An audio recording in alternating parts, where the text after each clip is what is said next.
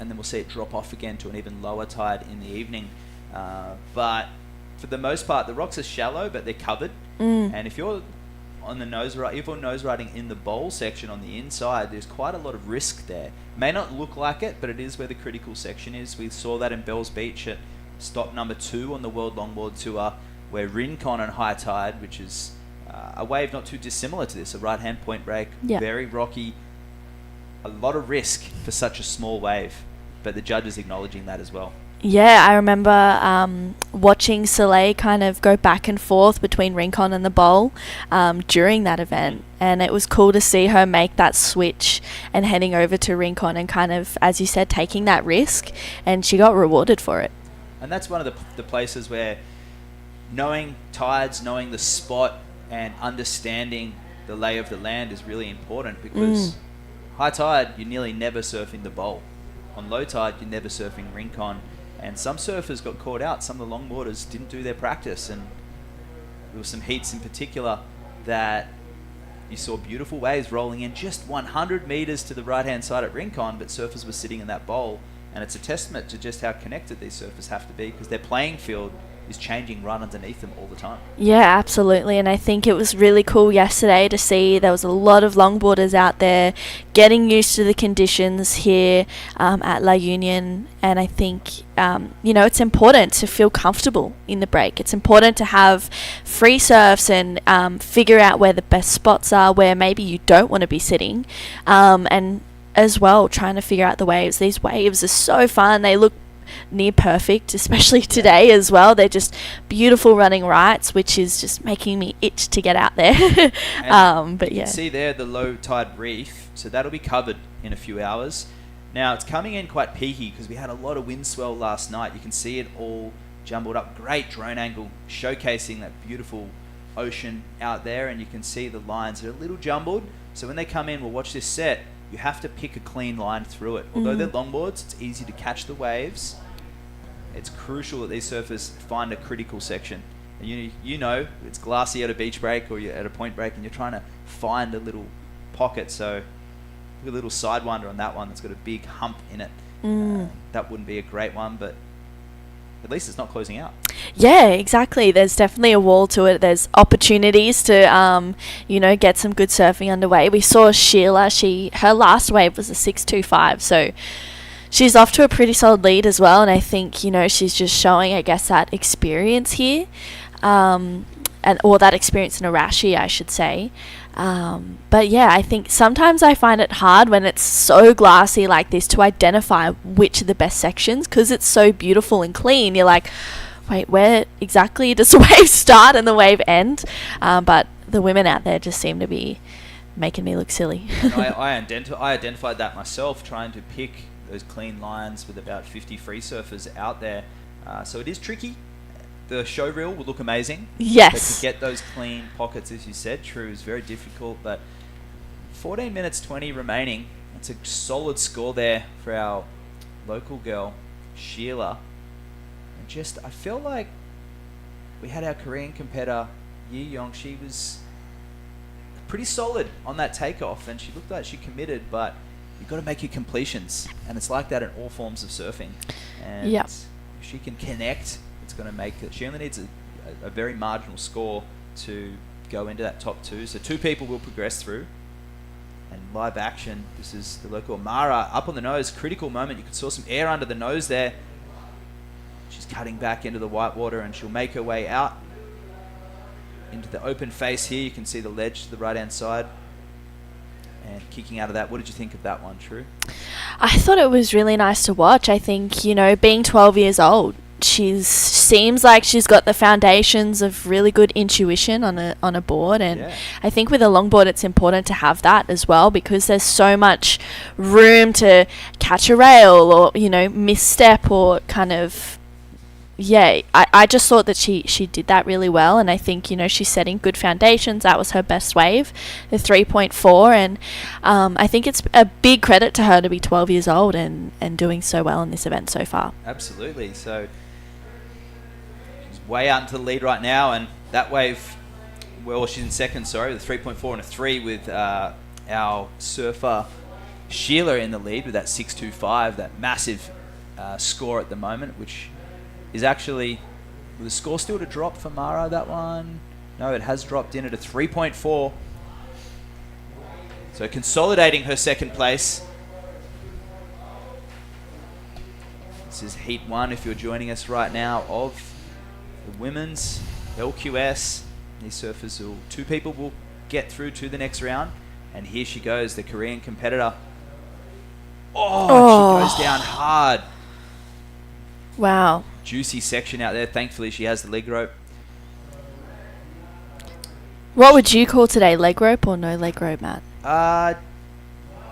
Well, if you grow up with a leg rope, which most of these surfers do, and you feel comfortable with it, you go to what you'd be comfortable. I didn't personally wear one. It's a controlled environment, but it's not sensible because if you lose your board, obviously it gets damaged. At beach break, there's less issue. Obviously, we're talking about controlled environments where this is a sanctioned event on a beach break or point break when there's other surfers.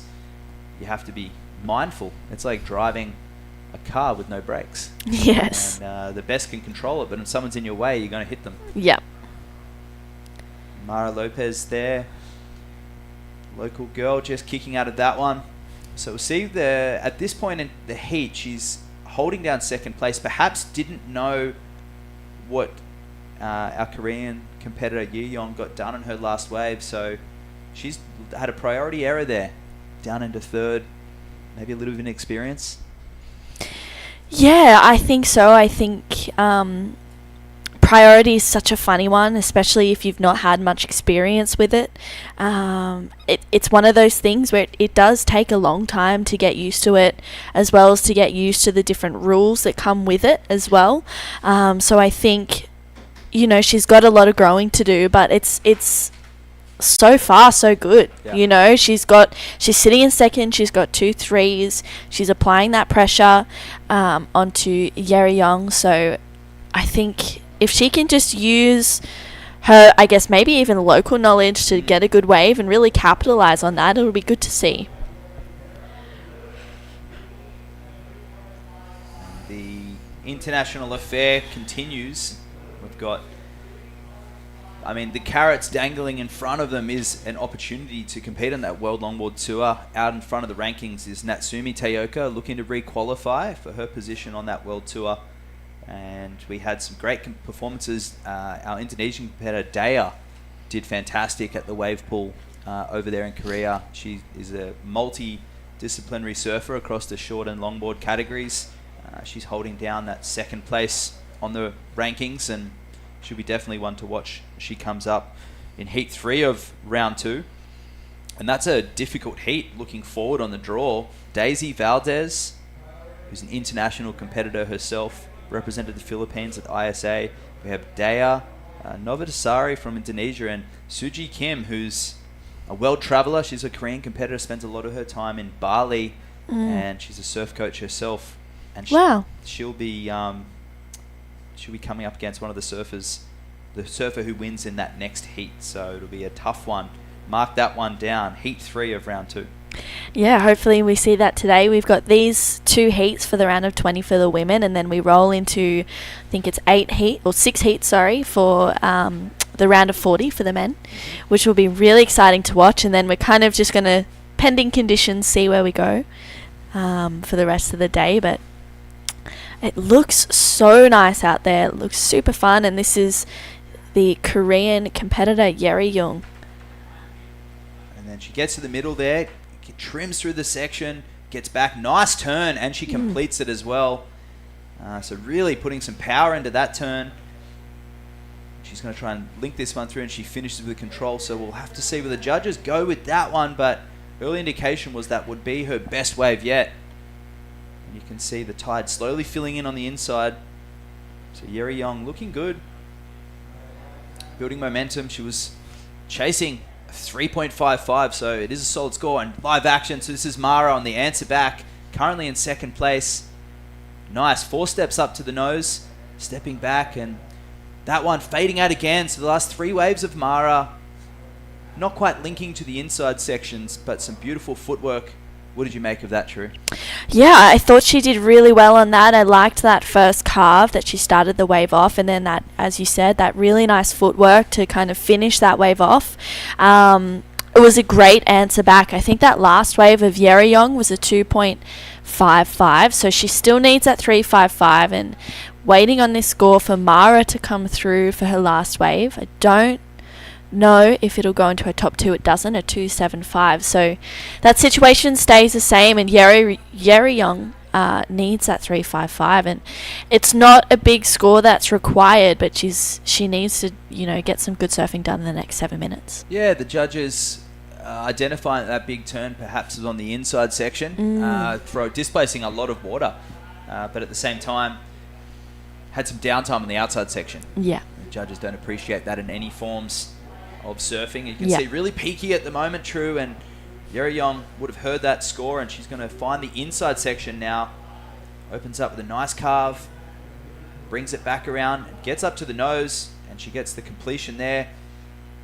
And unfortunately, unable to kick out of that wave, but backing it up straight away, understanding the criteria as she's going. And Mara on her second wave. So at the moment, it's a tit for tat. The Korean beautiful combination there. Mara Lopez, the local girl, and stepping back and kicking out with control. Yep. We see that on all disciplines of surfing. If the surfer's finishing on their own terms, that's a good indication to the judges that you're completing when you want to. You're not letting the wave dictate to you and trying to milk it for more. Yeah, and I think ending on a high note is really important as well. And I think Mara, she did really well there to identify that this wave wasn't going to offer much more that was worth riding. So, yeah, for 12 years old, she's showing some good experience and some good surf awareness and surf knowledge, in the sense with, kicking off, ending on a high note, 3-4-5 for that last one, Matt. And I feel like, Mara and Yerryong, even though they've been living in the 2s and 3s range, they seem to just be getting a little bit of momentum. They're getting the ball rolling, and Sheila's gone quiet, although she's got that 6.25. It would be probably smart of her to better that 1.25 just to really lock in that first place. Absolutely, and there she goes. She goes right on cue and not able to capitalise on that one, so just a 1.15. So we still have scores to lock in there for Yerryong, but the judges not appreciating that inside section, making a pretty clear example that they want to see waves on that outside section. Maybe some commitment with just a 2 for that wave of Yerryong and a 3-4-5 for Mara. So we're seeing a condensed camera angle here, and I find that often we're not getting the live view of what we're seeing, the expansive view. What do you make of those scores? I think the judges want to see them on sets. Yeah. And I think that's where that 6.25 came from for Sheila.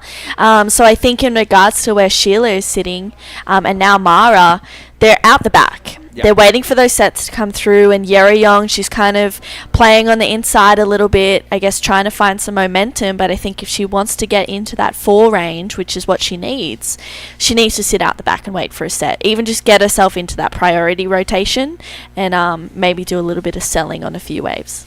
I think so. That's really nice analysis, True, and we've got, once again, that condensed camera angle, and it does make it look better than it is, and the judges are looking at that expansive view, and we don't have any judges notes so far, but all the competitors will have received that message this morning, and we'll try and update you on that communication. Yeah, because it is crucial that the surfers are surfing to that criteria. They're not better and above that criteria. They are they're the people putting on the show, and we've just got a little glitch there in the system, and we're back and rolling. And the low tide this morning was just after 6 a.m. We'll see that incoming tide and an incoming swell. True, have you had a look at the forecast on the way? Yeah, I have. It looks like we'll see a little bit of a peak up in swell over the next 2 days, I believe, and then I think it drops off. So tomorrow will be about 2 to 3 foot, and then the next few days will range between the 3 to 5 or 3 to 4 foot range, and then we see it drop off again by Thursday. But we've got until the 28th, I believe, to run this event, which is really exciting. And Mara, once again, just showing this local knowledge. Wow, really nice footwork there for Mara. And 2 nose rides. Wow, 3 nose rides. Obviously, it's not the quantity, but the quality of those. Really far on the inside section. You can see the competitors in that next heat really far out. So what we're seeing once again is way down to the left, a lot less risk. The longboard criteria, style, flow and grace, but it's the combination of controlled maneuvers, the fluidity, but it's got to have some critical element to all the nose rides, all the turns. They have to be either on rail or they have to be in that pocket. We talk about the pocket, that's that little power bubble where the whitewash is. How important is it and how hard is it to perform your maneuvers around there, True? Yeah, it is really difficult. I think, it's the most critical part of the wave. So it's a moment where you can really, do some damage and make a really big impact on the judges, or it's a moment where, you can lose your footing and you can fall off. So if you're not going there with 100% commitment and I guess intent, that's where you can kind of see yourself hesitating. But I think, so far the women have been showing that, they want to get good scores and they want to do good surfing, and this is what Sheila's showing us right now. Yeah, absolutely. And she's down into second spot now, but this wave surely will better that 1.25. Nice tempo, multiple nose rides, good footwork. Out on the shoulder though, not so critical, and cutting back into the power source. So that'll be a great backup. Only looking to drop that 1.25. True, first impressions? Yeah, I think she'll do that for sure. We've just seen her slip into second place because Mara locked in a 5.5 on that last one. So I think we'll see her get that 2.75 and retake the lead. It was a really nice ride, and I think she ticked most of the boxes on that one. So I feel like we'll see a lead change again with 1 minute to go. It's really coming down to it, but holding priority is our Korean competitor, Yeryong. So looking for just a 4.66 and a score still to drop for our surfer in red. She's going to need maybe the best wave of the heat. I'm going to go out on a limb and predict. There is a few lines out there, and she's gone to the lead. So we have Sheila regaining that lead with a 5.75 now. Yeryong needing a 6.10 to knock out the local girl, Mara. 30 seconds remaining. And that beautiful swell rolling in right now. They're going to try and look through the glare, look through the glassy conditions. And she's using her priority. She's committed to the wave. And that wave didn't break. So we'll see what the judges award that priority change. 5 seconds to go. We're going to count this one out very shortly. I'm looking at the live screen there. In the background, you can hear that hooter, True. So it was our 2 Filipinos progressing through that heat. And we'll get this heat started very shortly.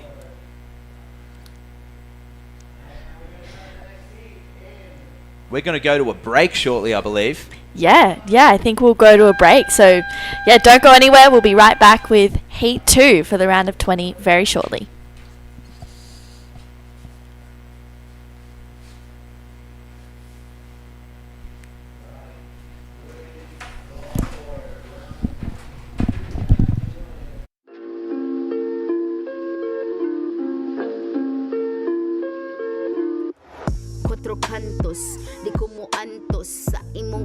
Let's wander the Ilocos Norte sand dunes.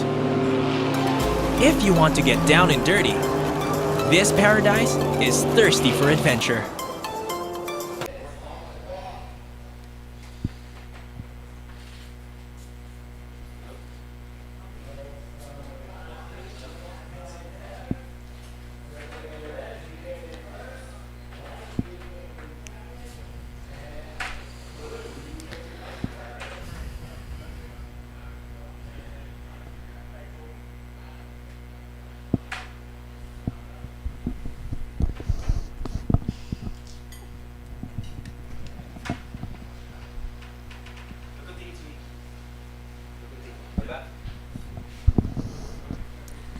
Welcome back to the WSL Union International Pro.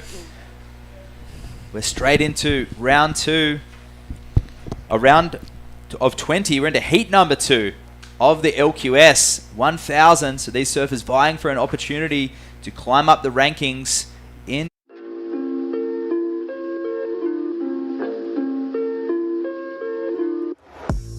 kantos, di ko mo antos sa imong kabastos, kay dili ko santos, gusto kong tinuod nga gakos, bisag walay gastos, kay dili ko anang paggapos. 4 kantos, di ko mo antos sa imong kabastos, kay dili ko santos, gusto kong tinuod nga gakos, bisag walay gastos, kay dili ko anang paggapos.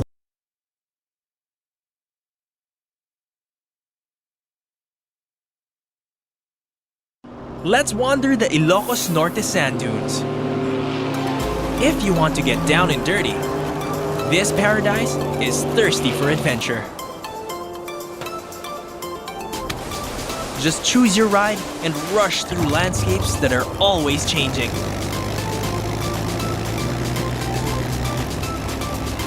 Go where the wind blows, here in Ilocos.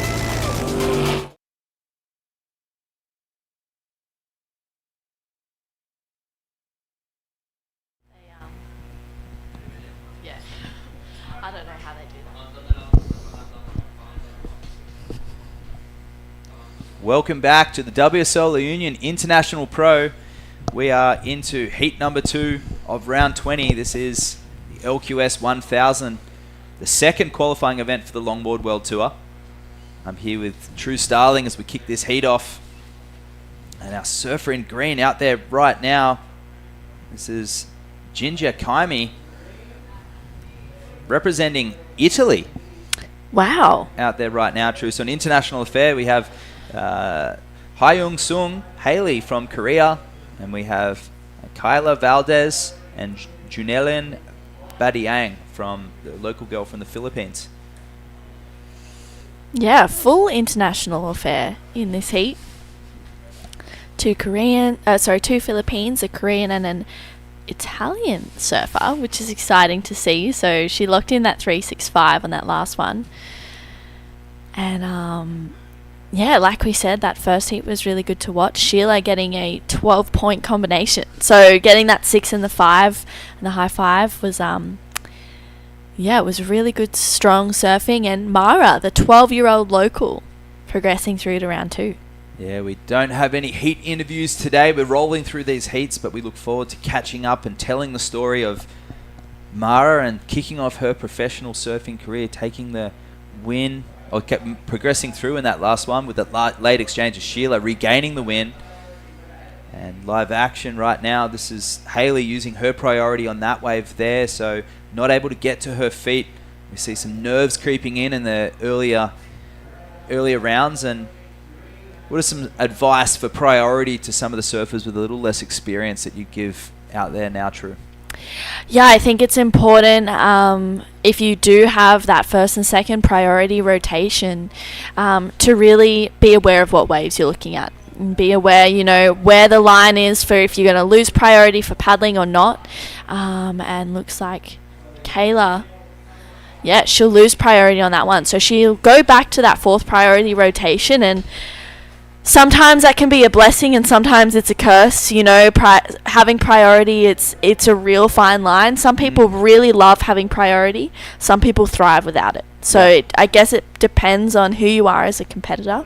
But for waves out there, what it is out there today with 4 competitors, I think it's important to know where you're at with priority, and figure out if you can kind of get a couple of inside ones on the paddle out if you got third and fourth priority, just to get some waves and get rid of those jelly legs.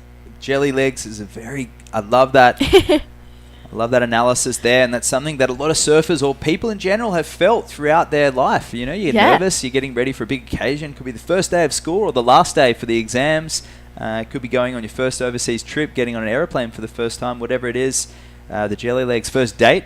Yeah. Perhaps the heart going a million miles an hour. Yep. And everybody out there tuning in right now can relate. But this is a lot of these surfers' first opportunity at a WSL event. A lot of new names, a lot of new faces. And this is ground zero. This is where it all begins for a professional surfing career. A lot of them have surfed in their domestic tours. A lot of the Asian countries do have a self-sufficient domestic tour. The Japan and Korea as well, Philippines, even Thailand.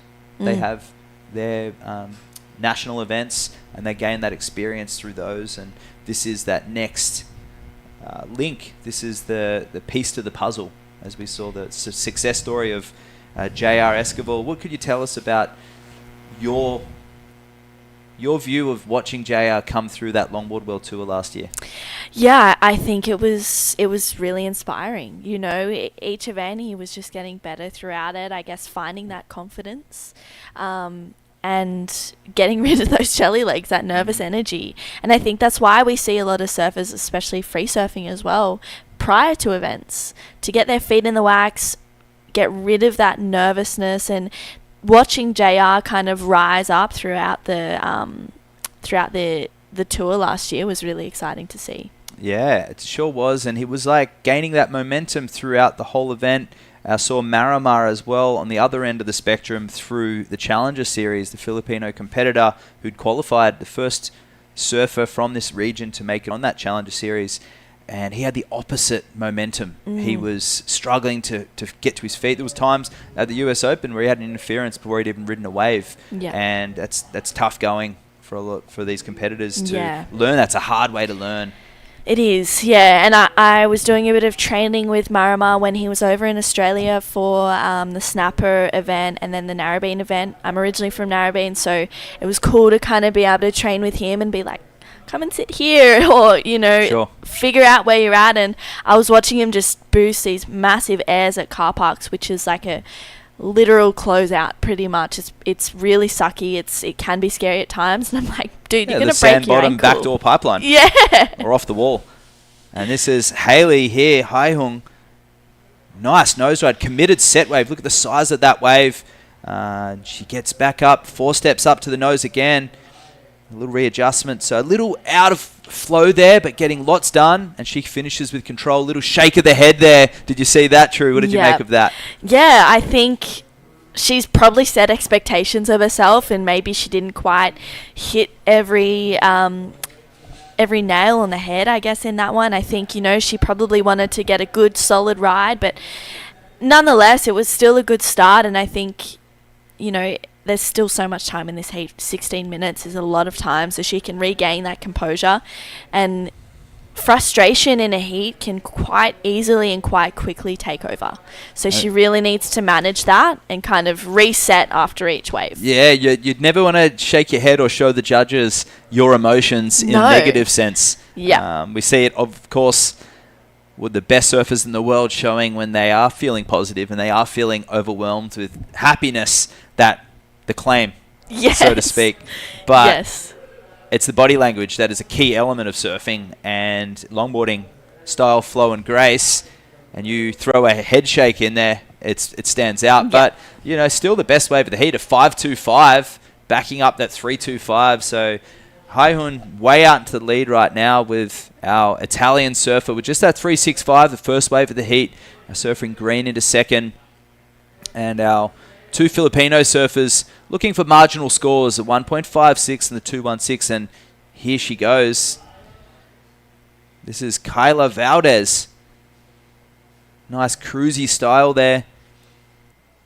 She's going to try and link this one through with a nice release, the D-weight of the hands there, and she'll link this inside section.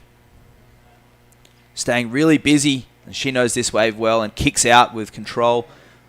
That one will have felt pretty nice at this time of the heat, only needing that marginal score. But we talk about building a house. A lot of coaches and a lot of commentators talk about getting your feet in the wax and starting to build your house in a heat. What can you tell us about your heat strategy? I think, you've pretty much just summed up my heat strategy. Build a house. Yep. You know, start off with a wave. I'm very much I like to get the inside kind of person. Be aggressive from the start.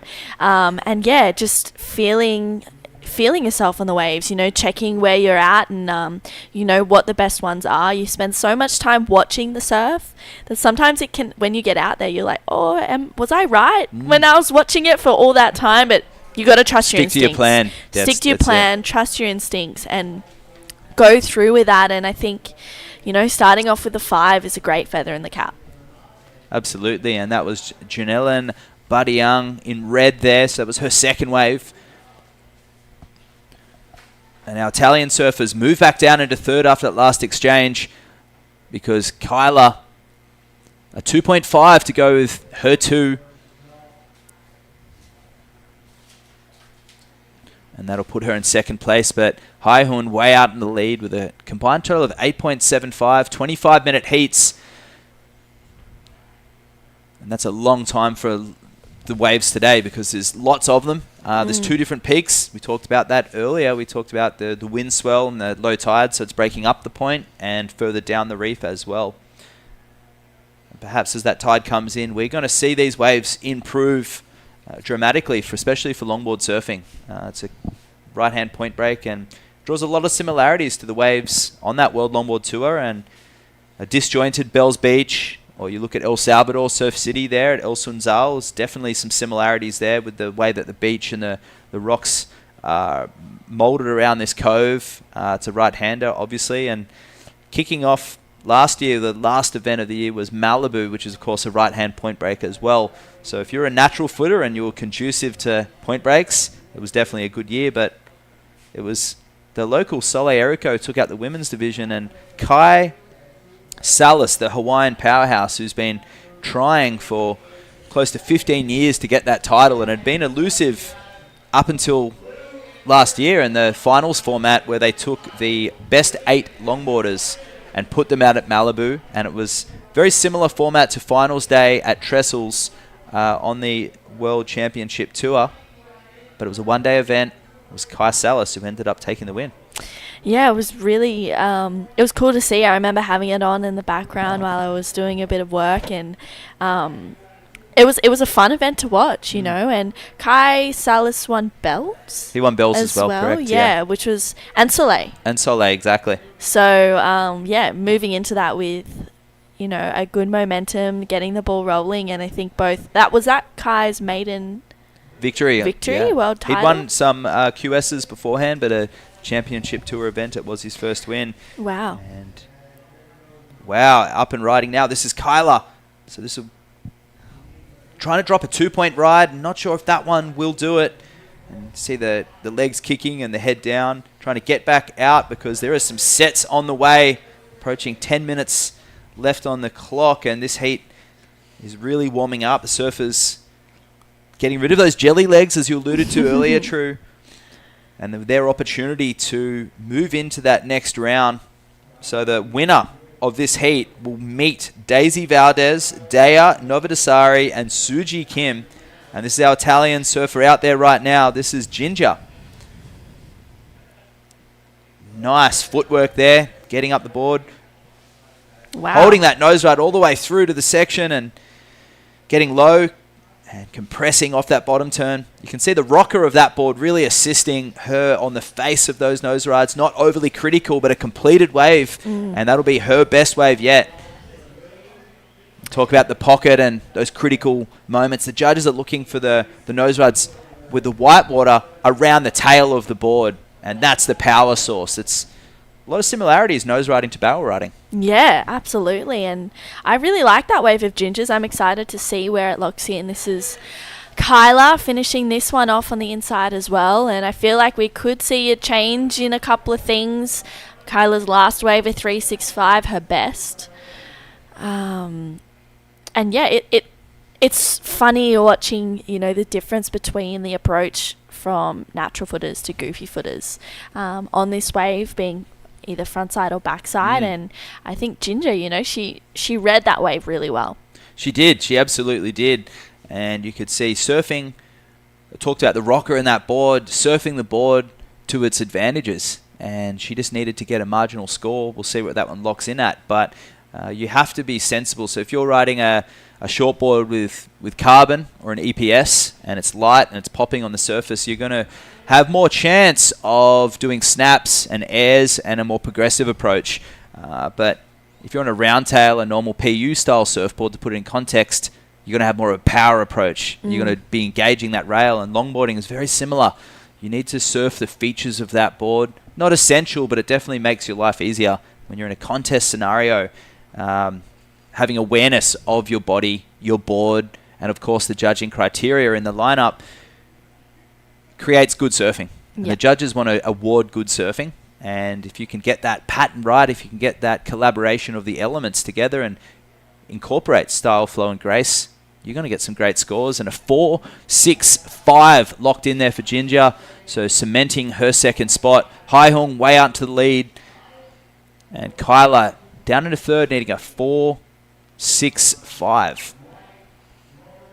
And she's her answer back right now. Getting low on the tail of the board. You can see the board slowing down. The slowest part of the longboard being on that tail over the fin. And that's why the surfers use their footwork to move forward to get their speed. If you hang on the tail on a soft-railed, single-fin longboard, you have to be there momentarily because it's like the handbrake on a car. Yeah, I was going to say, it's like brake and acceleration, right? On, the back and the front of and on a shorter board, if you're just standing over the fins and not generating speed with the back foot, front foot, weight transition, you're not going to go anywhere, are you, True? Yeah, exactly. You stall. You just stay there. You lose all your speed. And that's where the footwork element comes in longboarding, linking everything together. Yeah.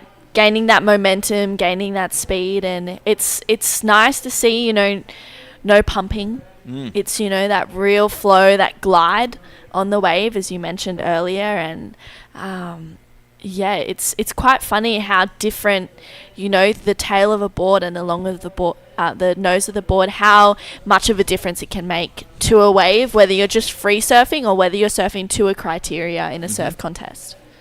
Absolutely. It's the connection between the surfer, the equipment, and the waves all together. And we see the best longboarders out here at La Union, they're able to read the waves effectively and make it look like it may not be the most perfect wave in the world at that given time, but they're surfing like it is. Yeah. And they're placing their board in the right spot, and they're carrying that momentum, they're carrying the speed between sections, a combination of maneuvers, and that's good surfing. If you turn up to the beach and you see someone start out the back and surf to the inside on a set, you're probably going to wax your board up. And yes.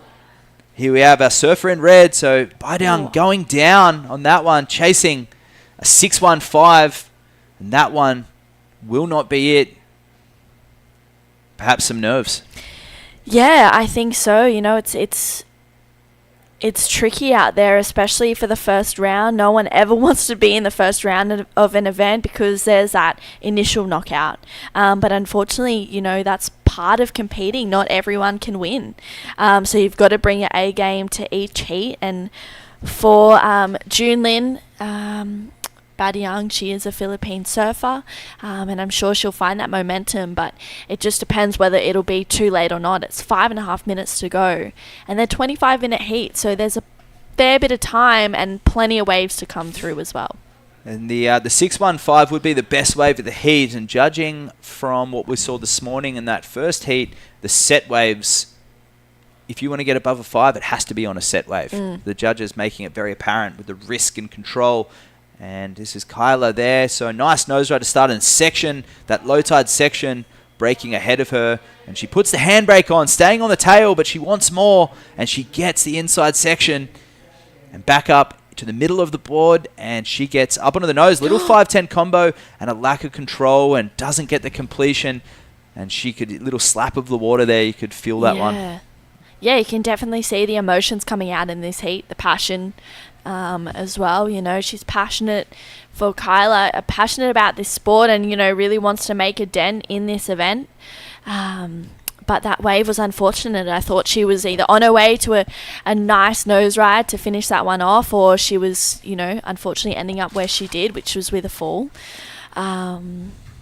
So yeah, we'll see. Hopefully she can regain a 3-4-5.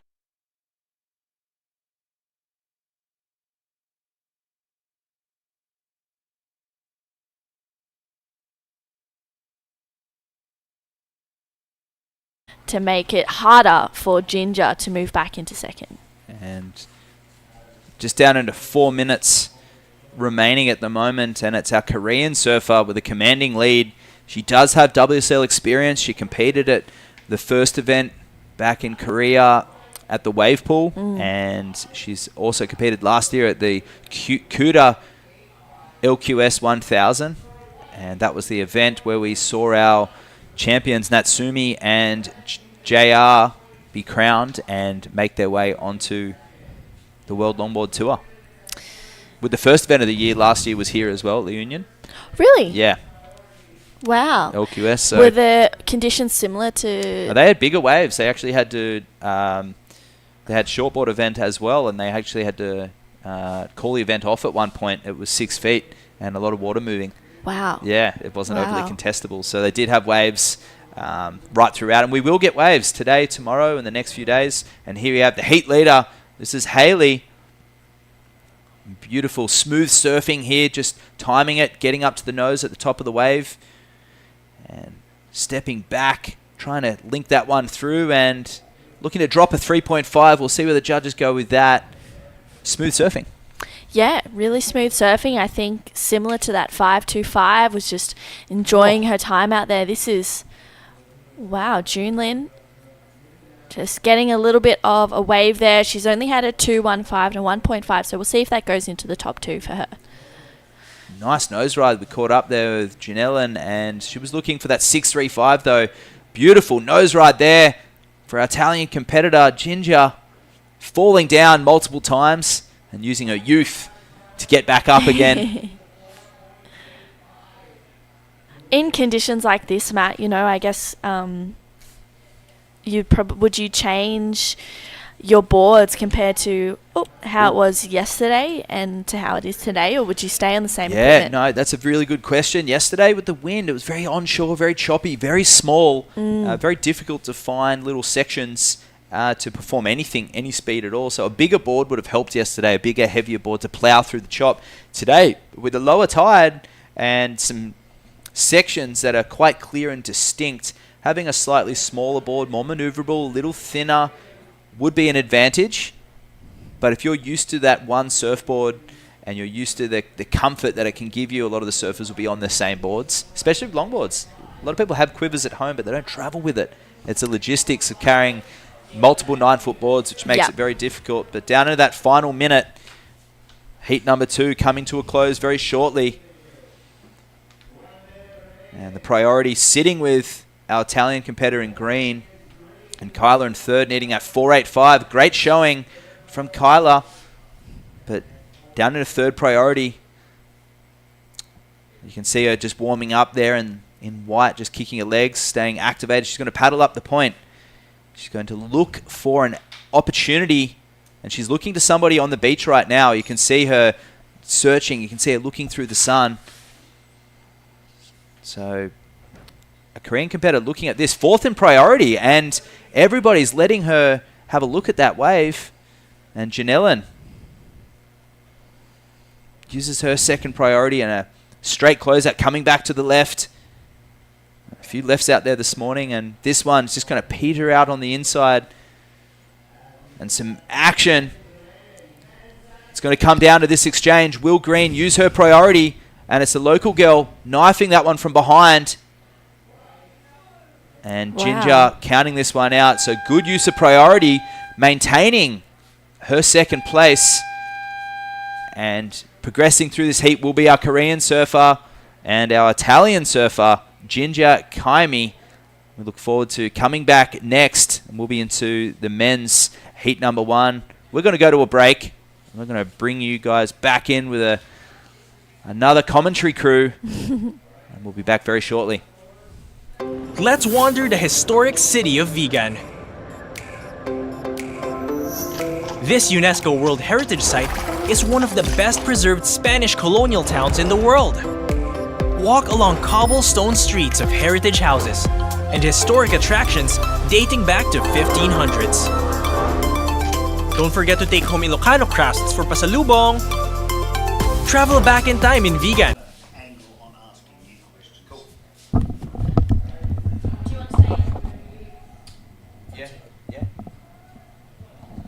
I'll jump in, it's all right.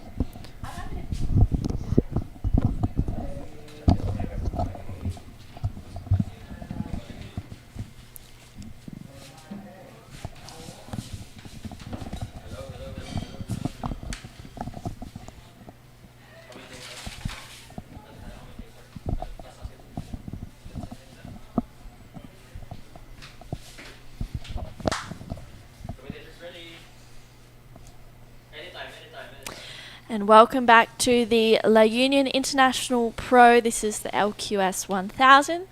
True Starling. I'm joined in the booth with Jerry Deegan. Good morning, Jerry. Good morning, True. Very, very, very nice to be here. It's I've lovely been to listening have to you guys, and you've been doing a wonderful job to start with. There's been a few technical issues I've noticed, which should be ironed out over the next couple of heats, so we apologise to anyone if we've missed a cue or something like that, and I realise you're sort of working in the dark at the moment, but the guys are working pretty hard at it. Yeah, Surf's absolutely. pretty nice. It's great. It was nice to wake up this morning to see a little bit of a rise and swell, and it's really clean out there still. Yeah, according to the predictions, it wasn't meant to be this nice this early. It was meant to pick up a little more during the day. So I think we've got pretty lucky. I think the longboarders, who probably get a bit of a bad run, get thrown out there in the, not quite as nice surf, Yeah. are really lucky today. And Yeah. they'll be enjoying it. It's super glassy. There's no wind on it as yet. And I don't think there's any real complaints out there. No way. And yesterday we saw the wind kind of pick up throughout the day. Do you think we'll see that same theme today? Yes, generally you do tend to get a bit of an afternoon onshore. Yesterday was particularly strong, so hopefully it isn't that strong today. I can already see, if you look at that screen there, you can look out in the background there and you can see that it's not already quite the glass all the way through. Yeah. There was a little puff of offshore on it this morning. There seems to be no breeze on it at all now. So look, we just hope it stays fairly glassy for as long as we can. Yeah. And we'll see what happens later on in the day. The beauty of these days in surfing is if it comes a little onshore, unlike my day, then the shortboarders don't mind it so much. It gives them ramps, it gives them something to do. So, look, for me, the onshore was always, oh my God, well, it's time to go and play golf or do something. Yep. Nowadays, they look at it and go, okay, there's a ramp, you know. So, the onshore isn't the tragic thing it once was, in my opinion. Yeah. For me personally, it is because I'm not, not doing too many Don't want years to be these out there days. doing that. Yeah, I think adds a little bit more risk into the surfing, especially for the shortboarders. But right now we've got the round of 40 heat 1, which is Pan Hai Ishin from Taiwan, Kenta Ishikawa from Japan, and then Hirotaka Makino from Japan as well. So we saw the completion of the women's round of 20 just before. Correct. And now we're into the men's round of 40, which I believe has about 6 heats in that one as well. Okay, so, we're 21 minutes to go. We've had a wave from our Pan. He's our Taiwanese surfer.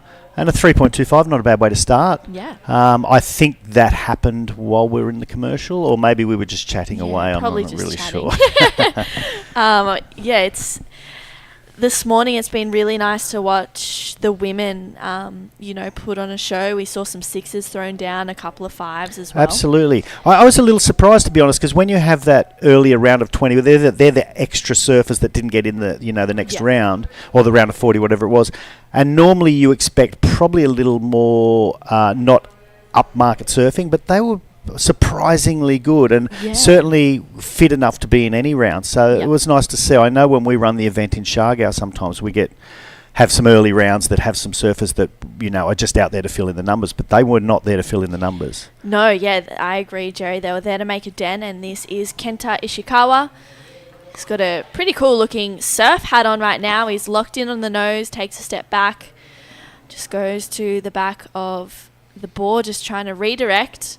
Stalls there to see if he can get a good connection on this inside. Once again, staying in that middle part of the board. Quick steps up to the nose. He just raises his arms there, having a bit of fun. And, just goes down. That inside section's really tricky. It is tricky. It's shallow. It does get shallow. He sort of caught the nose there. It almost looked like he could have pulled it back out, but he felt he was going down, so he took the leap off. And it is shallow in there. But it's a great little bonus section, that end section, because the wave looks like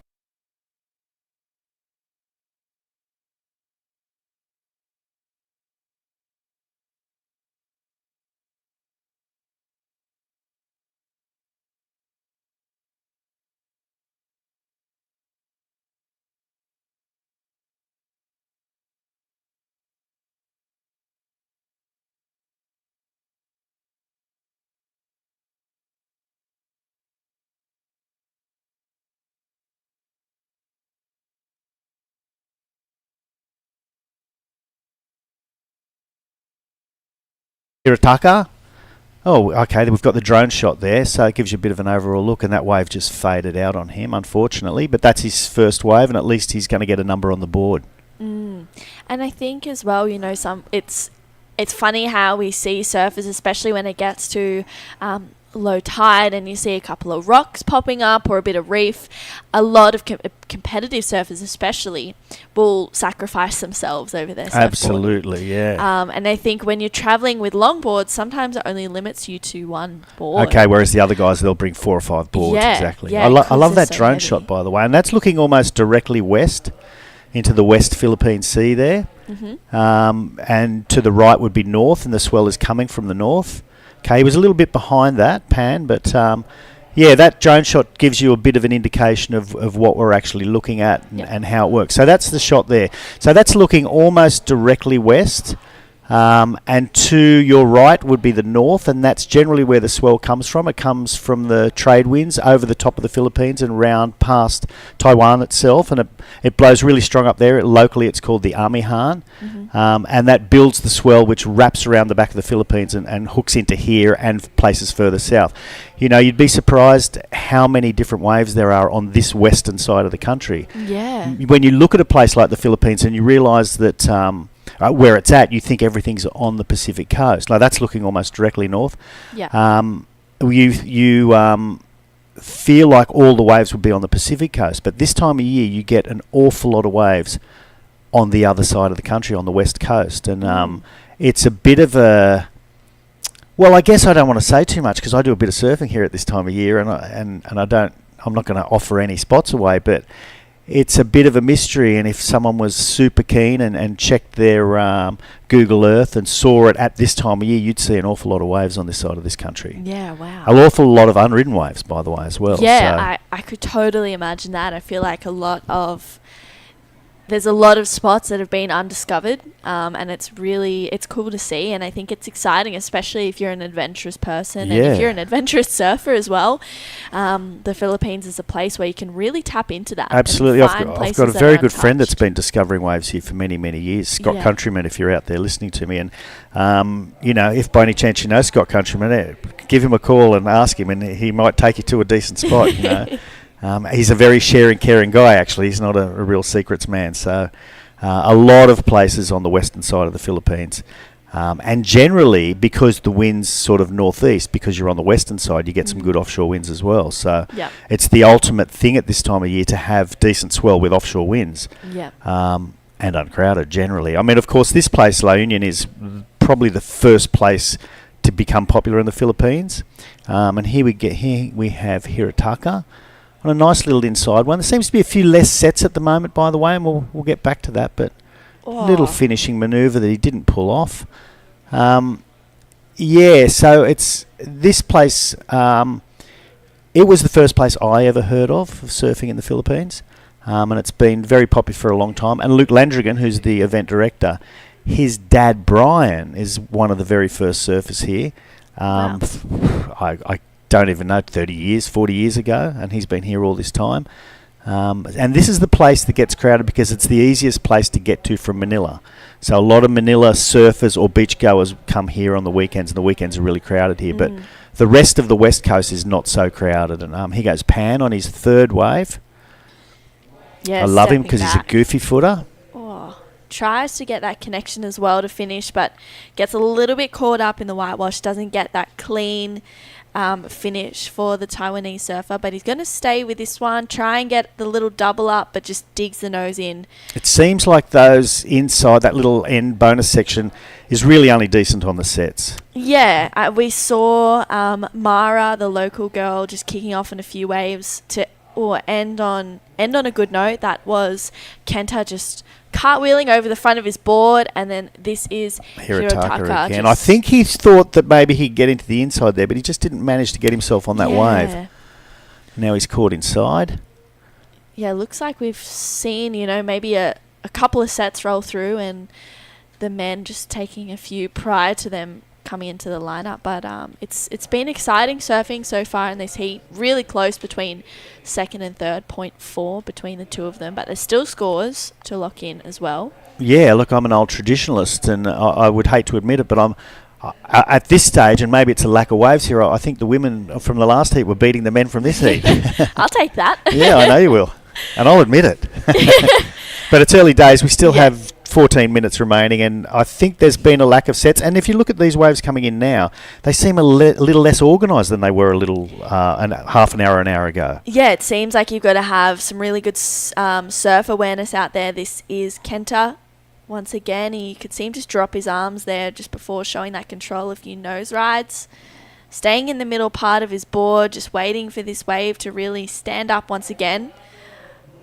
Few steps, but yeah, doesn't quite get a solid finish. Again, that inside section causing him a bit of trouble. That's exactly the same as last time. He dug his nose and went over the handlebars. So it was still a pretty good wave, and I'm wondering if it'll come into his two best waves. Like I said, I think he gets half a point each time simply for the hat. I think the hat is worth some points, and if I was him, I'd lend it to my friend in the next heat because it's well worth. Yeah. It's well worth the wear. Yeah, it's super cool, really trendy. Okay, it is coming in as his second best wave, and he now has a 4.25 and a 6.25. So he's really dominating this heat at the moment. Second place getter in the blue pan needs a 7.25 to move into first, and Hirataka only needs a 3.3 to advance into second. Obviously, only two surfers will move through into the next heat. And here goes Hirataka here. He's another fairly small wave, but hopefully it lines up for him. I think it's a little difficult, and again, we probably should call the wave rather than chat about it, but they haven't the last few days, and a lot of them have only shown up in the last few days. It's been completely flat, so they haven't had a chance, the ones that haven't been here, to really learn what this wave's about. Yeah. That makes it very difficult for them, and he's milking it for as much as he can, but not a lot happened during that wave. And See what the judges thought. I think yesterday, we saw a bunch of longboarders out there just getting some free surfing in, but it's different because yesterday it was quite small. It was tiny, so there was no inside section. They didn't get to experience that, and they've woken up this morning, and they were out there pretty early. Like there was a pretty heavy crowd out there this morning. Yes, and it was really nice to see that it had picked up. From basically half a foot to 3 foot. Yeah, I woke up this morning and my room looks out onto the ocean. So did you get an ocean view? I did. I got an ocean view. I know, very, very lucky. And I opened the blinds and I was like, wow, it is crowded out there. I'm not even going to think about going think out. about it. Yeah. So maybe this afternoon if there's some waves. Look, it's going to be just as crowded. And I've spent a lot of time in Shargo running this Shargo event, and I find myself not surfing really for 7 days. I mean, unless there's a lay day for some reason, it's really big, and you can find some other place that you can sneak off to. Yep. Surfing against these, look, you're young and a pro surfer anyway, so you can probably get your waves. I'm a little older, and I'm finding it a little more difficult to fight the young ones. I can be a bit of a nutcase and just drop in, but no one wants that. So I tend to not surf and organise some time after the events to do some surfing. And thank you to my wife Susan, I wonder if you're listening, who allows me to hang around for another couple of weeks and go surfing after the events. Well, isn't that lucky? And I better say hello to my daughter Lily too, just in case she's listening. She's in Australia, and I don't know what time it is, probably lunchtime. She's probably still asleep. Yeah, it would be lunchtime there, right? So 10 and a half minutes remaining. We still have Kenta well ahead. Pan helped himself out a little bit on that last wave. He got a 3.80, which means he only needs a 6.70. And when I say only, there hasn't been one of those yet this heat. There's plenty of waves. It's just a matter of finding the right one with the correct connection. Without the connection here, you're going nowhere. So I think they need to look down the line a little more. See that there is a connection, because the waves that are petering out just aren't giving any scoring potential at all. Yeah, well, I was talking with Matt in the first two heats, and he was saying, how important it is to find waves and identifying that critical section on the waves as well.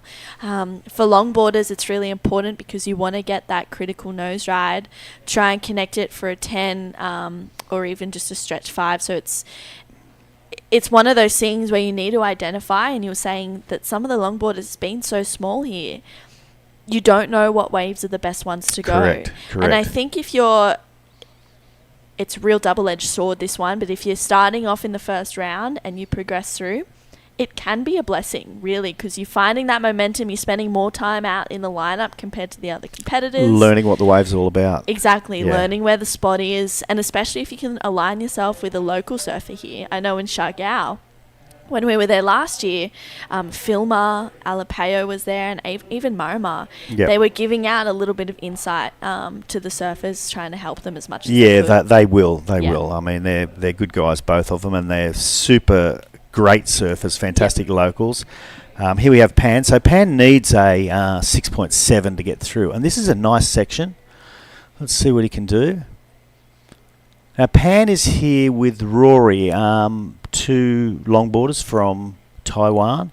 I think there's another one here as well. Rory has been to Siargao many times with his family. Wow. His mum and dad and sister, so a big shout out to you guys. It was good to see Rory. I saw him yesterday. Hadn't seen him since, I don't know, 8 or 9 years, and I think he was about 4 foot the last time I saw him. He's got to be close to 6'5" these days, so I didn't even recognise him. But Wow. nice kid, nice family, and I'm not sure what heat he's in, but he'll be coming up before too long, I would say. Yeah. We've got plenty of heats to run for the event as well. We've also got the QS 3000 for the women and the men. And then everyone will head over to Bel Air as well after Correct. this event, which will be exciting, as well as the longboarders. So 2 longboard events back to back, which we don't see very often. No. And I think, it's a great opportunity for the longboarders to spend more time in the Rashi. Okay, we've got a... Can I just bump into there? We've Yeah, got a go replay for ready it. on that last wave.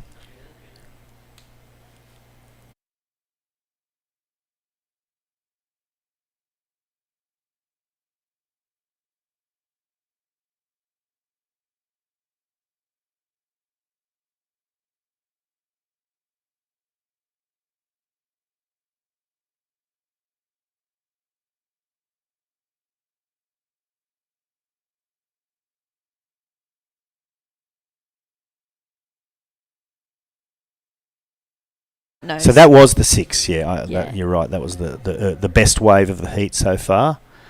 And I think Pan has helped himself out a little more again. He only needs a 5.76 to move into first place, but he's feeling comfortable, I guess, with 6 minutes to go, sitting in second. Hirataka only needs a 4.67, so it's very, very doable. I mean, there's no reason he can't do it, but it's just a matter of the ocean cooperating and him doing the right thing when it does cooperate. Yeah, it's a funny sport, this one, where, you rely on so many uncontrollables and then you have to solely trust yourself. It's once not it it's not comes. basketball. You don't book the No. court for 5 o'clock and your friends show up and you play basketball and it's never raining and it's inside and it's, with the tide, the wind, the swell, Yeah. the attitude, the crowd. There's just, surfing is... I don't know. I wonder sometimes why I got into it. It's so frustrating. But yet so addictive. That's so addictive. Yes, absolutely. And it's always you're out there and there's so much potential. There's always one thing that isn't right. Or Yeah. and then those days that everything's right, it's just the greatest thing in the world. Yeah, absolutely. I think sports like this is liberating because of the uncontrollables. I think you never know what you're going to get. Correct. So- I mean, and things have changed over the years. Now you have predictions, you have cameras, you have all kinds of Yes. things. Now you've grown up with that. I grew up with the synoptic chart in Australia. So we would look at the newspaper, check the synoptic chart, try to figure out what the winds were doing and how much swell that low pressure off wherever was going to give us, and Wow. and get in the car at 4 o'clock in the morning and drive down the coast in the hope that we predicted it right. Yeah. Now the predictions. If you say blah blah is going to be 4 foot on Thursday at 4 o'clock in the afternoon, it often is. Yeah. And Yeah. so it's made life a lot easier, but it's made spots a lot more crowded as well. And the Absolutely. people out there listening, regardless of what age you are, you will understand. If you're older, you'll understand the way it was. If you're younger, you understand the way it is now. But it's changed the sport a lot. It hasn't changed the love of it or catching an epic wave. That's for sure. Wow. Here's Pan again. So Pan needs a 5.76. Is the wave going to cooperate? Is he going to find an inside section? He just got a bit too far behind. Lost his momentum, and I don't think that's going to do it for him. So with 4.5 minutes to go, Hirataka's got some work to do. He only has second priority. Kenta has really dominated this heat. He has, I agree. I think starting off with that 3, and then you can see, that 4, 6, my eyes are going crazy. Getting that 6 and then building on with that 4 was really, really smart surfing, talking to Matt about building a house. Yeah. It's the same whether you're longboarding or you're shortboarding. Oh, without question, yeah. And again, I don't know if it's the tide that's slowed the waves down at the moment, because the swell should be building, but this seems to have been a slightly slower heat with less sets than what the previous heats had. Yeah. And here goes Hirotaka's. Guess he's getting a little desperate. He knows what he needs to do. Yeah. I think you don't want to lose your second priority bare minimum with 3.5 minutes to go. That would be completely tragic. Yeah. So, yeah, I think he needs to just, I guess, be patient. I can see a couple of lumps out the back there now. And Kenta has priority, and I'm sure he will take what he sees. Yeah. It's a little different for us this year. Last year we were outside. We could actually turn around and see the sets. This time, and you might not know if you're watching or listening, we're in a room, so we do have the same screen you guys have. So it's a little bit different for us this year. I'm a big fan of being able to turn around and look at the swell up and down the coast, but we are they have set it up very nicely for us this year. Yeah.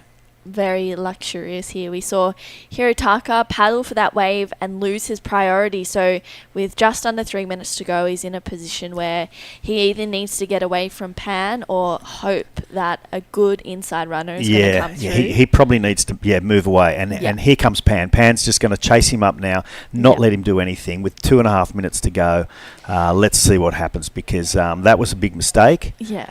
And it's, I find it particularly sad, and I'll probably say it many times when the shortboarders, the longboarders are on, to come all this way, to spend all this time, and within the first 2 hours of the event, you're going home or you're done, and it's brutal. Yeah, it is. It's absolutely brutal. It is. It's a sport where, if you're having an off day, you're having an off day. Yeah, and there's no repecharge here. There's no second chances. Yeah. It's hard, and I'm sure. Look, I wish they could all get through, but it's devastating. It can be devastating. Yeah. Yeah. Unfortunately, it's the nature of competitions, but everyone keeps coming back because of that. You want to perform as a surfer competing. You're a performer. Yes. You want to show the judges what you can do. You want to tick off the criteria. You want to hear that you're getting 6s and 7s and 8s. Yep. And it's one of those things where you've got to go into an event knowing that you've done everything that you can. Exactly. And if you have an off day or the waves don't come, that's unfortunately out of your control. Yeah, and there's always excuses, but often it's the waves, often it's whatever, it's positioning, it's priority problems. Again, he'll probably be kicking himself that he paddled for that previous one and didn't get a wave. But in saying that as well, there hasn't been a wave since then anyway, so... here he goes. He's not going to get that one. There's a little wide one. He's going to keep paddling for that. He is. Yeah, 4.76 is not a big score that he's required, but if he's on a smaller wave, he'll need to do something good. There you go. It's a nice little wide one. It's not impossible here. He's got hanging 5, a nice, decent hang 5. Will it line up for him? We had a little bit of a wobble there, which the judges won't love. He's going to find the inside section. So he's giving himself every chance here. Got his toes up there again. He's lost a bit of his balance, and there he goes. So how many 4 or 5 nosedives right in that same position there? And I think that probably is going to hurt Hirotaka a lot. Yeah, I agree. I think, Hirotaka, he had the opportunity, but maybe just letting the nerves kind of take over on that wave. But we'll see where the score comes in. A 4.75 is the requirement, and it looks like Pan is up and riding on the answer back. Moving through with this one, just getting a couple of little connections here. I guess maybe a little bit of a victory lap to finish this one off. Kenta really dominated and that was an interesting heat. It was pretty tough on the second two. Tough and stressful. Here comes Kenta again. Without the hat, he would have got nothing, I think. But, all right, well, 4.25 for that last wave of Hirotaka. Pan getting one coming through. It's not going to go into the top 2, but he will maintain second place. And it looks like Kenta Ishikawa will move on through to the next round with pan, which is going to be super exciting. We've got heat number 2 for the round of 40. Dmitry Ilyasov, June Esquivel, Andong Esquivel as well, and Jeru Zen Aribao. Aribabo. Well. Well done. I'm glad you read them and not me. I gave it my best shot. I'm sure I'll have to walk around and make sure that my pronunciation was correct on that one. Yeah, I'll back you up. Whether it's right or Thank wrong, you. no one's going to come and correct us at this stage. So, all good there. Yeah. So that's a first wave there from June Esquivel, and June's from here. Yeah, so June just connecting this one through to the inside, gets a quick tap there for the local. Yes.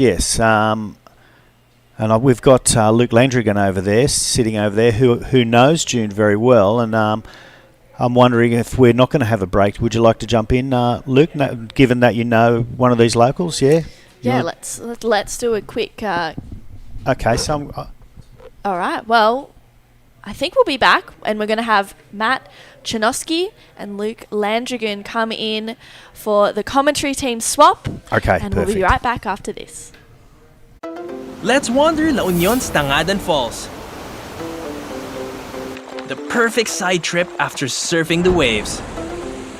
Hike along the scenic trail and be greeted by the majestic 50-foot falls. Whoa! The best part? A dip in its cool, refreshing waters. Seek more thrill. Let's wander the 100 islands of Pangasinan. 124 to be exact. Each with their own hidden secrets to be explored. The islands are connected by the Lingayen Gulf, and bridges, and even zip lines that let you fly from one island to the next. Woohoo! There's hundreds of adventures to dive into when there's 100 islands to explore. All right, I'm Welcome here with back. Matt. Oh, Yeah. it's so good in here. We're on camera for the first time for the day, and Yeah. this is the WSL Union International Pro, the QS 1000, event number 2 in the Asian region, Qualifying. and we look forward to having that third event in Belair coming up next. But out on the water right now, this is the round of 40, heat 2, and we have some local surfers out in the heat, and our Russian surfer as well. We can introduce them right now, and Dmitry, who's living in Indonesia at the moment and he's popped over the ocean to come and have a surf here with us and try his hand at the WSL for the second time. And June Esquivel, the brother Yep. of JR, and Jeru in his first contest, 11 years old. Yep. And we're going to get into telling their names, and Andong, Andong, yep. the cousin. Yep. So we've got June is the brother of JR Esquivel. So everyone knows our local hero here, JR Esquivel.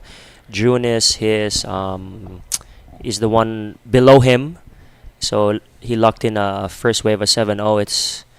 He surfs this break every day. He's out here every day, small or big. He's always out here. And his other cousin, Andong, who is around 16 years old, is another up-and-coming surfer, local surfer from here. And we have the surfer in green. We actually called him Pong Pong. Pong Pong is from Ilocos Sur in Badok. His father works here now as a surf instructor. He actually works for my surf school. Oh, wow. So he lives here now, and he brought his family here because there's more opportunities for the kid here to be with more surfers, and his family's here too. So Dimitri, I remember meeting Dimitri in Bali Yeah.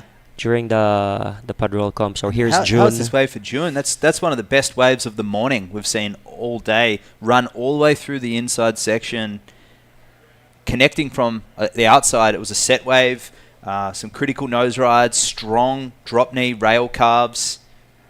So a nice start there for June, and to back up that first wave, which he had as a 7-point ride. So I feel like that one's going to be pretty similar, Yep. if not a little higher.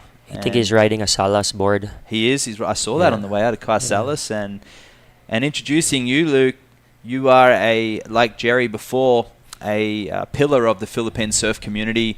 Very been very generous with your time in assisting, managing, coaching, and also a proficient surfer and professional career yourself. And how long have you been surfing, and is this where you were born and bred? Yeah. I've been here since Dad moved here early 80s. He built up a surf camp, and yeah, I've been surfing here since the 90s, early 90s. I remember Dad just giving us a board or bodyboarding right in front, me and some friends, and started with 3 bungalows, and now here we are. It's the surfing capital of the North, and yeah, from Southeast Asian Games to our second international comp with the WSL, and here we are with JR in the longboard tour. So yeah, this is a good opportunity for all the local surfers, not just for La Union, but all of the local Filipino surfers to compete and just travel here. Yeah. We're going to go to a replay and check out one of the best waves of the day so far, which came in at an 8.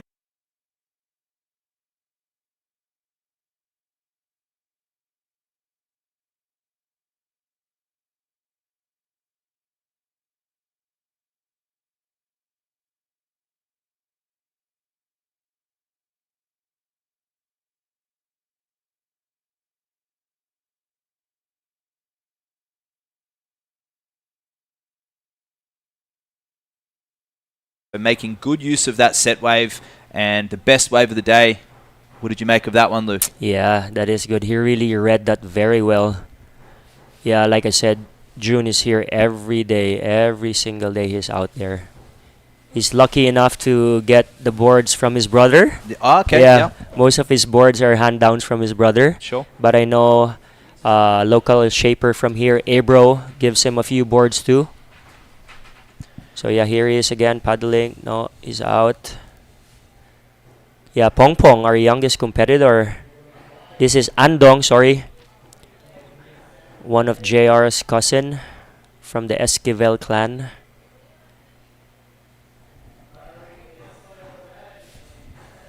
And finishing off this wave on the inside section, another 5-10 combination and going down.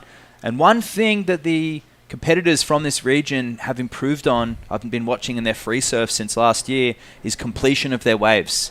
We saw in Kuta last year and even this event last year, a lot of surfers going down, trying to perform too many maneuvers. Is that something that the surfers have been working on consciously? As we just take a look here at Jeru. This is Andong, Pong Pong, our youngest competitor. Here we go. I believe he's riding one of Daisy's board. And just 11 years old, first professional contest. And no nerves. Watching him on the beach prepare, he was smiling and with all the crew, and paddled out with that big 9-foot longboard on his head. Can't get that one under the arms. And how special is it to see this next generation coming up and the opportunities that the Department of Tourism have allayed for you guys to enjoy? Yeah, that's basically the main goal of having this international qualifying series is opportunities. Like you've said, for a Filipino surfer to travel and qualify. I remember before, if you want to qualify, you have to travel to Europe, America, and Australia. And for a Filipino, it's really hard. If you have a Filipino passport, it's so hard to process your visas. So now, since WSL are doing regional qualifying series, it's more accessible for us, especially for Asian surfers, to qualify. Just like what happened with JR. He just competed in La Union and in Bali last year, and next thing we know, he's in the World Tour. So what's happening this year again after the Korea qualifying. Next is La Union, next is Balear, and after that, hopefully we get a few more in the Asia region, and we have another Asian surfer in the World Tour. And that's the exciting talking point, is that we saw last year the success of JR on that World Tour, and not only competing strong, but re-qualifying for this year's 2024's World Longboard Tour, and the first Filipino surfer to ever do that, to cement not only his spot on the World Tour, but to re-qualify and going for a world title this year. What does it mean to the surfers of the area to see JR's success? Yeah, everyone's super stoked. Everyone's super happy. Everyone always watching late at night, because I remember when it's in America and in El Salvador, it's like 2 or 3 a.m. here, but everyone's just like watching him and cheering on him. So every success and accomplishment of him is like we also feel it. We feel Yeah. like we're part of it. Like he's bringing the flag of La Union, he's bringing the flag of the Philippines. So there's pride in us too, watching him compete in that stage with the big boys. And I feel like that low tide reef right now coming in, the locals are so familiar, rock hopping their way through that, and I see a lot of the surfers from the other countries paddling out, Yeah. and the locals go across that reef. Yeah. That local knowledge, Yeah. that beautiful drone shot. What will it mean to the surfers right here to have these conditions coming up? You think they'll be able to use some of their Yeah, the for knowledge? sure. If the waves are like this, high tide and low tide is like really different wave. It breaks differently. There's like different sections on the low tide and different sections of the high tide. Here's Andong Esquivel, 18 years old, one of the Esquivel clan. I think he is riding one of Masaya's old boards from last year. I remember Masaya broke a board and gave it to one of the local guys, and if I'm not mistaken, this is his board. Well, beautiful footwork too, and able to get the completion, which is very crucial, and he'll make his way out. He was looking for the 2.75, and Dimitri up and off that one. So a slow start for Dimitri, backing up that 5.55, so only needing a 0.10. You're going to say that he's going to get that score. A very marginal score right now to go into, and he did. He's gone up in a second, so Jun Escoval out in the lead with the 8 and the 7. 2-wave total right now, and our Russian surfer Dimitri into second with just that 1 on that last wave. And live action now, and Here's this is Pom Giroux. Pom, 11 years old. What year how young were you when you first competed? I was doing, Australia has board rider contests, which similar to what you are seeing with your domestic events right now with The national tours, the national tour.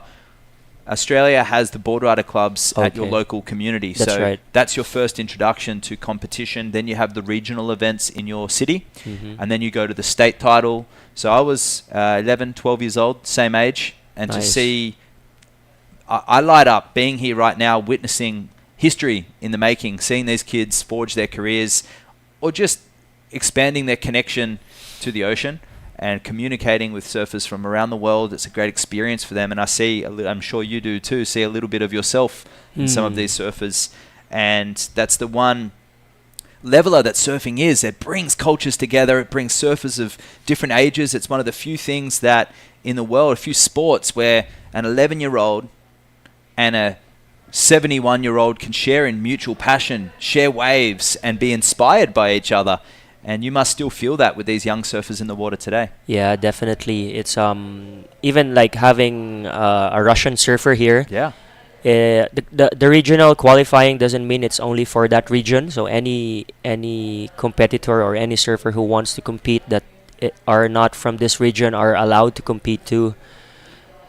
And So here we that go. was June, yeah. Backup wave there for June. So nice opening hang 5 and a strong power carve in the pocket and quick feed up the top using all elements of this wave. The top section, the bottom, the middle, and he goes down, but some great work on the outside. At this point, he knows his way out in the lead. So Yeah, with an 8 and a 5 and a 7, that's there's first 2 waves. That's gonna be hard to beat. I remember a few weeks ago during our nationals, it was June and JR in the finals, and he finally beat his brother. He was so happy because in the and finals, that was at Belair. for Oh, the it was at nationals, Union. and in Belair, a few months before that, it was him and JR in the finals, and JR beat him. And I got a message from him on Instagram. He goes, "Next comp, I'm gonna beat my brother." Bit of competition, friendly rivalry, or fierce rivalry, you have to see. But there's prize money at this event as well. And on top of the rankings, we have Kai Hamasi, and we have some seeded surfers like Taka Inui, Yep. a world champion, a world tour competitor and seasoned veteran. Yep. And on the male side of the draw, we've also got the Mark Dongkun as well, a Korean surfer. Okay. He's one of the standouts over there in Korea. He's got great momentum. He's got great confidence going into these events. And Here's Andong Esquivel. He is currently in second place now. and opting for the ankle leash there, which is interesting. A lot of longboarders find it difficult getting tangled on the leash, and you can see the knee leash there for Giroux, a surfer in green, kicking out of that wave, who at this point is looking for a 4.55. And very attainable if they can get a set wave. The judges making very clear indication this morning. They want to see commitment. And this camera angle is flattering the smaller waves. It makes the small ones look really good. But that outside section, as Asuga Jr. is far out on the right-hand side. He's not even super deep. There's even a deeper section around there that you can allude to, Luke. And the judges want to see that commitment. They want to see risk in the maneuvers, a combination of nose riding, power turns, use of the full length of the board in the three pillars of the criteria, which is style flow, and grace. And the flow element, it's what separates traditional longboard to the performance longboarding. So flow is their transition from one maneuver to the next Correct. maneuver. Linking together. And you can see that one fading into that wave is June, current heat leader, and staying high on that wave. Gets the 10, soul arch, a critical section there, and he banking that one off the top. And you can see using his frame to his advantage and incomplete. So that one will affect his scoreline at the end, but some great work in the lead up. And this is Dimitri. Nice relaxed style there for the Russian surfer, soul arching that around with a little drop knee. I know, seeing the rocks this morning, Dimitri opted for the borrowed leg rope. Some sections that were catching surfers out this morning, so being smart, completing this wave on the inside section, really close in on the rocks. Yeah, it gets shallow down there. So tell us, what could go wrong on those rocks? There's this fish sometimes, like kind of a stonefish, that when you step on it, you feel a bit of numbness for around a few minutes. But that's about it. Or you can ding your board, or It's sharp. It's There's actually some covered. seaweed Yeah, covered with seaweed. But yeah, there's some areas that are sharp In between the seaweed, so In you can between. walk along. There's little potholes in yeah, the reef there is. as well. Yep, there is.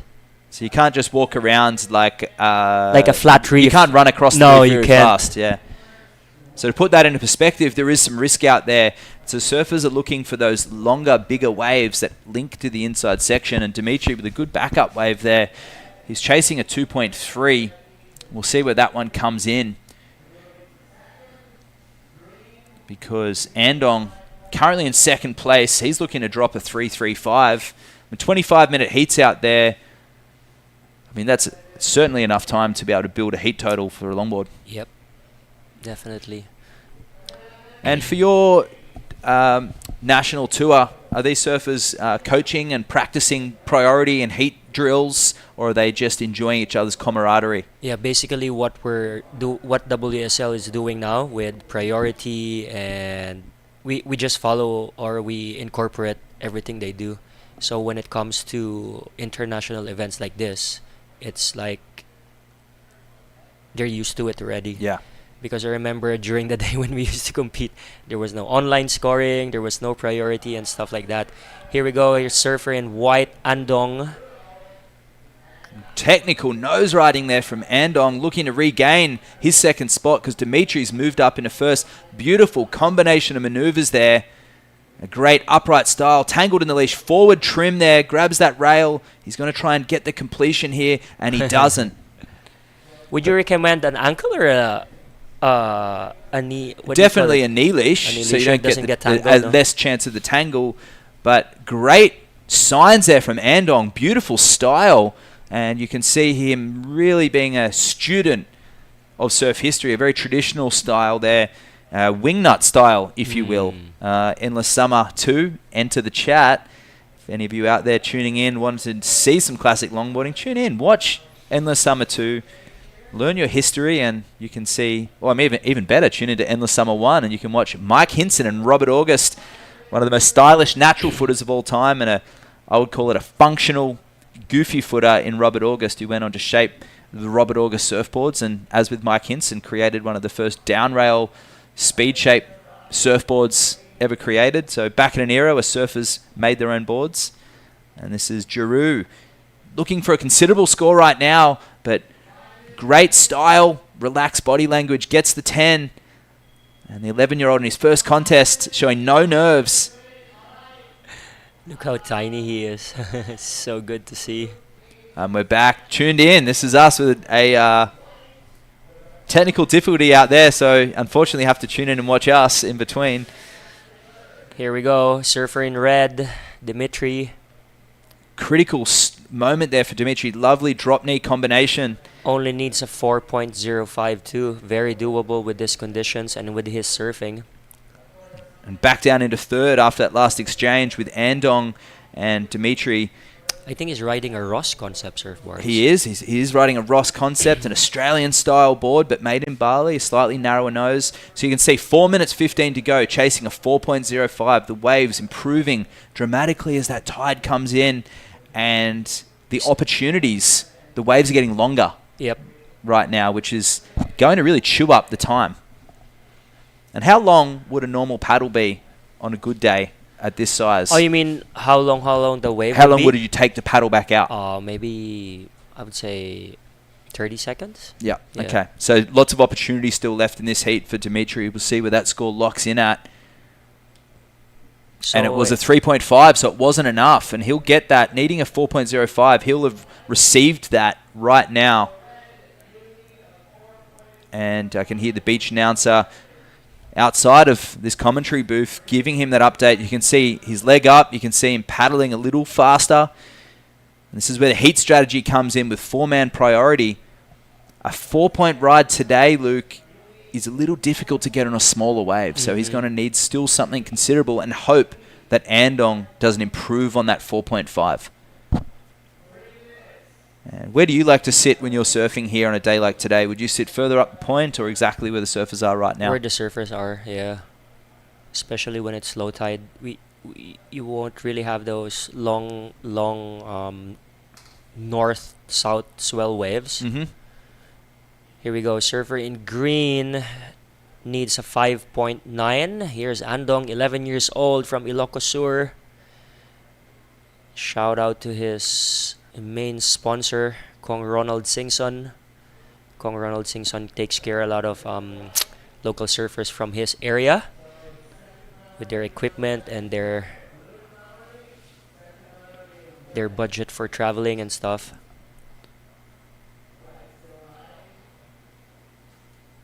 And completing this wave all the way through. So looking to drop just that 4.5. So Andong looking really good, loving his style, the cousin of the famous J.R. Esquivel, who we talked about.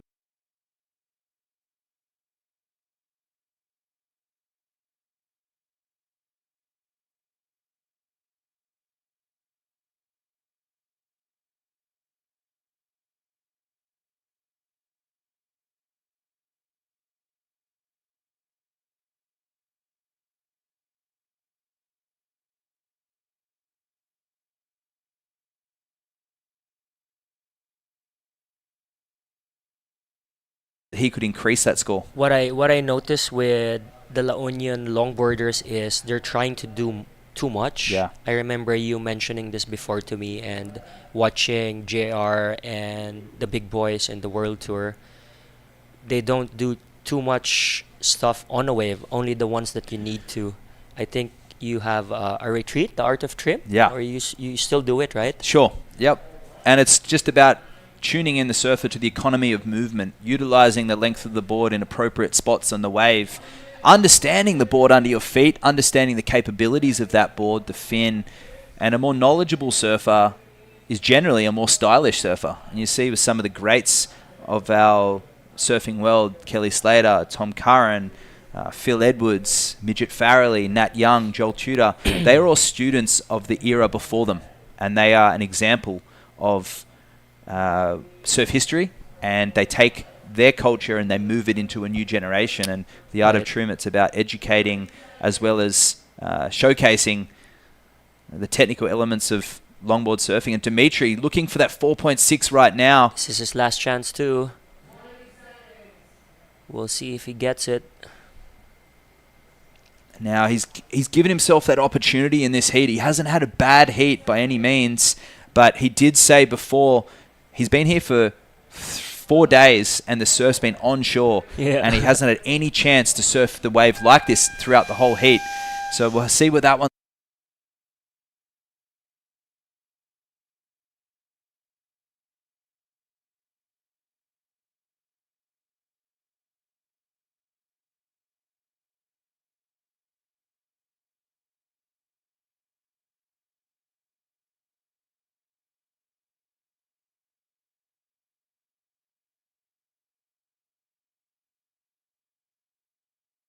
Jun and Andog, the Esquivel clan that progressed through to the next round. Round 40 is heat number 2, so we'll be seeing them coming up in the next round. Maybe later today, or would you know what the call is? I think later today. You'll keep running with the longboard. Yep. We're going to go to a break very shortly. You're listening to Matt, the Waxhead, Chinosky, and Luke Landrigan. We'll be back for that next heat in a few moments. Let's wander the 100 islands of Pangasinan. 124 to be exact. Each with their own hidden secrets to be explored. The islands are connected by the Lingayen Gulf, and bridges, and even zip lines that let you fly from one island to the next. Woohoo! There's hundreds of adventures to dive into when there's 100 islands to explore.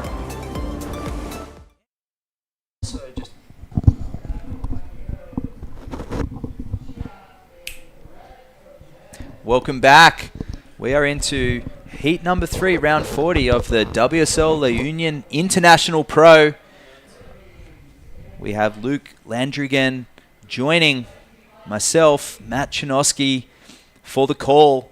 And out in this heat right now, we have Takahiro out in red and Ricky Kikuchi from Japan as well. And we have Mark Aguila from the Philippines.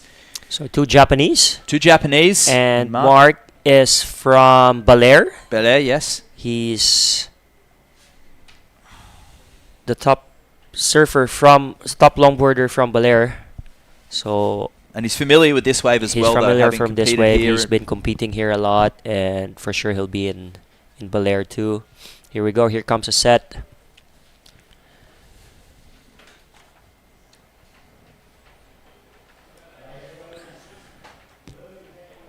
Here we go, surfer in blue, Ricky Kikuchi from Japan. We see a lot of Japanese surfers here, huh? Yeah. I mean, they come here for holidays as well, yeah, but true. For a chance to get onto that World Longboard Tour, this is ground zero. This is where it all begins for them. They had the first event over there in Korea a few months ago at the wave pool. And completely different. Here we are, the beautiful cove of La Union in San Juan. We are on the west coast of the Philippines. So that's Mona Lisa Point, or we all know as the Point. We are at Escape, thanks to Jerry and his family for allowing us to set up here. That's where we are, where the tents are, just down the front there. It's the judging tower, straight out the front of the takeoff zone. Yep, and thanks to those guys from Little Surf Made 2 for allowing us to set up right in front of them. Always supportive of the surfing and the surfing scene here in La Union. Thank you very much, guys.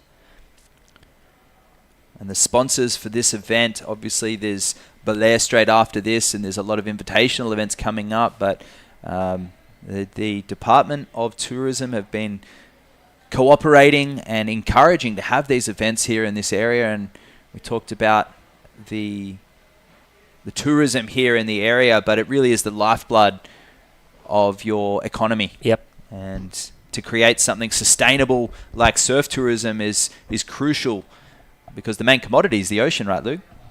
You see up and riding right now, we have Ricky here, clean goofy foot style, up on the nose, and that wave incomplete, and a lot of free surfers this morning struggling with that inside section.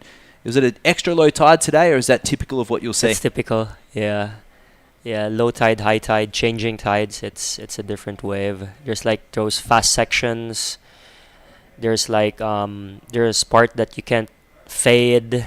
There's parts that you just have to chase it. And what's your optimum tide and swell direction out there? I would say coming high tide. Okay. It's always good when it's trying to fill in the reef. Sure. And this is Mark up here from Belair. From Belair, the local boy, local pride from Belair. I'm sure all of the Belair peeps are watching in. Beautiful, active surfing there from Mark. Low body language. You can see that right arm raising a little bit and stepping back into that. So finishing complete on the inside section. That'll be a great opening wave there for Mark. And behind him, this is Takahiro. The red trunks, the red rash vest. We can't miss him there. Waxing up his board this morning at 5 a.m. Waking up some of the judges. Yeah, I think he's been here a few days. He's riding a Ross board too. He is, yes. Now this morning we have a little bit of that wind swell left over from yesterday, as you can see coming in on the left of the screen across, and the swell is a north swell today. Yep, so north swell. So this camera angle is facing west, and north is a bit under right. So it's always better if we get a straight north swell because it wraps around the reef. So the swell is a mixture between the west and the north A bit swell. of a west and a north now, yeah. A bit of that wind affected from yesterday's. Yes. Even southwest at one stage. Yeah, I would want to shout out our regional director, Jeff Ortega, regional director of Department of Tourism for this region, for always supporting our events, local and international events. So thank you, bro, and I hope to see you here soon. Thank you to our Governor Rafi Ortega from the provincial government of La Union, and our Mayor Arturo Valdriz from the municipality of San Juan. Thank you very good.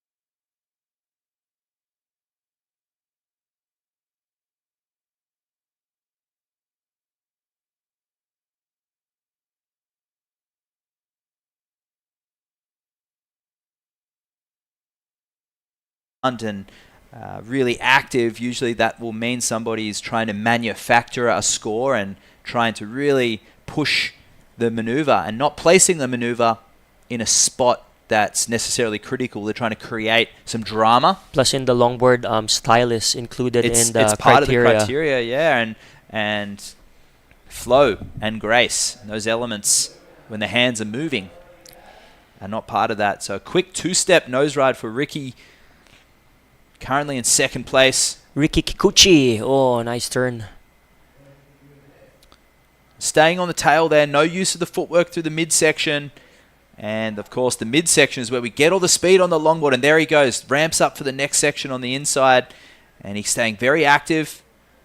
Cool composure on this wave. You can sort of see that relaxed body language. And that'll be a great backup wave to the 2.5. Just want to complete, move all the way to the inside and set wave too. Set wave and build your house in a heat scenario. So these surfers trying to establish some comfort in the heat. They're trying to listen to the scores and be receptive to what's being read out. And judging, it does change heat by heat. The criteria does not change, but the scale does change. So you need to listen to the scores and try and process, okay, that one, his last wave, the 2.5, so identifying that he needs to get the completion, identifying he needs to get a set wave, and just build on your heat progress. You can't always go out and try and get the 10-point ride without getting a couple of fives to consolidate it. And you said earlier about trying to do too much on the wave, and style, flow and grace. Knowledge is power, most of all. And surfers who are connected to their body, you know, they're feeling active, mobile, and fit, strong, and they understand their equipment, they understand the break, the wave. Most of all, they understand the duty, the task at hand, which is the criteria. When you combine that into a package, you have Kai Salas, you have Soleil Erico, you have Joel Tudor, you have Justin Quintal, and you have Honolulu Bloomfield. you have the best surfers in the world who are able to combine those elements together consistently in competition. And that's the art of trim we talked about before, is just that, the art of trim, and trying to establish what it means to you. And it's different body shapes, different boards, different waves. But So do you do like a week-long retreats for that? well, it's funny, the tourism industry, you have surf schools, you have people who are teaching people to jump up and give them a surf experience. Yeah. We see that so often around the world. But then where do the professionals go to develop their skills and upskill? They often need to surf with surfers that are better than them. You know, as we see here, as the progression rises, the surfers are improving. But having that knowledge outside of your area is where I've enjoyed my experience the last few years traveling and going to some good waves like Ilo Union, California, Australia, Mentawai Islands, somewhere that's consistent to enjoy progression in good waves and a good community and a good basis and a good home base to talk about history, enjoy the video footage and learn from each other and work out what works for you, boards, fins, talk about different scenarios away from competition. And ultimately, when you have those, you see surfers traveling together on the world tour, and when they have those free surf sessions together, they get better. They're feeding off each other's energy, and that's what I try and do with some of the up-and-coming longboard and shortboard surfers too. It's just sharing that knowledge, and that's what surf culture is about. Nice. That's so nice to hear, Matt. I remember before video replay, you know, when you are with your coach, they're just telling you what to do. But now with the technology, the replays and stuff, it makes a lot of difference. Oh, I remember us watching our clips, and like, please forward it. I don't want to see that part. Well, most of the pros are traveling with photographers these days. True. JR had a photographer with him at nearly every single event on the World Tour last year. The Taka team always mom there. Taka Anui, a perfect example. Mama Taka is there filming her kids. Everyone today, I would say, every nation represented have a few filmers from their area, and that's just part of modern day professional surfing and part of the team. The Asian region is booming right now, and these surfers are looking for the edge, and we saw at the World Junior Titles just last week down in Oceanside. Yeah, how did that go? Fantastic. Some amazing surfing maturity from all the surfers. Here we go, surfer in Balear again, Aguila.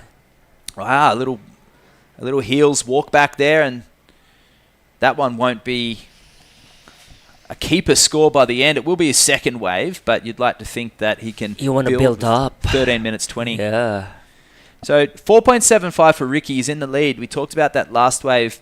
Set wave. Perhaps playing a little comfortable, a little safe, but the ability of doing that is that he's in the lead and he's got priority and he's built his heat. So nice opening 5 there for the replay there of Mark's last wave, and gets the heels, but you see his body language is disappointed. Put his head's down.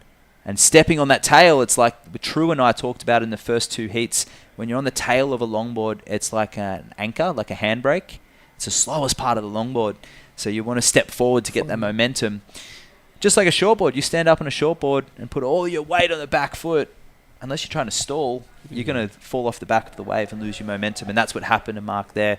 I would say Mark is one of the first loggers who really stuck with like traditional log boards. Wow. Yeah, I remember when we had the national events, some of the longboarders will have a performance longboard, but I would always see him on a log. And he stay with it and stuck with it, and he's still on it.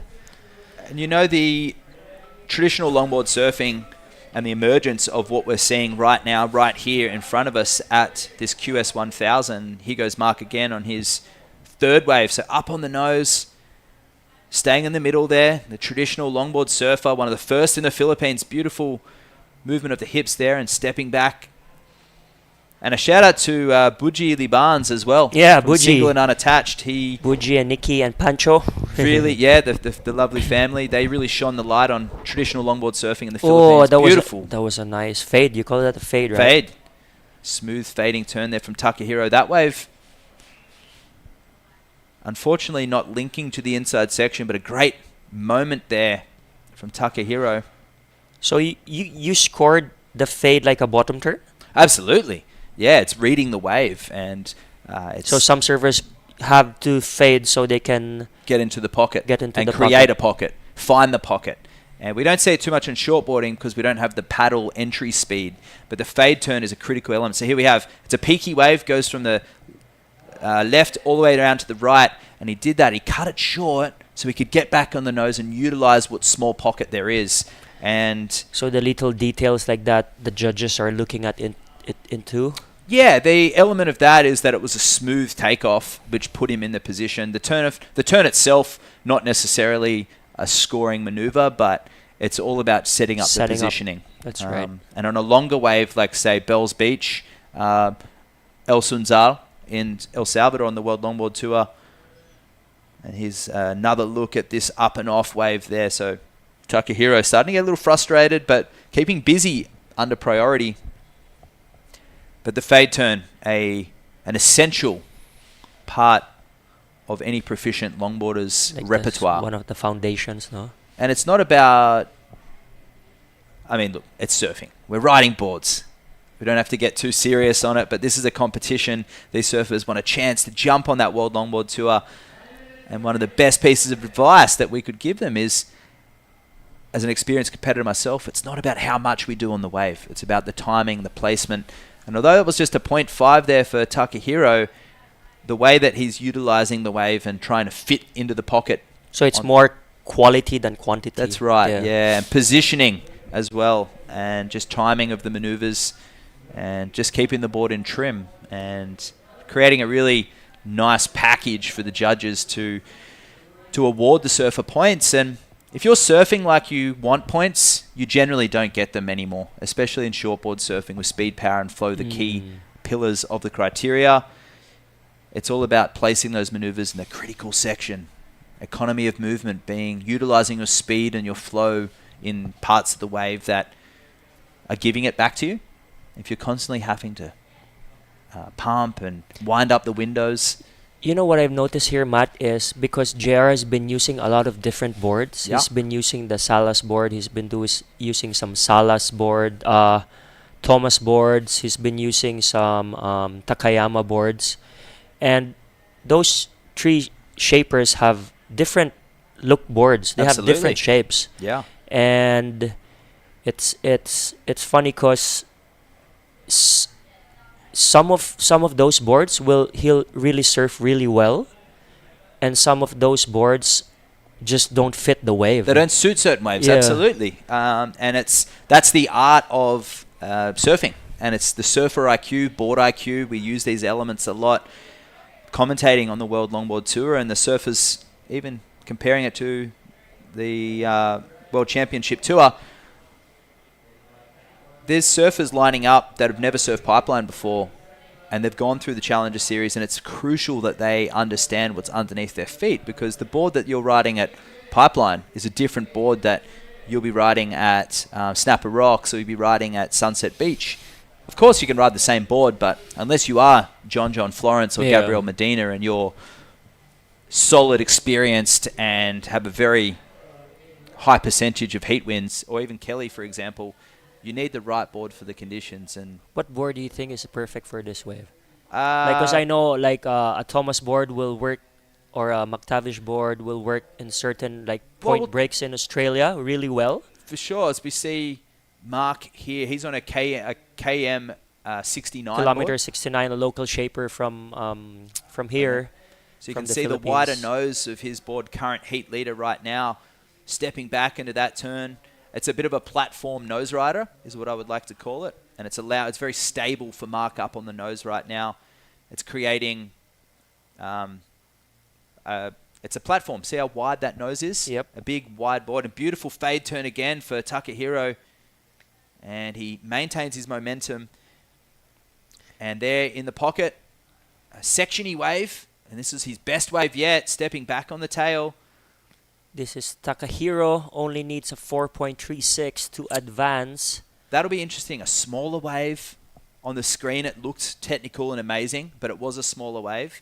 Now, that board, in comparison to Mark's, is a narrower nose, and the wide point of the board's a bit further back with a whippy fin and a greeno style fin. And what that will do is it create that whippy turn, that fade turn, and then getting him back in the pocket, the board fits. A wider nose like Mark's board will sit on the shoulder a lot more.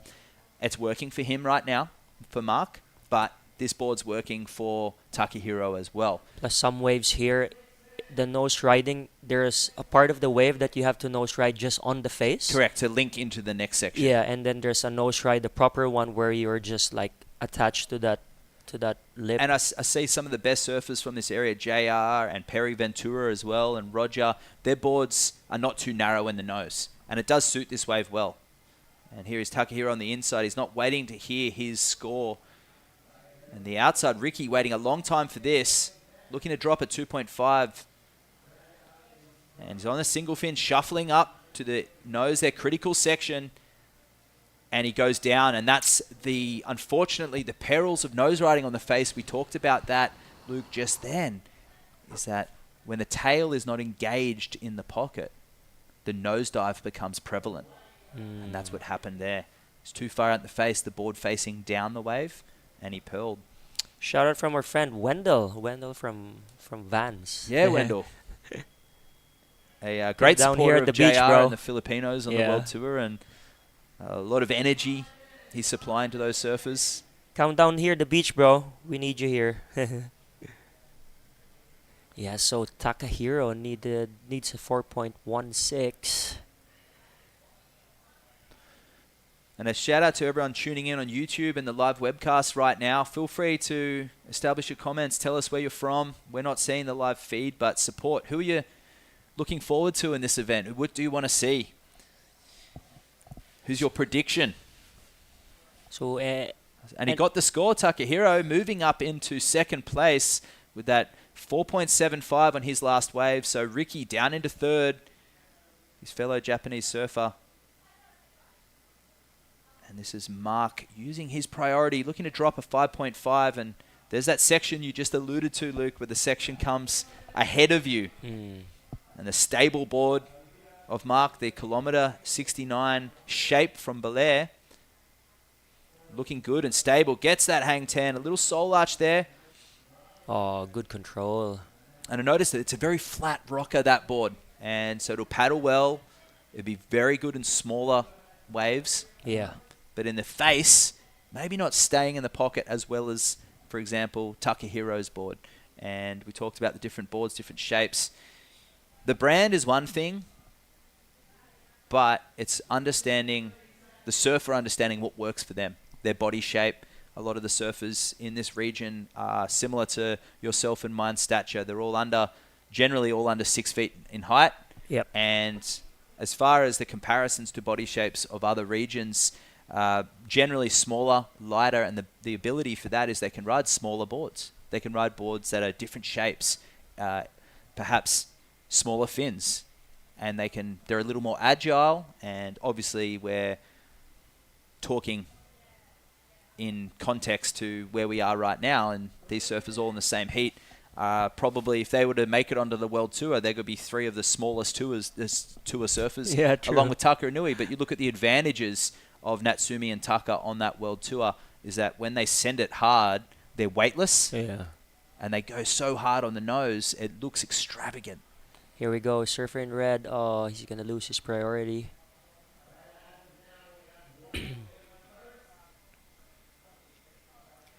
So, on the next heat, we have Hiroshi Sato, Ivan Sudena, Cernil Rasil, and Aurelie.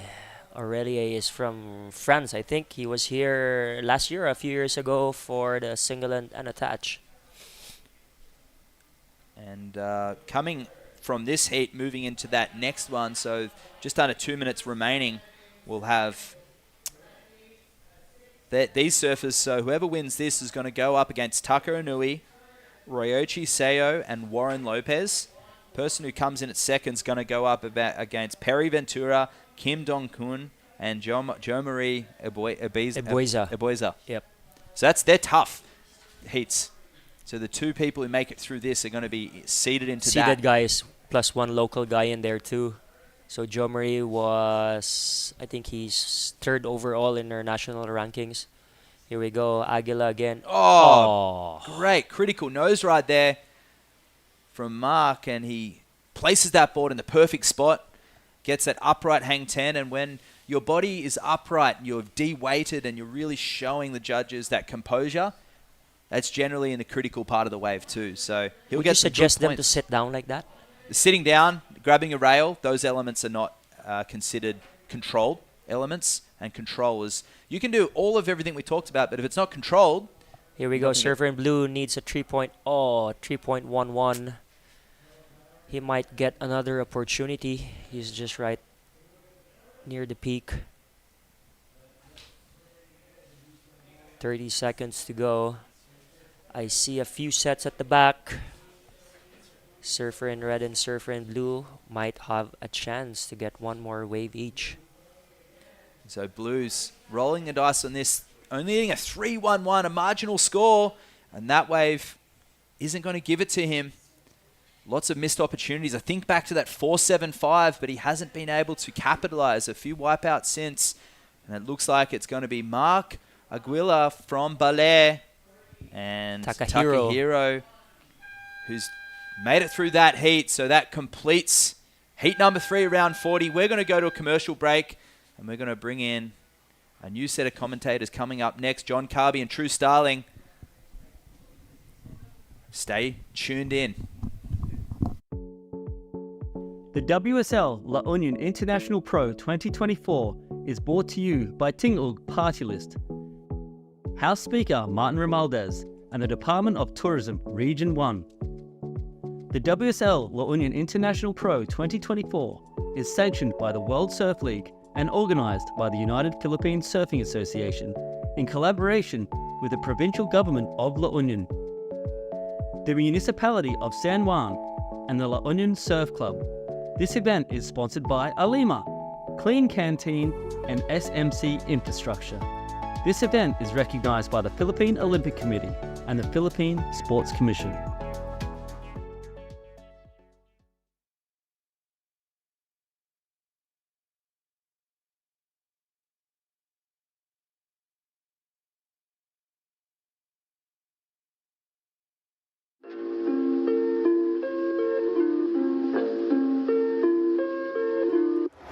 Quatro kantos, di ko mo antos sa imong kabastos, kay dili ko santos. Gusto kong tinuod nga gakos, bisag walay gastos, kay dili ko anang paggapos.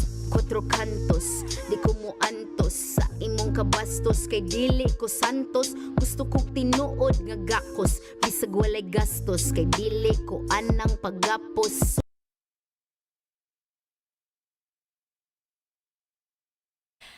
And welcome back to the La Union International Pro. I'm True Starling, joined in the booth with John Carby. And John, it's been a great morning so far. Oh, what a way to wake up. I was pretty happy. There was a swell forecast, and when we woke up, it was there. Offshore winds, good waves, looks beautiful out there, and they're starting to put it together out there. It's been a great morning of surfing so far. Yeah, it has. We've run the women's longboard QS this morning, the round of 20 with 2 heats, and we are just about to finish the round of 40 for the men. This is heat 4, and then we'll roll into round 2 for both the men and women with the longboard. Plenty going on, lots of longboard action, and lots going on. And we are in the home of longboarding in the Philippines, so it's coming true. It's doing what it's supposed to do. It's beautiful. Yeah, absolutely. The waves look really fun out there. It was super glassy this morning. There seems to be a bit of texture on screen right now, but yeah, the waves seem to be really pulling through today. We have the last heat of the round of 40 out there. We have Aurelien Maynew from France, Hiroshi Sato, Ivan Sudena, and Esernil Razil as well, who is from the Philippines. Yep. Nice little stacked heat. Looks like Green's got underway nice and early. Look like he's opened with a 4.0. So a great start for a surfer in Green as Blue's up and riding. Just going over the handlebars there. Yeah, we've seen some great longboarding this morning. Looks like Blue, Ivan, has opted for no leggy out there. What's your call on that? Always an interesting strategy, particularly when it ends up on the rocks. Yeah. In a swell like this, look at White there looking for a bit of barrel time. As the tide fills in, I don't think we'll get too much of that happening. But now you can see Blue having to swim in. He's going to lose potentially up to 5 to 6 minutes now to collect his board and then get back out there. So I know with the longboarding, you can get wrapped around your legs as you're doing nose walks and getting up and down the length of the board. So I understand why they do it, but it's also they understand the risks when they're making that decision. So strategy, gameplay, it's up to them. Yeah, and I think as well, speaking to Matt earlier, you know, if you're on a beach break, you can really risk that. But here there is rocks and reef on the inside, and we can see Hiroshi just a bit of a cross step back there. And he'll make his way back out the back. Duck diving this wave. Yep, it looks like Arlene's got not a bad start. He's opened out there with a 4.0 and a 3.9. So a nice standard, a nice solid sort of base to start growing his heat in. We're not 5 minutes in, and he's already got 2 pretty good numbers to start building on. It looks like it's going to be a nice little heat out there. Yeah, French surfer as well. So we've got that, difference in the nationalities, that international field, which is super exciting. And I was saying to Jerry this morning a little bit earlier, it was really nice to wake up to a surprise of some swell. Compared to how it was yesterday, it was really small. But I think it's a great day for the longboarders. A lot of them spent time out in the ocean yesterday, but very different conditions today. Yeah, absolutely. And our forecast is really impressive for the next few days. And it's always one of those surfers' doubt sort of things. When you know there's swell coming, but you sort of don't believe it until you see it. We've all been burned so many times by forecasts. I won't mention any apps or names, but we've all been broken-hearted a few times when we wake up and get skunked. So it's great to wake up and have what we were hoping, what was forecasted. It's awesome. Absolutely. There's been a few times where I've been looking forward to a cyclone swell at home, and it's not pulled through, but today it's just been absolute magic so far. This is our local boy. Yeah. Wow. Just by local, I mean Filipino. I don't think he's from this region. He's walking up the board there. Unfortunately, gets a little bit hung up. Bit of a soul arch to start. You can see maybe body language there. Yeah, that body language. Bit of frustration. Still so much time though in this heat. Could just be nerves. That could have just been getting that steam out, getting that first one. All that pressure on his shoulders at the moment. Yeah. It's easy to go out there and free surf and get your head right, and then you hit that time clock and your heart starts racing and all your game plans sort of muddle around in your head a little bit. Yes. So it's all really interesting. It's really easy to sit back here and then you see them and the emotion come out of them like that, and it's a reality check. Yeah, absolutely. And John, you work really closely with a bunch of the Filipino surfers as well, being a surf coach for them.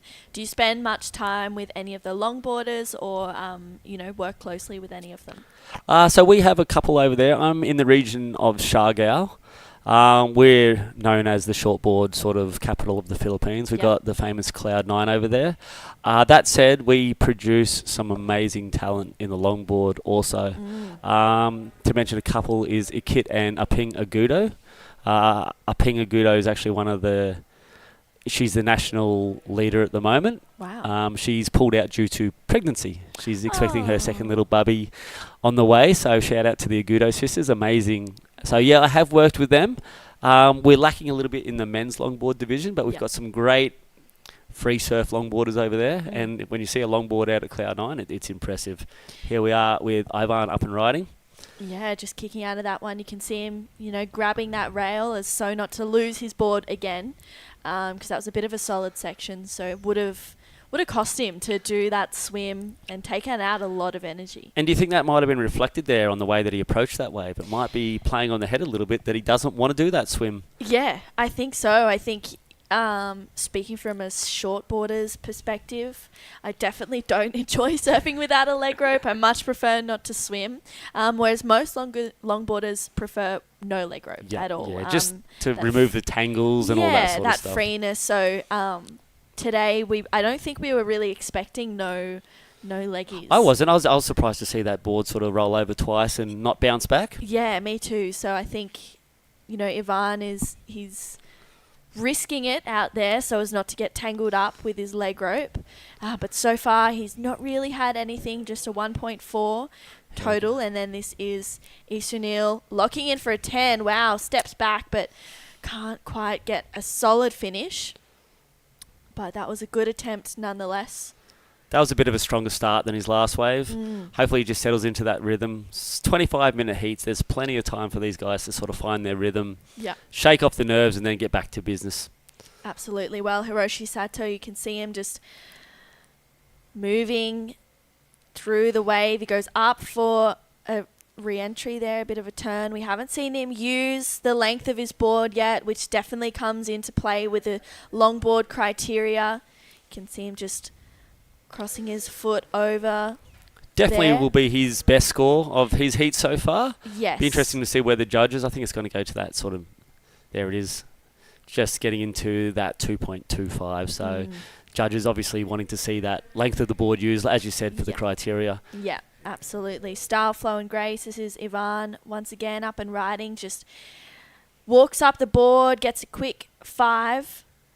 And he just stays in the middle of this one, trying to get through the connection if the middle of the board allows you to plow through those sections. But unfortunately, that wave just died out, I think probably for the better.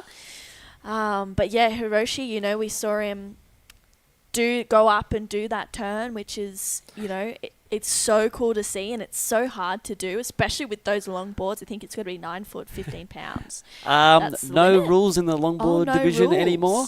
WSL is doing a bit of a shake-up with the longboard rules. And there's some great principles behind it. Not everyone's the same size and height. As a shortboarder, you know, imagine you were made to go out on a 6'3" surfboard. You'd have all sorts of drama. So the same concept goes towards these longboarders. There's no length anymore. So if a 5-foot surfer wants to ride a shorter board, they can. They can, great. And if a bigger surfer rides a bigger board, they can. So some great logic behind the rule changes and the adaptation, which is always great to see in the sport, that it does progress with logic, basically. Yeah, absolutely. Yeah, I think my 5'3" on a good day, going out on a 6'3" board won't do me any favors at all. But that was a nice wave from the French surfer Aurelien. Yep. And here comes Exenil behind him. Nothing of any real consequence that he's done yet. He's looking for that inside section to step up, and hopefully he can get himself a bit of a score. Oh. Looks like he's going to go for that nose slide around 360. Oh, wow. More of a parlour trick. Nothing really clean or critical about that. It'll be interesting to see how the judges will reflect that, because it is the first sort of manoeuvre like that we've seen. But knowing the judges panel, they'll probably lowball that quite a bit. Yeah, the stability that he had though on that was pretty insane. The way that he just controlled that, I was like, oh wow, I was expecting him to fall off at some point. So the fact that he was able to hold on to that with such a big board was cool. But great awareness of his rails and everything, making sure he's not catching anything or flipping anything as he spun that round. It looked like he got halfway through and just decided to commit to finishing it. Yeah, but I agree. I don't think it'll go anywhere in the the good range. So we'll see where that score locks in as. Oh, hang on, we might be wrong. This is why we're in here and not out there. Well, they might have just been impressed with the way he did get that through, but we'll see what the numbers come in. I'm sure the judges are watching the replays on that as we speak to see where it goes. Yeah, they've got a nice big TV screen out there, being able to analyse each wave as much as they can and really determine, what scores are going to roll through. And it'll be interesting for the other competitors to sort of see this number come in also. As I said, it's always exciting to see something different in an event, because you never know where it's actually going to land until it's been done. So a 360 on a short board is tricky enough, and it doesn't really get the points. Yes. But it turns out a 360 on a longboard's coming in at that mid-range 4. So 4.1, which is actually the best wave of the heat so far. Yep. So we were sitting here talking about, as shortboarders, not understanding possibly how hard it is to spin a board like that. Yes. I guarantee I definitely wouldn't be able to do that. I don't have much coordination. That's boosted Exenil up into second place. So definitely would have shaken his nerves off now, as we were talking before. And Surf and Blues, here we go. That's what we're talking about, that strategy of no leash. Yeah. Well, this is Hiroshi Sato just using his board there. Nice wide stance, has to kick out. And I think, for Ivan, does he reassess that decision with no leggy now? He's got pretty much 12 minutes. Does he just quickly run in, chuck a leggy on and run back out? It's not that far. If you're on the beach already and you've got a support crew down there, they could almost be putting the leash on, because the rules are, I believe they could be, because they're not in the water, the board's on the beach. They could actually be throwing a leash on for him. Yes. He could be waving to them right now to get that thing in there. Yeah. It would have to be talked about beforehand. Yeah, absolutely. And it's one of those things. Usually when you know very well, there's a leash, there we go. That's what Yeah. we're talking about, why people might not use a leash. Yeah. We saw X O'Neill sort of have to untangle himself there. Can see him just locking in for a 5 and then a quick tight 5 there for S. O'Neill. Just redirecting back through this one, gaining heaps of speed, and once again, he's looking for that 3.8. He kicks out of that one. I like how he didn't try to milk it anymore. Oh. And this is the Frenchman just kicking out of that one. Wow, he's got such a responsive board under his feet. Looked like Aureline actually came off a pretty critical sort of turn there. We just sort of caught the last.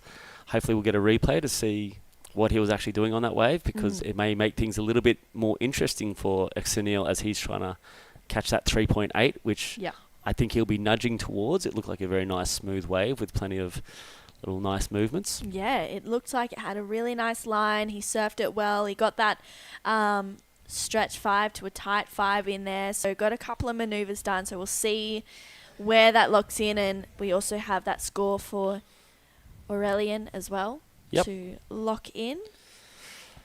I'd like to shout out to the people who help support this event too. Absolutely. So we have Honourable Speaker Martin Romualdez, who's becoming a great supporter of surfing.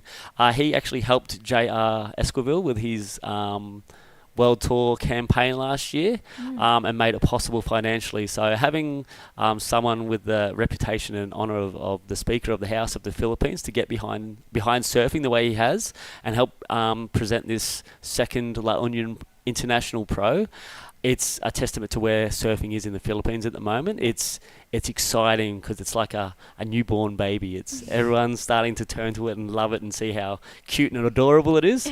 And we're starting to get some great momentum with JR being on the world tour, coming in 8th in the world on his first campaign is incredible, absolutely incredible. I remember at an ISA a few years ago, JR was there as a shortboarder. Wow. And there was advice that he should follow this, and then he sort of said, no, I want to be a longboarder. And he stood to his game because he's also an incredible shortboarder. But yeah, big shout out to the Tingog Partylist for their support also. Like I said, surfing's in a great place, and we have some great people behind us at the moment in the Philippines, which is just amazing. Yeah, it is. It's pretty special to see that. Yep, and the Department of Tourism also, especially here in Region 1, backed by Jeff Ortega. He's a surfer himself, which is also one of those things that, as a surfer, you smile because you know they get it. Only a surfer knows the feeling was that old tagline from Billabong. Yep. And there's not a truer saying in the world, I think. So having Department of Tourism headed by a surfer, amazing. So a big thank you to all those guys who helped make that possible. The main players. We also have a few other minor sponsors to run through. We've got San Miguel Corporation, the SMC infrastructure. They've been supporting this event for a long time also. Last year they helped make this possible. Vans, you'll see the tents down there. Alima, which is actually a local Filipino brand, headed by our contest director, Luke Landrigan. Yep, and Archie. So a couple guys sort of helping drive the surf industry. We've also got Clean Canteen, MVP Sports Foundation, who actually help support the grassroots programs here in the Philippines, and they really support juniors. And Bagong Filipinas, supported by Vinny Marcos, actually the presidential son. He's actually going to be here, also an avid surfer, so we're in a good spot, True. Yeah, absolutely. We're in a spot full of support and love, and I think it's amazing to see, all of the Philippine surfers coming through and adoring the sport as much as we all do, and the talent as well. in Siargao, I was taken aback by how much talent there is in the Philippine surfing coming up, and here too. It's really inspiring. And it's a small sample. Like when you think there's 125 million people in the Philippines, Wow. and a tiny, tiny percentage of them are taking to the water at the moment. Yeah. Once we start building this industry and we start finding those gems like the Philip Toledo stories and the Gay Medina stories that come from places where it was hard to get anywhere, and surfing has just created a livelihood and an experience that is showing the world that what Brazil can do. So I can't wait for Philippines' turn when we get that bigger sample size and we start finding those diamonds. Yep. It's good at the moment. I'm excited for it as well. I think it's amazing that we have this event and then moving on to Bel Air for the next one too. Back to back, it's great things for Philippine surfing. It is. And regional surfing of Asia. Yeah, absolutely. The Asian region has really just kicked off a Yeah. Korea wave pool event. If you said 5 years ago we're going to have a surf event, a WSL QS in Asia, people probably would have laughed. In Korea, people probably would have laughed at you. Yeah. A hugely successful event over there in the wave pool in Korea. It was, yeah. Super fun to watch too. I sat back at home and I watched. I couldn't believe it snowed during a surf event. I loved it. Yeah, it was. I was losing my mind. Wow, really locking in there for Esther O'Neill, just soul arching but losing control. And then this is Hiroshi Sato walking up the board, locks in for a 5, stepping back. This is live action here at the La Union International Pro, the LQS 1000, and Hiroshi Sato taking this one all the way through to the inside. Gets a bit of a redirection there. Waiting for this one to stand up on the inside. Will he stay with it or kick out? We'll find out very shortly. Definitely his best wave of the heat, looking for a 5.45. I don't know. Yeah. Esther Neal's not going to improve on his last one. That last wave that he got, not the 360, a 3.75. So he didn't... Oh, hang on. As I speak, he just dropped a 4.10 and he's hit the lead. Yeah. Wow. So Esther O'Neill is just making movements in this heat. He's just kind of building that house, a 4.5, a 4.1. He's had more waves than anyone else. I think about 7 waves in this heat. And each time he's just been getting better and better. And like we were saying before, I think it's, the Philippines is such a beautiful country. I've never been here before till last year, so it was amazing to be. And Korea was somewhere where I never thought I would go, and then being there with it snowing at a wave pool was... it was next level. I was definitely losing my mind, and people were messaging me being like, have you never seen snow before? I'm like, no, I used to ski as a kid, but I'm in a wave pool and it's snowing. Yeah. And I think, the Philippines has that magical effect as well. You can't help but be excited to be here and, really take in what you're seeing because it's pretty magical. Yeah, absolutely. It is. The landscape's beautiful, and that's the thing about Asia. It's postcards after postcards everywhere you go. Yeah. The Philippines is no exception. It's definitely.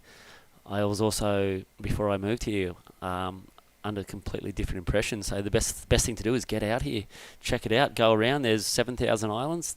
There's waves everywhere. Yeah, everywhere. It's the search.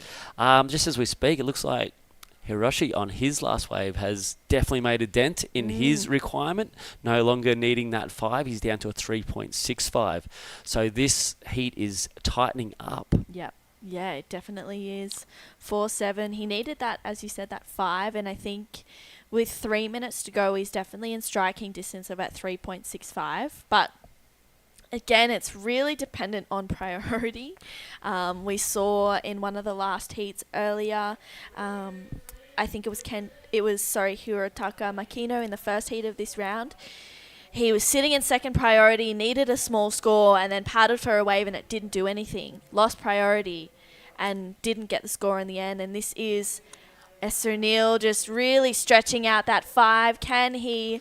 Down on the belly. Yeah, down on the belly, just trying to make it around. Unfortunately, Aurelian just caught a little bit behind this one. Will he be able to get around it? He just has to kick out because he knows he's not done much to really influence a good score there. Absolutely. Dangerous position now for our 2 surfers needing the requirement. They're both sitting out there with first and second priority at the moment too. So I'm sure they're going to take their time, understanding that they've probably got one more swing at this. Unless they get a quick wave now, there's a chance for a second wave, but I wouldn't be risking on it. I think our surfer in blue may have just lost priority on that one too. We'll see if the priority judge is going to flip that over, or was he just looking at it? Yeah. It's a real fine line between, those 3 committed paddles and not. But yeah, priority swap there. So a surfer in green wasn't quite there in the lineup yet either, so he doesn't jump into that third priority. So now priority is sitting out there with blue as Hiroshi. Yeah, a little caught behind for the Japanese surfer. Really using his rail for that turn and has to kick out. I don't know if he got anything done prior to that mid-sized section. It seems like they're getting a little bit caught behind at the start of these waves. Yeah, there's sort of 2 peaks out there by the looks of things, and that's where you see that local knowledge. They know exactly how these things are going to fold and warp and bend down the reef. We didn't have much time for free surfing before this event either. Yesterday was flat, the day before that was flat. A lot of the competitors show up these days 2 to 3 days before the event. Yeah. If they're having a good day. Yeah. Sometimes they might show up the day before or the day of the event. Yes. And there was no surf yesterday. So free surfing has been limited very hard. So a lot of these surfers actually haven't had the chance to sort of gauge the lineup, know where to sit and know what to catch. So if I was a competitor, I'd be out there watching these guys as like a hawk, trying to figure out which ones to catch and which ones are going to sort of give up the goods. Yeah, absolutely. And this is Esther Neal just tapping for a quick 10 there. Staying high on the wave. He goes back to the bottom on this one. A little quick soul arch. And backhand surfing on a longboard is pretty tricky, and he just seems to make it look super fun. This is the French surfer. Oriellen just making his way through this one. Locks in for a long stretch 5 to a tight 5 there. Not really getting his toes 2 connected. heat leaders on the last 2 waves. Like Yeah. that's part gameplay, part strategy, just making sure no one else can be on them, right? Yeah, exactly. Using that priority really smart. Oh. And wow, we're getting close to the rocks there. So it looks like Esther Neal and Oriellen moving on through to the next round, which will come up a little bit later today. And then Hiroshi Sato and Ivan Sudena, unfortunately, bowing out in this event. Don't go anywhere. We'll be right back with the women's round of 16, Heat 1. Natsumi Teoka leading off the campaign for this one. We'll be right back after this break. Let's wander the Ilocos Norte sand dunes. If you want to get down and dirty, this paradise is thirsty for adventure. Just choose your ride and rush through landscapes that are always changing.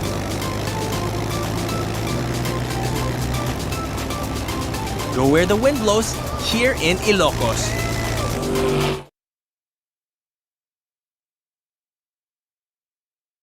Let's wander the historic city of Vigan. This UNESCO World Heritage Site is one of the best preserved Spanish colonial towns in the world. Walk along cobblestone streets of heritage houses and historic attractions dating back to 1500s. Don't forget to take home Ilocano crafts for pasalubong. Travel back in time.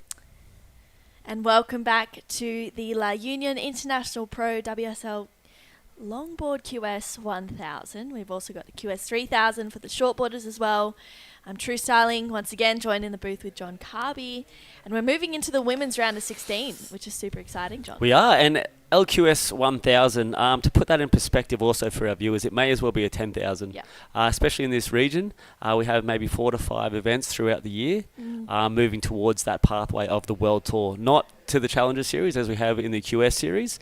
This will get 2 surfers from Asia onto the World Tour and potentially a world champion from the Asia region. So don't be fooled by the LQS 1000 Tour out there, because it's a hugely important, critical event for all these surfers. Yeah. And we are literally have the best of Asia surfing before us. So we've got a replay of that opening wave. Yeah, so we'll take a look at this replay here of Natsumi Teoka from Japan. She took out the South Korea wave pool event, locking in for a nice 5 there. moving back, walking straight back up the board, locking in again, gets a quick 10 for a tap, and then walks back quickly, but just not quickly enough. And then we'll see, this is Gina Kim from Korea, unfortunately going down on that one. So yeah, Natsumi, she took out the South Korea wave pool event. And then this right here is Sheila May Convicto from the Philippines, just walking up and down the board here, gets a nice rail carve in, but just can't quite manage to pull off a finish. Sheila May was also over there in Korea, making the final four. Yes, which was super exciting. She was absolutely ripping out there on her backhand. And yeah, Natsumi taking the win. I believe she's leading the Asia rankings. I remember watching her surf at the Bells event, the longboard, the LT down there, longboard tour event. And she made a pretty decent indent in the draw, but we saw Soleil Errico taking out that event, and also the World Championship as well, and at Malibu. And we'll see, this is Leanne McDonald just carving away through this one, walks up the board, stumbles a little and doesn't quite recover. And then here is Sheila May as well, locking in for a nice tight 5, stepping back and connecting this one through to the inside. Once again, locks in, lowers her arms a little, shows some control, and then moves through this one. We saw her get this carve in, but not able to find a completion. But nonetheless, pretty good start for all the women, I would say. A 5-2-5 locked in for Natsumi. Scores to come through for the other 3 surfers. Yep. And Natsumi showing her how comfortable she is in those conditions, basically. Japanese surfers notoriously strong across the board, both divisions, both male and female. Just amazing programs they have over there in Japan. And I say the leaders in Asia when it comes to surfing and where to set the standards. Here goes Natsumi again. Just plenty of stylish time on the nose there. Judges loving that committed ride of just holding that 5 for just that extended period of time, rather than the tapping system that a lot of people will go, the safety and the lack of commitment by just bringing that front foot back. It's great to see someone like Natsumi who will sit there and just hold it for that extended period of time, get through those critical sections, and it just shows confidence and keeps that speed, power, flow element that the judges reward quite high. So I won't be surprised if this thing, as she just continues to work all the way to the beach, all the way to those rocks, she'll lock in another great score, and I'm sure she'll build on it for the next 20 minutes. Yeah, she's a very experienced competitor. That was Gina Kim. Gina just getting a couple of nose rides on that wave, and I agree. I think that last wave of Natsumi will definitely be a keeper. She's just got such grace with her surfing. It's really beautiful to watch, and that's part of the criteria as a longboarder as well, style, flow and grace, and it's really different to shortboard criterias. It is, and it's great when we have the wax head up here, sort of when he can sort of analyse and pull apart waves and sort of know where the judges will go and why things won't go a particular way.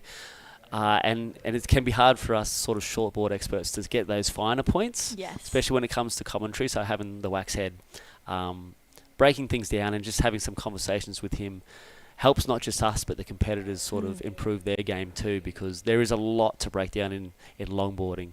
It's not just bottom to top, hit the lip, put the board at 12 o'clock and and hold on. It's so much more going on in these competitors' minds, and their sort of fast twitch brain cells need to be working a lot more than what we think as shortboarders. Absolutely. You got a lot more board to navigate as well. It's I remember trying to longboard once and it did not go well for me, so I've retired that.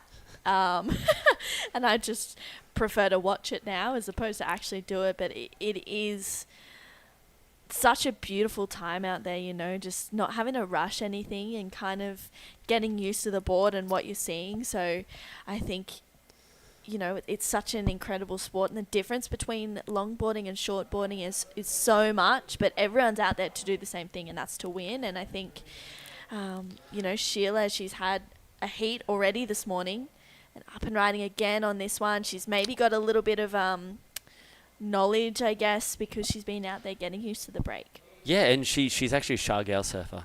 So she's a Shah girl longboarder who's starting to make an impact. Yeah. And the national tour, she's been getting around that for a while.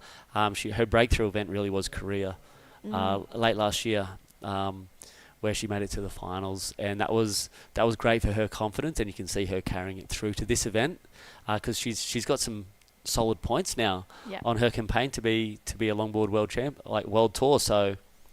So hopefully she can continue to build that confidence and start locking in. And she's matured a lot as a surfer.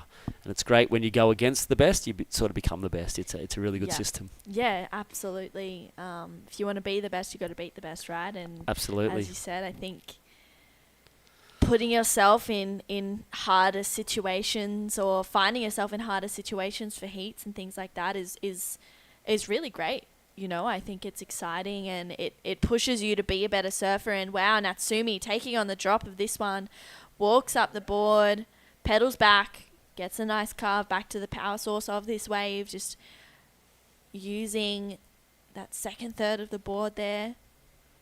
And you can see her just waiting for this one to maybe even stand up. She pedals back just in time, but doesn't quite get a ride out there for Natsumi.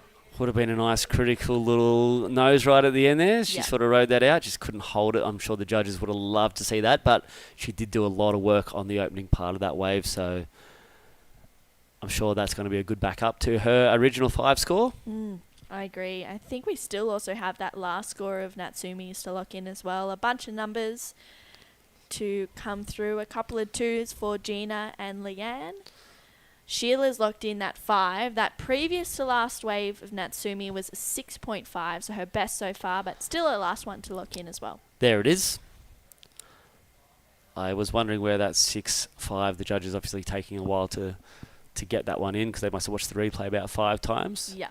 And there it is, a 6.5. So one more to drop in, not going towards that range, and it comes to do with that completion, I believe, also. A 3.95 for that last one. And it's pretty insane how much completions come into play. You know, it's so important when you get a good ride, I guess, to kind of finish it off with a good taste, you know. Absolutely. Leaving that good, solid foundation to finish off a ride is so important, and it really leaves the judges going, oh, wow, they completed it. They've linked all the dots, and they got a solid finish. Yeah, it's basically the exclamation mark on the end of the sentence, right? Just screams that I've done it. Yeah. And it's good for confidence building. Totally. Riding out of that, it's just one of those things. Totally. But not that Natsumi needs too much more confidence. She's already one of the best longboarders in the Asian region and potentially the world. So, yeah, she's pretty fantastic to watch, that's for sure. Oh, little Eskimo roll there. One of the tricks of the trade of a longboarder. If you've got a critical lip sort of coming over you, the Eskimo roll to get out of the way and you don't get pelted back to the beach. Leanne just showed us our textbook Eskimo roll then to get out from the lip. Didn't get pushed back towards the beach and she got up there. We've got a replay coming in for ours. No, we don't. Sorry. Oh, I made the screen blip.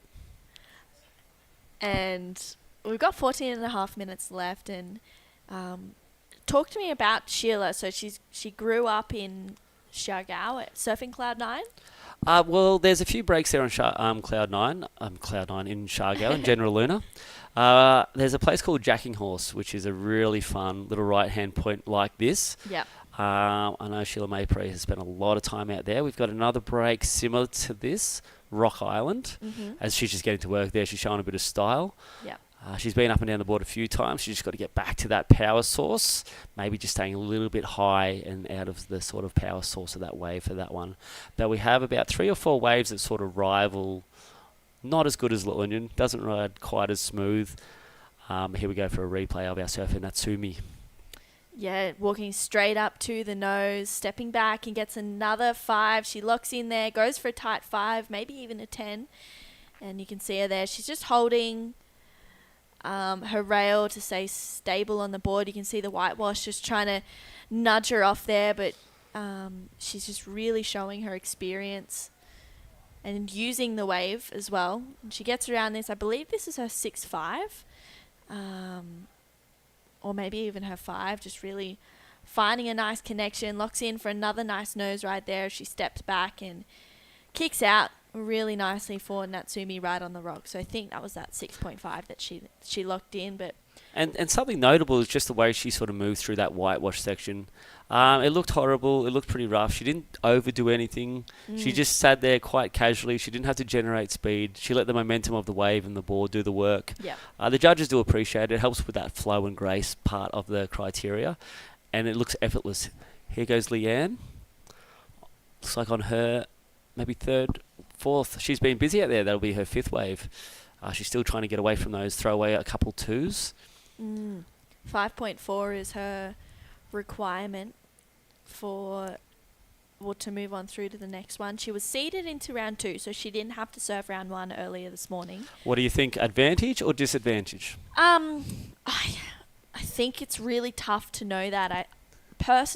I like being in round 1 because if you make it, that is, depending on whether you make the heat or not. But I think, it's good to find that momentum. It's good to roll through with it. And I think it's really coming into play for Sheila right now. We saw her out there this morning. Matt and I spoke about, getting rid of the jelly legs. Yeah. So she's already surfed a heat this morning. So she can kind of go into this heat being like, I know what waves to get.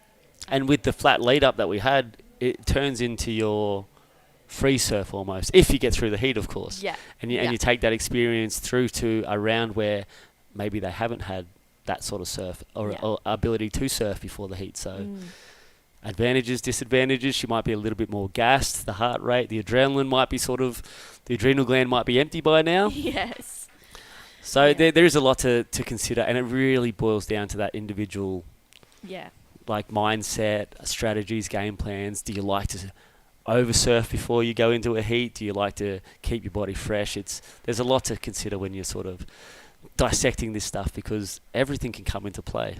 Yeah, absolutely. And I think as well, it depends on what kind of athlete you are, whether you like to go in there feeling a little bit sore or feeling a little bit gassed out, or whether you like to be feeling, fresh and new. I know that one of the shortboarders, Reef Hazelwood, he went during the Tweed Coast Pro last year. He actually went into a gym and did a light session at a gym. Got his pump on. Before his heat, and then went out for his heat. So people are so different. Some people I know just like to sit in their room and rock up 20 minutes before the heat starts. Well, I guess if he's squatting 100 kilos and then jumps out and hits those airs that he normally hits, his legs probably feel light as feathers by the time he's landing those things. So. Oh, yeah. He's pretty incredible in the air, and it's great. It's great when you start seeing those game plans, those strategies. A lot of guys will use the bands before a heat just to get that fast twitch muscles fired up without putting any load on it. So there's, especially the way sports science and everything's moving, there's so much information out there now. Sometimes you have to sort of sift through the beneficial, not beneficial. Yeah. But it also comes down to a lot of individuality. So yeah, totally. What works for you, whether it kind of comes into play. And I think the junior series as well, a lot of these surfers would be coming up through a junior series, whether it's, or even doing amateur longboard events, kind of figuring out, what kind of a game plan works for you, what kind of preheat routine, what kind of, heat strategy as well. And this is Leanne. I liked that redirect to the left to try and get into that critical part of the wave. She's using her board there to redirect it for a nice carve, but super stylish board, by the way. The colours on that thing sort of really pop out. Sort of projects itself as an interesting shape until you see the sort of rail colour. Yeah, absolutely. So we'll see where that locks in as for Leanne. And 9 minutes to go. Up next, we'll have Sujin Park from Korea take on Hiroka Yoshikawa from Japan. Ashley Lopez from the Philippines, as well as Mara Lopez from the Philippines. Family, LU specials. LU specials. Yeah, it's a strong family name down here. We have the Valdez, De La Torres, Lopez's, Esquivel's, of course. This is the home of longboard surfing, and you'll see them flooded throughout these heats. Yeah. And local knowledge will be coming into play in that next heat. I can't wait to see that one. So Mara is 12. She is young, and she is a driven young surfer. You'll see her longboard, you'll see her shortboard, all round game. That's the other thing that La Union does really well. They've got both categories. They're spending a lot of time in both disciplines, which is rare because they're not just doing them; they're actually excelling in them and doing great in them. So it's really cool to see what's going on up here in La Union, the surf capital of Luzon. I agree. It was really cool to see her, and the fact that she was so young and doing so well, and as you said, really determined. Leanne up and riding again on this one. Oh, sorry, this is not Leanne, this is Gina Kim. I was looking at the blue rails and thinking of Blue Rashi, but wow, Gina just connecting this one all the way through, really patient through this wave as well. Taking this one to the inside and then out the back. Sheila carving down on this wave, looking really solid, just kicks out to get a good finish. And all these girls almost a little bit caught behind, 3 for 3 behind the section, but it's good to see Leanne sort of getting out in the open. Hopefully Sheila can remain out of her way. Yep. Horrible way to get an interference when you're sort of stuck in that no man's land and trying to get your board and yourself and everything out of the way of the next competitor. Yeah, and it's not as easy as just turning a shortboard around. It's you have to really use your strength, use your core to get that board back to where you need it to be. But Leanne just taking that one through, and wow, Natsumi on a good-looking wave out the back, walks up the board, steps back. Solid carve for Natsumi Teoka, just showing her experience in Arashi as well as on the board, and once again carving back. She was walking up the board here, trying to get another nose ride, but doesn't quite do that. Might even find a little inside connection for Natsumi, just to kind of put the cherry on top for this wave. Locks in for another nice nose ride on the inside. I don't think that 5.25 is very safe in her scoreline at the moment. Yeah, I think it could even surpass her 6.5. I really like that wave. Those two calves were solid. And experience was the key there. The wave selection, just sitting there. She waited for that wave in priority for quite a while there. Yeah. And you saw the other three girls all take waves that sort of ran away in front of them. That was just a perfectly timed, perfectly paced wave that Natsumi just settled into, and I'm sure she's going to throw away that 5.25. A couple of massive calves there. Judges love to see the women showcasing their power in the down calves. Yeah.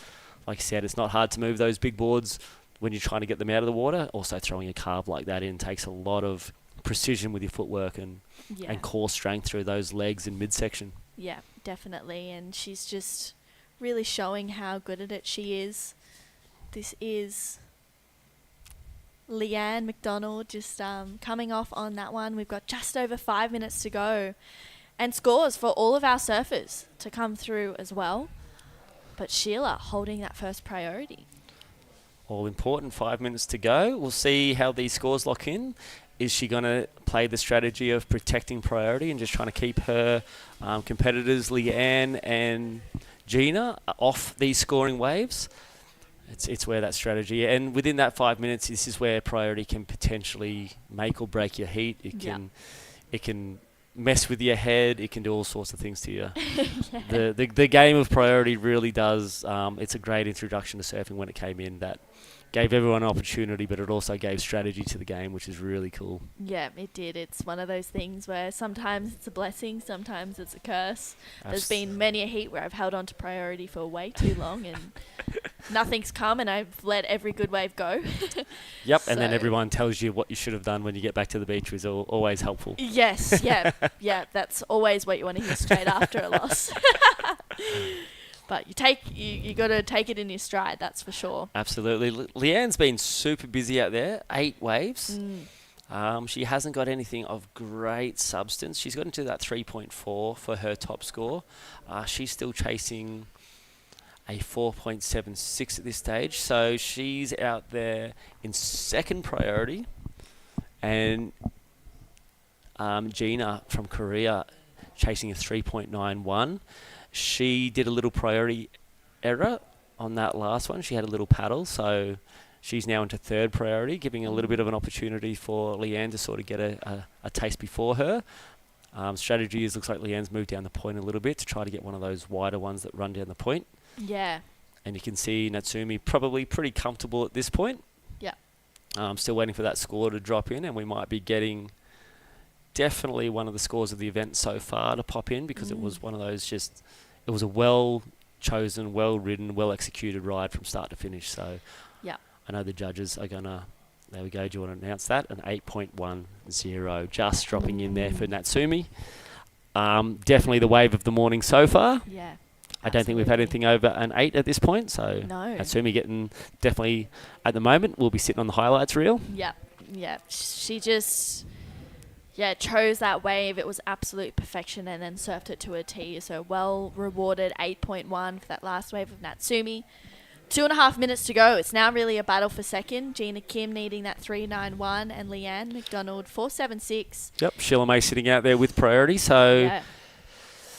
I'm sure she's got one eye on white and one eye on blue Yeah. to see where they're sitting, because she's going to want to protect at all costs them from getting that score that they need, which is a 3.9 for Gina and a 4.67 for Leanne. So she'll be probably watching Surfer in White Gina the closest, Yeah, for sure. and also trying to, when she does, she wants to throw away that 3.15, which she has a 5 in her score there, so definitely capable of. It's definitely still open at this point with 1 minute and 53 seconds to go. Yeah, I think, she's got the upper hand here with that priority 3.15. So it'll be interesting whether she decides to stick sitting so far out the back and let Gina and Leanne kind of move themselves in a little bit, or if she positions herself a little bit wider to stop them from getting a wave. But Natsumi Just having fun at this point. away. Wow, taps for a 10 there, locks in for a quick moment and then carves back through. Looks like she's just going to walk up the board again, locks in for another nice 5, pedals back just in time as it starts to wall up in front of her. Getting a nice inside connection as well. So Natsumi with 1 minute to go, bit of a victory lap here. I feel like she could make her way in. A very victory lap, but on the case out the back with the priority, Sheila May has made a priority mistake out there. Yeah. She just paddled for a wave. Now with priority is Surfer in Blue. A Surfer in White there, kicking off, making sure she didn't get that interference and put herself right out of contention. But Surfer in Blue doesn't look like she's going to get towards that requirement on that wave anyway. Yeah, that was lucky for Sheila that wave didn't really do much for Leanne. She tried to have a swing on that one with 30 seconds to go. There definitely could be another opportunity on the inside. So we'll see if she has a look. Well, speaking on the inside, Natsumi was sitting similar to there, and she just dropped a 6.50. So Natsumi basically, for that, in the lead, comfortably. She just decided to move down the reef just to get that little bit of extra practice on, to feel the line up a little bit more. Yeah. Such an experienced sort of strategy to just go feel out the waves on a different sort of area, and she just dropped the second highest of the heat. So Natsumi showing her skill and ability and coming through with a win on that heat. Yeah, Natsumi just really dominating that one. Sheila May Convicto moving on through to the quarterfinals as well. Gina Kim, unfortunately, bowing out, and Leanne McDonald coming in 4th as well. We've got Heat 2 for round of 16, which is Sujin Park, Hiroka Yoshikawa, Ashley Lopez, and Mara Lopez, sister duo, out in this heat. So nerves for the family on the beach. Don't go anywhere. We'll be right back with Heat 2 right after this break. Let's wander La Union's Tangadan Falls. The perfect side trip after surfing the waves. Hike along the scenic trail and be greeted by the majestic 50-foot falls. Whoa! The best part? A dip in its cool, refreshing waters. Seek more thrills in La Union. Let's wander the 100 islands of Pangasinan. 124 to be exact. Each with their own hidden secrets to be explored. The islands are connected by the Lingayen Gulf, and bridges, and even zip lines that let you fly from one island to the next. Woohoo! There's hundreds of adventures to dive into when there's 100 islands to explore. Welcome back to WSL, La Union International Pro. We're back with the Waxhead. And introduce yourself. We're going to Jerry talk about Deegan. Jerry Deegan here from originally Shargau. from Australia, but from Shargau, a guy I've run the comp for many years down there, and they thankfully and I luckily got invited back here to have a chat with you. QS 1000, heat number 2, round 16. Things really heating up out there right now. And Mara Lopez, the local girl who got through her heat earlier this morning with a big scalp. She's out there to compete against her sister, I believe, Ashley Lopez. So a family affair right now, but they've got their hands tied with Hiroka Yoshikawa, the favorite from Japan, and Sujin Park, who comes in ranked 5th in the Asian region.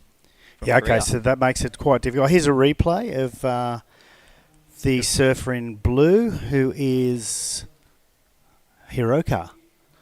So fast feet Hiroka, which is a signature of her style.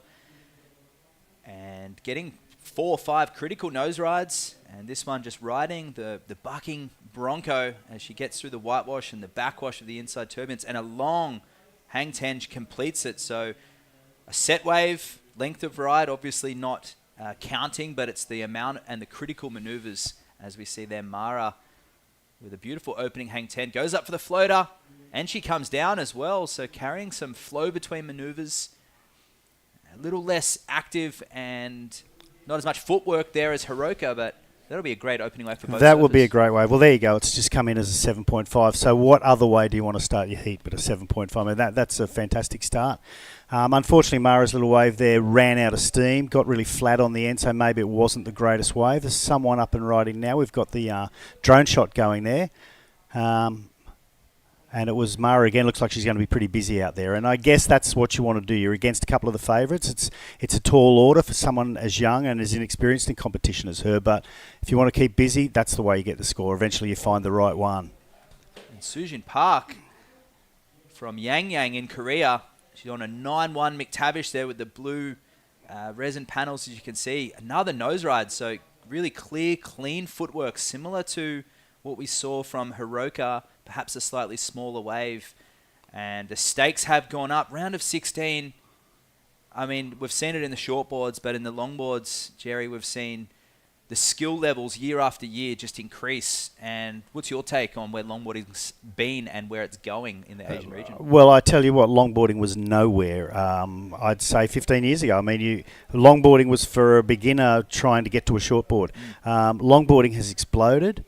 My real experience is in the Philippines as opposed to other places, but longboarding has exploded. The surfing is fantastic. I just didn't think, you know what, I think the longboarding has exploded and the levels have gone exponentially compared to the shortboarding. You know, as you know, we have a guy on the World Championships in longboarding, and barely 15 years ago you wouldn't see a longboard here. Yeah. So it's So really... the actual finding a longboard was a rare occurrence in the Philippines that long ago? Well, it wasn't a rare occurrence because you had them as beginners boards. Sure. To see someone that could really ride one was a rare occurrence. Yeah. So they've realised that it's another form of surfing and it's a valid form of surfing, and they've taken it to heart and they're going crazy, you know, and they're doing really, really well. And, you know, nowadays there's half of the lineup of longboards.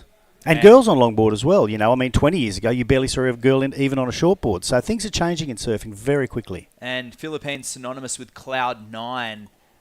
We'll get into the history of surfing there at Cloud 9. As with all the viewers right now, I'm sure they're no stranger, longboard or shortboard, to the beautiful waves there. But Sujin Park in second place, looking at a 6-point ride in red. So nice opener, 7.5 there for Hiroka. And Mara Lopez in third with a 4 for her opening wave. Just a 1.5 backup. But this is Ashley Lopez, the experienced goofy footer, the brother of Warren Lopez. Nice timing with her footwork. And the goal for these surfers is to position their board in the pocket. And, you know, we talk about barrel riding Cloud 9, Jerry. You know, nose riding on a wave that's underhead high. To get that perfect score, you've pretty much got to place the board exactly like you would getting barreled. Yeah, look, I know more about barrels than nose riding. I'll be straight up with you. Well, you know what? If you know that, you probably could nose ride. I probably could. I guess I'm a bit of a traditionalist, and I do take a longboard out occasionally if the surf's really small, Sure. particularly if I'm up here in Low Union, and Luke Landrigan will say to me, take a log out there and have a go. I'm not very good at it.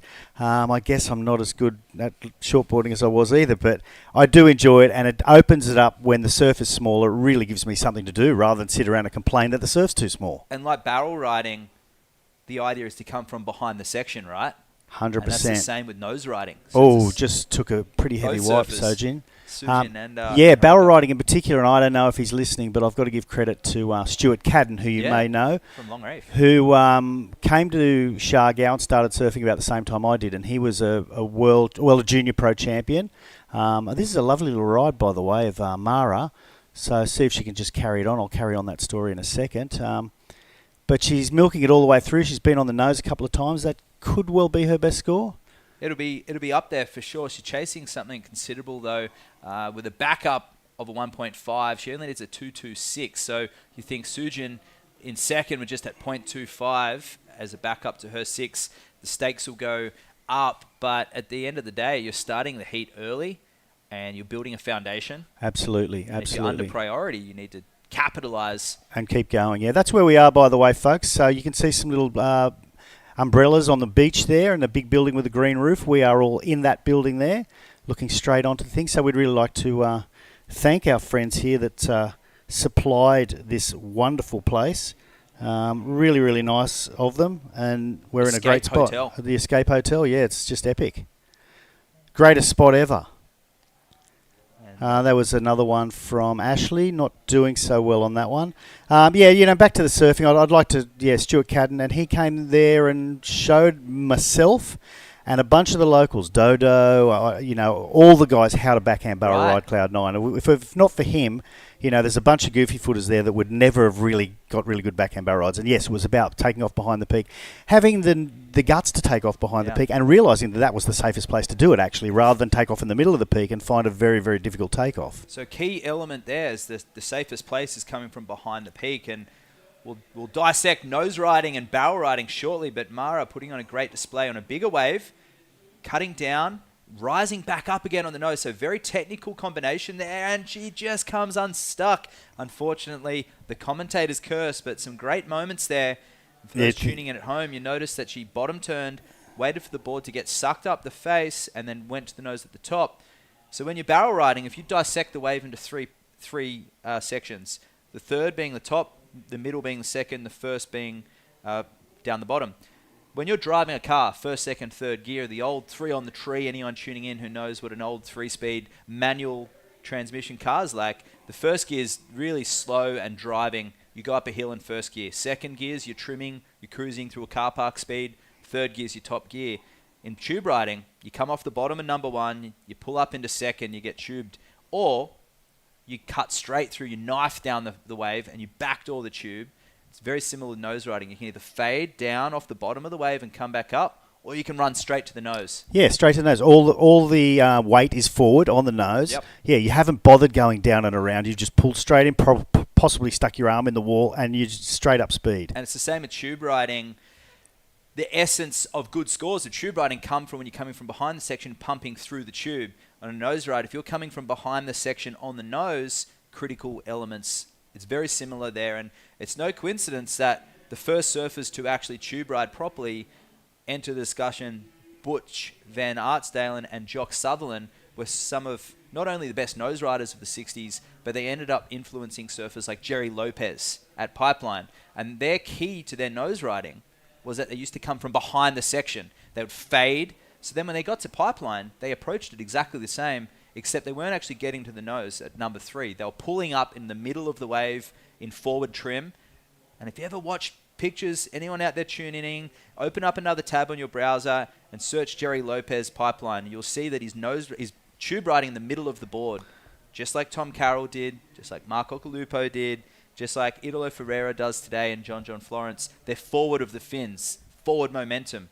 And that's how we get our speed in longboarding. Yeah, okay. Well, it's really interesting, the comparison. And I guess it's something I haven't thought of that much, but when you put it that way, you can really see the comparisons and see that it's not the same sport, but there's some similar concepts as far as getting speed and where you are and where your weight is. Well, the Big Wave Tour is got the green light to tune in at Nazare for the tow event, and what we see in big wave surfing with paddle surfing, like at the Eddy with Waimea, the boards that they're riding are wide point forward now, and they're very similar to the 70s style boards with beak noses and a lot of volume up the front for paddle power.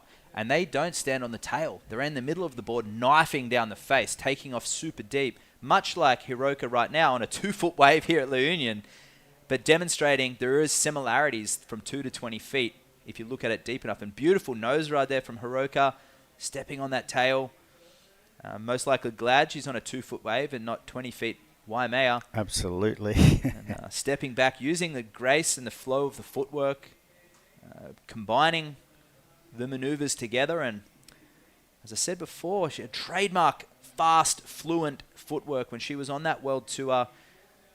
Some of the fastest feet in the business. So what's her... she was on the world tour. Yeah, she fell off the world tour, did she? Yeah, 2019 COVID put a little bit of a halt to a lot of the surfers in Asia and Australia and New Zealand in competing. So it was just the Americans and some of the South Americans that were on the World Longboard Tour, introducing the Challenger Series for shortboarding and then the regional qualification for longboarding. A lot of those surfers then had to re-qual through the system. Okay. And here she is now, taking a break last year from some competitive surfing. And chasing it once again this year. Yeah, that's right. And why wouldn't you? She'll be here for, no doubt, the single and unattached event, an invitational event that'll come up in middle of February. So she'll probably spend close to That's after Belair? That'll be after Belair. And there's which holds no ratings points for no ratings points. A Vans invitational event that's been going here for 10 years. I believe this is the 10th year. And that was courtesy of a local guy, Buji Libans, who has set up the Lark Cafe and homestay up the road. Yeah, and okay. He was traveling around experiencing longboard culture in different regions. He was there in Bali, and he was there in the USA. He was there at Malibu. He watched the Duct Tape Invitational at Huntington Beach at the US Open. So he personally, my first introduction to longboarding in the Philippines, saying, hey, we've got this right-hand reef break. Okay. And traveling this far, always wanted to get barreled. I never thought dreamt about of taking a longboard. So here I have a shortboard and a longboard. Yeah, well, why wouldn't you? Well, it's a Vans event, and I want to shout out to Wendell, who's the owner of Vans Philippines, and who came to golf with us yesterday on a lay day. So Beautiful. G'day, Wendell. I know he's up there watching right now. I walked past him about 10 minutes ago. So thank you, Wendell, for all your support. But Mara currently in second place and goes down. So the 4-point ride on her last considerable wave, that was a priority mistake there. We have got the priority board up and running, and a lot of these surfers haven't had a lot of experience with priority. They do have it in the UPSA series, in their national series. Oh, wow. Hiroki Ishikawa, set wave, jump straight to the nose, using the tail now, and she'll look to try and find another section of substance. That was interesting because she was sitting wide and took that wave. She must have been paddling back out. Under priority too. And it's going to be a scorcher. Wow, and she comes unstuck. So looking to drop a 5.25. It'll be close with that incomplete. But it's the Korean, Sujin Park, who's down into fourth with nerves of steel, only catching 2 waves. But she's well aware of the assignment. And this is a replay of Ashley. So Ashley's just on a smaller wave. She's going up and down the board, cross step, toes on the nose. Little 10 there. She's going to be her best wave. Just shut down a little. I'm not sure if she's going to get around it. She isn't. But, Ashley's a really competent surfer. And I have a question for you. The previous wave of Hiroka. Yep. Now, she just sort of fell right at the end. Now, is she going to lose points for that? Or had she just pulled off in exactly the same spot? She would have got the same... We'll watch Susan yes, here, and she goes down. So I was just about to say she understands the order of the judging, set wave and commitment. So she was on her way to a great score, but incomplete.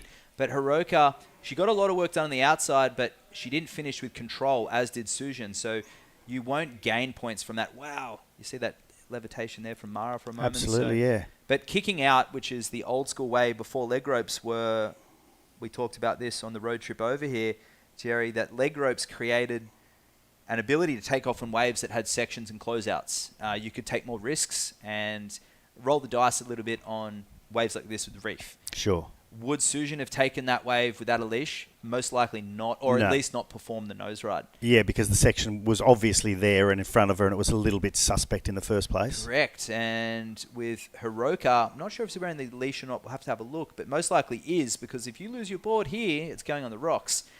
So it's a catch-22. Mentally, you have the safety line of the leg rope, but in terms of converting that to points, sometimes having that backup plan can I mean, how much does the leg rope drag? I mean, what is the disadvantage, it really? physically gets in the way of technical footsteps, so the nose riding and the stepping up and Which down. is vastly different on a short board where you don't do as much walking up the nose. You so- barely feel it on your ankle, Yeah, especially yeah. a lightweight board. You need a thin. Okay, so pitch. it's just maybe cross-stepping and getting in the way or stepping on it. Correct. Yeah, okay. And it's a mental thing as well. But it's far more valid then on a long board than it is on a short board, particularly in competition. Absolutely. Oh, Yeah. yeah. It's, I mean, it does get in. You'll see the best surfers in the world not wear leashes because they just get tangled. Do you And think if the best surfer in the world, and maybe one of these girls will become the best surfer in the world, do you think if the best surfer in the world was here right now, here comes a replay of that, of the previous wave of Hiroka? She's wearing a leg rope there, strong hang 10, and she steps back on that tail, carving that around, and not unfamiliar to right-hand point breaks. Hiroka is relishing in the warm water here of La Union, and she's putting on an absolute clinic. So this was an 8-point ride. Majority of points coming from that outside nose ride. The judges seeing set wave, hang 10, and went on complete on the inside, so you can't help but feel There was a that little bit left would have out been there. up there in the 8.59s with a clean completion. I mean, Sujin nosedived, but she completed the hang 10, got the 1.95. Yeah, which okay. has put so her down into third. She needs a 2.4. So if Sujin rides out of that and doesn't nosedive, she's based on Hiroka's score. She's most likely getting a mid-range score 5, just with a single putting it back up maneuver. into second place, yeah. But But the leg ropes, they are crucial in crowded environments. They are obviously crucial to the development of a lot of surfers. But any advice out there to surfers that are in that intermediate or beginner stage, consider, would you surf that wave if your leg rope snaps or you didn't have a leg rope? Would you take off on that wave? it's definitely something to consider, yeah.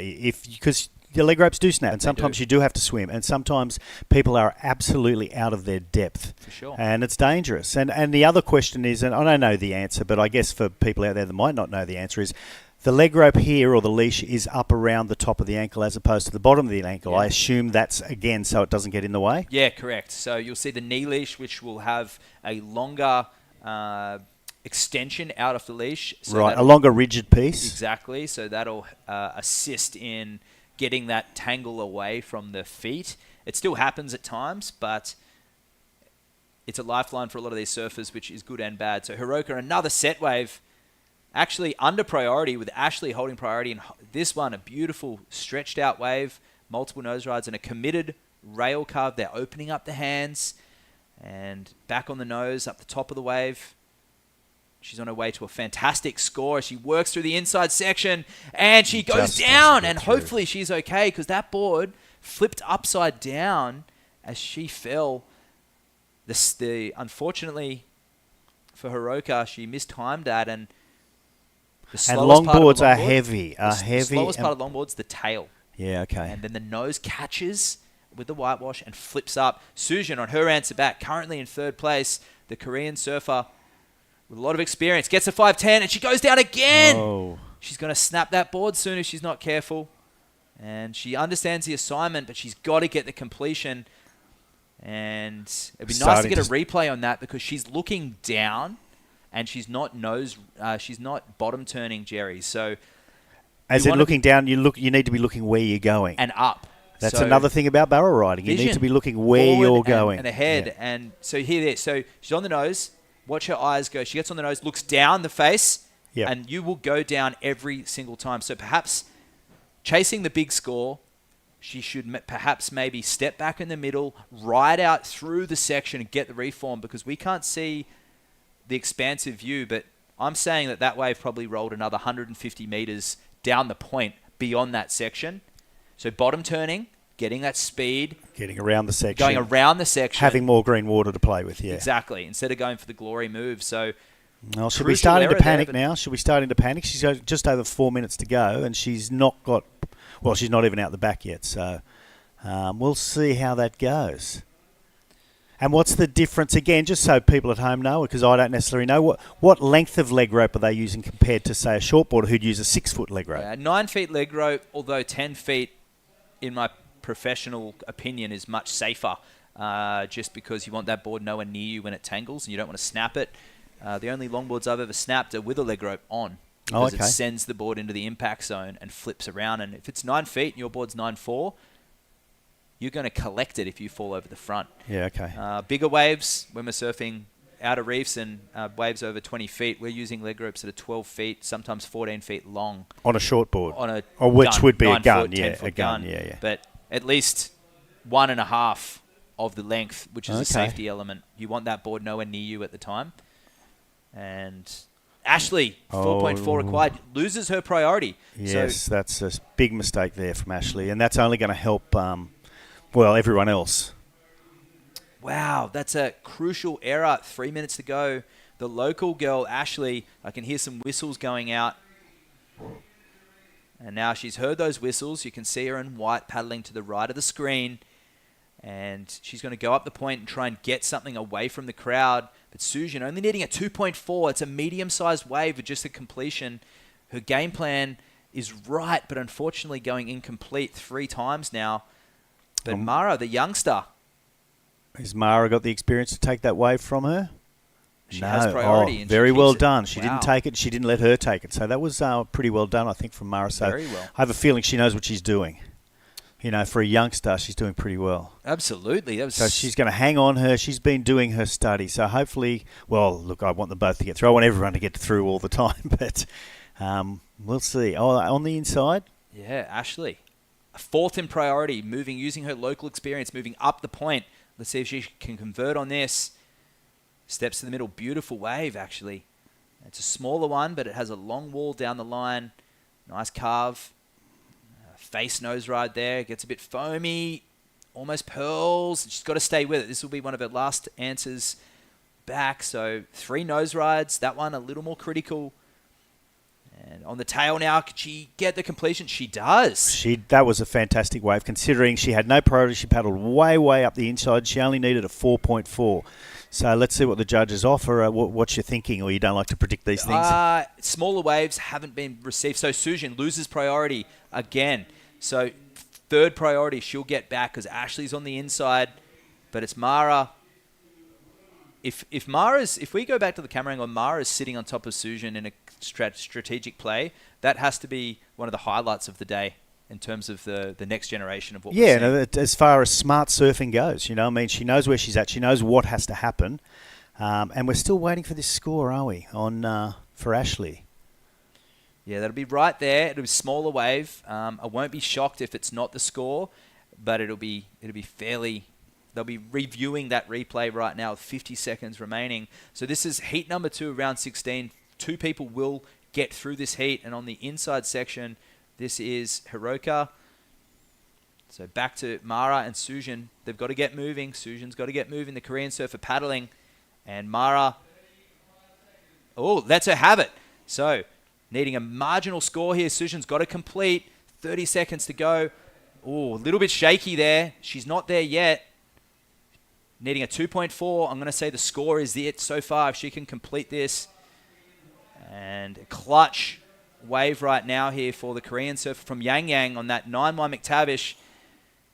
I think that's the score, Jerry. I think that's the score too. And after we talked Mara up, she let her go on that wave, which is quite a shock. Susan flexing her experience against the young Mara, who was right there, but perhaps didn't have the awareness to drop in. Yes. Use that priority. So Luke Landrigan, who's got a big influence on the longboard community around here, will mark that as a moment of experience for Mara. She did great to get through to this event. Exciting prospect ahead for Philippine longboarding. We'll say goodbye to Mara and we'll say goodbye to Ashley, no doubt. But that score's still to drop from Susan, so it's not cemented yet. We're going to go to a break and we'll be back shortly for Heat 3.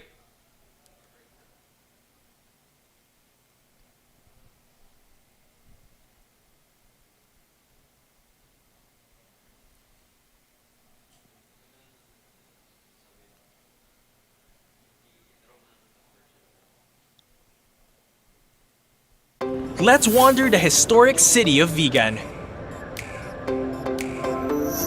This UNESCO World Heritage Site is one of the best preserved Spanish colonial towns in the world. Walk along cobblestone streets of heritage houses and historic attractions dating back to 1500s. Don't forget to take home Ilocano crafts for pasalubong. Travel back in time in Vigan. Let's wander La Union's Tangadan Falls. The perfect side trip after surfing the waves. Hike along the scenic trail and be greeted by the majestic 50-foot falls. Whoa! The best part? A dip in its cool, refreshing waters. Seek more thrills in La Union. Welcome back. This is Jerry Deegan and Matt Chinoski, also known as the Waxhead. We are here at the WSL La Union International Pro in the Philippines. We're on the west coast. We're on the west coast, yep. The West Philippine Sea. And, whoa, that's Daisy Valdez, a local from here who I've known for many, many years. Fantastic surfer. She's been the queen of this place forever, and she's been to every event in the country. As a matter of fact, she's coming to Australia at the end of February. She's going to go into an event at Noosa, I believe. Yep. There's some kind of longboarding event in Noosa. And my lovely wife, Susan, I hope you're watching. Daisy may be staying at our place for a couple of days. I'll just warn you right there. There you go. And hope to show her on the north side of Sydney as well. Oh, I wouldn't go to the north side, mate. It's funny because the Waxhead over here is a north side boy and I'm a south side boy. So, Daya from Indonesia, she gets the coffin ride. We're introducing Daisy in red, but Daya Novodosari comes in this event ranked number 2 on the longboard rankings. And she's a bit ginger. You see her head there. She suffered a fin chop 2 days ago. And so gets to the middle of the board, goes to the nose, and hasn't been free surfing. And the poor thing is in the wars right now. Probably collected the fin just then as well. Yeah, and she's paddling out a little gingerly as well. Where did she get the fin chop? Do you know? Here at La Union. Oh, what part of the body? Her own board. Her head. Oh, on her head. She's got stitches in her head right now, hence the cap. She's one of Indonesia's brightest prospects with shortboarding and longboarding. So it's a shame to see her ranked so highly coming into this event. So if she can get through this heat, it would be a lot of confidence seeing this will most likely move in the next round. And introducing Ginger, our competitor from Italy, 11 years of age, made it through her heat earlier. She's riding a Luffy longboard, I believe, from Portugal. So an international affair here. And doing very, very well. How old did you say she was? 11. Oh my God, that was a great wave actually from not just an 11-year-old, anyone. And what's interesting there is, that's a big, heavy board, and it brings me to the new rules about not weighing boards, things like that. Can you fill me in on what's going on there? Traditionally, a longboard is the aggregate of, it's got to be 9 feet long, and the nose, tail, and width have to be 46 inches minimum. So basically, a longboard has parameters, but no one really pushes that envelope anymore because the criteria is put in place. Last year, they had a weight restriction of 15 pounds, and they had a length minimum of 9 foot. Well, 9 foot, otherwise 3 foot above your head. So if you were 6'2", your board needed to be 9'2". Okay, If you were 6'6", your board had to be 9'6". Or like Daisy, who really is probably only 4'10" or 4'8". Yeah, but unfortunately, you couldn't ride a 7 to 10. I think that was a little bit unusual to have the 9 foot plus ruling there. But true longboarding is traditionally 3 foot above your head. Yeah. Minimum. Well, most people opt for 3 or 4 feet. Well, I think when I started surfing, they talked about the surfboards being a foot above your head, like Sure. the shortboards. Shortboards, yeah. So I think I probably surfed the first time in '78 or something Yeah, like right. that. So that was like, you get a board about a foot above Your your first head. board was, on a shortboard, or when you learn to surf, you want to be able to touch the nose or just touch the nose of the board. Well, it wasn't that much later when Twinnies came out and whatever that, I had a board that was almost a foot shorter than me. Yeah, well, and that's what happened, and where longboarding is at right now in the world. So longboarding was accessible to surfers. It wasn't called longboarding in the 60s. It was called surfing because we had an evolution from Duke Kahanamoku, who introduced publicly surfing to Australia, to New Zealand. Oh, he did it on the north side, right? On the in north freshwater? side, yeah. He actually did he went over to New Zealand afterwards. He was in California as well. And along with Wally Forsyth and some of the Hawaiian surfers that came over to California, started surfing, surfboard riding as we know it. The Californians took hold in the 1940s, taking design to a new level. Over in Hawaii in the 40s, there was their own thing happening. They were watermen, and they were always using surfboards and canoes and swimming as part of their connection to the ocean.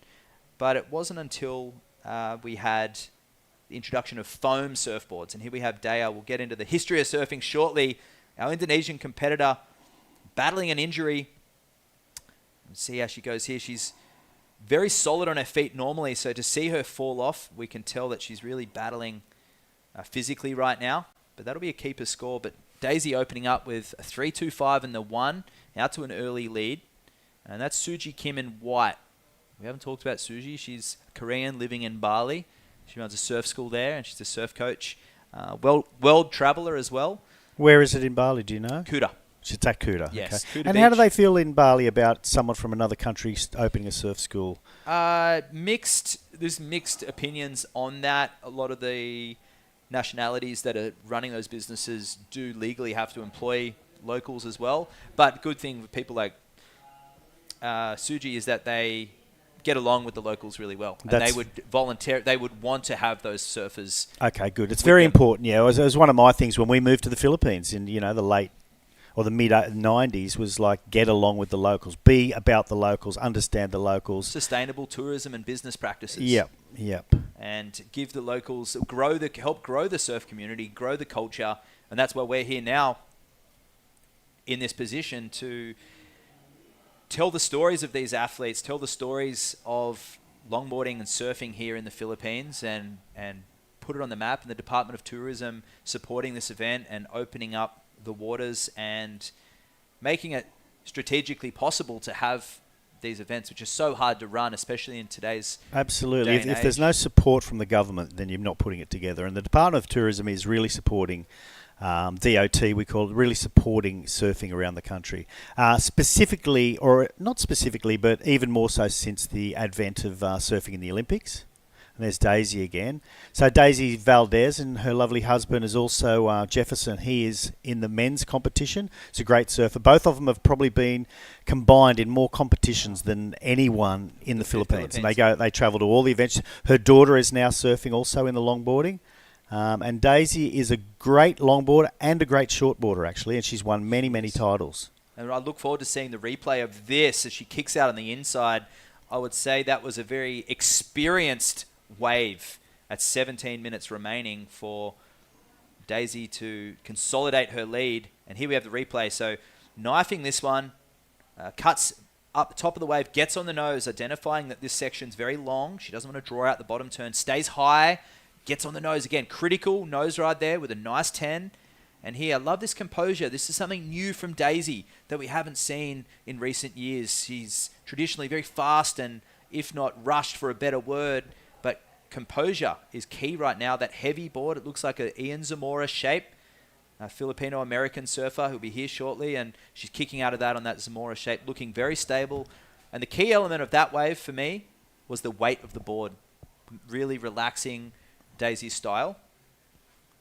And this is our Italian surfer, Ginger. Nice, committed turn. Staying really busy. And Ginger got a pretty decent score on her last one. Look at that. There's a bit of a soul arch, hang 5. First one I've seen. Very active on this wave as well. And she's bending that knee. And a key element of this wave, as we analyze this, if we can get a replay of that, it'd be awesome, is that her first cross step is really big. And when you're a smaller frame surfer like Daisy, or any of the surfers out there right now, this is Suji on her second wave. And just this one, not even breaking it. So a smaller wave and not a lot of commitment and risk-taking on that wave. No, desperately trying to keep going too. So this is Dea, live action. Second spot, nice nose ride, gets a 10 in the whitewash. She's got a beautiful style too, also from Kuta Beach. Second in the first LQS event, and great on shortboards as well. An amazing style on her shortboards. Okay, well, there's a few scores to come in there, so we'll see what's going on. Where was the first LQS event? They had it at Korea. Okay. Oh, that's right, in the wave pool, where it's correct. snowing. Daisy, a 7-point ride on her wave, so well-deserved, clinical, mature surfing there for Daisy Valdez. And Dea from Indonesia was over there surfing in Korea, and Daisy was there too. For a lot of these surfers, it was the first time they wore full suits, steamers, booties, and a lot of them had gloves and hoods. It was snowing. And the first time in a wave pool, I imagine, absolutely. as well. Yeah. An incredible performance from a lot of those surfers in that first event. And this is Suji going down. You can see she's not used to falling off wearing the surf hat. And you see the tail flip in that board, Jerry. Yeah. What that'll do is slow the board down. And she's got a wider nose, which is a more stable style board. And training wheels, if you will. Yeah, okay, so I was going to say you don't recommend that necessarily for the top-level surfers. They don't need the stability because they have the positioning of the wave. So, do you think, given that where she's at, and given that she's either come through the first heat or she's made it into this section of anyway, that maybe she's not getting the correct advice about boards, possibly, or maybe she doesn't have a coach and needs a coach, or something like that? For sure. We talk about positioning a lot of maneuvers. See that Daisy in the pocket, taking off deep. This one will shut down, and she jumps out of there. But the key element of nose riding is the positioning of the nose ride, and the tail and the rocker of the board is actually the most important aspect of nose riding. If you have a really narrow tail with lots of hard edge and lots of rocker and multiple fins, it creates release. So the edge on a surfboard knifes through water and splits the water, and it creates spray. And a soft railed longboard with a wide tail is slow, but the advantage is when the whitewash washes over the tail, it weighs the tail down, stable, and holds it lifts the board. The nose up. Yeah, okay, which is where you want to be to score your points. And if you have that stability in the tail and you're aware of that, you don't need a big, wide platform nose necessarily, because the nose is it's actually, ironically, a very minor element of nose riding. It's easy to do with a wide nose, but it's very difficult to nose ride properly on a wide nose surfboard. Okay. This wave, talking with Luke, you'll see a lot of surfers on the wider nose because there's a variable section of the wave. Malibu, for example, in California is not even arguably, it's known as the cultural center of longboard surfing. You'll see all sorts of boards and shapes there, but the best surfers in the water are not necessarily the ones on nose riders per se. Okay. And all right, here comes Ginger again on a slightly bigger wave. See if she can get around the section. It's a fairly tight angle of the shot there, so it's hard for us to see, and the people at home to see exactly what the wave's doing out wide. She's just gone a little bit too forward and nosedive there, but you see the nose rocker on that one, and the tail too. Very similar to Suji's board, but more flip in the nose. And that will allow those nose rides on the face. And there's probably a fair bit of difference because she's an absolute lightweight as well. Correct. Yeah. So breaking down the scores, 12 minutes to go. Daisy way out in the lead with a 7 and the 3.25. And here she goes. Nice fading turn, cross-stepping forward. So critical setup there. Holding that nose ride. Smaller wave. Great timing. Carrying that momentum through the inside with the cross-step. The weight of that board. Plowing through the dead section. And again, great timing there from Daisy. You saw the tail through the back of the wave. And she's out of there on the reef, so that was nice. Backup. That was nice. She stalled as well, way inside, whereas the others have been keeping going, losing the wave altogether. She knows the wave really, really well. And this is Dea here, the goofy footer. Nice tempo. That combo there, right there, although it's on the inside section, that's what the judges want to see. The combination of the rail turn and the flow walking straight up into the next maneuver. So that'll be a really nice consolidated wave to go with her 5.25. Well, she's only needing a 2.95. I think we're still waiting for a wave on Ginger, possibly, or did that one come Ginger's through? locked in. So Ginger at 4.75, even with the incomplete. So that was mostly because of her hang 10. And this is Suji Kim. Lots of waves riding in this one. So stable board. And just feeling the nerves. She's struggling. Perhaps. Yeah, she's struggling at the moment, big time. And again, maybe she arrived recently, hasn't had a proper chance to get a practice. Maybe went out this morning when there were 50, 60 people out and couldn't get a wave. It's quite difficult to come straight into this. And, you compare it to Daisy, who's been here her whole life, and, she knows this wave like the back of her hand. So we're approaching 11 o'clock right now. This is typical trade wind time for most coastal hamlets around the world. What's the wind usually do on the west coast? Well, it depends. It can go two ways. If you've got the full Army Hahn blowing, it can stay offshore all day. Yep. Unfortunately, the Army Hahn's quite north. Well, it's good that it's north because that's what's pushed all the swell through, in between the top of the Philippines and Taiwan. But because it's not a strong Army Hahn down here, we are going to see the afternoon onshores. Now, yesterday it got really quite strong. Hopefully it won't get too strong today. But it tends to happen here around the same time. Let's say it happens in Sydney and places like that, around 11, 12 o'clock, it starts to come onshore. I just hope it doesn't get really strong onshore. If that Army Hahn moved further south, the trade winds pushed in further south, we could have offshores all day. Now, funnily enough, they are south on the east coast, which is causing it to be onshore, but the winds don't get across the Philippines to here. It dies off in the mountains in between, and it doesn't make it all the way across. So then it settles the wind here and settles the atmosphere, and we do get the afternoon onshores once the land starts heating up. And there's a subtropical environment. Is there unique weather systems as well from areas on the coast? No, not really, and it's not really subtropical. It's full tropical here. No. Well, that's a kind of a hard question. I mean, it's always different here in the Philippines, and you never know. But I don't know this area as well as I do know the East Coast, to be straight up with you. So I'd hate to say something that was wrong. Sure.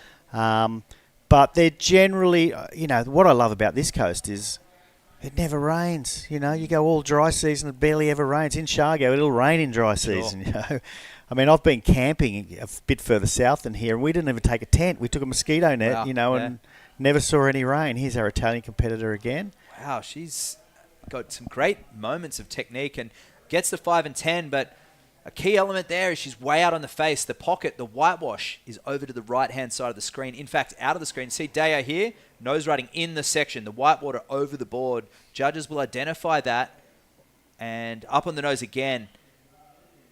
So it's all about the placing of the maneuvers here. We have some talented surfers in this heat.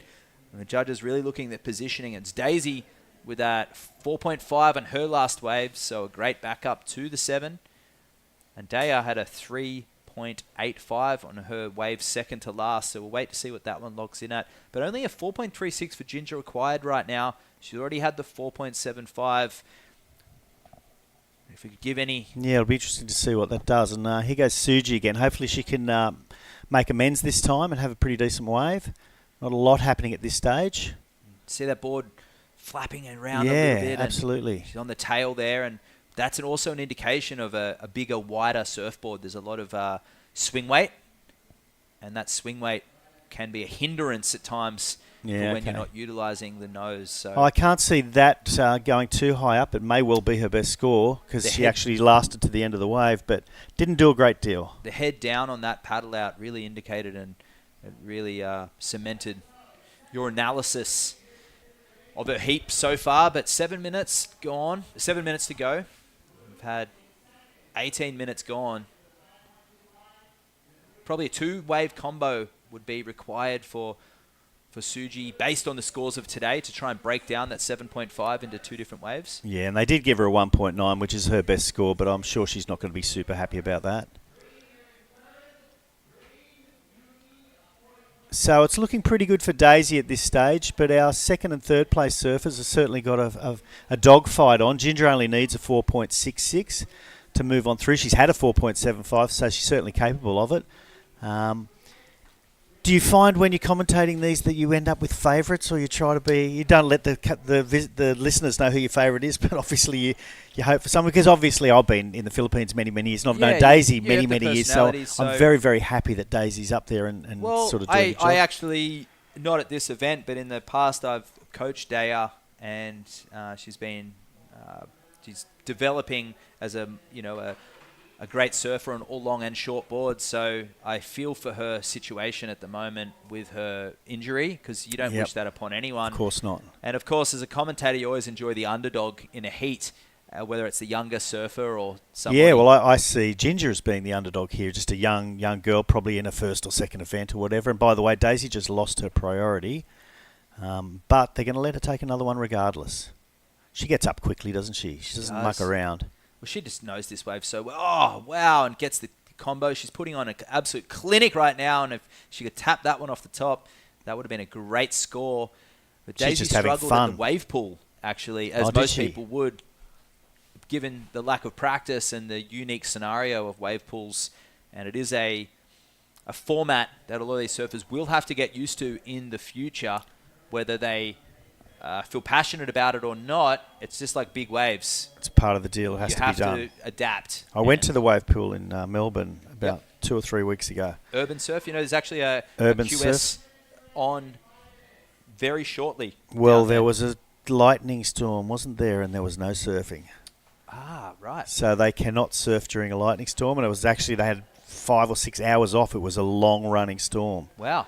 So I didn't get to see any action down there. I'd like to say hello to Jules, who works down there, a good friend of mine. Hello, Jules. Wonder if you're listening. But yeah, I'm pretty keen to get down to Urban Surf and have a go, just to have a go. Oh, they're building one in Sydney as well, so that's probably going to be the one I end up in. Yeah, they are, and they're popping up all around the world. Great training places, but there's no substitute for the ocean here at La Union. This is Suji Kim, our Korean competitor. At the moment, struggling with some nerves, really hasn't got any momentum in this heat with a 1.9 to 1.4. She's going to kick out of that. One of the smallest waves of the day. And Daisy swinging that fade turn around. She's just having an absolute ball. That would be her 7th wave. Yeah, she's just out there having fun. Ginger's got priority, so with 3.5 or more than 3.5 minutes to go, she certainly is capable of moving into second place. Again, we talk about it all the time, to not repeat ourselves, but sometimes it's a curse priority, isn't it? You wait too long, people under priority, you can paddle for anything you like. Yeah, just pointing at something out the back there, were you? Yeah, I was just having a look at a very similar situation to what we saw last heat with Mara and Sujin from Korea. So we had the dying minutes, and we had Mara Lopez and Sujin Park, second and third. And third place, also in green, was Mara. Correct. And it was an almost identical scenario with the youngster who in the long run made the error and let the other surfer take Did away. A great job holding priority, who was actually in the lead. Sujin was the one who came from behind. So can Ginger turn the script? Oh, well, there we go. We're starting to have a paddle. It's a pretty long line on this one. So 4.66 needed for Ginger. The wave looking good, kicking. Daya pushing her up the point. And here she goes. This is her answer back. And she gets on the nose, holding that nose ride, shuffling back, pumping down the line, shuffling up to the nose again, but gets the 10. Shuffling back to the tail, and there's the footwork that the judges will be looking for, getting lots done on this wave. Okay, found the section as well. And this wave, great wave selection there from Ginger. Maybe her best wave yet, but it's going to have to be close. A 4.75 required, a 4.66 required. At first indication was the maneuvers were there, the wave was there, just the subtleties in between perhaps weren't there, but only needing a 4.66. Yeah, well, this will teach us a lot to see what the judges really thought about that. It'd be nice to get a replay. But yeah, I don't know. I don't know, and I don't really know the judging as well as you do. There were some flaws in it, but there was some really good stuff in it as well. So it's really interesting to see where that one's going to go. It's kind of nail-biting, and particularly for her, obviously. So priority now with the Indonesian in blue. Daisy just in second. She knows she's feeling pretty comfortable in this heat, but still only holding a 4.5 as her backup. And with a minute and a half left, she needs to try and increase on that lead so far. Great timing. Board looking fantastic. Gets the 10. Good combination of maneuvers for Daisy, and beautiful timing. She knows this spot, obviously, like the back of her hand. Oh, yeah, and she's milking that all the way in. That was a great wave. I'm surprised she's even going to bother turning around. She's supposed to go out and have some fun, grab any other wave. No score yet for Ginger. This is Daya pulling the trigger. 1 minute to go. Oh. Wow. So it's all going to come down most likely to Ginger's last score. And Ginger's, look, it's a paddle battle. Yep. Ginger wants to get out there and get priority over Daya as well, and looks like she's going to do it. Wow. This is another fantastic moment here between Daya, experienced competitor from Indonesia, and our surfer Ginger from Italy Here right comes now. the scores. Oh, it's looking close. It's looking Right there, yeah. It looks like looking it's going to good. be in. Looking good for Ginger. Waiting for one more judge, and there we go, a 5.15, and she's moved into second place 20 with only seconds 20 remaining. seconds remaining. Super exciting heat, this one. So Suji has that priority. 15 seconds remaining. And Suji's not going to let Daya get that wave. So Daya's desperate in 10 seconds to go, and she doesn't have priority. Ginger now has priority again. And there's only... And that sums up Suji's heat right now. And we will wrap this one up. And that was the end of heat number 3. But we had a great exchange here at the end. But it was Ginger who snuck into second. The 11-year-old Italian beating Daya from Indonesia, and Suji Kim and Daisy Valdez, the local queen, taking the win with a very consummate performance there. We're going to wrap this one up, and we're going to go to a commercial break. Let's wander the 100 islands of Pangasinan, 124 to be exact, each with their own hidden secrets to be explored. The islands are connected by the Lingayen Gulf, and bridges, and even zip lines that let you fly from one island to the next. Woohoo! There's hundreds of adventures to dive into when there's 100 islands to explore. The WSL La Union International Pro 2024 is brought to you by Tingog Partylist, House Speaker Martin Romualdez, and the Department of Tourism Region 1. The WSL La Union International Pro 2024 is sanctioned by the World Surf League and organized by the United Philippine Surfing Association in collaboration with the provincial government of La Union, the municipality of San Juan, and the La Union Surf Club. This event is sponsored by Alima, Clean Canteen, and SMC Infrastructure. This event is recognized by the Philippine Olympic Committee and the Philippine Sports Commission. Back, we're with True has come back to join us. Welcome back, True. Thank you, Lovely to sit Jerry. and chat with you. Yes. Normally I would let you take the lead. There we are. Hello. Hello, Susan. Hello, Lily. Hope you're well. So we're now in heat number 4. Yep. And we have Kaida, is that right? Inue? I think Yep. it's pronounced Inue. Inui, I think. Inue. Yep. I'll let you know them better than I do so you can pronounce their names. Then you can Okay. get into trouble and I won't get into trouble. Well, there's Katie Inui out there. Hai Hyun Sung is out there for Korea, I believe. There's also Sakura Inui and then Antoinette Valdez from the Philippines as well. So Katie and Sakura are sisters, and this is a replay of the first few waves. Okay, and that I was just think mixed. Antoinette is Daisy's daughter that was in the last heat. Oh, wow. I think that's correct. I'll see if I can find out that for sure. I've met her before, and she's got a different nickname. So, in the Philippines, people have crazy nicknames. So sometimes you see their real name, and you think, oh, they got the same last name, but I'm not sure if it's the same person because some of the Yeah. nicknames are just, Yok Yok and Yuk Yuk and Bong Bong, and you get really, really funny names. I don't know if it's exactly the same up north here as where I was in Siargao, and then you find out someone's real name, and you think, oh my God, I had no idea that was the person. Yeah. It's pretty crazy. I was talking with John before, and he was talking about nicknames, and he's like, I don't actually know their real name, though. But here we go. This is Katie Inui up and riding. Just moving through this one. Locks in for a long 5 there. Katie, sister of Sakura, and also Taka Inui. Taka is an exceptional Japanese longboarder on the Longboard World Tour. Katie just taking this one all the way through to the inside, and she'll kick out of that one. I think that was the longest 5 I've seen so far, so I'll be really interested to see how the judges see that. We can compare waves to what we've seen before, and again, I know I'm not fearful to admit it that I have no idea. So I have far more idea of shortboards. So I'm really interested to see what they pay a really long hang five like that. Yeah, we saw Natsumi Teoka get an 8.1. She was in the first heat, and it was a solid wave. She did 2 really nice carves, and then got some good nose riding done as well. So it'll be interesting to see where that this last wave of Katie comes into play with that one of Natsumi. But I think we're just going to roll straight into the men's round Directly of after this? 32 Okay, straight great. After this. All right.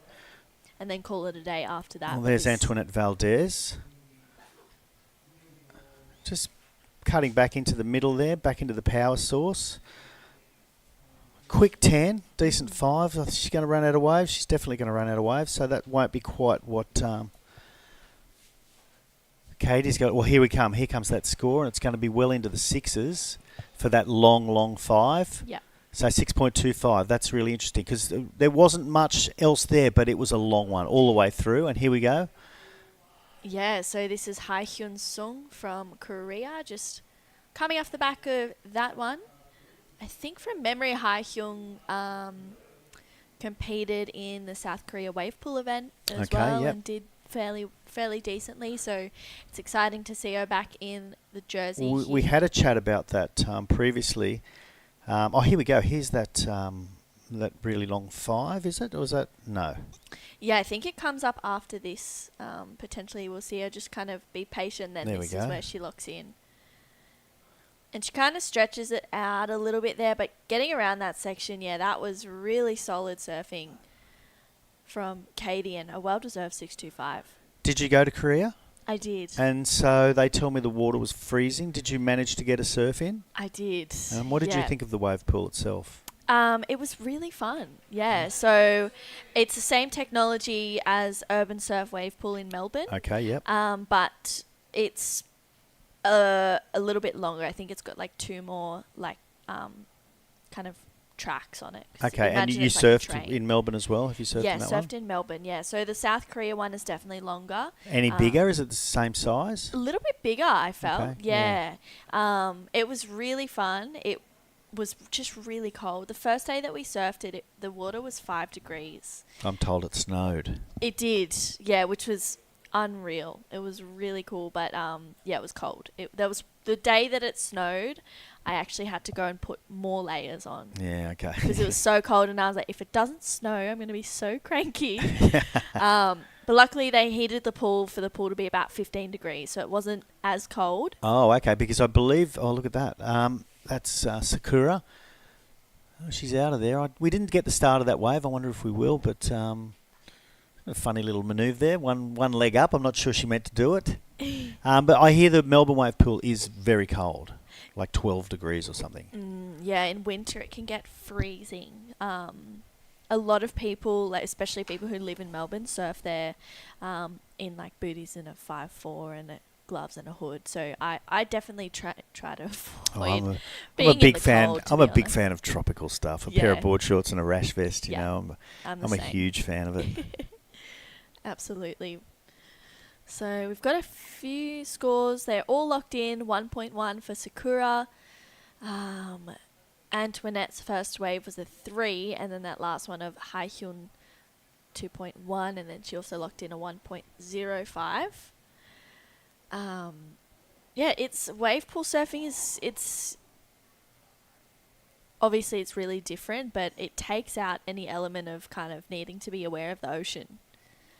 Yeah, which is, I think if you're not getting a lot of waves in the ocean, it's a good option.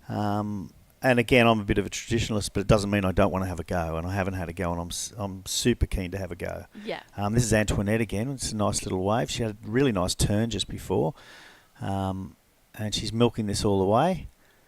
Let's see how she goes. There's a bit more of a section there. She's done. All right, well, that'll be a decent score. Hopefully better than her previous 3. Yeah, this is Katie once again locking in on the nose, stepping back. Bit of a cross step there. And she just waits for this one, just really maintaining her speed. Nice connection for Katie. flying through this wave, gets a quick 10. Just can't hang wow. on to it. That would have been really nice had she made it down there on that 10. But nonetheless, Yeah. it's going to be a pretty nice backup, I guess. Yeah. Although she has already got... Oh, yeah, no, that's going to be her backup. She's got a 0.7 as a backup. 16 and a half minutes to go. This is a little quieter than the last one. Not quite as many sets. The last one was super exciting at the end, as was the previous one. And this is our last heat for the women. Yeah. So we'll move straight on into the men.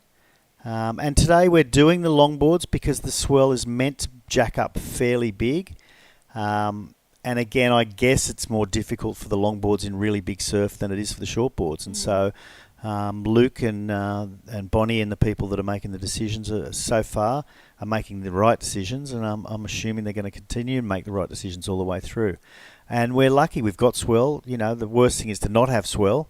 So we've got a whole week to pick the eyes out of whatever and give the surfers on the different craft the best options we can give them. Yeah, I agree. And it's so good to see the waves kind of coming to the party right now. This is Hai Hyun Sung, just super patient on this wave, not really making that many mistakes here, just moving up her board a couple of steps there, and then just a bit of a fumble as she gets out of that one.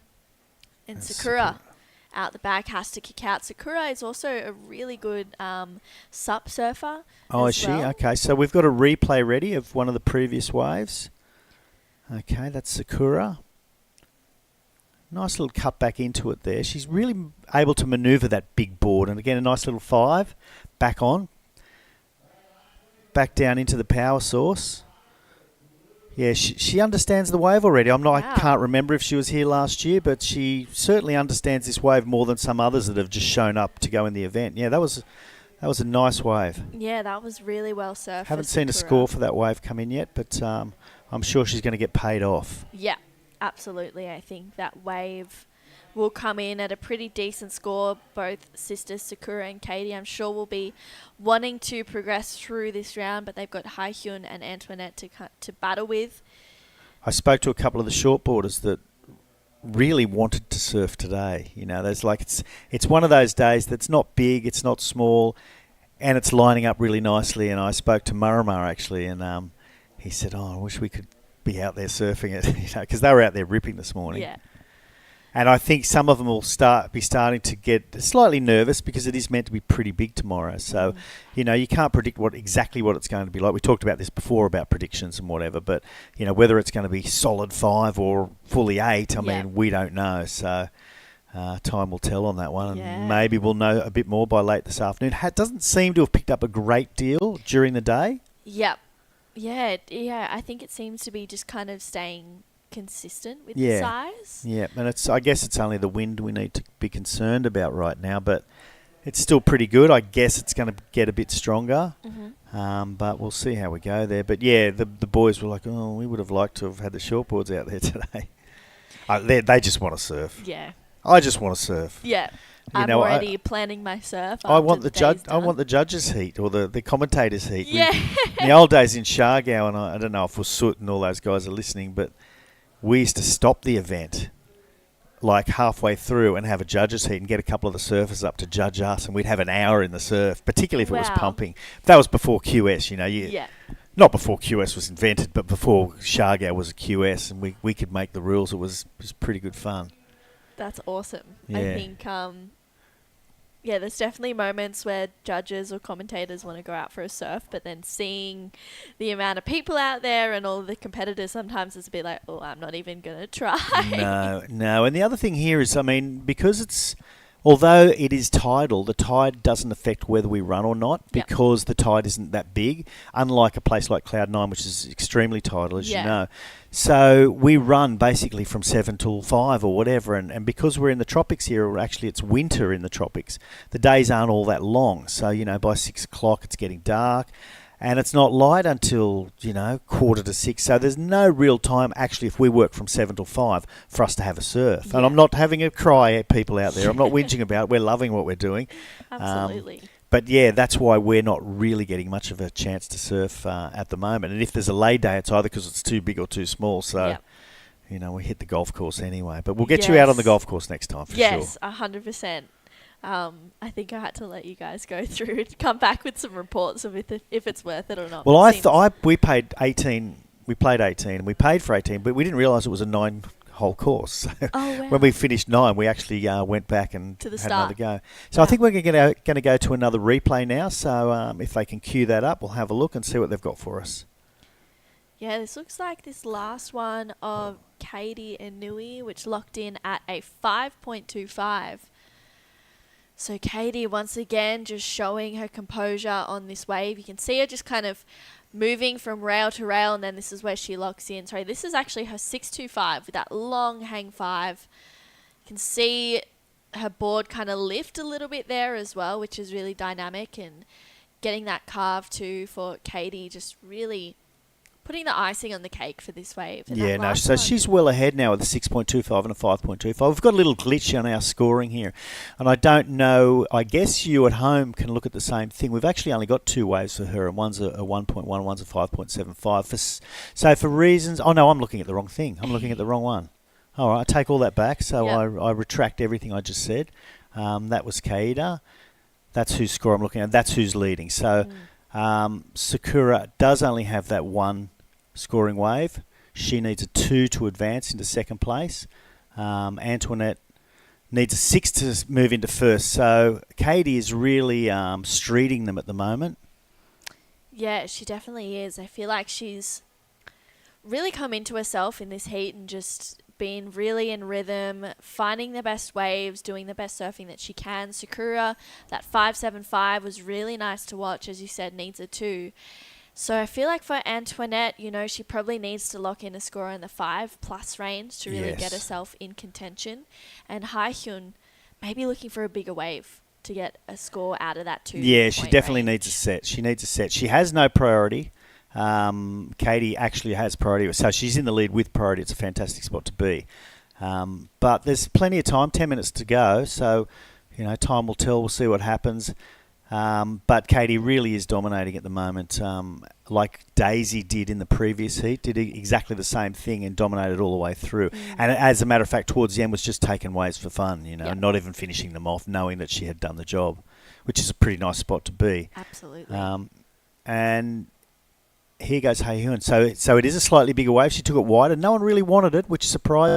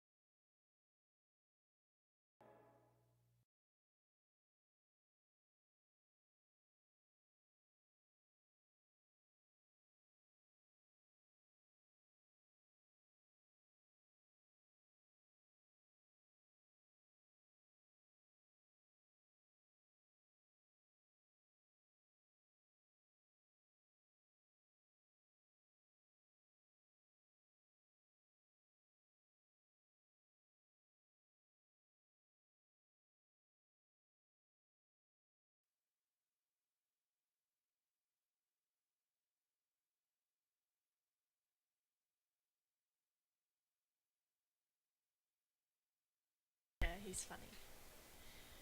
Super knowledgeable about this. He's definitely good to have in the team.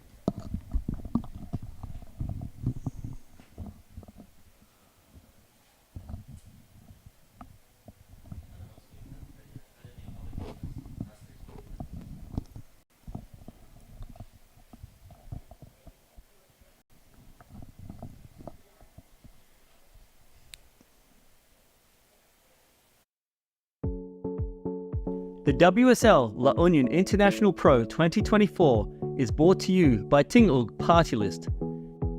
House Speaker Martin Romualdez and the Department of Tourism Region 1. The WSL La Union International Pro 2024 is sanctioned by the World Surf League and organised by the United Philippine Surfing Association in collaboration with the provincial government of La Union, the municipality of San Juan, and the La Union Surf Club. This event is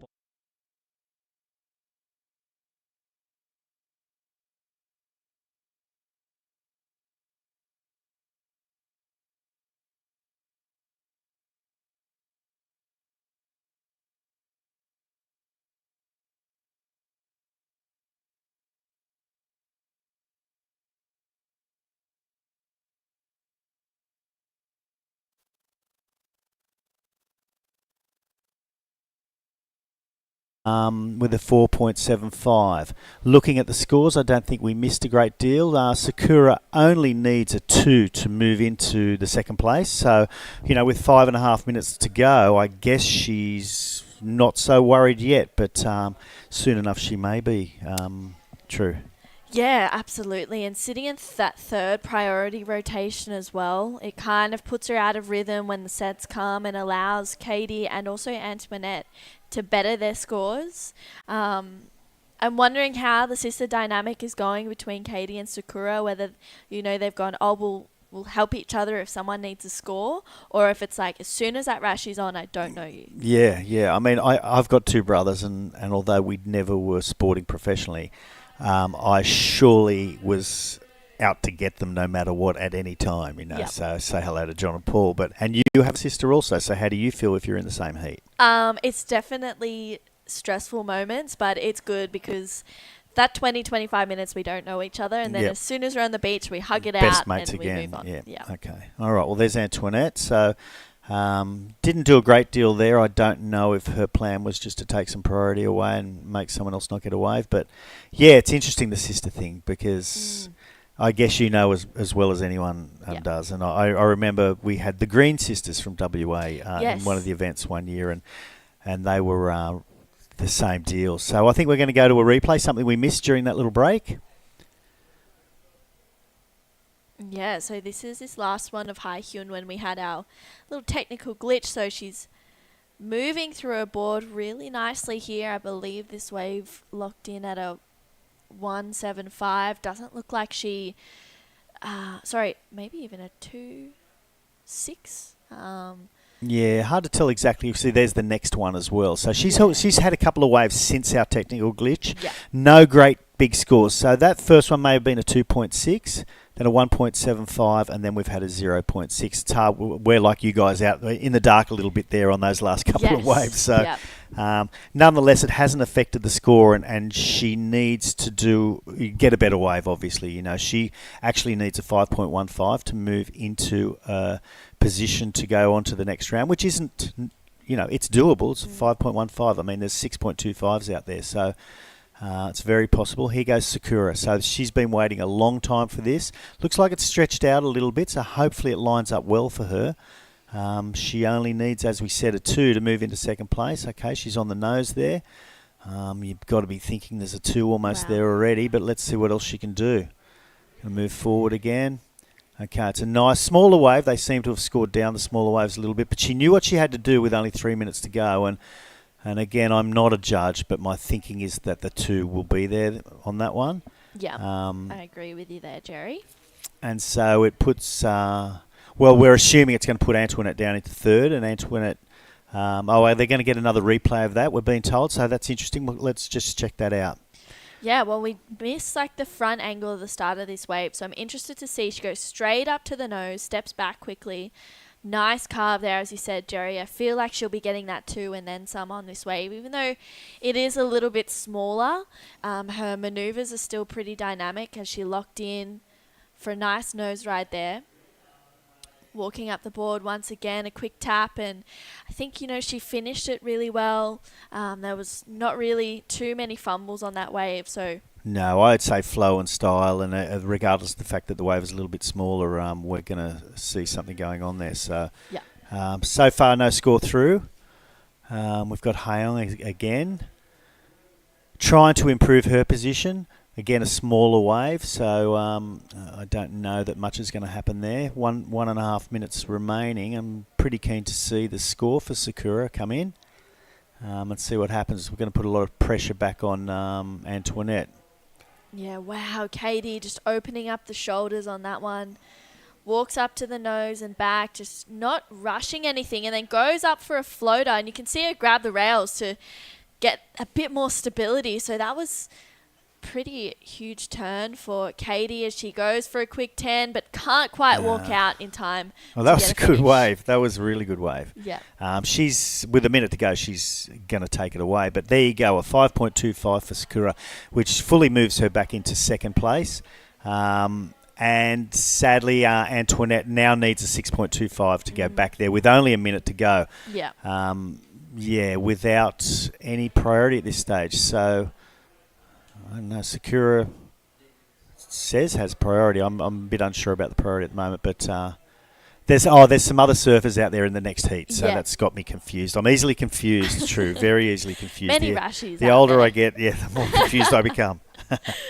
Well, 30 seconds to go, and looks like the Inui sisters are sitting in a pretty good spot right now with 25 seconds, and Antoinette needs that 6.25, but she's got that second priority, so it just depends if Sakura will kind of give her that space, but time is really the enemy right now. Yeah, 10 seconds to go. I don't see anything on the horizon either, by the way, so I'm going to say that's about a wrap, personally, so, you know... And that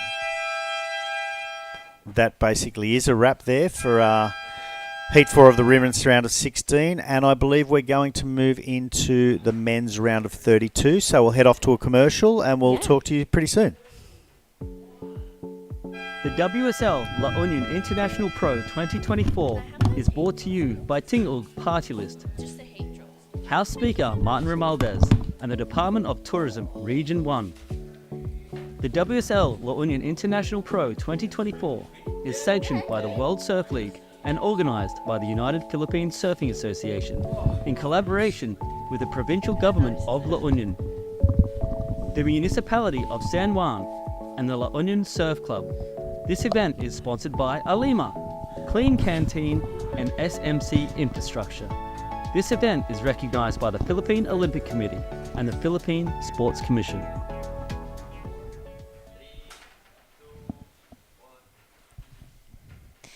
And welcome back to the WSL La Union International Pro. We have the round of 32 Heat 1 for the men's LQS 1000 here, which is probably one of the biggest longboard events.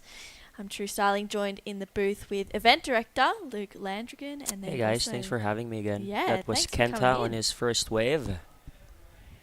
Pretty big heat with who's in this one? Yeah, John Carby. It's a big one, isn't it? Yeah, we have J.R. Esquivel, Rico Dumagin, both local guys from here. Kenta and Shota from Japan. I guess there's going to be a lot of eyes on J.R. Esquivel, and it's pretty cool that you're in the booth with us. You're one of his coaches and long-time mentor. Yeah, for sure. Here's his first wave. Really nice couple of steps up to the nose on this one. Gets that turn in, just driving off the bottom. And I think walks this back is up on the inside. his new boards from Takayama. Oh no, from Salas. So working with Kai Salas, you said? This The board of boards? him now is Yeah. from Salas. Yeah, he gets a bunch of boards from different shapers. Yeah. From Thomas, from Salas, from Takayama, and from a local shaper from here too. His name's Abro. Shout out to Abro. Hey, just a super strong start there from JR. Him coming off the World Tour, have you noticed, just from what you've seen of him local surfing, he had a bit of a role in the national tour. Have you noticed that level change in him? Yeah, definitely. Here's a replay now of JR's first wave. Talk us through it, Luke. So nice hang 5 there, and just waiting for the next section, and another hang 5, quick tap and a floater. Good flow. Very clean transition from his nose ride to that floater. And a quick turn. Yeah, the local guys just reads this wave really good. One thing that changed in JR surfing since he joined the World Tour is I've noticed he does less now compared to before. He will do a lot of little stuff like quick tap and go back, quick tap and tap. But now you can see most of his maneuvers are it's either major or close to major maneuvers. So he's kind of like cleaned all his surfing and then his transitions from one maneuver to the other. That was a great example. This is Rico Dumagain, another local guy from here. This is actually JR's best friend. Really? Wow. It's definitely a touch of class when they don't do too much through that downtime. It does help with that flow, which, as you can see, when Whoa. Jay knows what he knows and then brings his level of surfing back to the community, it really does sort of bring the tide up around him too. So Yeah, for sure. Especially all these guys, they watch him surf. They all surf together.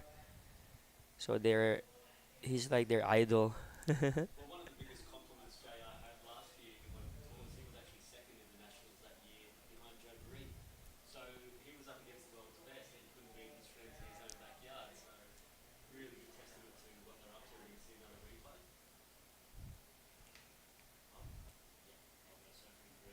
Yeah, Kenta Ishikawa. We saw him this morning in one of the round of 40 heats as well. So really nice style. He's just kind of patiently waiting for this one to kind of produce a more critical section. Staying close to the pocket. Little fumble there, but recovers well as he gets a nice nose ride and steps back to try and get a finish there. Which we've seen is like really make or break for a couple of scores and can really determine if you move through to that next round. We've seen some great surfing out the back, but then sometimes people don't get that solid finish and maybe that affects the scores. Yeah, for sure, definitely. Yeah, I was talking to Kenta a few days ago because he's been here for like a week already, and Wow. he is a short boarder and he's just got into longboarding just recently. Yep. As we can see, Shota on his replay, after the final time there, keeping that speed through those high-end moves. As you can see there, he got a little caught out. One of the hard moves for a longboard is to get up to that wood line and keep that flow and smooth rhythm moving. That's what you get to see from these guys. When they put it together in combination, it just looks amazing. It flows well, it looks beautiful. The quality of surfing in this second round of this event, round 13, is already massive. Yeah, Yeah. the seeded guys here too. Yeah. Speaking with JR earlier, his brother progressing through to this round. I think, I wonder if there was any nerves for JR watching his brother. We had the national comp a few weeks ago, and they were both in the finals, and Oh, he wow. finally beat his brother. Wow. Finally. And I think 2 months ago they had a comp in Belair too, and Yeah. it was both of them in the finals. And JR beat him. Wow. Check my messages, and he goes, "I'm gonna beat my brother next comp," and he did. So yeah, That's amazing. they It's have good rivalry. yeah. Opened up with a 7.60 for that, so definitely getting the best of the open exchange amongst the surfers there. Putting himself up in second place with that one wave total. Chasing behind Rico, who's sitting on a 4.5 and 4.35. And behind that is Kenta with a 5.5 and 0.50. So very, very close striking distance with him and Chateau with only one wave. He'll be getting busy soon, winding up as our surfing green. Kenta gets up. Yeah, really quick steps up to the nose as he locks in there and stays high as he's trying to gain some speed. Goes for that float. Wow, nice control for Kenta Ishikawa. Holding on to this one, seeing if he can get around this section, but doesn't look like it's possible.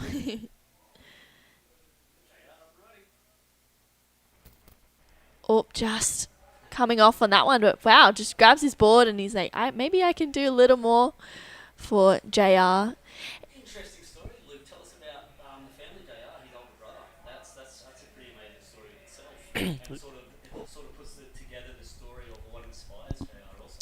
Yeah, he has an older brother that has one leg, Oh wow. and he surfs really good.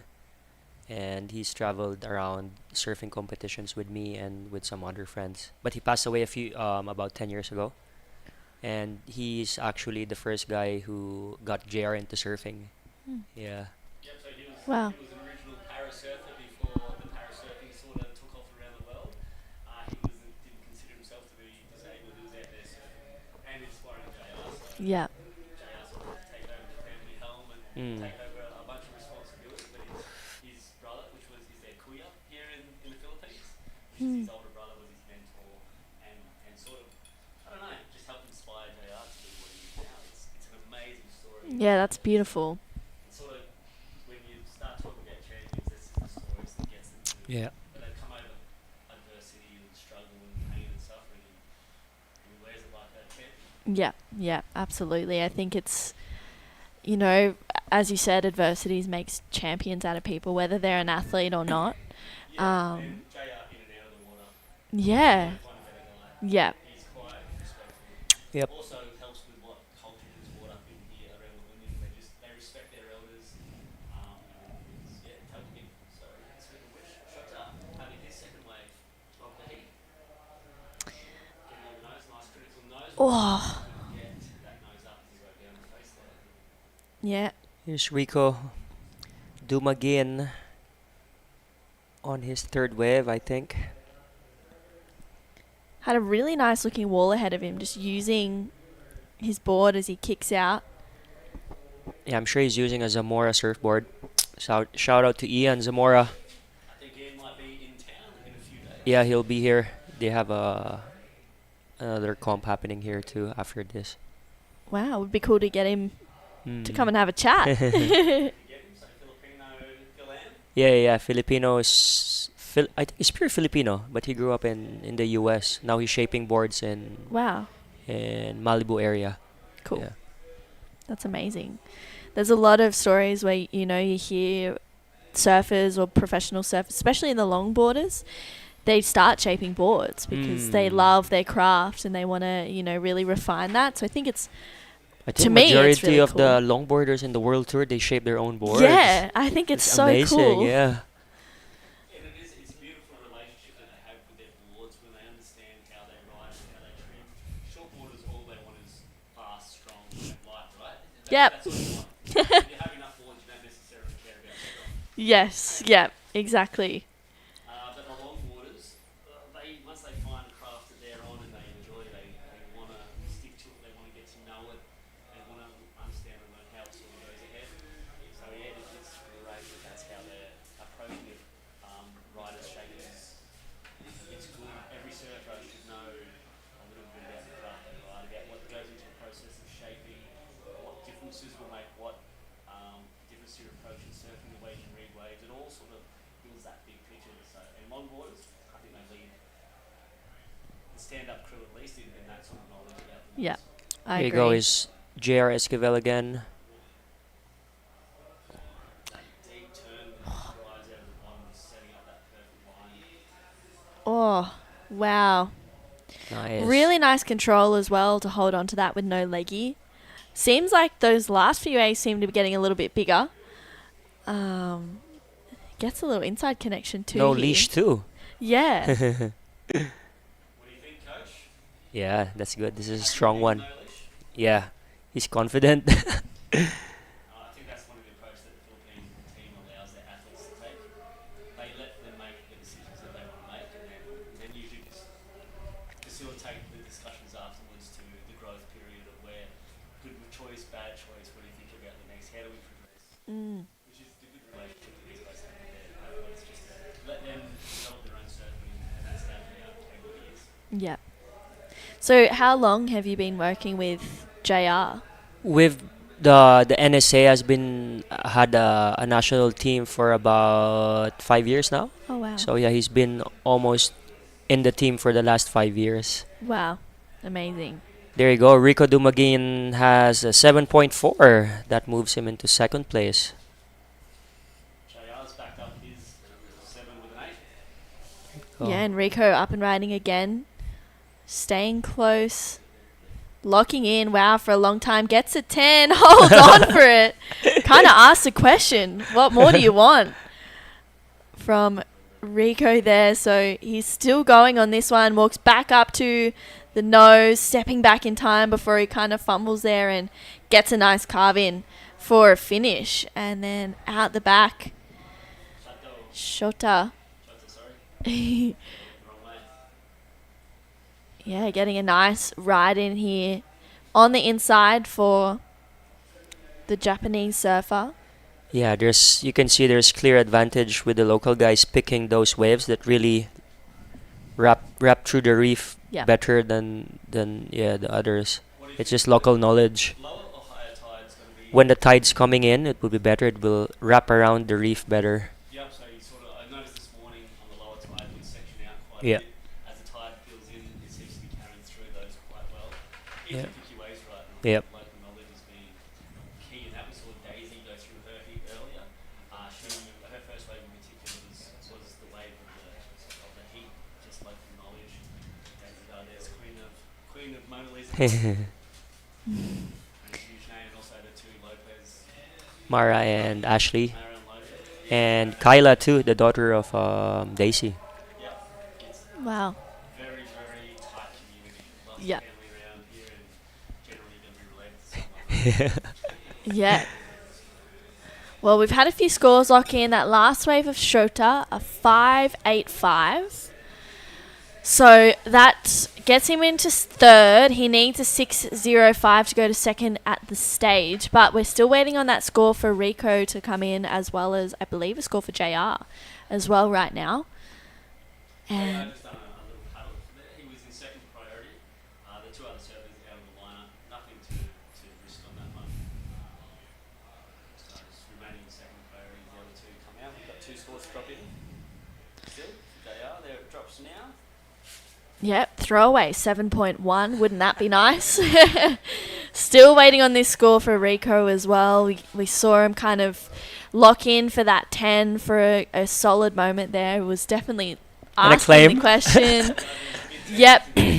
Bit of passion there. I mean, yeah, the fact that he can do that is a real testament to his talent. And it was a well served wave. So I'm sure he's going to definitely get into that good to very good range. Our next seat's gonna be exciting too. We have Roger, we have King, we have Agilus, and we have Panhai. First one, nice little setup carve on the top one into that little nose ride. So we have a great combination from JR. Oh, so stylish. Is to put it all together. You can see he doesn't just use the full length of the board. He'll go from tail and he'll be up on the nose within seconds. Nice and smooth. Apart from that form, of course. JR. I knew that was coming because that was a replay. Yeah. Is that the wave he got a 7.1? Yeah. Yes. So it was everything from just the quality of those carbs and just putting on that way, getting back to the source, and the combination of them getting up to the nose, locking in that fly, and they're not short flies either. He's holding it and locking it in, as opposed to that tap and go technique, which some of the less experienced surfers tend to go. They'll go up and down for 4 or 5 taps, Yeah. which won't show that commitment and level of critical nature that the judges want to see. Yeah. And if you're doing that, basically you can hold a 5-second 5 anyway. Because you're up there, you're doing the thing anyway. The rails are set, so they want to see that commitment. And JR is. And I guess to like kind of turn it into shortboard terms, because that's all I know. It's kind of like doing like bunch of windscreen wipers instead of really committing Yep. solid off the bottom, off the top. So locking in, I guess, quality over quantity is what the judges want to see, whether it's shortboarding or longboarding. But Rico, that last wave is 6.9, so definitely improves his position. 8.45 is the requirement for Shota, and Kenta looking for an 8.8, so big scores required for third and fourth right now. Yeah, passing that halfway point of the heat a while ago also. So when that pressure bubble starts to close in around you, priority becomes important, wave selection becomes important. And you know you're out there with people like JR and two local boys, it's stress. Stress. Yeah. Spice of stress. How did JR and Rico feel, I guess, competing at your local break can either be really nerve-wracking or, really liberating. So were they nervous or excited? Rico's always nervous. Yeah. JR is always chill. Yeah. Yeah. That's just how they are as humans. Rico would be stress surfing with like ECC like easy surfers, but JR is always just chill. I was talking to them yesterday afternoon over here, and Rico goes, "Why am I in JR's heat?" And JR goes, "It's okay. We're just gonna surf." And then he goes, "What? Why are there two Filipinos in this heat? They should spread us out." I said, "Dude, that's just how the heat draws." So Yeah. It's out of my control. Yeah. Yeah. It is a shame when you see countrymen come up against countrymen, and then the next heat will literally be Oh yeah. another country with the same countrymen beside them. And it's a completely unbiased seating program. It actually makes us the best thing possible. Yep. Well, coming to I know. One of our sponsors down there handing out water so we can stop that single-use plastic. So a big shout out to Clean Canteen for all the stuff they're doing. They're not just drink bottles; they're actually environmental warriors. They have a refilling station down there too. Yeah, if you're down there on the beach and you're watching live, we have a free refill station from Clean Canteen. So please make use of it. Get rid of this plastic. Let's be warriors for our environment. Yep. This is our asset, so we should protect it most. As it sort of troubles on that one, looking for that 8.80. Yeah, I don't think he's going to get it. It's going to have to be a pretty decent wave and some excellent surfing to lock that in. It needs to be the best wave of the heat. And also, Shota needs to get an 8.43, which both Shota and Kenta's requirement have to be better than JR's. I'd like to check that 8.35 may be the highest wave score of Single the event. So single Yeah. wave scoring. Natsumi, 8.1. Yeah. So coming down to the 5-minute mark, this is when things start to really get a little bit nervous. The tensions come out. 8.45 for Shota Masuyama and Kenta Ishikawa, and 8.8. And it's cool to see there's a bunch of shortboarders competing in the longboard event, and also longboarders in the shortboarders. I think Taka Inui is competing in the QS. JR2 is well. and Kenta is too. Oh wow! Yeah. Yeah, amazing. So it's cool. I've never actually seen JR surf a shortboard. at this event, Equal fifth. in the quarterfinals. Yeah, equal fifth. Wow, Yeah. on a shortboard. Shortboard, yeah. Wow. On a shortboard is amazing to watch. He's a very powerful, very zippy backhand surfer. He's got airs. He has everything you wouldn't expect from a longboard surfer. Yeah. Yeah. I talked to him about how it feels going from longboard to a shortboard, and he loves it. So Wow. when you used to dragging around a 9'2" surfboard and jump onto a probably 5'7", 5'6" inbound woody, he said the turns just feel amazing. He's represented the Philippines a few in the ISA games. He's been in the ISA. He's been to WSL events in It- Nias, Nias and Cruy. Wow. Nias and Cruy in Yeah. 21, I believe. Oh wow. Yeah, he's an all-rounder. That's awesome. Genuine all-rounder, and you'll see when he comes up in the US 3000 over these 2 days. I wouldn't be surprised to see him at minimum quarterfinals into possible finals. Full waterman. Love that. Same with Daisy Valdez. Yeah. Last year, semi-finals and semi-finals, I believe. Quarters, I think. Quarters in the shortboard. Quarters. Wow. That's amazing. So yeah, something's in the water here. Loving it. Yeah. It's Can't definitely. wait to see you in the longboard, John. And you too, True. Speaking of which, Luke Lavergan is also a very longboarder and shortboarder. Were you the first internationally sponsored surfer of the Philippines, or one of the very first? Maybe one of the very first. I think Carlito was the first one, and I just came after him. Wow. Landing it now sort of down on the beach. Beautiful. Sun One Surf. Sun One Surf Resort. Yep, started in 92. Here's Shota in white. Oh, sayang.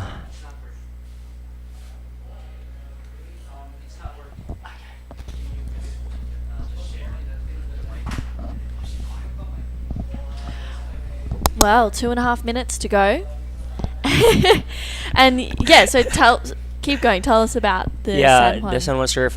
We opened in 92, Mm-hmm. 1992 with three bungalows, and now we have a bit more, and now it's a full-on family-owned run resort. So yeah, Beautiful. my girlfriend runs the cafe there, Seabuds. Yep. Inspired by my daughter Luna because she's vegan since birth. Wow. So yeah, we opened a cafe so she can eat anytime, anywhere. Yeah, absolutely. And easy for her to get some snacks there too. Yeah, I had the acai bowl there yesterday. It was so Nice, good. thank you. I devoured it. Well, 8.45 is still the requirement for Shota and Kenton, 8.8. Big scores, but JR and Rico just really running away with it right now. Yeah. And I feel like, Rico really challenged that 6.9. He got a 5 to 10 combination, wanting to maybe crack the 8s, do you think? I think that's what he wanted. So just over 1 minute to go. And does JR and Rico, do they train together? Do they Surf a lot together. They're neighbors. They live like right beside each other. Oh, wow. Both of their girlfriends are good friends too. Wow. So yeah, they're almost together every day. Surfing, it's funny, we were talking in that last heat with Jerry. I was talking to him, and there was Katie and Sakura Inui, who are sisters, and it's funny when you come up against friends, it's also a completely different dynamic. It's like, do you kind of, when you're in a position where you're in the lead, do you help your friend, or do you just focus on yourself and your storyline in that heat? So it's cool to see JR and Rico really pushing each other, and here he is up and riding, Luke. Here, go a quick tap and another tap. Just waiting for this inside section to build up. There you go, another hung 5. Wow. So smooth and stylish. Yeah, as you said, really patient as well, not trying to rush on the wave. So huge congratulations. That heat is done and dusted. You can hear the hooter in the background. JR taking out the win with an 8.35 and a 7.6. We'll see if that last wave goes into the top 2, but he's definitely out in front. Rico coming in second, Shota in third, and Kenta coming in fourth. Don't go anywhere. We'll be right back with Heat 2 of the round of 32 right after this break.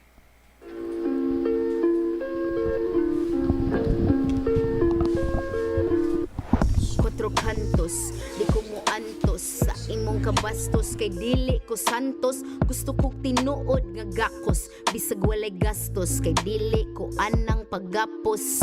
Quatro cantos, di ko mo antos sa imong kabastos, kay dili ko santos. Gusto kong tinuod nga gakos, bisag walay gastos, kay dili ko anang paggapos.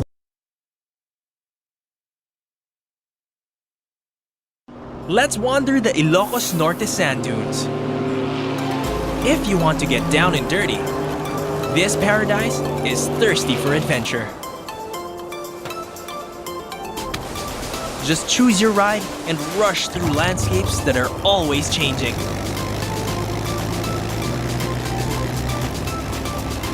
Go where the wind blows, here in Ilocos.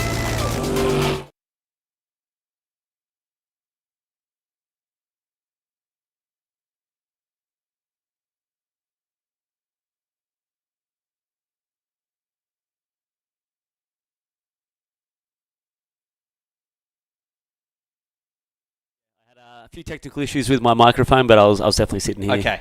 So we would have get heard to me in hear the from you background. today, and right now in this heat, and this is Roger Casugai in red opening up this heat, and we also have Cristiano Villanueva, Mark Jereza, and Pan Hai Sin from Chinese Taipei, and Roger styling that one out. And that heat before, JR setting the precedent, consolidating excellent score after excellent score with a different take on what we've seen all day. We saw JR riding a speed shape rounded pintail with edge. It was a Thomas surfboard. Unique because everyone's riding nose rider style boards, and that one was his board from Bells Beach, and he was riding that one as a single fin and using the rail to his advantage, not just the nose riding. Because longboarding isn't all about nose riding. The point of difference there were those down calves. The length and time that he was on that rail definitely split him apart from anyone else we've seen throughout this entire event so far. And we were talking earlier about that, the World Tour experience, bringing it back to even a region like this helps everybody sort of raise their tide, see what level it is to be number 8 in the world, basically, and it helps everyone sort of grow their game and experiment with boards and everything like that. So it's amazing sort of. And John Carby travelled around the world to some of the events with Marimar and JR as well, and Luke Landrigan, seeing that experience firsthand. And what was it like seeing their eyes open up at events? Was it were they apprehensive, or were they indulging in all the confidence that they were getting? One of the things they were originally, the first thing that it was starstruck. So they were up against the guys that they'd seen on TV, the guys that they idolised. All of a sudden they were put in this mixing pot where they were expected to compete against these guys that they never considered being to compete against. Sure. And it was intimidating. It was too much for them, basically, until they sort of took more time, started to believe in themselves, started to grow that confidence. And when that confidence related to their competition surfing against these guys who are the best, JR's beaten guys in shortboard like Owen Wright. He's really sort of grown into it. And his confidence, you can see it when he walks. Perhaps using this event as just that board choice in last heat, I commend that. And it's almost like he was overhearing my discussion on the way over here with Jerry. We were talking about surfers surfing to their advantages, understanding what's on their boards, what's underneath their feet, understanding their body shape, and what can that guy do to step it up above and beyond. And that's exactly what JR did, using his experience, that travel experience, even just having a different board for different waves. Yep. A lot of the surfers that are here right now have probably never ridden a pintail longboard, or considered it, or even don't really need it. Yeah, They're surfing absolutely. as the Union. And that experience is really cool for me to witness, having seen him come through the ranks and up and riding right now. This is Mark Anthony getting up onto the nose, and nice composure here, just gets the legs boxed up there and lines up for a little re-entry off the top. And if we compare that to what we saw with JR in that last heat, JR was flowing between the maneuvers. He went up and over the sections, but he wasn't ramping up for it like it was a major maneuver. He combined it with momentum, flow, and all the elements that the criteria possesses. Absolutely. That the highlight, that 8.35, that down carve, transitioning straight into the nose walk, perfect position in the wave, not too much, not too rushed, not losing any of the actual grace that he was moving towards it. And you think that had something to do with the pintail? Yeah, 100%. It's not possible to do that type of surfing on a square tail, let alone some of the boards that JR was riding out last year. And so that there is who we know colloquially as Rory. And that, yes, perfect timing. Just had that information passed through to us, but I saw Rory's style there and the way that Rory moves up and down the board, his big frame. So you compare, say, Rory right now to and Roger, bigger frame, stronger surfers, to somebody like JR, for example. JR's on a smaller board, a pintail, and really knowing what's beneath his feet. These surfers can do big turns, but probably not on big old square tail. It doesn't matter how big you are. You're absolutely. Defying the hydrodynamics of the way the surfboard moves through the water. And here's Roger. He is one of these. He is a big guy. He's a strong guy. He spends a lot of time building his core. Legs, I'll see him squatting 100 kilos for 15 sets. He pushes pretty hard, Roger. And one of his trademarks is he gets to that nose really quick. That critical opening nose ride, and he sort of usually just uses that to set the tone of the wave. He got a little caught up on that nose ride, and that's maybe a little bit late to the party, so sort of just going over the handlebars. And you watched that last heat from the broadcast. I was watching it live from the beach commentary, and I was blown away at the consistency of those sets and how good they were. It's like the tide has reached a really optimum level. Did it look as good on the camera? It did look as good on the camera. It's hard to see those sets roll in. These views can be a little bit distorting that we're seeing on the views with the drones and the high camera angles when you're sitting there watching it. Yeah, it can make a mid-range score or a mid-size smaller wave look amazing. Yeah, absolutely. And then when we see those higher end scores come in, they are amazing on screen and actually from the judges' perspective as well. So people like JR, who knows this wave better than anybody, he's probably done more human hours out here than anyone else. A, because he loves the sport, and B, he knows what practice means to competition. And he knows the lineup. And if you're a competitor against one of these local boys, I suggest you sit next to them. That's such good advice. Seeing Daisy Valdez in her heat earlier, just had a really nice tempo throughout the heat. But the way that she was able to connect the sections under priority, taking off way up the point, it was something I think some of the other surfers should start taking note of. Absolutely. And we see here 17 minutes to go. No one in this heat's really taken the bull by the horns, so to speak, compared to that last heat. So the onshore, the west nor'wester is settling in. It's that classic trade wind that we'll see at most coastal hamlets around the world at about this time of the day, 10 o'clock, 11 o'clock, 12. Do you think there'll be a glass off later, John? I don't know if we'll have it today. We've got winds sort of building over the next few days. Because the ocean temperature and the land temperature is so close here, we don't tend to get that morning glass off with the afternoon onshores. La Union's one of these towns that generally, because we're in such a cove with the landmarks around, it sort of protects us from a lot of wind. So generally speaking, as Surfer in Blue, this is Cristiano Villanova getting to work, a local surfer. Maybe he can run through us, Waxhead. Yeah, so using his hands to de-weight as he's up on the nose. And you see the hands up above the shoulders the whole time. Keep in mind this is only his second wave. He just wants to get the completion. Nice drop knee there. And you'll often see that surfers with their hands up like a praying mantis type of thing because it creates it's de-weighting. You're lightening your body weight. You're trying to have that poise on the nose. Judges keep that in mind because it shows that you're trying to score points and maneuvers. And Roger does that a lot, you see there. But it's the moments when their hands are down by their side like that that's showcasing the composure. And see the hands, I'm just using that as an example, but he's some amazing hang 10 and hang 5 combos. Good drop knee there and that Ian Zamora shape.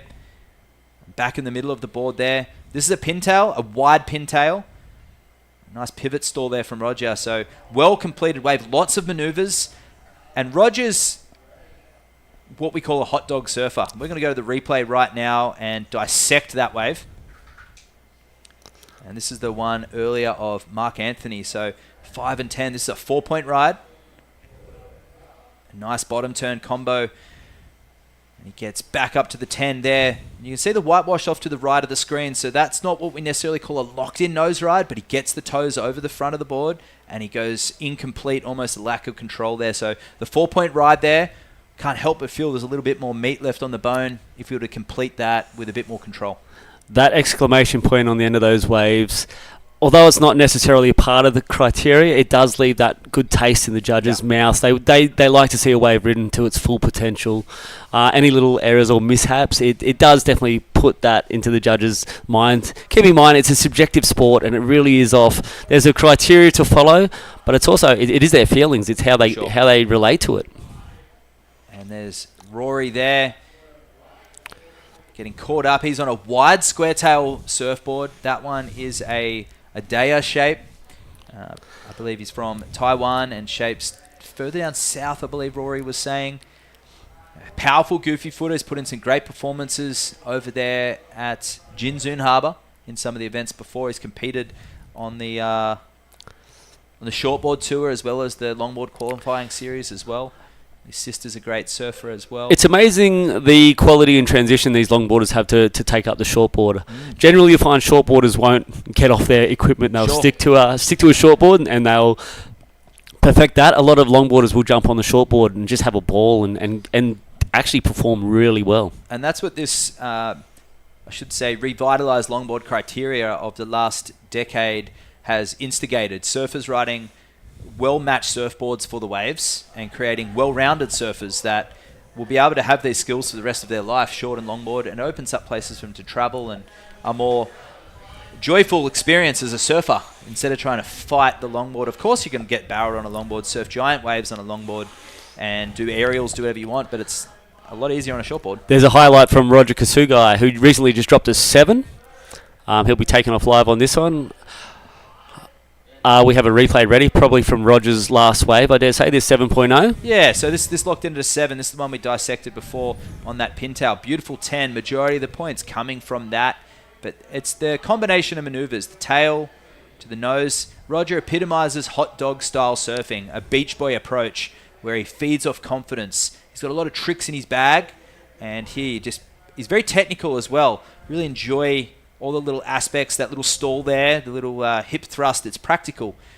And although that wave wasn't very pretty, he got a 7-point ride from that. And that was also a testament to the judging being a heat-by-heat basis, where if you compare that last heat, that wave is probably in the 5s. Absolutely. Sliding scales is what makes judging and heats more interesting. Keeps the flow a lot better for people spectating. But it also keeps the surfers well within knowledge of what they need to get those higher scores. And the judges are going to react to the level of surfing that is before them in those first few waves. And this is the ocean after all. It changes. Absolutely. It's a little bit more onshore as Cristianto sort of comes unstuck as he was just getting warmed up on that one. And we'll on the wide section here. So this is a surfer from Chinese Taipei. This is Rory trimming in the midsection there. And what that big wide tail that Rory's got is going to do is hold in on the nose really well if he can get a section. The problem is with those big, wide, flat boards, it's getting him in the section. Very tall surfer, probably one of the tallest we have in the field also. Strong, powerful, and see that wave not really opening up, allowing him to get on the nose. When you ride a very specific surfboard like that for nose riding, you want to hope that the sections are there to get to the nose. Coming, I guess, from a shortboard point of view, basically, there's not too much you can play with a shortboard tail size a little bit, but it has way more of an impact over a longboard, what's going to happen, how you're going to approach your waves, right? For sure, yeah. Summer groveler on a shortboard, for those shortboarders that are out there tuning in, you'll have generally a square tail, swallow tail, and a little bit more width. The whole board's a little shorter. More width over the fin in shortboarding means the board will turn easier, but also slide out. Shortboards have hard edges, concaves, usually multiple fins, so it releases really easy, and they plane over fat sections, where in bigger waves you'll see a pintail. And there's a little look back there from Cristianto, steezing out a little bit, and that's that beach boy style we mentioned with Roger. And that's the showmanship. Flair and personality becomes a big part of the longboard game because there is a fair bit of downtime. It's not the rock and roll. It's literally that relationship. It's that smoothness, and little bits of personality like that just helps you relate to them. It's really cool to see. Yeah, it's nice their personalities are able to come out on the wave. Yeah. And longboarding, surfing in general, it is a sport, but it's largely a performing art where you get given a changing variable, say interpretive dancing, for example, and it's up to that surfer to incorporate all of their training, all of their skills, their body into the music, right? And surfing, the music is the wave. And it's a canvas for them to draw. So with longboard surfing, style, flow, and grace, combining the nose rides with the turns, critical sections, it's an open book to write what they want to write, to draw what they want to draw, and the hips, the ankles, the knees, all those elements are crucial in longboarding. It's the subtleties that separate rigid point style. I should say, it's pretty easy to determine the surfers that are out there to try and score points and only points and not make it look good. And if you can somehow combine the two, you end up becoming a world champion like what we have Kai Salas and Soli Errico, the reigning 2023 world champions who can surf 2 to 20 feet, but they make it look really easy. Absolutely, and that is a part of that style, grace and flow that we look into. Here's Roger again. Once again, that's almost his trademark move, that quick nose tap. And that there, the pivot soul arch bottom turn, is straight out of the 60s. It's a classic hot dogging maneuver. I'm thinking back to surfers like Steve Bigler, I'm thinking, looking back there, surfers like Phil Edwards. I just posted a picture of Phil Edwards almost doing exactly that maneuver about 10 minutes ago. And a throwback and interesting fact that I got started with talking to Jerry earlier about surf history. Longboarding, it disappeared in 1967 and it didn't make an appearance in the mainstream until the late 1980s. By then, it was basically the same crew that started longboarding in the 60s that got back on them in the 80s. So the word dad board was synonymous with longboard surfing. And now it's this generation, their dads don't ride them. I feel that longboarding's moving into probably one of the best places it's been in for a very long time. Very much so. The rumours that it might be announced as an Olympic sport very soon is going to be great for the growth of longboarding. It's an exciting time to be involved in surfing, as we've recently had it involved in the Olympics and now it's starting to multiply in the Olympics. Longboarding spreads across many more nations than shortboard surfing. So it makes complete sense for it to be included in the Olympics, given that there's a lot more waves that you can surf a longboard than a shorter board. And wow, and then that wide tail of Mark Anthony's board sliding out there. And we talked about how wide tails can be loose, but in longboards they're generally stiffer and harder to turn. But if you put them in the chop and on a face like that, they don't carve compared to the narrower tail of JR in that previous heat. He's going to carry a lot more speed with that wider tail. Is that also correct? Correct. It's harder to put the board on rail because the big wide square tail's pivoting. Yep. And once that pivots, you lose the momentum from inside rail to the outside rail. And if you saw that, he was moving down, that board was pointing flat straight and he was actually lateral moving, which and sort of got him into trouble when he went for that opening maneuver. You can pull it off, the best can, but it's also a lack of momentum. You have to pivot the board instead of drive and carve the board. Pivot is not in the criteria. Momentum, flow is. Yep. So take of that what you will. People out there, wide tails, they're training wheels for longboarding. You don't need them to nose ride. And up and riding is our surfer, Cristiano. Their beautiful style. There's a lot of similarities to Roger, as we said before. Sort of dropping that back knee, trying to maintain some momentum through the choppy midsection. And shuffles back to the tail. And looking for some open, clean face here. Gets to the nose, little tap. And he's on that inside section where it gets shallow and choppy. I'm currently looking for a 2.4. I think that will be the wave. I'd love to see what Roger did on the outside in red there. But, geez, action galore. Action-packed. It's wave after wave. Oh. Rory getting up into the lip. I'm not a fan of these surfers jumping off using their leash, because there's rocks there as well. There is rocks there. It's a mix of sand and rocks out there. So if you land in a good spot, you're on sand. If you land on a bad spot, you're going to be on rocks. So that pin drop is better than the head first drop, I guess. Yeah. I mean, when I was out there earlier on the low tide, all I could see was the rocks, but they're on the inside reef now when they're jumping off. Yeah, beautiful shot there. You can see the rocks. The surfers are finishing on the left-hand side of the screen, pretty much right there. That's where they're jumping off. So they're experienced. A lot of them have surfed here many, many times before. Roger locking in a 5.15 on the wave before last. And back in second, Cristiano getting a 4.15 on his last. Getting the requirement and jumping himself back up into that advancing position. So Mark looking for the 5.4, sliding down. Start off the 3.65, a 4, and then a 2 and a 1.7. So losing a bit of momentum. Roger making it a little bit trickier on that last one, a 6.30. That last one with that turn that you said, that hot dog dad bod turn, got him that 5.15. So that one didn't go towards his top two, but that last wave you saw him on definitely got him up there. And I think Roger's at this point having fun. We didn't quite catch that one. Hopefully we'll get a replay of Roger's 6.30. We saw him jumping off onto the rocks. We'll see if we can get a replay. Let's have a look what we got. And the interesting fact that this is Roger's 6.3. So critical nose ride on the outside. See, he's nice and high. Holds that a little longer too. Wasn't just a touch nose ride. So this is a rounded pintail and a wide pintail. And Roger understanding what that board will do. And we just talked about the big wide square tails. They can't carve as smoothly as that pintail did just then. They can in elements, but on that size of wave in that section, the pintail was what was able to smoothly connect that transition turn that Roger possessed. So showing some good awareness of his equipment, which is a great sign early in the rounds. Looks like we got some sets marching in on the horizon. About 2 waves time. Looks like we got a couple of solid waves.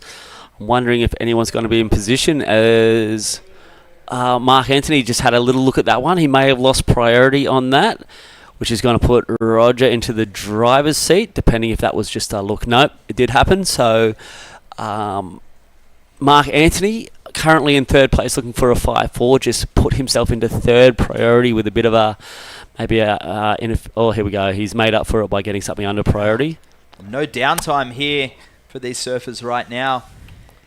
All right, so we'll see now if Roger's going to sit there with the strategic move of holding him off with an 8.05. He's pretty required. He's pretty comfortably in the driver's seat there. So he may just use this time maybe to get another wave and feel it out.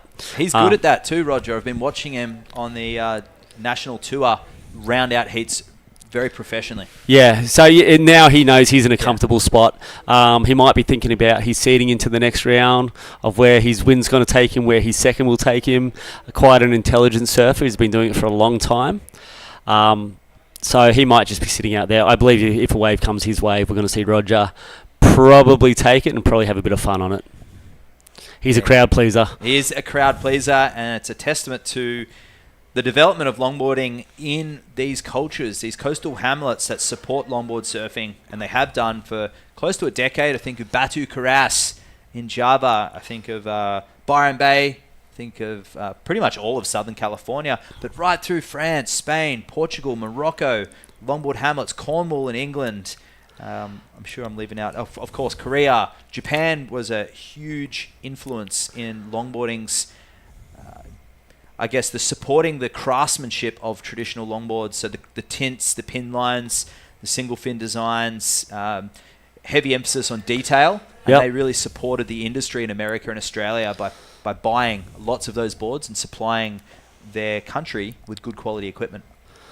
And one of the fruits of that now is many countries producing many boards to suit their various needs too. So the industry, especially longboarding, is also now growing, and it's sustainable and it's self-sustaining. So it's industry supporting industry, bringing these young kids to see what we have now. And so it's exciting that Asia's also getting the fruit of the spoils. I mean, Roger's on a Zamora shape, a Filipino designed and shaped surfboard over in the USA, and there's a chance. There's rumours that he might be trying to make a move to get something happening over here. So I mean, it'd be great for all the local surfers doing that, and he's very generous with his time and his equipment as well, and it's working for these surfers. It's just nice to have good quality equipment, where traditionally it was just America, Australia, and Japan that had that option. And rounding it out, victory lap heat winner Roger. Wow, stretch 5. Will he go up to the 10? And he does. Critical nose ride. He goes down. But that was the showmanship that I knew Roger was going to put on that last one. He knows he doesn't need the score. That was sheerly to just let the judges know he's out there. He's got some moves. He's got something they haven't seen yet. He's got plenty more to give.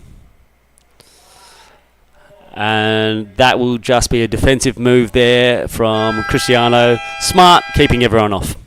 Yeah, that was an amazing heat there to watch there, but it was the two Filipinos, Roger and Cristiano, who progressed through to that next round. We're going to go to a commercial, and we're going to be back very shortly. Let's wander the Ilocos Norte sand dunes. If you want to get down and dirty, this paradise is thirsty for adventure. Just choose your ride and rush through landscapes that are always changing. Surely, maybe. Go where the wind blows, here in Ilocos.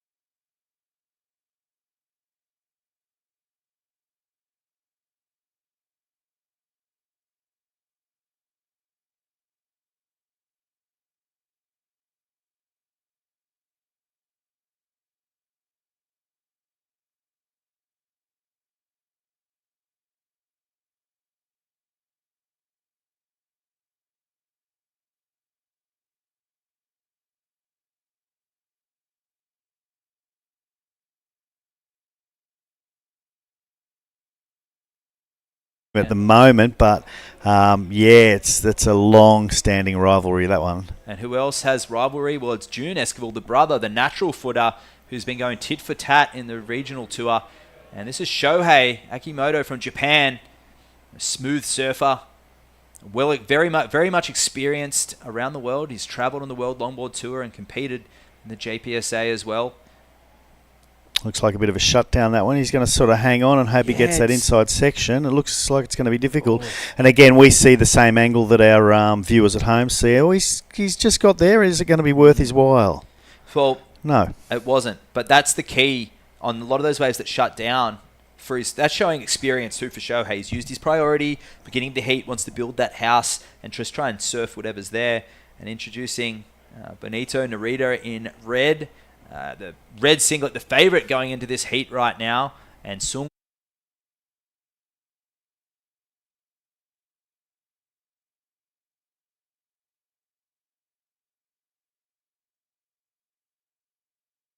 there, but critical nose ride.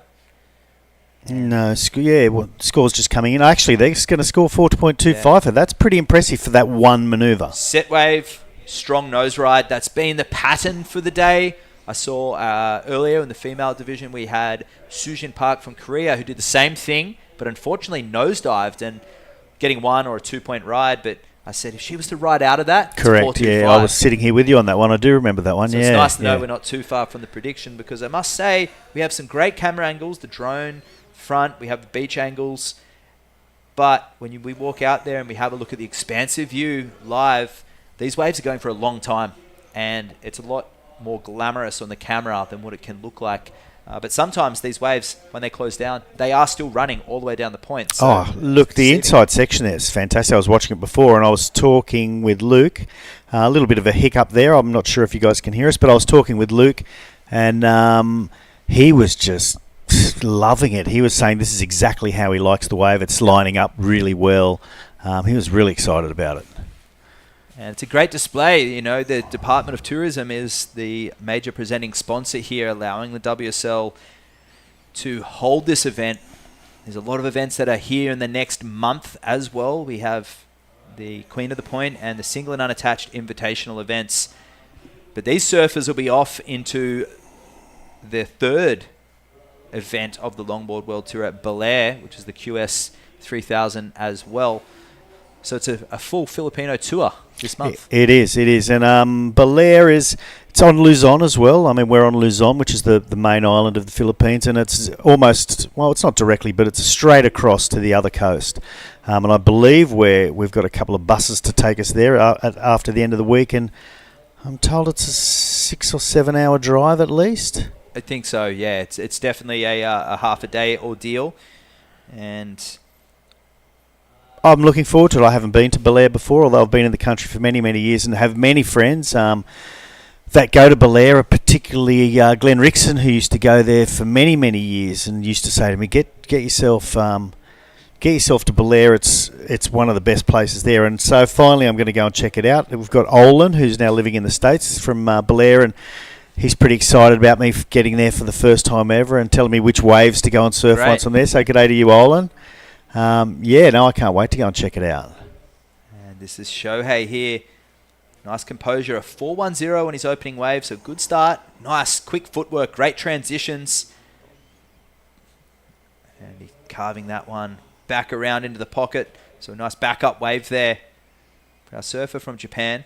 Oh, you can see the tail on that wave there. You can see him nose ride and the fin and the tail scooting through the back. That was really good. He really had his weight right, because for a second there it looked like he wasn't going to make it. He pushed real forward. His tail was so far out that it was sticking out the back. It's the first time I've seen that, actually. It was a great camera angle, and this is June, who came through the first round earlier. This consolidated performance. Wow, Benito putting that one on rail and unfortunately bogging down as he hit the foam. So much action at the moment. And have you competed yourself against any of these guys that are surfing today? I haven't in this heat, not against these guys. There's a few in the lineup. I'm trying to... Shohei, I have competed against Shohei. I've competed against Shohei at the Noosa Festival of Surfing. Definitely a consummate professional. I don't rule out any of the Japanese surfers. Their preparation is always key. They've got great equipment and they're always ready to go. So they always have great game plans. And you don't underestimate them, especially in the shortboarding as well. Oh, well, I mean, for me, and I don't mean to offend anyone here, but, you know, watching the Japanese women in the last couple of years surfing, and they've just blown me away. You know, they are just absolutely killing it, and they're getting the results as well. You know, they're really, and the really women's good. division, we have a couple of the surfers that were at the World Junior titles last week in Oceanside. Naneo is one of the competitors, and she put in a great performance, strong surfing, and she's going to go straight in. And also Sky Brown as well, who represents Dual Nations. And those Yeah, I surfers. think Sky Brown made the semis last year in Shargau. Mm-hmm. She had a great. So she's only 15 years old. I mean, maybe she's 16 now. I'm not Olympic sure, but skateboarder as well. yeah, well known, super popular, and you know everyone wanted a piece of it. Can I have a picture with you? Can I Yeah, have-" I and can she was imagine. really super gracious. I've got to say, I give her a lot of credit for being that young and being so gracious with everyone wanting to take a photo of her, and she was really lovely. And that's alluding to just the professionalism that is coming out of the Asia region, and for them to be here and competing with a chance to get onto that Challenger Series is inspiring for a lot of the other less experienced competitors. And up and riding right now, this is our surfer from the Philippines. This is Sung Lin Han. Now, I think Nice he might be Taiwanese, this guy, Yes, Taiwanese. and on a very small wave, so he's doing what he can. As you discussed before, they're not paying. Whoa, well, he hung on to it. They're not paying great for the smaller waves, so I guess you should be watching it and knowing what the judges are doing exactly, and maybe he had no choice, but he had priority before that, and he took that small wave.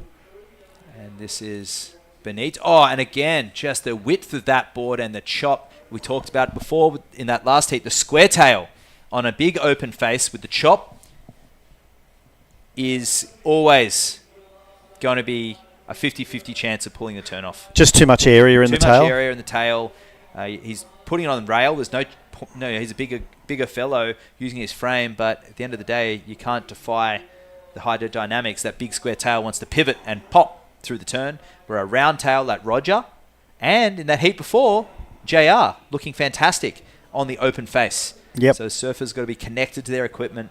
I've always been a fan of rounded pins for shortboards. I've never liked the square tails, and I guess it's because I surf places like Cronulla Point and Cloud Nine. There you go. You know, so I don't want a lot of area in the tail. You know, I want to hold in. I want to hold in exactly. And of course, with rocker and different concaves, fin design, rails, there's variations that you can, light, and even the width of a round tail. If you have a narrow, pinny round tail, it's going to be hold greatly, like the boards I had in Hawaii 2 weeks ago. Your big guns. 11-inch, 10-inch, 9-inch tails, tiny little, where you can barely put your foot right on the tail. But you put that same board with a big old wide square tail, it's got to turn amazing, but it's going to pop when you need it to hold. Absolutely. If you're surfing waves under 3 foot, no problems. Yeah, of course. But that's the key. Would JR ridden that board if it was smaller like yesterday? Definitely not. And it's just because he identified the open face. And what can he do that the other surfers and the judges haven't seen all day? And it was power carves. And he got through his heat convincingly. So what are the other options if, for example, you're in Japan, you can only bring one board, Sure. you don't know necessarily what the predictions will be yet, what do you do? Obviously a mid-range thing or something like that. Great question. Knowing you're going to a beach break after this at Belair, you want to take something that's an all-rounder. And that's generally a good travel board, not knowing the conditions. But with the forecast these days, you can at least see 7 days ahead. You can, maybe 14 days ahead with a little less unpredictability. So a big square tail nose rider, not ideal, but most of the surfers riding those boards just surf small waves. Okay, and what about when you travelled and you were on the tour? You know, you see the shortboarders, they're going to have a coffin with 4, 5, 6 boards in them. What does your average professional longboarder take away with him? They'll take 2 boards, and they'll generally take 2 different tail shapes or slightly different glassing. One heavier board and a little longer and thicker for smaller waves. And then for slightly bigger waves, they might bring a round tail or a board with edge, something a little more high performance, a bit more rocker to react on beach breaks. Okay. But a lot of the time, longboarders only have 2 boards, so you need to bring a backup if one gets damaged in transit. And this is a borrowed board here that June Esquivel, currently in second spots riding. It's one of their hand-me-downs from JR. It's a Kai Salas shape, who's the reigning world champion. And the board's looking fantastic in his earlier heat. And I don't know if he certainly didn't tell the officials what singlet he wants, but he's got a matching singlet to his green board, which is unusual. We don't see many green boards. And that's something in longboarding as well, I must say, that we don't see very often. In shortboards, you don't see coloured surfboards. You see black or white. And then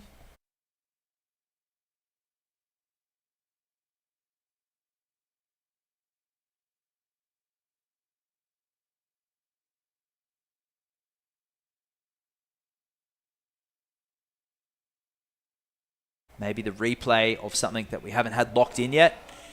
And Benito trying his hand again, now into third spot, fallen off in his last two waves. Rides high.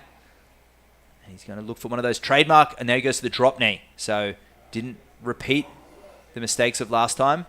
And he goes for a safety drop knee again. So a little safer in the turn than the committed heel carve. There we go. The heel carve that he fell off on, he completes now. So this is the best wave in the last few for him. So there's an interesting one for me, and they're going to replay again, I believe, but without the nose ride of any description.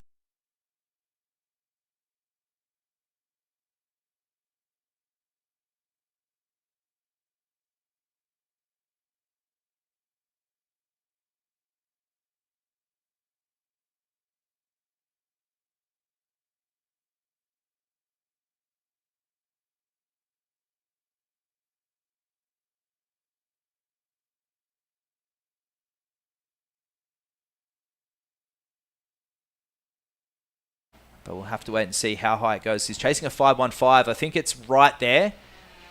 But the nose ride wasn't overly critical. And this is Shohei currently in the lead. Lots of action in this heat.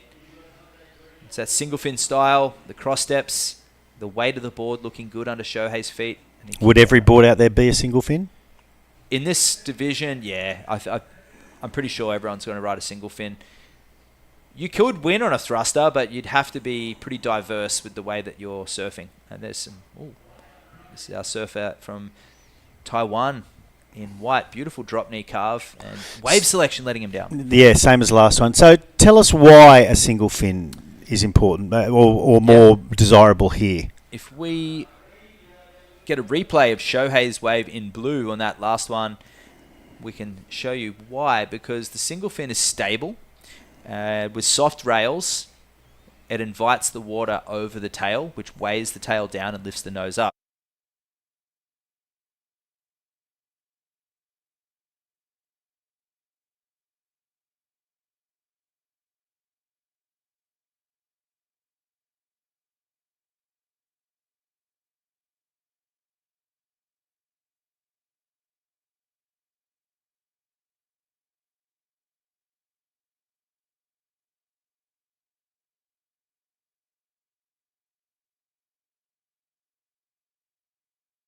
Fast in a barrel, a single fin feels amazing, and the best word I can describe is it's embryonic to the wave. So it's very easy to match a single fin to the speed of any wave, whether it's La Union, Malibu, Sunset Beach in Hawaii. Yep. Perhaps not Pipeline ideally, but you watch Jerry Lopez surf Pipeline, he doesn't need any other fins. It's matched. The speed, the positioning, everything is timed perfectly. It's a true connected style of surfing where the thruster breaks that connection. The thruster allows for multiple zigzags, turns, breaking of trim, and beautiful hang 10 there as we see our surfer from Taiwan locking into that nose ride. Exemplary timing there, and there we go on the nose again. Oh, he blew it there. Unfortunately, he was really on his way to a decent score there. Yeah, okay, that's really interesting, and I guess it's things that I mean, there's a lot of people watching here. Maybe the shortboarders don't really understand the dynamics, and I guess maybe I'm asking too many questions. No. Tell me to stop if that's the case. Terry Fitzgerald, Mark Richards, Simon Anderson, Bells Beach, Easter Classic. That was the era where we had Harry on a single, Mark Richards on a twin fin, and we had Simon on the first thruster. Yeah, Simon won 1980 or 81. 81. Simon won. Terry surfed amazing. And MR surfed amazing. But that year, Simon went on to win at Pipeline as well on the thruster. And all of a sudden,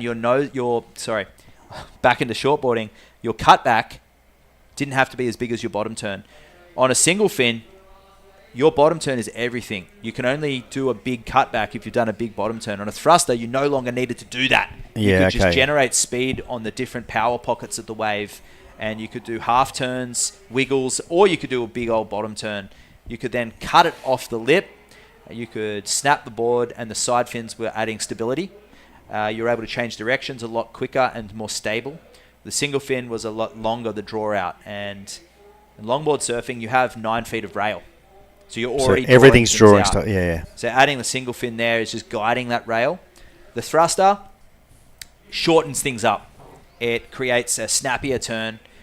With rocker and concaves and V, it allows for more erratic, faster, more responsive surfing. But the grace element can be taken away. And there's only very few people in the world who can surf a thruster longboard with that criteria in mind. One guy that comes to mind who's now passed away was Wayne Dean from Australia. From the Gold Coast. From the Gold Coast. He was one of the best in the business. His son's a very good surfer. Noah Dean, yeah. Taylor Jensen. Joel Tudor did some of his best surfing on thruster longboards. But Joel Tudor's the name we all know that aren't really locked into full longboarding. I mean, he was the king for many years. And he's still, he'll surf any board in any waves, and he's really the stalwart for where we are at with longboarding right now, along with surfers like Devon Howard, who revitalized longboard surfing in the last 2 decades. And Joel laid the platform for the Duct Tape Invitational, which is an invitational event that was promoting single fin style longboarding, had the sponsors of Vans and Pacifico at one point that were supporting, and Corona supporting these longboarders. When at the time, high performance longboarding with multiple fins wasn't able to get any type of sponsorship to create multiple events on the World Longboard Tour. Yet here we had these invitational events around the world with prize purses, complimentary aeroplane tickets and hotel rooms for surfing a log. Yeah, okay. And most of us at the time had shortboards, and we were to bring in a fish, a shortboard, and a longboard over to California, and having a great old time. Where the longboard tour was stuck in a cycle of repetitive style surfing, where it was whoever could do the biggest turns. But the true essence of why a lot of people start longboarding is the glide, and it wasn't represented at that world scale until the last 5 years. And you see that with the shortboard world tour as well. We see a lot of the power surfing coming back into play in the last 5 years. We see bring on the power surfing. I love it. For me, air surfing is a huge part of the game now. But bring back Oki any day of the week, sort of thing. And interesting note in this heat now with 4:20 left on the clock. Shohei's down into third. June out in the lead with that 6.2, and Benito with that completion of the wave, a 6-point ride, which is all he needed to do, just get that completion. And the 6-point ride has pushed him into second. Shohei needing a marginal 4.75. There's a great drone view of the lineup there. Beautiful. That previous one that you can see there's broken a bit wide. No one would have gotten that. But some of them are definitely lining up. Look at the swell lines coming now. Beautiful. This is the ground swell element that we didn't have this morning. We had fresh swell, but it was a combination of wind swell and that dead low tide. But the ground swell's starting to pulse, but this is an indication of that swell that's coming tomorrow. And this is June, current heat leader, the brother of JR Esquivel. And he's been pushing him all the way in the national tour. And this wave, a little less connected than what we saw earlier on, reverting to more power calves. And just turned a little too hard then and lost his speed. And that's an example of those bigger, wider tails. Yeah, okay. So I certainly know JR, he surfs shortboards and everything, but we don't have the longboarding event in Shargau because at Cloud9 it's just not a suitable wave. So, yeah, there's a lot of these guys I don't really know, and I don't get to see them until I come up here. So, pretty exciting to see them, and thinking that next week we're going to see them again in Belair. And Cloud9 being one of the premier barrels in the world. I have always wanted to obviously surf that wave and ride a shortboard there, but I'm I have a desire to ride a longboard there as well. Not that we want to promote longboard tourism at that wave. There's a guy, and I can't remember his name, and I apologise to him if he's listening, a Hawaiian guy that comes every now and then, and he rides a longboard out there, and he absolutely rips. And Nicky Blancata, a local guy, also rides a longboard out there, and he really rips. So it's certainly possible. It's just a gaping wide barrel, and the length of a 9-foot board can, and it does, get in the way at times in a barrel, especially one that's bowly like that. Yeah, look, I think the wave's probably that quick. Sometimes, particularly on your backhand, you just can't slow down there, and so sometimes you find you're not even as deep as you want to be. So a longboard's going to be even faster, I guess. And for sure,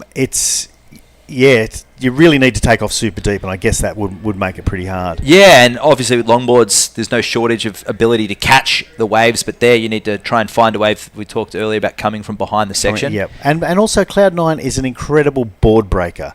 You know, I never come up and think about my body, even if I've hit the reef. I think about my board because, you know, you'll break 10, 15 boards out there a day. Oh, you'll see the 10, 15 a day on a 4 or 5 foot day.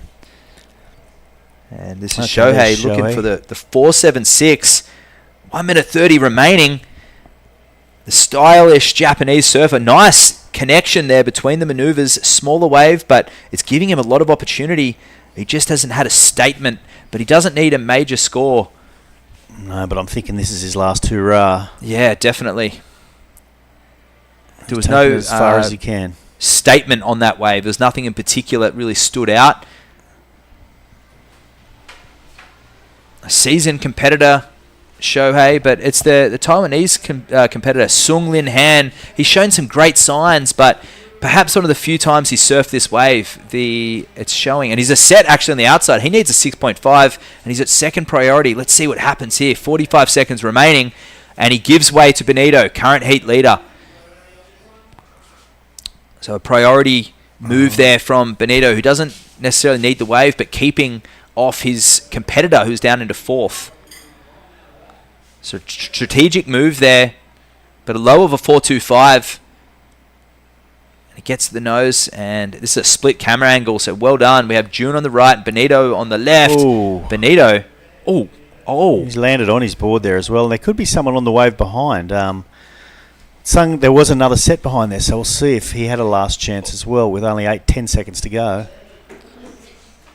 An entertaining heat, but it does look like it was the Filipinos that took out first and second in that heat, so perhaps a victory lap with scores to drop for Shohei and perhaps Sung Lin Han, but it doesn't look like he got one. He was left out the back. Correct, or if he did, he didn't make it because he was still out the back there. So we'll round out that heat, and we're going to go to a commercial, and we'll be back with True Starling in that next heat. Let's wander the historic city of Vigan. This UNESCO World Heritage Site is one of the best preserved Spanish colonial towns in the world. Walk along cobblestone streets of heritage houses and historic attractions dating back to 1500s. Don't forget to take home Ilocano crusts for pasalubong. Travel back in time in Vigan. Let's wander La Union's Tangadan Falls. The perfect side trip after surfing the waves. Hike along the scenic trail and be greeted by the majestic 50-foot falls. Whoa! The best part? A dip in its cool, refreshing waters. Seek more thrills in La Union. there we are again. Look at us. We're moving into Heat 4. And I'm with True Starling, and welcome back. Good to see you. I'm told that you will actually be surfing later today. Is that true? Fingers crossed, hopefully. I think maybe it might be still up in the air, but I'm excited. I ran back and grabbed my board. Committed. I think the talk is maybe after this round of the men's longboard to have our 2 heats of the women's. Oh, awesome. Just to take advantage of what's there. So beautiful. We can't guarantee you that, but we are thinking that might be the case. So I can't wait to see you out there surfing. I am very excited. Ran back, got my board and bikini and stuff. So I haven't surfed yet since I've been hopefully I'll be able here, to commentate. I haven't surfed yet either. Maybe I can grab my board and bikini and go in the same heat. I'll see you out there. Boom. All right, well, that's enough of us. Let's see some surfing. What's going on over here? Thank you. See, that was magic. Yep. So we've got Masaya Tsukamoto in red, RJ Chico Lopez in blue, John Kennedy Martinez in white, and Adong Esquivel in green. Looks like we've had no starters at this stage, with just a minute and a little down in the heat. A little bit of breeze coming up there, True, now. Yeah, it started to get, not too much. It's just still a light breeze, but it's definitely, you can see the texture on the waves. It's not as clean as it was earlier. But yeah, there's definitely still some really fun conditions, and there's good waves and great opportunities. This is RJ Lopez. Just walking up the board, locks in for a quick 5. You can see him just racing along that whitewash. Trying to find a bit more of an open face as he gets around it, puts it up there. Wow. That was nice. Solid finishing turn there. Yeah, that was a really solid. Well, he's not actually finished, so let's see what else he can do. But it was a really nice, wasn't even a floater. It was a proper re-entry, that one. That's amazing. And he's still going. He's finished with a little float. So wow. It seemed like he made more of the backside of that wave than he did at the start, but that was a really nice opening wave. And again, I say it all the time, but I'll be interested to see how the judges go on that first wave of the heat. I liked it. Yeah, me too. I think it was definitely a great start. A 4 to start off for RJ. I think he did what he had to do on that wave, making the most of what it was. And looks Thankfully, like I'm not a judge, because I probably would have given him a 4 just on that turn. Yeah. Yeah, I'm so glad I'm in here and not doing that job. Yeah. I did the judging course, and I'm a level 2 judge, but oh wow, it's kind of a thankless. I give them so much credit because it's a thankless task, and it's long and hot on the tower all day, and it's a tough job, real tough. And so good luck to the guys, and Ty, our head judge, Ty Conahan out there, and all the boys. You're doing a pretty damn good job. I haven't seen anyone storming up here to complain about anything as yet. Yes, hopefully we don't see that. And this is Adong Esquivel from the Philippines, just it looks like he's away. On quite an old board. Yeah, maybe a old faithful to kick off his campaign in this event. Esquivel's a pretty famous name up here, as you know, and so I'm assuming he's related to someone, and I guess someone will come and tell me fairly soon. If Luke Landrigan was here, he would be able to tell us exactly who he's related to, but part of the Esquivel family, and there's a bunch of them, really good longboarders, and it looks like he's maybe got one of his relatives' old sticks there. Yeah, absolutely. Could be channeling the good juju off that board. Well, hopefully he will.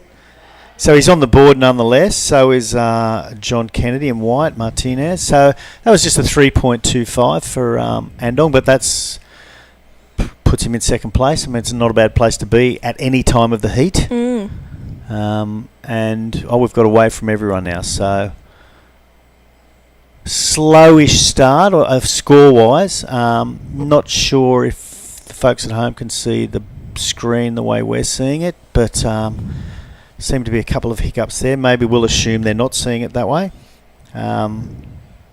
Hopefully they're not. I mean, like I said, day one, there's a few hiccups all the time, and tomorrow things will be perfect. But I think we're doing all right, and no one really cares about the hiccups in the technical side as long as the waves are pumping, which they are. Yeah, exactly. Can't complain about that. I tell you what, it looks so fun. Even this little inside one, just mind surfing that. I'm thinking, what's your strategy if you're out there later? Or are you going to sit out the back there, or are you going to sit halfway across and take that inside section? Because, I'm thinking on a short board, that inside section standing up far better than the outside section is. And the outside section is far more sectiony as such. Yeah, I agree. I think probably depends. Like, we've still got a bit of time till the tide. Is it going to change, or has it changed already? It's turned already. It's coming in, and there is still a bit of time. But the tide will be higher by the time you're out there, so that inside section should get better, less shallow, a little less dangerous. Great. The issue, of course, is the wind as well. I mean, I'm sort of thinking that it's up to essentially Luke and Ty whether we go into those last two heats, your heat and the one previous to that on the short boards. And I think that's going to totally depend on the wind. And we've got, what are we now, heat 4. So we've got 4 more heats of the longboard. So that's, just under 2 hours. And there's every chance, if yesterday is an indication, that the wind could get really strong and you may not end up surfing this afternoon. Yeah. My thinking was to get you guys out there regardless, but let's do it. Yeah. Well, I think everyone's hoping you won't be, because everyone wants to get out there and have a free surf regardless of the Yeah. wind. I'm pretty sure my strategy will be go out, surf a heat, come in and go back out surfing again.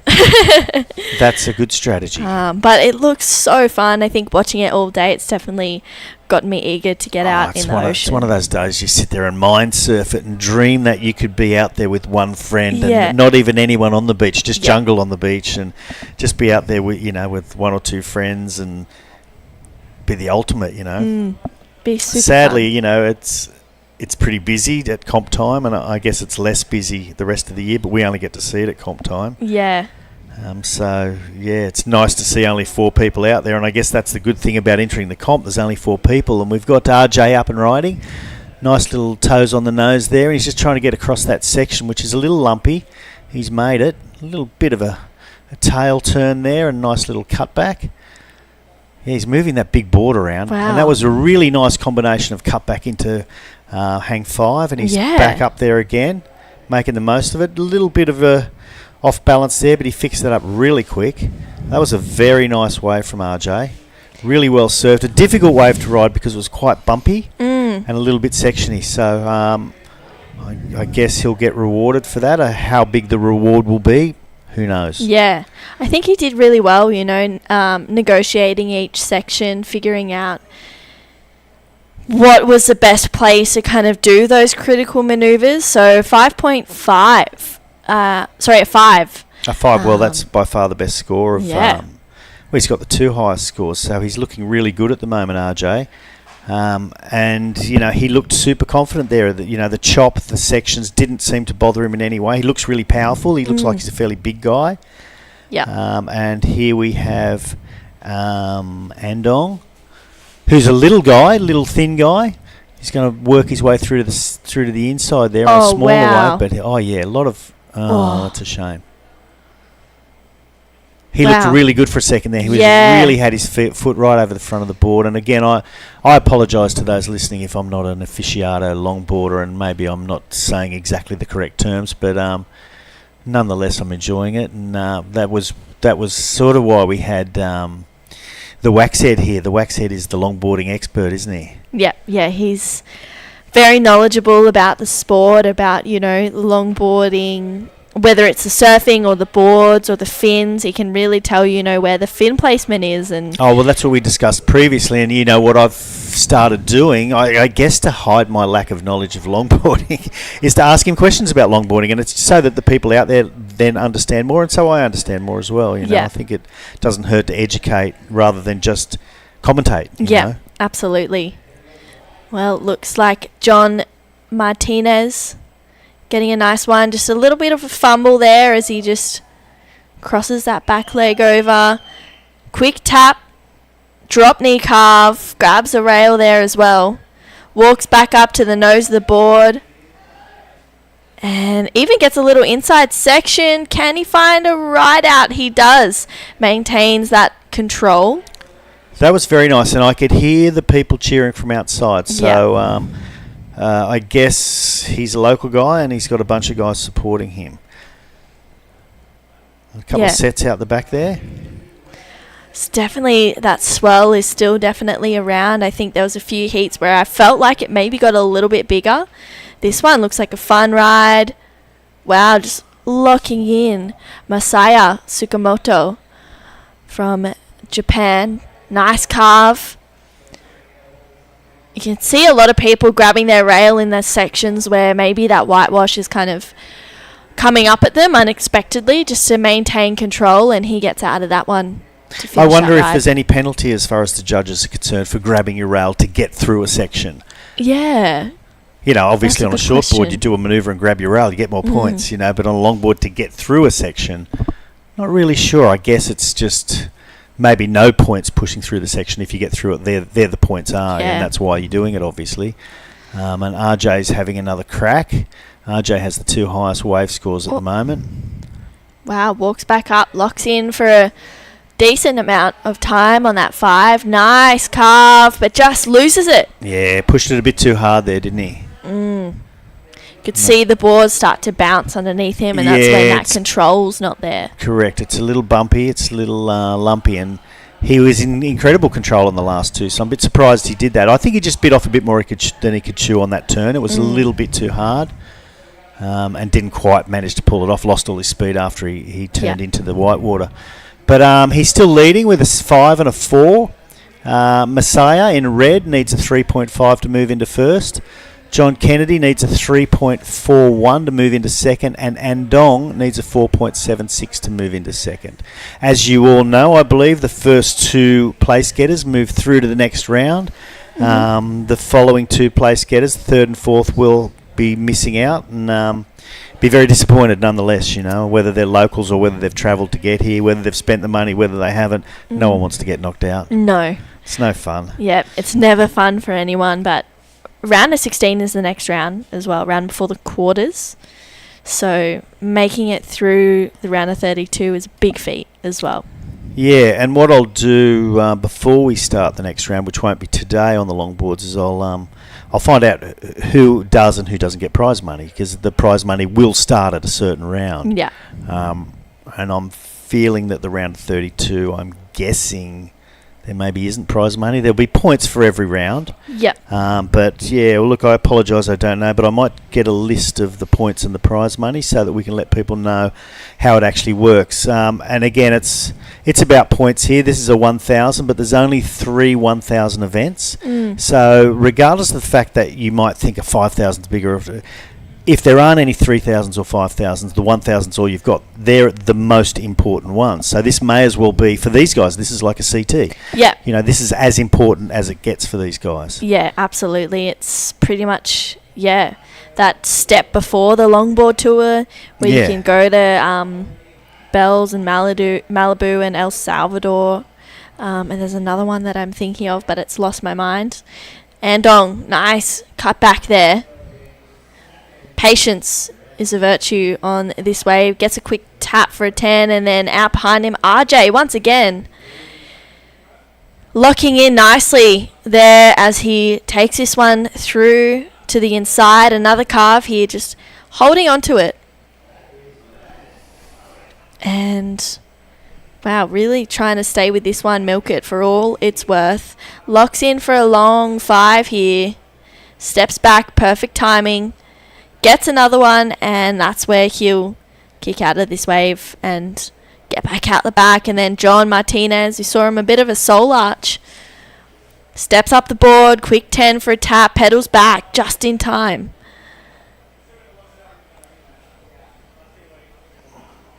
And he's trying to hold on to his rail through this inside connection, but doesn't get around it, so he has to kick out.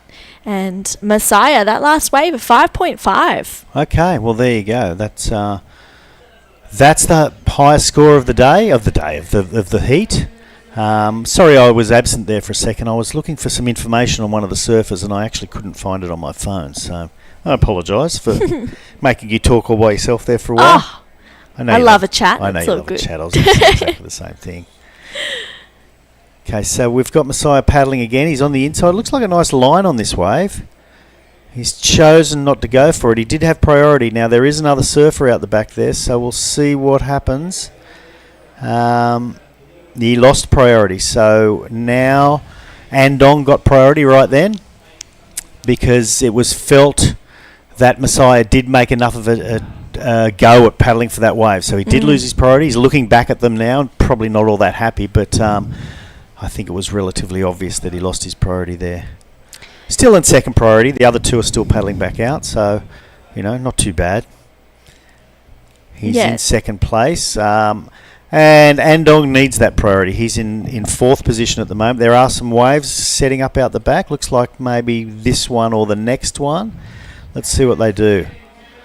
I think Messiah's trying to make him paddle for this one, and he didn't. Okay, he didn't sell him the dummy there. No. That was pretty good. Okay, so good on you, Andong. Yeah, seems like Messiah is really eager to get back that first priority. He is. And he really tried to sucker him into that one, but look, Andong surfed this place plenty of times, so he knew that wasn't a valuable wave, and it wasn't worth giving up his priority. Have you been burnt by priority before? Had priority and hung on to it too long and had it freak you out? Absolutely. Yeah.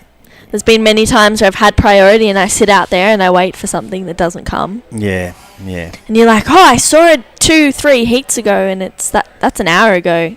So much can change within that hour. Absolutely, yeah. So okay. We've got a replay of one of the previous waves coming up. Yeah, this looks like that 5-5 of Messiah just driving straight into a nice 5. Locks in again for a quick one. And carves through that one there as well.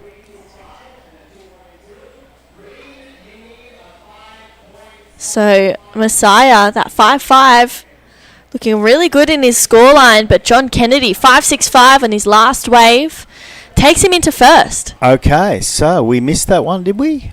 I think that was the one with his soul arch, and he got a little bit caught behind. You were looking for some info. Yeah, okay, so you were talking away, and I was looking for something that I didn't find. So again, apologies. Okay, so that is a change. Okay, that's good. So John Martinez up there in first place with a 5.65 and a 4.60. It's all really close.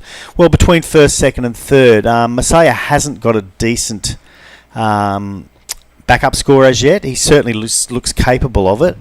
So, and he's in second priority.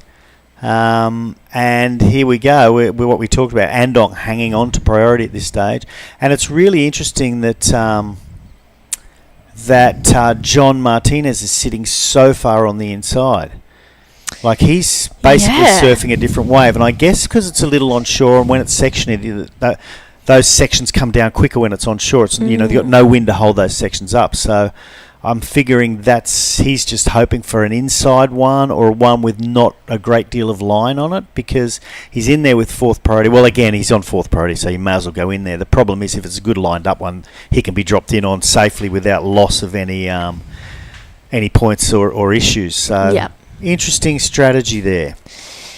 Yeah, it is. I think maybe he's wanting to get himself away from the priority rotation to just try and keep him in a good position. I see that, and I would have understood it more without the onshore wind. But with the onshore wind, it's going to make it. Oh, look, I hope he proves me wrong and he gets a great wave and has a great score. But, well, here he goes. He's going to go this one. Okay, so they're nowhere near it. Let's see what happens. Yeah, John paddling hard for this one. Well on the inside of everyone. Nice quick tap. Losing a little bit of control there, but regains that speed, climbing up the face of the wave. And staying in the middle part of that board. Drops that back knee, raises his arms. And pedals back nice and quickly to what it looks like will finish off this wave. Yep, kicks out of that one. So I don't know if it's going to go into his top two scores, but it was a good strategy. He did. They're still sitting out there with all the kinds of priority, and he had a chance to, have a pretty big score. So I'll be super interested to see what they scored him on that and see whether he helped himself. But he hasn't hurt himself because he didn't have priority anyway. Exactly. So what he's done? He's gone surfing and caught a wave, and no one else had a wave, and it's not going to affect the score unless it's a higher score. And here it comes, and he may even just improve a little bit. Oh, there's a 4.1 or 4. No, just under his backup wave, but nonetheless, it was well worth it. One of the judges gave him a 5.2. That was pretty good strategy. And look, here goes Messiah paddling right up the inside as well. So Messiah only needs a 3.5. Yeah, he needs nothing. So that would have been well and truly enough for him. Yeah, I agree. I think if he's in a position like this one that he is right now, if he can really get onto this wave and make the most of it, then a 3.5 is well within reach. He's already got a 5.5, second best wave of the heat, goes straight to the nose for Messiah. Wow, really controls it through that wobbly section there. Nice carve. Goes again, driving it back to the power source of the wave. Going to be any kind of inside. I think that's the issue with the really inside waves, there's not a lot of that inside bonus section there. Yeah, you're right. Well, let's see what happens there to Messiah. I mean, what did we say he needed? A 3.5. I'm not feeling it, but we'll see. They'll probably give him a 5, and I'll look like a dummy once again. I'm used to that. Look at this set out the back. And again, they've all moved way inside. Have they gone too far? Yeah, John, you can see him far to the left of screen. Looks like Andong having a look at this one. Paddling hard onto it, goes straight to the nose, stepping back, and has to kick out. That section looked a little bit He looked sketchy. like he'd sort of caught a rail there too, so he had no real speed. So to get round the section was probably not going to happen. RJ again. Nice little off the top. Oh, a little dangerous. Wow. He could have been on his way to bettering that 4 potentially.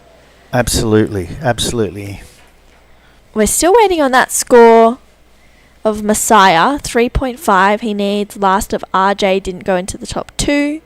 So the reason sometimes it takes such long for the score to come in because the judges are looking at separate replays, and so the head judge will call, especially in a tricky situation, which means you know there might be position change and all the rest of it. They look really hard and they'll look at it once or twice again, and then what happens is waves come in the meantime. So they've got to score those waves, then they've got to go back to the replay again. Yeah. So sometimes here it comes now.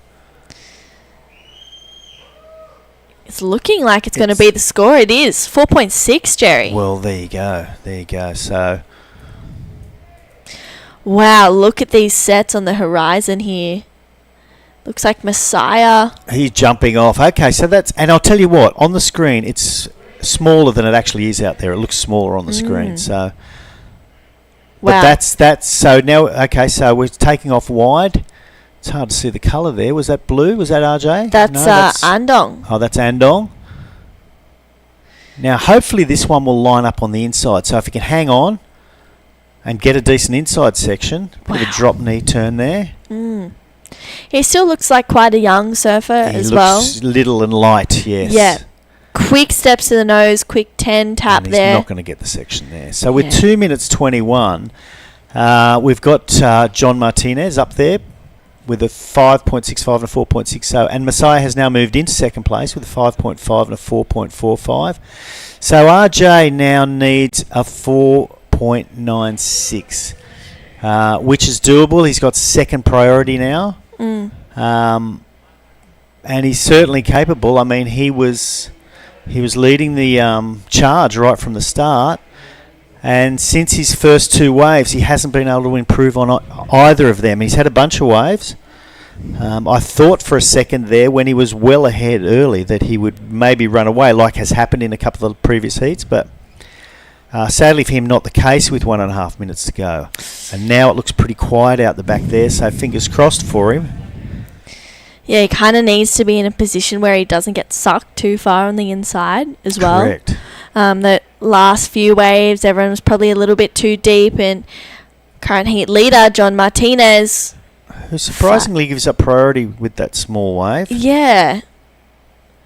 I Maybe think he's feeling comfortable with a minute to go. I don't know. It seems a bit odd. A real small wave. I mean, he's surfing it very nicely. He needs something better than a 4.6 to better his situation. And again, who dares predict what the judges are going to do? I've stopped doing it. I just it causes me too many problems. Oh, looks like Andong unable to get onto that one. Yeah, getting desperate. He doesn't look happy, scratching his head, wondering what he can do. Yeah. So it does give RJ priority with 30 seconds to go. He's sitting out there patiently. You know, I don't know what the interval is, 10 seconds. So he's only going to get 1 or 2 chances here. So he needs to essentially take anything that's going to break. Yeah. And 20 seconds, it's not a lot of time, but he's got priority. So if something pops up, he's got the pick of Well, there you the go. lineup. So he's gone for it. It's really quite a small one. 10 seconds to go. Needs a 4.96. I think he's going to struggle. I didn't mean to that, but I think he's going to struggle. He did what he had to do. It's a nice 10. He just did a nice 10. So be really interested. See what his body language is. See how he feels about it. Yeah, he's taking it all the way, but yeah, he doesn't look super duper happy. But who knows? Yeah. Who knows? So look, we'll head off to a commercial. We'll come back with heat number 5. Let's wander the 100 islands of Pangasinan, 124 to be exact, each with their own hidden secrets to be explored. The islands are connected by the Lingayen Gulf, and bridges, and even zip lines that let you fly from one island to the next. Woohoo! There's hundreds of adventures to dive into when there's 100 islands to explore. The WSL La Union International Pro 2024 is brought to you by Tingog Partylist. House Speaker Martin Romualdez and the Department of Tourism Region 1. The WSL La Union International Pro 2024 is sanctioned by the World Surf League and organised by the United Philippine Surfing Association in collaboration with the provincial government of La Union, the municipality of San Juan, and the La Union Surf Club. This event is sponsored by Alima, Clean Canteen, and SMC Infrastructure. This event is recognised by the Philippine Olympic Committee and the Philippine Sports Commission.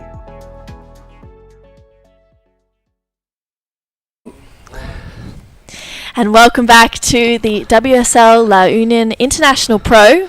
We have once again the LQS on Heat 5 of the round of 32. True Styling joined in the booth with John Carby and John. Getting deep into it. Here we go. We sure Exciting are. sort of part of the day. Yep. It's about lunchtime, 1:30. The stomach's grumbling a little bit right now. I just had my food, so I'm happy and relaxed. Oh. The wave's getting a little bit onshore out there, but still, as we can see, plenty of scoring rolling through. Great competition. Here we go. Taka Inui. Challenger Series, World Tour Series surfer. Yep. Yeah, absolutely incredible longboarder. Just jumping off on that wave, we saw both sisters, Sakura and Katie, progress through to the round of 16 earlier today. Sorry, the quarterfinals, I should say, and that is Mark Sergey Aguilar up and riding on his first wave. Just carving down this one, trying to make it down the face of this. Gaining some speed. What's he got? Just throws his arms up for a nice carve. Almost loses it, but recovers nicely. Got that little bit of steeze about it, that little hip thrust in that turn. Yeah, There. absolutely. I was talking before where you get to see that personality and the confidence in a turn, just to add that little sample of style on it too. It's really cool to see. We've also got Warren Lopez and Ryuichi Seal from Japan out there. So 2 Filipinos, 2 Japanese. Exciting heat. It will be. It's going to be a great heat. Taka, as you said, on the longboard tour. From memory, he got into the finals in South Korea. Didn't take the win. We saw Kai Hamase take the win, who we'll see come up, I think, last heat of the round. And you can see there the Vans umbrellas on the beach providing some shade for all the spectators there. And that's that beautiful drone view of this incredible place here. Unfortunately, that was Warren Lopez, just not quite getting a finish on that one. Yeah, you said we've got the Vans flags down there. We've got some great sponsors on board. We've got the San Miguel Corporation Infrastructure, so they do roads and all that sort of stuff. They're not just a beer company here in the Philippines. They actually do roads and infrastructure. So great San Miguel Corporation Infrastructure, Vans. Obviously, everyone knows the Vans brand and what they do for like action sports in particular across the world and the Philippines. Alima, which is one of our local Philippine homegrown brands. Luke Landrigan actually is one of the pioneers of that brand. Clean Canteen. Can't speak enough for them. Get yourself a clean canteen and do your part for the environment. MVP Sports Foundation. It's a foundation here specifically in the Philippines that helps promote grassroots sports. Huge focus on the young people, and they've done amazing things for surfing at the GROMS level, the grassroots level in the Philippines. And bang on Filipinas, one of the brands endorsed by Vinny Marcos, the presidential son, who is also an avid surf fan. Hopefully at one stage we'll get him in the booth to talk a little bit about passion, and he's got a few little projects in surfing going on, so exciting times ahead. I feel like we'll be able to wrangle him in, surely. I think so. He just doesn't like the limelight so much. He's one of those humble sort of guys that sort of... I feel like that sums up a lot of the people in the Philippines. Yeah, and he goes all the way to the top level, so it's really cool. Hopefully, we might get him in here. I hope so. Yeah. Even sit quietly in the corner. Yeah. He just might like the aircon room. Yes. Also, I'd like to thank our local sponsors, La Cantina, Kermit, Seabuds, Converge, Flotsam Jetsam, Mad Monkeys, Funky Quarters, and Lacan. Down tonight at Flotsam Jetsam, we're going to have the opening ceremony, kicking off from 5 p.m. So if you're around town in La Union and you want to come down, it's going to be a great opening ceremony. Come and see what it's all about. I'm pretty sure there's going to be some lechon. I know you're a vegetarian, but for those who don't know, lechon is actually roasted pig on the spit style. You probably don't want to hear that. But it's a Filipino traditional food, and, Wow. and I'm looking forward to it. I always Yeah. do. I am really looking forward to, in Siargao, we had all the dances and things Yep. at the opening ceremony. I remember your face was probably the highlight of my night. The Philippine cultural history, the dances and everything they have, it is amazing. It's Yeah. great. Traveling to places for these events, it's the highlight. It's the cultural heritage. It's the stories. It's the countries, and the people is why we do it, basically. So having that tonight on display at the opening ceremony, get down there 5 p.m. Get yourself a hot seat and enjoy the show and give respect to those who put this event together. And obviously also we honour the athletes who have travelled from across the regions of Asia and the world to be here at the beautiful La Union Point. Yeah, absolutely, and it's definitely worth the travel as well. All right, looks like... Ooh, that was a priority off. Looks like Surfing Blue had... Ryuichi had priority on that. He was second priority, so he used that well. Surfing Green doing well to get off that before he got himself in an interference position. Yeah, that was really smart for Ryuichi, not really getting a score on the board, so he'll have something to lock in. It means Taka regains first priority. His first wave of 4.25, first of Mark 5.75, and Warren Lopez locking in a 3.6 and a 1. So we'll see where this wave of Ryuichi locks in and see where that puts him in the scoreboard. Yep, it seems as that wind's picking up, the selection's getting a little bit less. We saw a lot of waves in that magic period where the tide was pushing in. The wind was still sort of light enough to just fluff up the faces. Yep. That was sort of the magic period where they were catching a lot more waves. Now we seem to be in that time in the afternoon where things slow down a little bit and selection really comes into play. Yeah, absolutely. And for the rest of the event, we'll be seeing a couple of waves picking up tomorrow. I think the forecast looks really good. We may end up in a place where it gets too big. Hope not. We want to see everyone out there ripping up the bigger stuff. There's the movement out on this point in particular does get pretty hazardous. What you don't see off screen here is it runs into a little bay. That bay tends to have a rip that will just take competitors out to sea, and it sort of starts getting a little bit wild and dangerous when it hits a certain point, which is around that 7 to 8 foot mark. So Wow. as long as we don't get above that, we should be okay. Should be okay. It looks like the swell's going to peak sort of tomorrow, around lunchtime starting for the afternoon. So Okay. I believe we'll probably have the short boarders in action Tomorrow. Maybe this afternoon. There was chat about it, but Yes. got to wait for the contest directors and the powers above us to make calls. We'll just talk about it when it happens. Yeah, exactly. And at the moment, we are longboard action, and it's been a great morning. Oh, it has been amazing. I feel like we've done a bunch of heats already. There's 3 more to go after this. And, I'm excited to see how the day rounds out. I remember, speaking of swell, I remember being at the event in Cruy, not last year, but the year before. And it was 15 foot. I think I was there for that, Were actually. you? I was there for that, yeah. I was Oh, there. my I was travelling goodness. with the Philippine team. And Oh my gosh. we were going out to practice surf in 8 foot, and it was terrifying. Yeah. I went out for one surf, I got destroyed, and I put my tail between my legs and sort of come back in. Yeah, it was scary. Yeah. And was then I scary. remember when they actually called the event off, and there's a point where the risk versus reward sort of switches over. Yeah. And one of the most important things for, obviously, WSL, they don't want to hurt anybody. Yeah. If this is a healthy, active sport, there's a limit where it becomes just Not not that. worth the Yeah. and credit. If you want to be the big wave surfer, here we go. Mark CJ is actually putting on a bit of flair out there. He just went for one of those reverse cross steps. So going to the nose and switching back the other way. A bit of fun, a bit of flair. Absolutely. But yeah, if you want to do the big wave stuff, join the Big Wave Tour. WSL caters to that also. Yes, yeah. I remember I think I had a heat on in the afternoon one day and it was getting big. And I was thinking, okay, I need to go get the biggest board I've got, which was a 5'10". The gun. Yep, my gun. And my thickest leggy, and I was like, okay, well, I've got everything. This is all I can ask for. And my sister was like, I'm not caddying out there. for you. Sorry. Thanks, sis. And luckily it got called off, and I released a breath I didn't even know I was holding. I was like, oh. It's okay. a tricky lineup. It's tricky to get out there. Same as here, it can be tricky, but that little rip that does start up is a really good assist. It's just they'll probably increase the paddle out time tomorrow as it sort of increases, and we'll see some interesting surfing going on. I think I can't wait. Yeah, I hope it just stays below that too much as Warren jumps up on the nose now, getting to work. Nice little down carve from Warren. Nice strong frame on him. Be interesting to know what sort of board he's on. That's the one thing that Wax has on point. Nice little 10 there. Yeah.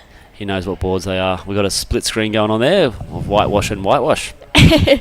Looks there like it is. Back to action with Warren. Yeah, that was a good looking 10. So he made that 10 and maybe even progressed into something more at the end of that wave. Yep, we'll see if he gets up into that 7.65 he needs to get into first. Option B for him is he'll just start hacking away at that requirement, maybe get himself a good mid-range score, making the requirement a little bit less. But he's also going to make it a little bit harder for Tucker and Ryuichi to sort of catch up to him. He's getting himself into a good position as we hit sort of the halfway point of this heat.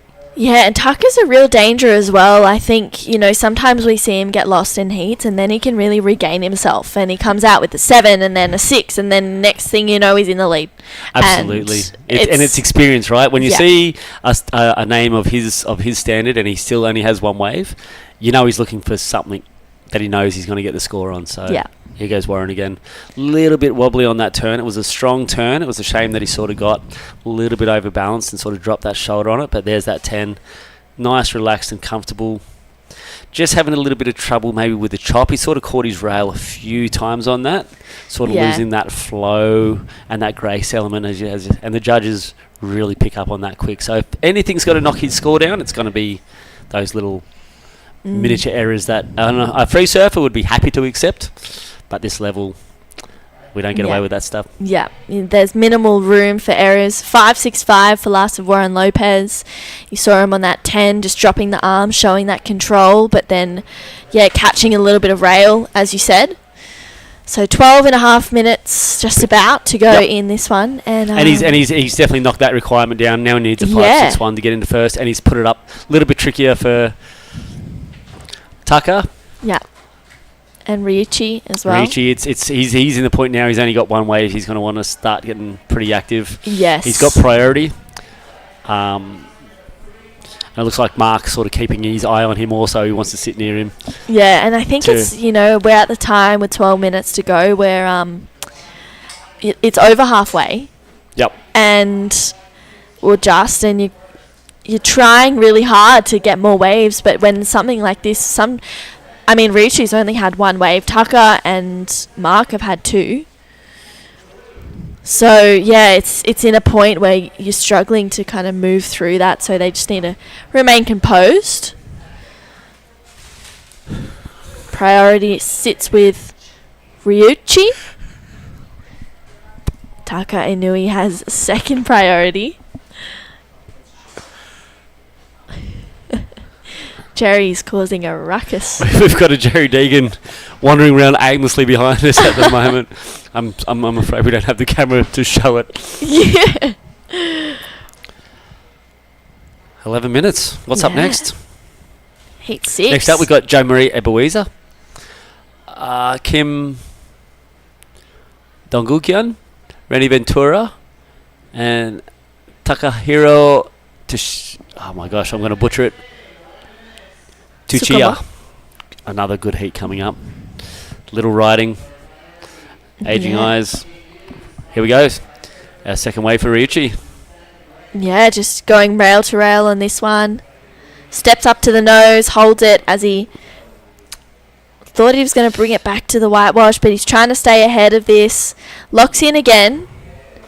And then you can hear also see also Tucker and Ryuichi. Tucker trying to lock in a 5.01. Wow, nice carve there for Tucker Inui as Ryuichi goes off screen.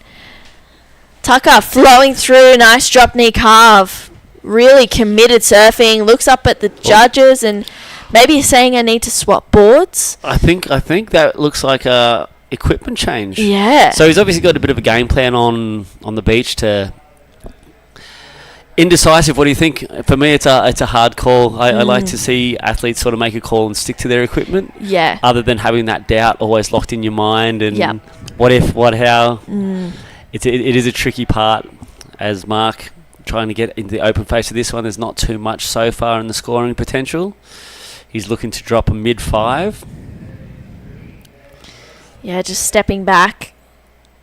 Gets a carve there and raises the arms, has to kick out. I think Tucker's got his mum down there, Tucker Mama. She films every heat. She watches everything. She's One of the most passionate soccer mums yes. I think that I've seen in this sport so far. Yeah, so she's got three babies to Three keep superstars. watching. Yeah, absolutely. Sakura and Katie moving on through to the quarterfinals. And Tucker in this heat right now. He's waiting on this last score to lock in. This is Warren Lopez on the answer back. Gets a quick 10 in there. Holds it for a moment and stepping up the board as well. Goes for another 10. Wow, Warren just looking really in rhythm out there. Gets another 10. Carves through this one as he just tries to find an inside connection. Does well to manage that nose dig there as well. 3 10s on one wave. I'm wondering what the judges will think. Will they want to see those 10s held a bit longer as opposed to the 3 taps, or are they going to reward the 10s? Because there was a bit of style amongst them, especially particularly that first one. He stood tall, nice, relaxed, comfortable. Yeah. So it'd be interesting to see where that score does drop in. And there's actually scores across the board to drop in, so it'll be interesting. Yeah, and speaking with Luke earlier, talking about JR and his new kind of approach to surfing waves, quality over quantity. He doesn't want to do like quick taps. He wants to be able to hold them. So yeah, I agree. It'll be interesting to see whether the judges reward that, or if they go, hey, we like it, but we want to see you hold that for longer. Yeah, strong wave. We're sort of splitting hairs between maybe good to very good at this point. So yeah, will be interesting to see where the judges are going to land on that. And it sends a message to the competitors who are watching. It's like, okay, I need to maybe hold them more and do what you just said, that quality over quantity. It's such a common theme over both competitive, like shortboarding and longboarding surfing, competitive surfing. And it's interesting to see that kind of just, even though the criteria is different, they're saying, hey, we want to see that risk. We want to see it more. And yeah, we'll see where that wave of Warren locks in as. Still waiting on Tucker and Mark to have their scores locked in as well, with just over 7 minutes to go. Yep, huge exchange. Everyone getting pretty good waves too. They all rode them pretty far into the beach, so long paddles back gives those judges time to sort of review the footage and make sure the numbers are going where they need to. Yeah. And it looks like we're going to see them start dropping in now. And here we go. Tucker on a board change here. Looks like he's riding the same board that Sakura is. Gets a toe tap there. Points a foot as well. Nice carve for Tucker Inui. He's looking more in rhythm on this board than the last one. Holds a strong drop knee carve. Again for another one. As he races this wave through to the inside, out the back. Looks like Mark also getting a decent ride underway. Tucker finishing off that one. Behind the pole there, we lose a bit of vision and Mark kicks out. So still a bunch of scores to lock in. Keeping the judges super busy. The only one that we can say with confidence is Rochi's last wave was a 3.35. There we go.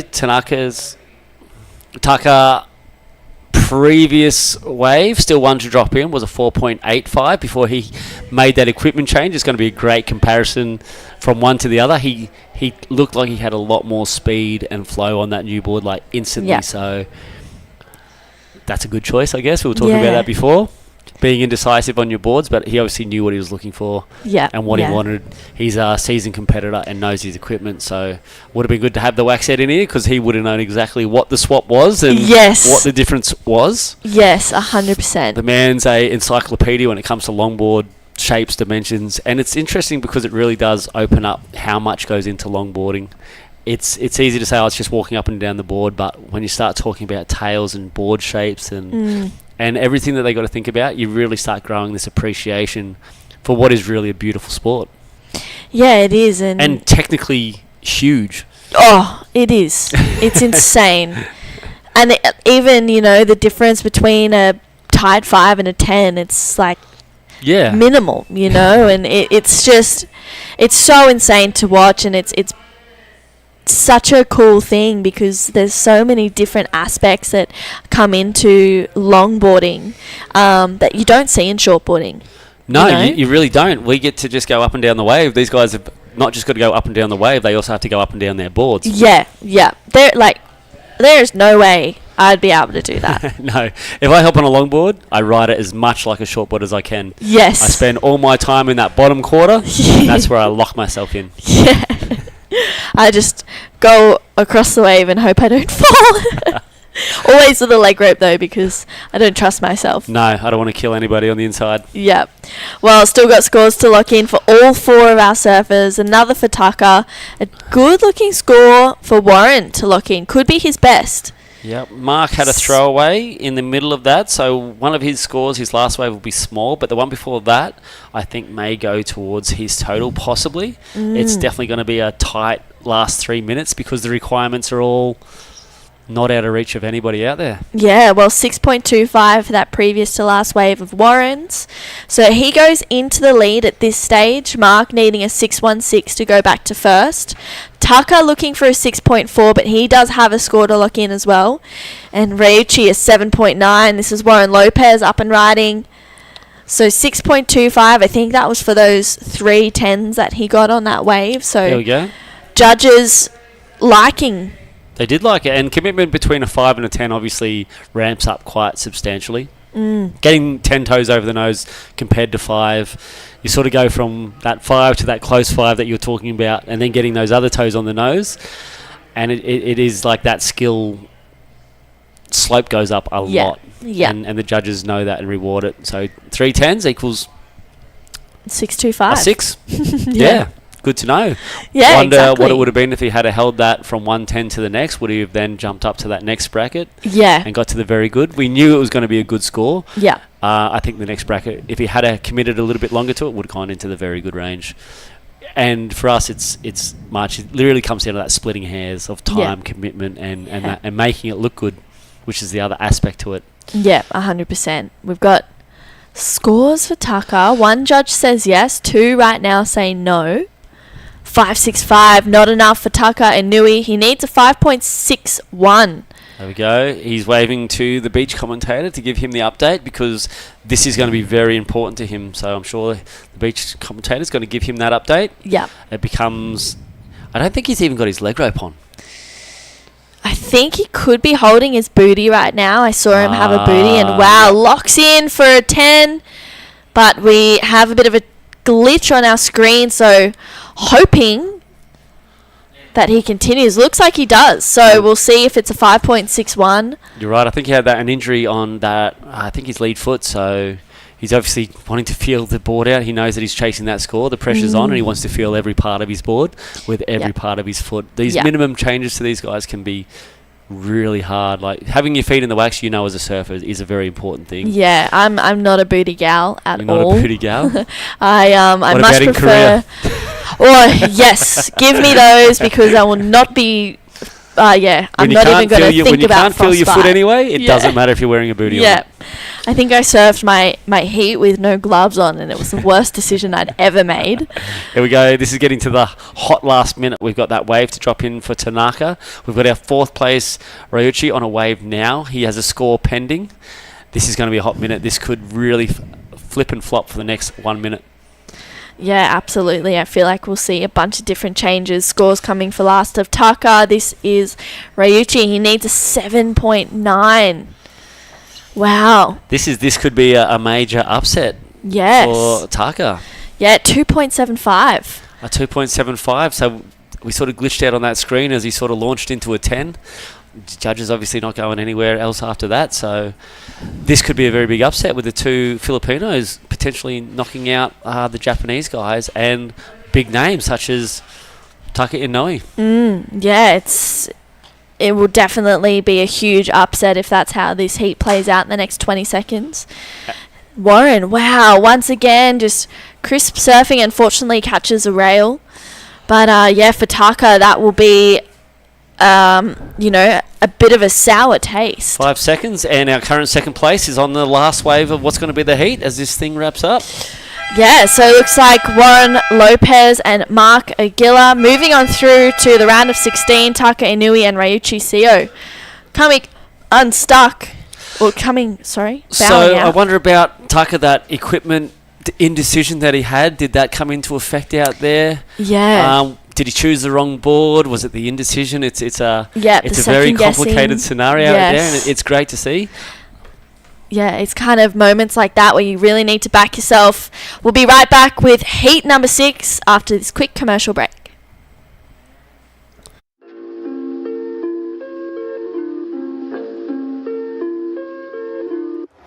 Quatro cantos, di ko mo antos sa imong kabastos kay dili ko santos. Gusto kong tinuod nga gakos, bisag walay gastos kay dili ko anang paggapos. Quatro cantos, di ko mo antos sa imong kabastos kay dili ko santos. Gusto kong tinuod nga gakos, bisag walay gastos kay dili ko anang paggapos. Let's wander the Ilocos Norte sand dunes. If you want to get down and dirty, this paradise is thirsty for adventure. Just choose your ride and rush through landscapes that are always changing.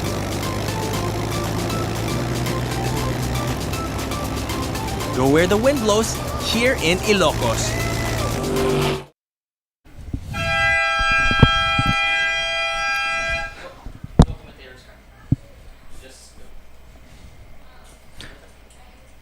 Welcome back to heat number 6 of round 32. This is the Waxhead back in the commanding position. And we have an upset in that last heat with Taka Inui getting a score at the end. And the World Championship Longboard Tour competitor who was knocked off tour last year is not starting this year off to a flying start, getting knocked out by the 2 Filipino competitors. Upset. Local knowledge. Did you see that board swap that Taka did? I don't know if you're watching in there from the beach. Taka did a board swap about halfway through the heat, which was interesting. The first board he was riding didn't look fantastic.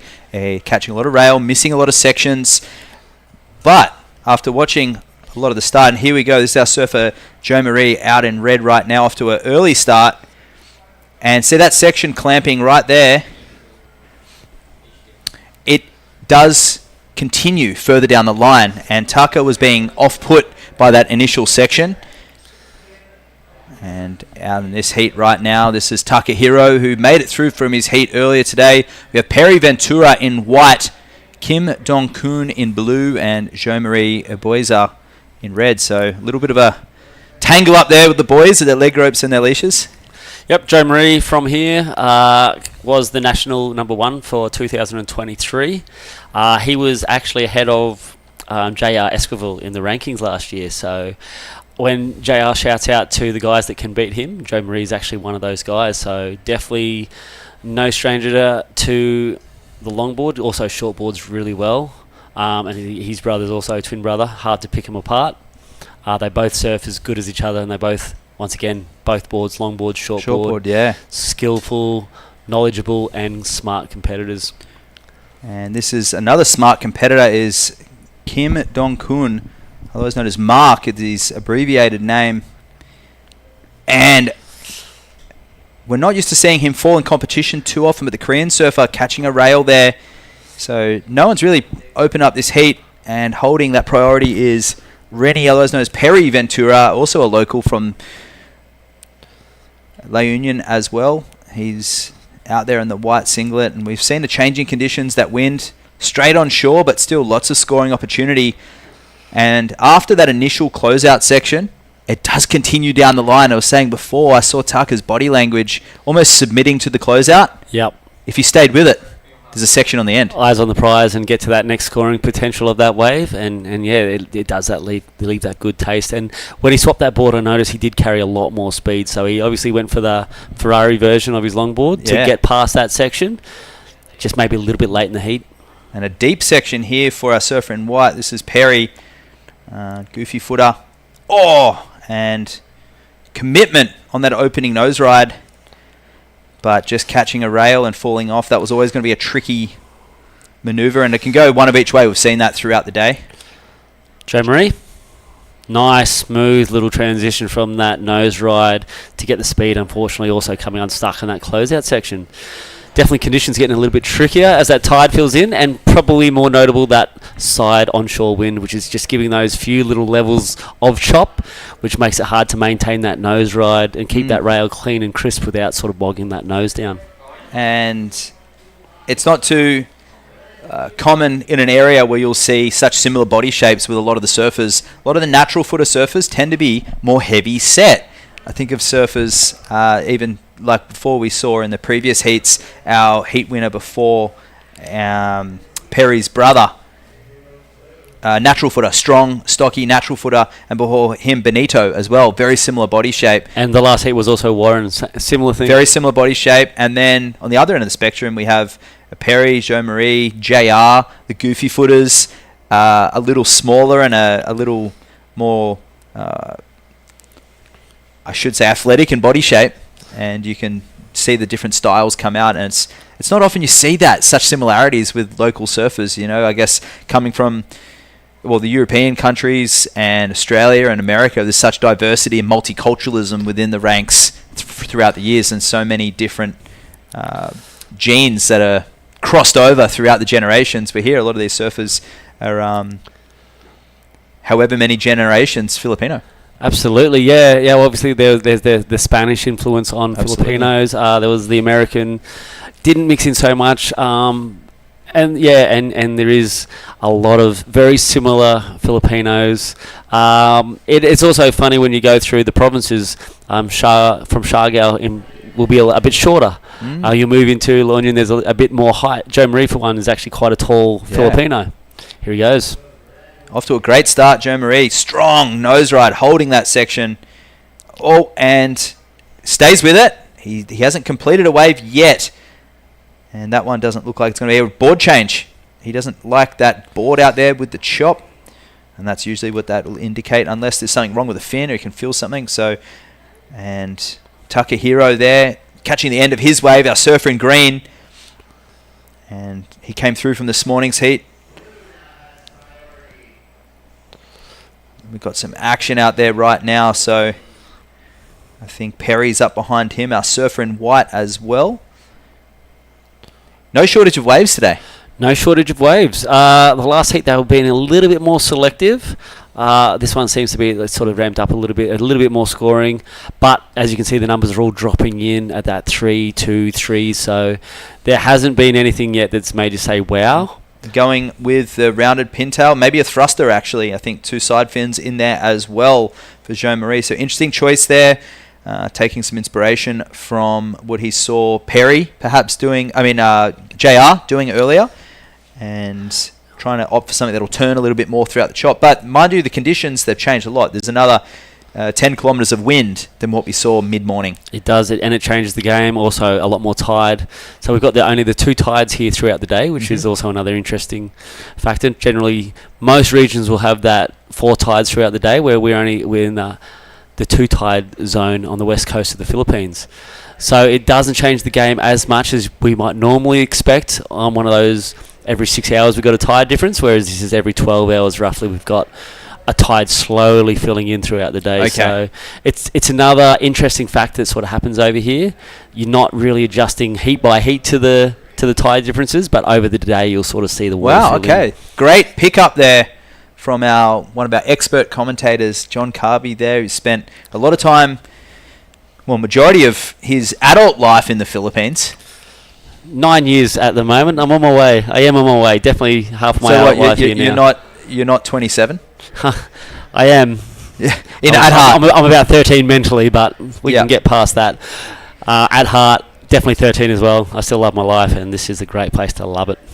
And these surfers love their life too, with the opportunity to compete here at the Longboard QS 1000. Opportunity to make it to the World Longboard Tour. This is ground zero, and there'll be 3 stops on that qualifying series, maybe even a 4th, still to be locked in. And this is the surf town of La Union. LU, it's the capital of surfing on this island. Absolutely, it is. It rivals. Shargao has the surfing capital, but this is the surfing capital of the north. So, and look at the quality they're producing here. That chop definitely coming into effect. As we have Kim, our Korean. Yeah, nice combination of maneuvers there from Kim. That board looking very lively. Just trying to set that rail, and he gets a nice clean section on the inside. He used his priority on this wave, and he made it count. Nice clean surfing. That's a good looking board too. It is black with a few stripes on it. So he'll be stoked with that as an opening wave. Got lots of maneuvers done, but keeping in mind it's not quantity, it's the quality. And the judges are looking for more standout sections. So being a medium-sized wave, the judges might keep a lid on how high that goes. We were just dissecting with True before about the quality and quantity. We saw Warren in the last heat came in with a 6.5, I think, for 3 short little 10s. And we'll just talk about the difference of getting into that from good to very good. If you just had held those maybe 10s just a little bit longer and gone for maybe one long quality 10 instead of the 3 like quick rushes to the nose. Exactly right. And it's finding that key section, that moment of critical nature. It's performing that nose ride in the area where the board or the tail is covered up with the whitewash, and it's the element of risk. Anything in the pocket, even if you're doing your carves, your power carves in the pocket. I saw Taylor Jensen, Bells Beach, last year. It was quite solid, and he was performing all of his maneuvers in and around about a 20 feet radius around the pocket, and it just looks dramatic. The speed that they carry through those maneuvers is a lot more continual, and the momentum is flowing between maneuvers than if you're out in the face, calming back in, drawing out that turn and washing off speed, speeding up again. Absolutely. The judges love that commitment too, because one touch from that whitewash and he was going to get sent sideways, back and forth and all over the place. So it does up the risk, up the commitment. Look at that drone shot. Look at this place. Fun waves there. We've got people tuning in from all around the world. Jack Roberts down in Australia, Chad Andrews, both natural footer and goofy footer, talented surfers from my area that are actually coincidentally tuning in right now to watch the waves, and they want to surf here too because it's conducive to longboard surfing. But under priority, Joe Marie on their high performance thrust that goes for the backside re-entry and kicks out of there. Something to do with his board change, that approach? Yeah. Ooh, and Perry's having a bad start to this heat. Unable to really make it count and get a clean completion. He's looking for those set waves, and none of them have really gone in his favour at this stage, catching the bumpier, choppy waves. But he's an experienced competitor, and only needing a 4.81 to move into the placings. We'll see if Jean Marie is able to get rid of that 3.25. I feel he's going to be near there. I feel he's going to get close to that requirement. And our Korean competitor, King, with a 5.9 on his last wave. So a lot of work for a mid-range score, but it's a nice keeper score in this heat. That's the highest one so far, and he'll take a lot of confidence out of that. He's a confident surfer. I've never seen somebody so enthusiastic finishing waves. I think Kuda last year, he threw down more than 10 claims throughout the event, and just so stoked with his surfing. Rides the pressure, and he loves the pressure cooker situations. What's your thoughts, Waxhead? Claim or don't claim? No claim.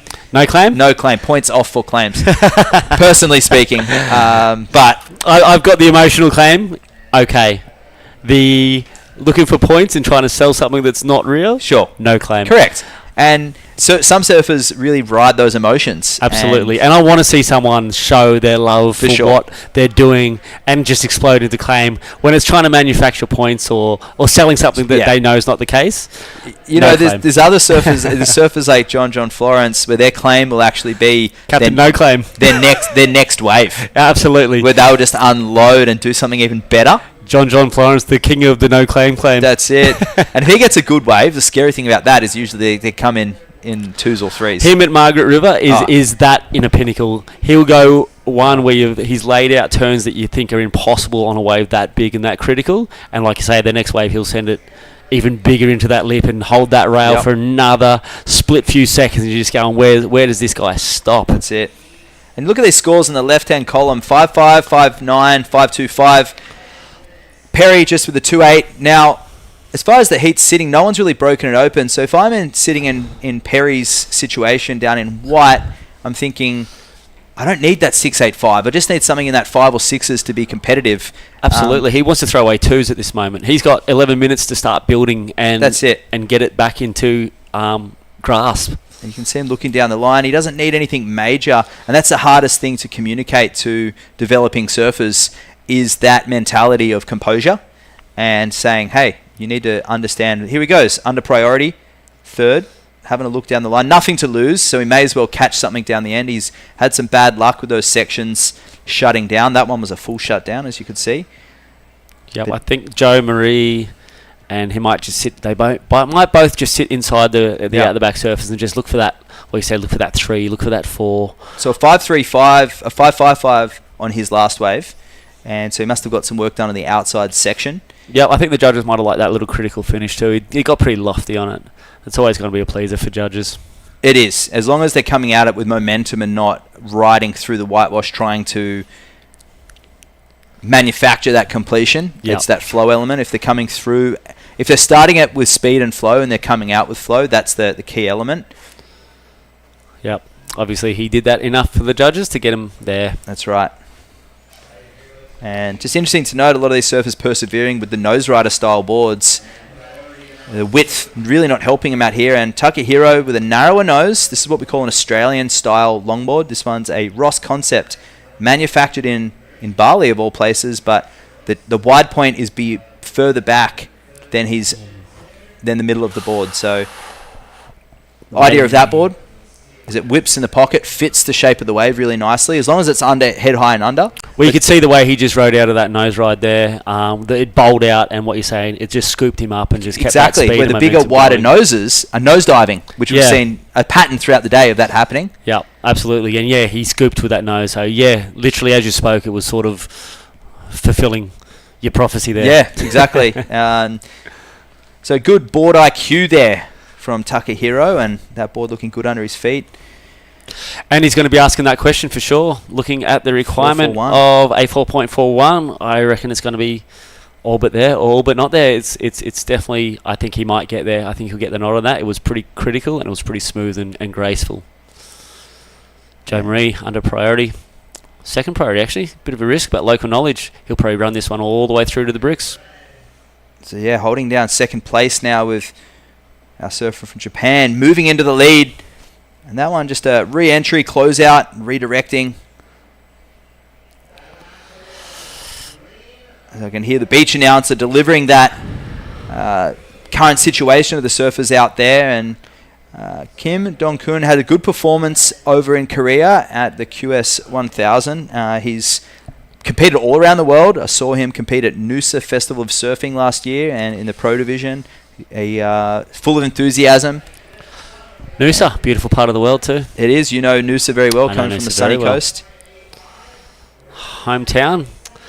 Nothing like sitting on the boiling pot, fighting the current and watching people. Noosa's own version of Kira, but Kim Dong-kun hasn't surfed Kira, but he has surfed Noosa. He's in 4th place on the rankings, but with Tucker Inui being knocked out in that last heat, and Kanoa Hee-jae, the Korean multidisciplinary surfer who's over in Hawaii, the 15-year-olds. Yeah, big shout out to Kanoa and Melbourne. He'll be tuning in. Of course they are. They'll be watching a lot. Might be sleeping at the moment, but huge fans of Surfing Philippines also. Kanoa is also half Filipino.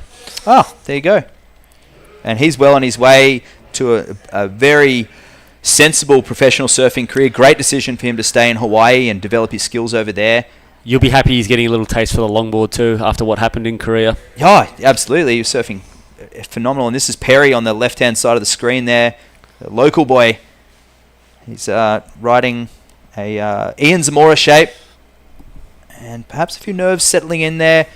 STG team rider, an Australian company, looking after some support there. And he's also sponsored by a local company. Nice little cross-step carve in there too, giving that little bit of variety for the judges that hasn't really been showcased to this point. Yeah, not too many point. The cross-step judges aren't generally a fan of it. It's a lot easier to do than what it looks. Yep. It looks hard, but it's very easy. I liken the cross step to a chop hop. Yep, all right. Yeah, but just that point of difference. It is that a point of little bit difference. flavour. Exactly right. It's that, variety. Yeah, that's something to show the judges, hey, I've got something a little bit different. Look at me, keep your eyes on me, because I have something that these guys aren't 100% really right. showing yet. It's just a little bit of flair, and that's we talked about the personality and that flair crowd-pleasing nature and everything like that. You said he's a frother at heart, and, and there he is, he's showing it. But he really, at this point, needs to get a set wave and not fall off. But Jo-Marie showing a lot of confidence since that board change. And coming off the bottom, and that bumpy section, and just catching a rail in the end, but not much else he could have done in that moment. And he's looking to build upon this wave, looking to drop a low of a 4.35. And the side fins, bogging rail there, but heat leader Takahiro really starting to get comfortable with this wave, using that Australian-style board. Narrower nose, wider tail, looking great out here at La Union. And these bigger, wider nose riders, these guys are following the trends of what we see around the world, and it is not necessarily working here today. Getting tricky out there, especially on that end section also. As the tide fills in, it starts to bounce off the rocks on the inside spot there. So when you get closer towards that inside section, you're going to get a bit of refraction from the rocks in there, and that's why you'll see, particularly on the end, it gets super tricky. The lower tide, you'll see them jumping onto the rocks. On the higher tide, you're going to see them getting bounced off and kicked off, and the water moves around a lot more in turbulent. there. So yeah, it sort of changes the game. It's one of those waves that changes from one thing to the other quite dramatically from that high tide to low tide. And we see Mark, otherwise known as Kim Dong-kun, on the right-hand side of the screen, and Perry in front of us, currently in fourth. And 5 minutes, a few scores to drop in, actually. Jo-Marie. This will be interesting. See the section here on the left-hand side of the screen. Kim does have priority. Will it be a closeout, though? He gets up early, gets on the nose, and will he regain priority? Will Perry paddle over? And he does have the priority. The judges gave it back to him because he was looking at that wave. So that's a key note for competitors coming up in the next heat, to see the expanse of the lineup. It was a great shot. That's it. And that's what you need to rely on. Those priority judges do have a set mark in mind. Sure. And they want to see the surfers get to that point.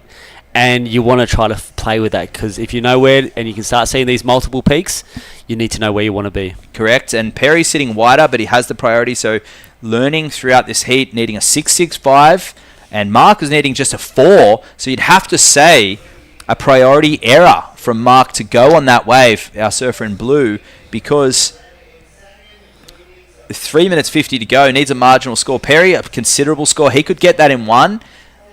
But leaving the door open with just a backup score, a very marginal 3.25 is his best at the moment. So at this point, there's still time for 2 waves for these guys to reset. But it is Takahiro out there with the 5.5 and the 5.25, and Jo-Marie with the 4.35 and the 5.5. But no one's broken it open.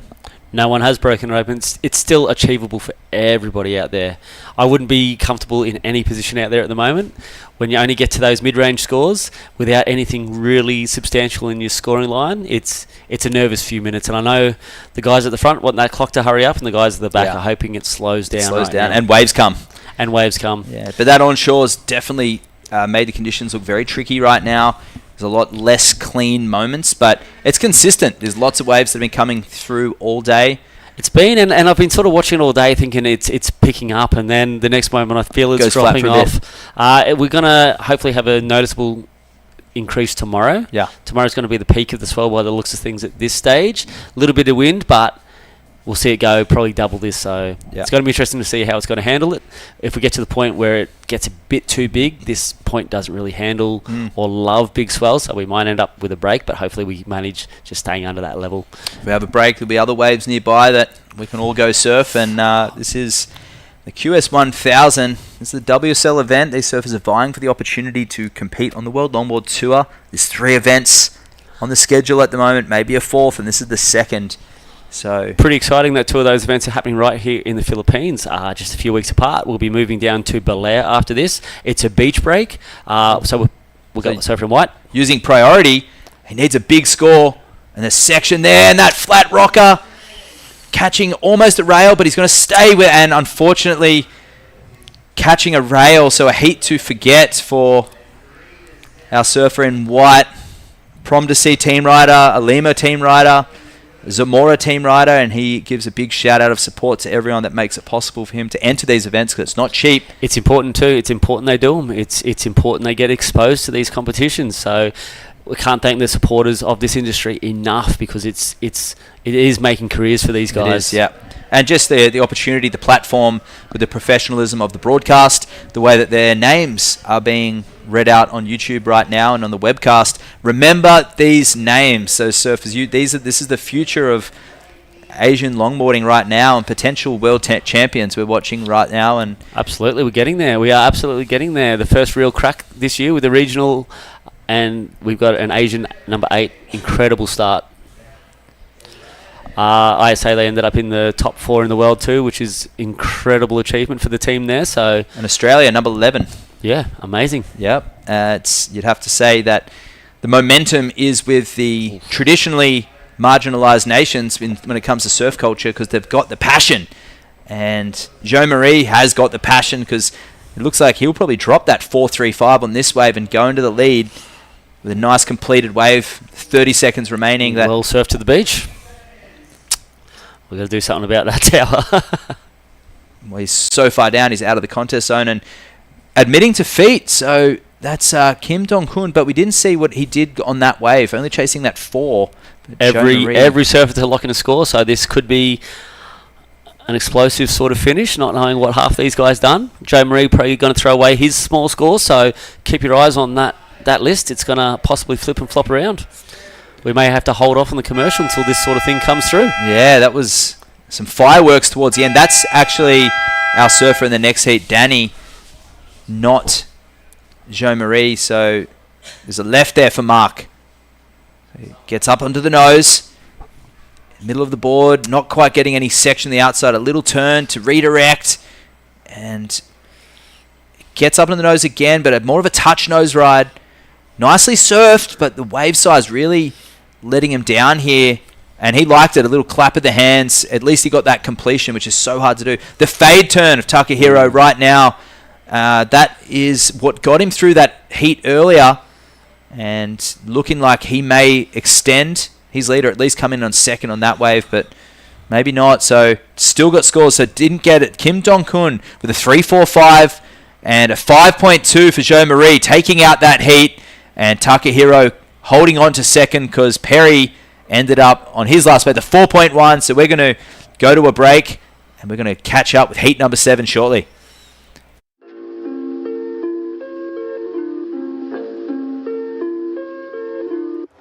Cuatro cantos, di ko mo antos sa imong kabastos, kay dili ko santos. Gusto kong tinuod nga gakos, bisag walay gastos, kay dili ko anang paggapos. Cuatro cantos, di ko mo antos sa imong kabastos, kay dili ko santos. Gusto kong tinuod nga gakos, bisag walay gastos, kay dili ko anang paggapos. Welcome back. This is the WSL Union International Pro. We are watching the LQS 1000. We are under heat number 7 and joined by Luke Landrigan, a local legend, and that Landrigan last name is synonymous with Philippine surf culture and La Union in general, setting up the first surf resort back here, and Luke's grown up in this region and is a big reason why these surfers are gaining so much momentum on the world scale. So thank you for joining us. Thank you for having us Thanks at your for having local me here spot. again, Waxy, and I'm honored to have you here. Your first time here in La Union. Yeah, thank you.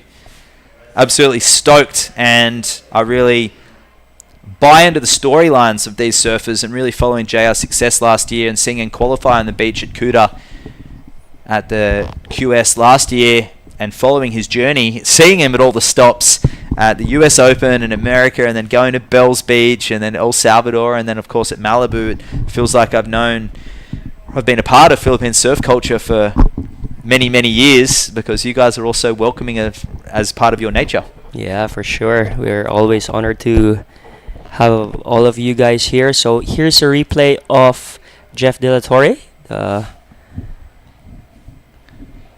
And he's Husband of Daisy. Daisy, actually, yeah. And just trimming through on the tail on that wave, looking for some open face. Perhaps sharing that board as well. Oh no, it's a purple board, very similar to Daisy's one earlier. And riding the bucking bronco, nice drop knee turn there. That low, strong style, good low center of gravity. And this is our surfer in white. This so Marvin, a local guy from here too. Good shortboard style cutback there. Staying on that tail, no footwork yet. Must be riding JR's board. It does look like it, I actually. think so. Same stickers. Yeah. So borrowing JR's pintail, which Joe Marie did in that last heat as well. So those American-style wide-tailed nose riders, not the pick today For these conditions. for these conditions, with the slight onshore and some of the bigger sets. We saw Perry in that last heat catching a rail several times, and he's usually quite consistent. And it was Joe Marie who did the board swap. Went to a 2+1 setup for the win in that last heat. The board Joe Marie was using was shaped by a local guy here called Tick Boy. The guy who repaired your board. So he shaped that for Joe Marie a few years ago. Nice one, Tick Boy, with a fresh white spray job. By the look of it, looks like it's been repaired and sprayed. So 25-minute heats. 2 people will progress through to that next round, which will be tomorrow. And we look at the surfers in the water. So Danny Widianto in red, who made the semi-finals of the longboard in Korea. Okay. And he made the final of the semi-final, the final series of the shortboard in the QS as well. So multidisciplinary surfer there, Danny, talented surfer with his sister Daya as well. Both of them are a powerhouse from Indonesia. And Jefferson Dutora from the Philippines. And Marvin, as we just talked about before. This is Cernil Rasil. Looks like he's riding an Electric Century board. Is it? Yeah. Yes. So you see that late flip in the nose there. So pronounced Cernil. Cernil. Oh, okay. Cernil. Cernil. We usually get a lot of Indonesian longboarders, especially the Batu Keras boys, for comps like this. Definitely missed them for this event. Yeah, absolutely. I didn't see them at Korea either, so wondering what those guys are up to. The Pedrol crew. This Marvin Doctolero. Oh, and that board looking very lively underfoot. So if Marvin surfing it like it's a thruster, but he's got a single fin in there. And one of my most difficult aspects of my own performance is when I'm on a board with side fins, is forgetting that they're there and bogging rail, or the edge of a longboard, which I often ride longboards with no edge, and they often catch me out because you have to get low. When you have a board with edge, you have to get low and set your line and drive through your turn. When the single fin soft rails, you can do turns like we saw Roger do earlier, a bit more body language and a little bit more upright, and you can go through your bottom turns and your cutbacks with a little bit more body language, where with a board with edge or side fins, you really have to set that rail. You have to get low, drive through the turn, and for a better term, use it or lose it. If you're not going to use the edge in the board, if you're not going to use the side fins, don't use them, because that's something we see a lot of the traditional longboard surfers struggling to adapt to shorter boards or high performance boards. But it's just understanding how our body shape reacts to the different elements of the board. Yeah, I remember during our era, when I was growing up, we're used to watching high performance longboarding. Yeah. So when we were given the opportunity to have our own boards, we chose high performance longboards. But then after a few years, everything went back to traditional longboarding. I have to admit that going back or going to using a log, it took me some time to get used to it. It was so hard to use. It wasn't easy. Well, the soft rail logs nose ride better in the pocket, and you can utilize small, fast pockets with a lot more style, and you can utilize it with different speed aspects, moving your footwork in and out and around But interesting, McTavish are doing a re-release of the Fireball model, which was something Oh, that... yeah, I used to have one. Yeah, and it really set the longboard world on fire. Excuse the obvious pun there. But that blended performance and traditional elements with the 3-stage rocker. So I had the red one with that fire flame. Yeah, the fire logo flame. in it, yeah. So they had a little bit of nose flips, flat in the center, and the tail had tail rocker for nose for turning. So the 3 stages. Bottom turn on the tail, step forward in the middle for your speed, and step to a platform nose for your nose ride. They were glass fairly light. They had a pretty aggressive rocker, which is from the original model, which the rocker started right just in front of the side fins. But often Ray Gleave, who had his Ray Gleave model, he actually ran them all as single fins. He never used his high performance longboards as thrusters. So it is possible, anyone out there tuning in right now, if you want to learn about longboard surfing, do your research, search up Ray Gleave, Gleave, and you'll see some beautiful carving drop knee turns similar to what we just saw Marvin perform there, but blending the elements of style, the flow, the flair as well, which these guys have all got their own personal flair. The Badu Karas surfers have their flair, and Ray Gleave had it all in spades. And that Fireball model and that Ray Gleave model was synonymous with surfing throughout the 90s, especially in Australia, and a lot of the magazines that highlighted that. And yeah, shout out to Bob McTavish. I remember him coming here about 10, 15 years ago. I wish we could invite him again. He'll hear this invite and he'll be back. They're all tuning in right now, and one of the team riders, Josie Prendergast, spends a lot of time in Siargao, and most of her time in Siargao as well. And I'm a McTavish team rider too, so it seems like we're going to have to. And actually, there's a few surfers on McTavish in this event. Sujin Park is on a 9-1 McTavish, my nose rider model, and they work. They go well. Nice. Can't wait to try that one. Well, you've got a Bluebird, one of the 70 single fins, sitting down there in your shop. Looks very similar to a board that I liked about 10 years ago. And this is Danny down in the 4th place, looking for a 2.15. Beautiful timing there of that nose ride. Borrowing or sharing that board with his sister. That one, smaller wave, but nice, clean face. The higher tide linking together that inside section. So some style and poise up on the nose there for Danny. What'd you make of that one, Luke? Very stylish. He's a really good shortboarder too. And one thing I love about Danny's shortboarding is his ability to front load speed. So do a check turn and then carry that momentum without pumping into that next maneuver. Extremely difficult to carry that momentum, but using your body and your board to your advantage, springing into your next turn without that double check turn or that pump. It's so hard to do, but that's the flow element in shortboarding as well. Here is surfer in green.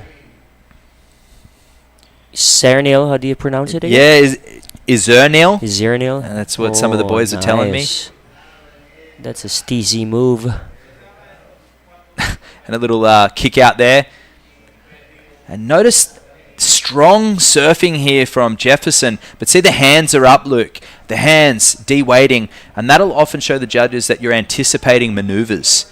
When the hands are up, it's showing that you're trying to de-weight and you're hunting those maneuvers, where composure and style is generally all about the hands being by the side, showing how easy you're making it look. Relaxed. Relaxed, Yeah. exactly.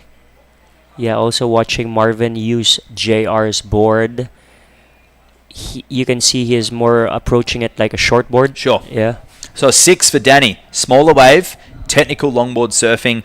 But the one thing that really captivated me on that wave, Luke, was just how clean it was, and the ability. And this is a replay actually of Jefferson's wave. So snapping, pivoting, fade turn there, and cuts back, gets low. You see his hands up in the air, but great. I'm watching the footwork and the timing and the positioning of that board. If we take away the hands, very technical surfing, but unfortunately, that style and the flow element, the hands take away from it. Yeah. And the hand positioning, as we talked about with Danny, funnily enough, with the shortboarding, the hand positioning and the shortboard surfing is critical, because ultimately your eyes, your hands, and the way that you turn and rotate through a turn dictates almost how expansive that turn is. So the hands are crucial, and if you're not using them in conjunction with your board, it can generally take away from the actual surfing element and how out good of your turns sync, are. no? Yeah, out of sync. Yeah. Exactly right. Your body's going one way, your hands are going the Yeah. other. The turn's not going to be as dynamic or showcase the extension. We look at John, who's able to actually twist halfway through his turns. He rotates and actually has the ability to pivot his body at a different rate. Yeah, But I that's why he's able to noticed do that yeah. late snap. You know, he goes into a full power gouge Yeah. under the lip, and then he just springs that tail back under him, and it's all about the upper body and the way that he's able to swivel his body around. It's very technical, and I urge anyone with back issues not to surf like John. It's hard to analyze, actually, because he's got a unique body shape. And So there's a bit of a wind right now. It's what time is it here? It's 2:30 in the afternoon. And for those who are watching, La Union is located about 256 kilometers north of Manila. So anyone who wants to come here, there's buses that leave Manila 24 hours every hour. yeah. There's Spartas bus, there's Viron bus, there's Viron bus. And we're staying at the Escape Resort right now, but where the judges, commentators, and some of the competitors, including our surfer from that last heat, Takahiro, waking everyone up this morning at 5:30, waxing his board. Tell us a little bit about your place. Yeah, my dad started the San Juan Surf in the 90s. Early 1990, he bought the property there and started building in 92. San Juan Surf on Instagram. San Juan Surf Resort on Instagram. We have the resort, the surf school, and vegan cafe. Beautiful acai bowls, health food cafe there, and some Actually built Filipino it food. for our daughter because she's vegan. So yeah, we had to have something around so she can have food anytime. Great, and great for us too. And any surfers, great surfing food. And here we have a surfing green. He's really needing to build some momentum here. 5.25 required, holding that nose ride. Stretched out though. So the judges will take note. Beautiful poise on that cutback there where he reverse soul arch. And loading up for this turn. Squatting down and kicking out of that one. So Marvin, a more shortboard approach to the wave. We talk about hand positioning. He's got a really boxy style. I would say Marvin surfs a shortboard or a mid-length really well. Yep, he's I a good can tell. shortboarder too. And Danny as well. So the cross-step bottom turn there for Jeffson. Very technical surfing. He's got the knee brace and the knee leg rope on. And he's unable to connect on that wave. Looking for a 4.46. Heat leader, Danny Widianto. Soft footwork up on the 10. Nice check turn carve. Enter the chat Harrison Roach, because that was very similar. Harrison sort of pivot, slow down. What That'll board be is great he backup. riding? He's riding a Pedrol board. And I look forward to working with Danny through shortboard and longboarding. Speaking of Tippy there from the Indonesian surf community, and those surfers, Danny and his sister have got such good potential moving forward. Oh, and then Marvin unable to connect on that. And we have a replay for a wave coming up shortly, and lots of action.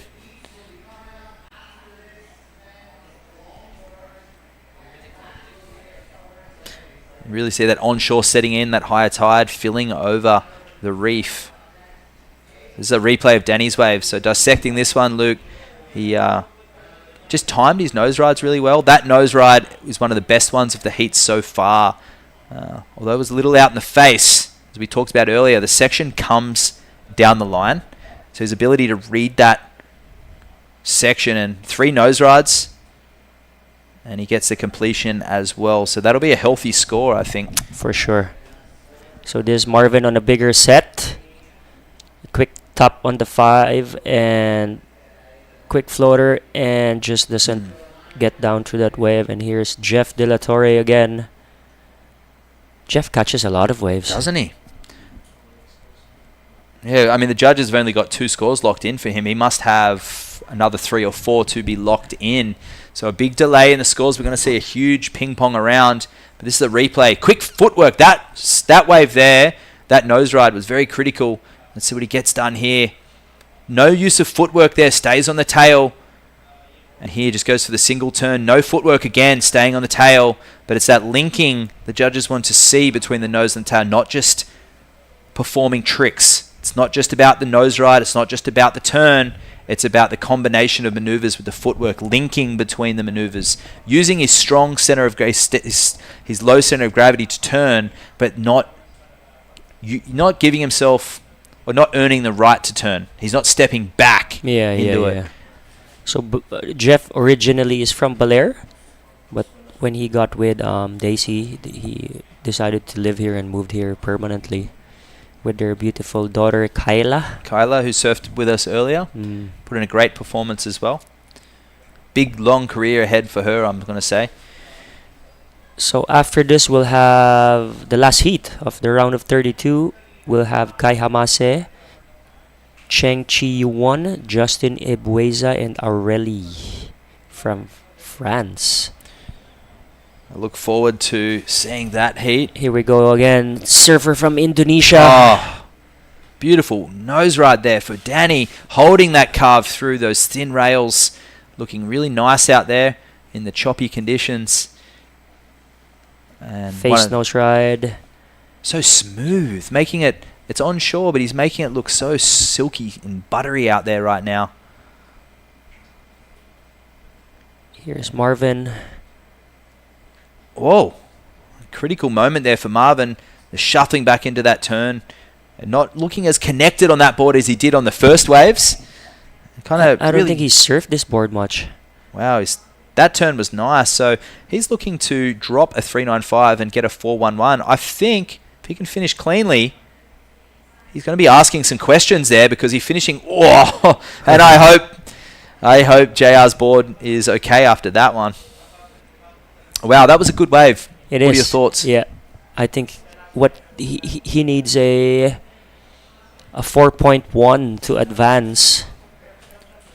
So currently we have Danny in first, and in second we have Zernil Rasil. Here's a replay of Marvin's wave. Yeah, flowing turn. If this is the same way, it is. So this will almost definitely be the score, even though there were some lapses and not joining those maneuvers together with their elegant footwork. The single maneuvers were quite outstanding. When you look at that float over the top, that critical nose ride. He still had the combination. Yeah, the actual critical nature of the maneuver was there. It wasn't weak surfing. So a big, for never riding the board, so a big shout out to Marvin. I think that his surfing's been looking really good in this heat. It's just the connective elements without the footwork. And on the other end of the spectrum, Jefferson, who's had some also great moments, but he can move his feet. He's just staying on that tail. And here he goes again. Answer back, currently in second. So he did move up into the placings, putting Rakil back into third. And 5 minutes to go. This is a crucial time of the heat. That nose ride a little steeper.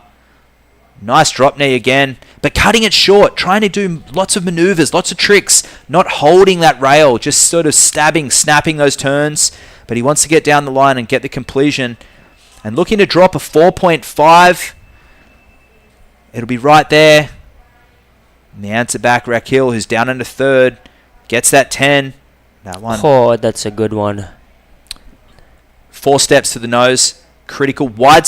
So this is not counting right now. A stretch nose ride. The grab rail sitting down. None of that is sort of counting. But he claims it. He likes it. And that would have felt pretty risky right now because you know how shallow that section is. He only needs a 3.8 to advance. Let's see if the judges give him that. Here's our surfer in red. Danny. Nice. Oh. Just nose dives on that. So lots of scores to lock in right now. So it's kind of an awkward situation for us because we're seeing we must have 3 scores owing almost for Jefferson. We've got Danny has a score to drop, Marvin and Rakil. So we won't talk too much about the scoring. And what does it mean to you, Luke, seeing this next gen with these opportunities in a position of influence? What's your plans moving forward? Yeah, this is our main goal. Why we still do stuff that we love is to see events like this. Is to see that opportunities are given to our local or regional surfers that they don't need to travel too far. They don't need to travel to Europe, get visas, to America, get visas. Because for a Filipino to get visa, it's so hard, dude. It's really hard. So this is why me and some of the Filipinos that work for events like this is our main goal, is to see Yeah. the younger surfer and up and coming surfers have the opportunities right at their backyard. And yeah, they're so lucky. We wish we had these opportunities when we were younger. And myself too, which is Yeah. why I'm here to help build that profile of longboarding and combine the history, culture, technique, and help create. Like, I'm just a fan of beautiful surfing, and I want to see that on a world scale. And I see the opportunity. Thank you to the Department of Tourism here and Governor Rafi Ortega and the Regional Director Jeff Ortega And our Arturo Valdris, our local Valdris. San Juan mayor. Thank And- you, sir and ma'ams, for always supporting our events and the surfing in general.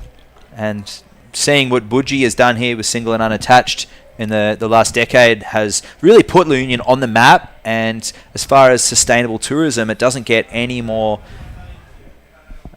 easy than having surfing. Your main commodity is the ocean. The waves are there every single day, and it's just about working together with the government, working together with the health and environmental agencies, and creating a sustainable tourism industry that can be here for many years and help give this next gen of Filipino surfers a future, whether it's those surf schools on the beach, whether it's professional surfing, sponsors moving into a what will hopefully be a self-sustainable surf industry, making surfboards here and being able to keep everything domestic as well.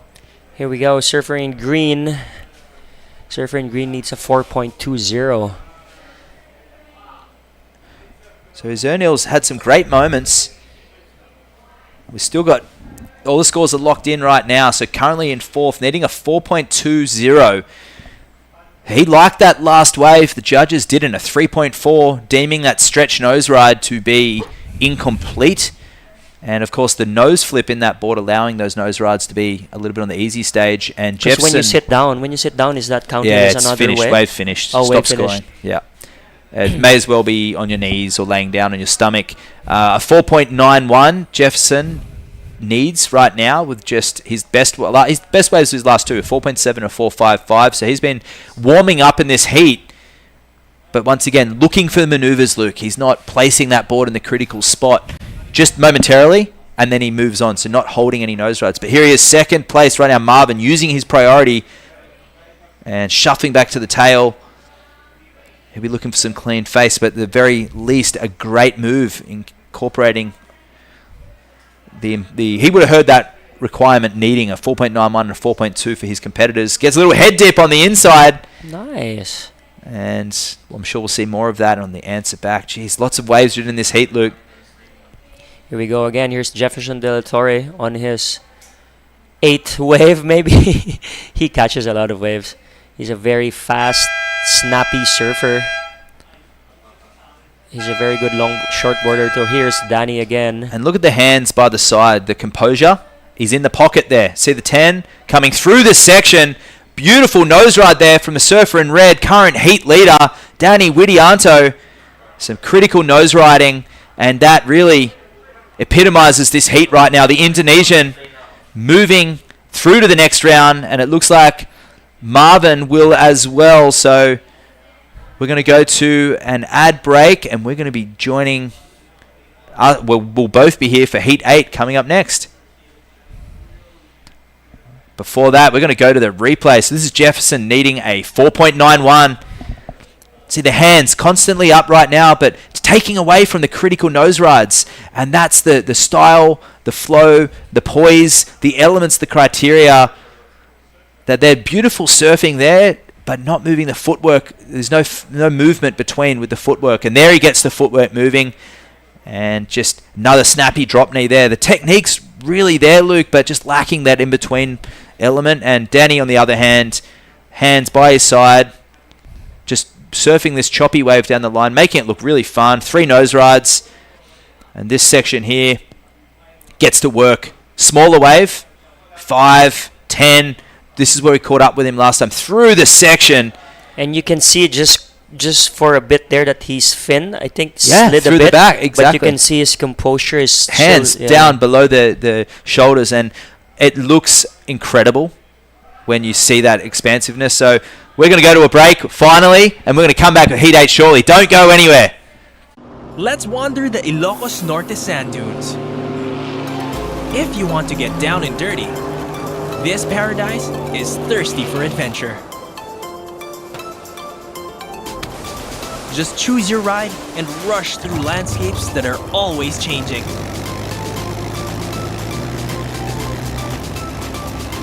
Go where the wind blows, here in Ilocos. Let's wander the historic city of Vigan. This UNESCO World Heritage Site is one of the best preserved Spanish colonial towns in the world. Walk along cobblestone streets of heritage houses and historic attractions dating back to 1500s. Don't forget to take home Ilocano crafts for pasalubong. Travel back in time in Vigan. All right, welcome back. WSL La Union International Pro, Luke Landrigan, Matt the Waxhead Chinoski. We're here at one of the premier right-hand points in Asia, and we're here to watch the QS 1000. We have some live action, but we've got a replay of what started in this heat with the favourite Kai Hamasi. Kai Wearing the Hamasi red singlet. won Korea currently on top of the rankings, but with Kanoa currently in second, and Taka knocked out of the event, and Mark Kim Dong-kun also being knocked out. Kai extending his lead regardless. So choppier, smaller wave hasn't broken yet, and that one you would think, based on today, will not factor into these top two at the end, but getting a quick start. So this is the last heat for a round of 32 on the men's longboard. After this, we're gonna move to the women's round of 20 shortboard. If that call is on, we'll wait and see what we've got with the women's shortboard. So here's this is our Aurélie, surfer from France. Nice nose ride and waiting for this section, and a nice turn going back to the power section of the wave, and just waiting for this wave to build up. Aurélie have been here before actually. He's competed in the single and unattached events. Where does he base himself? I think in France. In France, He's based in France. Just wants to come on a holiday to the Philippines, surf some Yeah. good waves. There's people tuning in all around the world right now, and so they should. This is probably not the best example of what we see on the screen right now, but if you have a right-hand point break that's not closing out with a lot of opportunity, I think we've all been in heat scenarios on shortboards and longboards where you'd wish to have a wave like this rather than an onshore closeout beach break. In Morro Bay for the longboard QS over in North America back in December, I was present there for an event, and it went from 2 to 3 feet shifty closeout beach breaks to up to 20 plus feet in the middle of the week. We had to go and hold. Whoa. Then back down to a perfect... Where is that? In Central California. And then to 6 to 8 feet. And the finals day of the longboard was held in knee-high logging waves. All in 1 week. So this is our surfer in blue, Cheng Chi Yuan. Here we go, just waiting for this to build up. Tapping it, tapped it twice on the 10. And going back to the power source. And just waiting for the wave to stand up. And another tap on 5. And a quick tap again on the lip. That's I would say a good opening ride. Here's our surfer in white, Justin Ebueza, one of the local guys.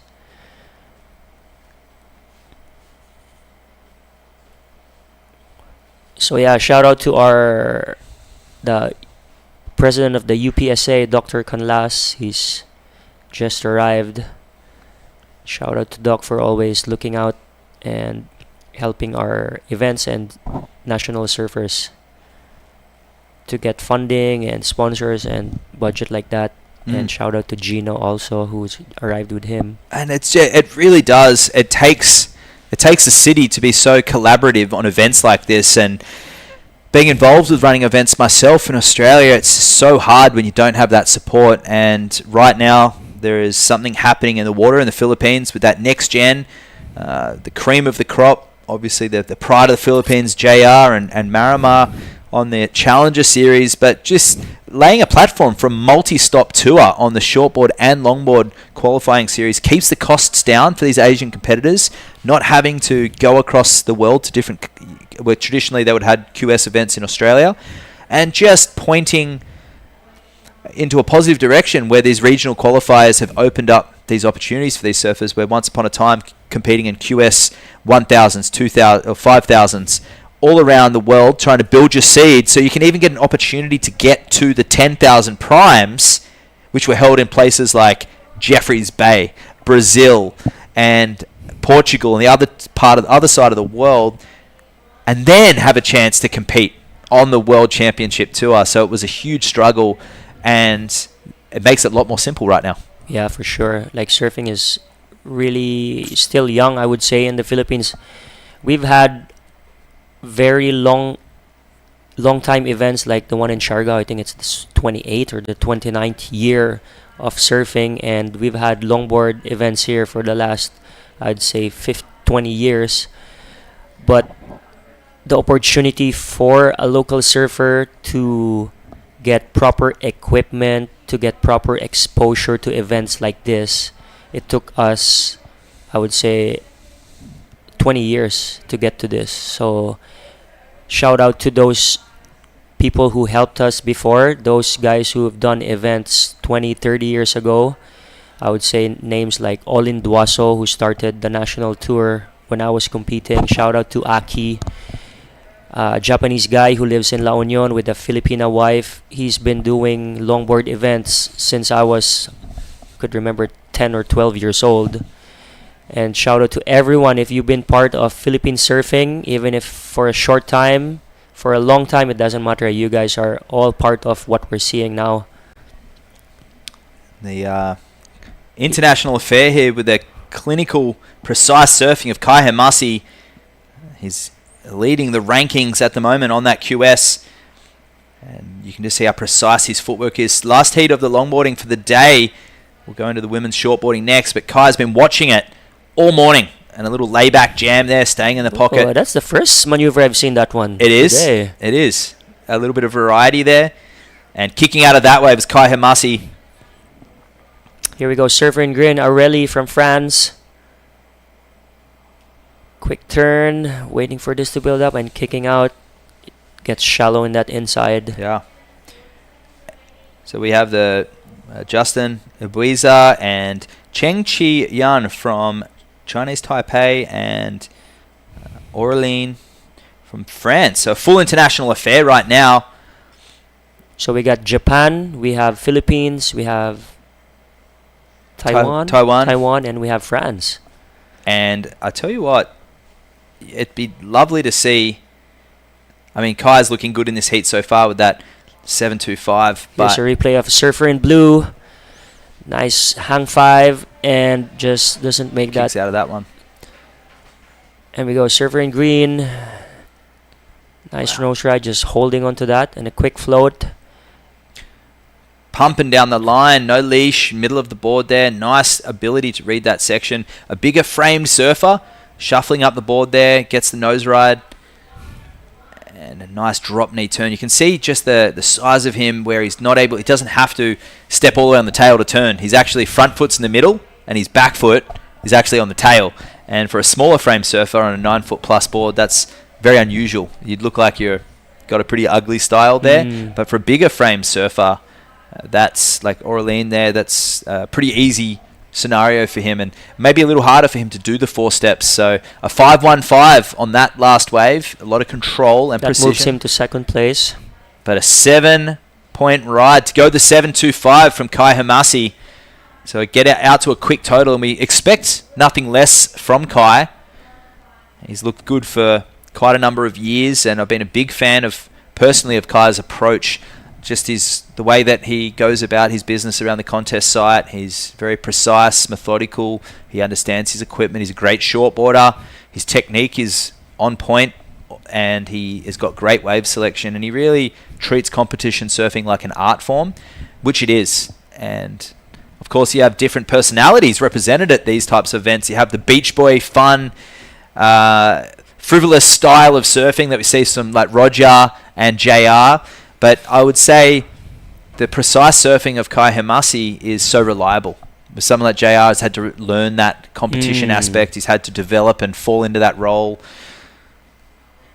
Yeah, shout out to our friends from Hong Kong, Brian and the Float Captain Boys. Hope to see you guys here again soon. Shout out, of course, to Wendell and Ngenge, who's part of Vans Philippines and has been helping a lot of surfers around the country. And here's our local surfer, Justin Ibuesa, just nosedives on that. And look at this committed paddle here from Cheng. In the free surfs, he's very motivated. And here he goes. A surfer from Taiwan. Up on the nose again. Cutting that one back, and nice relaxed body language.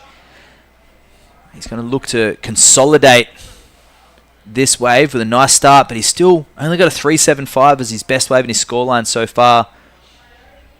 And that wave not offering anything of in particular substance, but a completed wave nonetheless. The judges, the trend of the day has really been critical sections and critical surfing. And if you haven't got that at the beginning of the wave, generally they'll keep the score under a 5-point ride. Here we go again, local boy Justin Ibuesa, just fading and staying on that nose for a hang 5 and a nice turn, waiting for this inside section to build up. And there you go, trying to get to the nose and another stylish turn. And what can you tell us about Justin? Justin is the younger brother of Joe Marie, who's a really accomplished longboarder. He did well in the ISA games a few years ago, and he's part of the national team. So he's an up-and-coming, one of our grassroots surfers. I would say he's around 17, 18 years old too. So exposures like this, competing with the world's best, is just so good for his experience and his surfing. Here we go, surfer in green, currently in second place.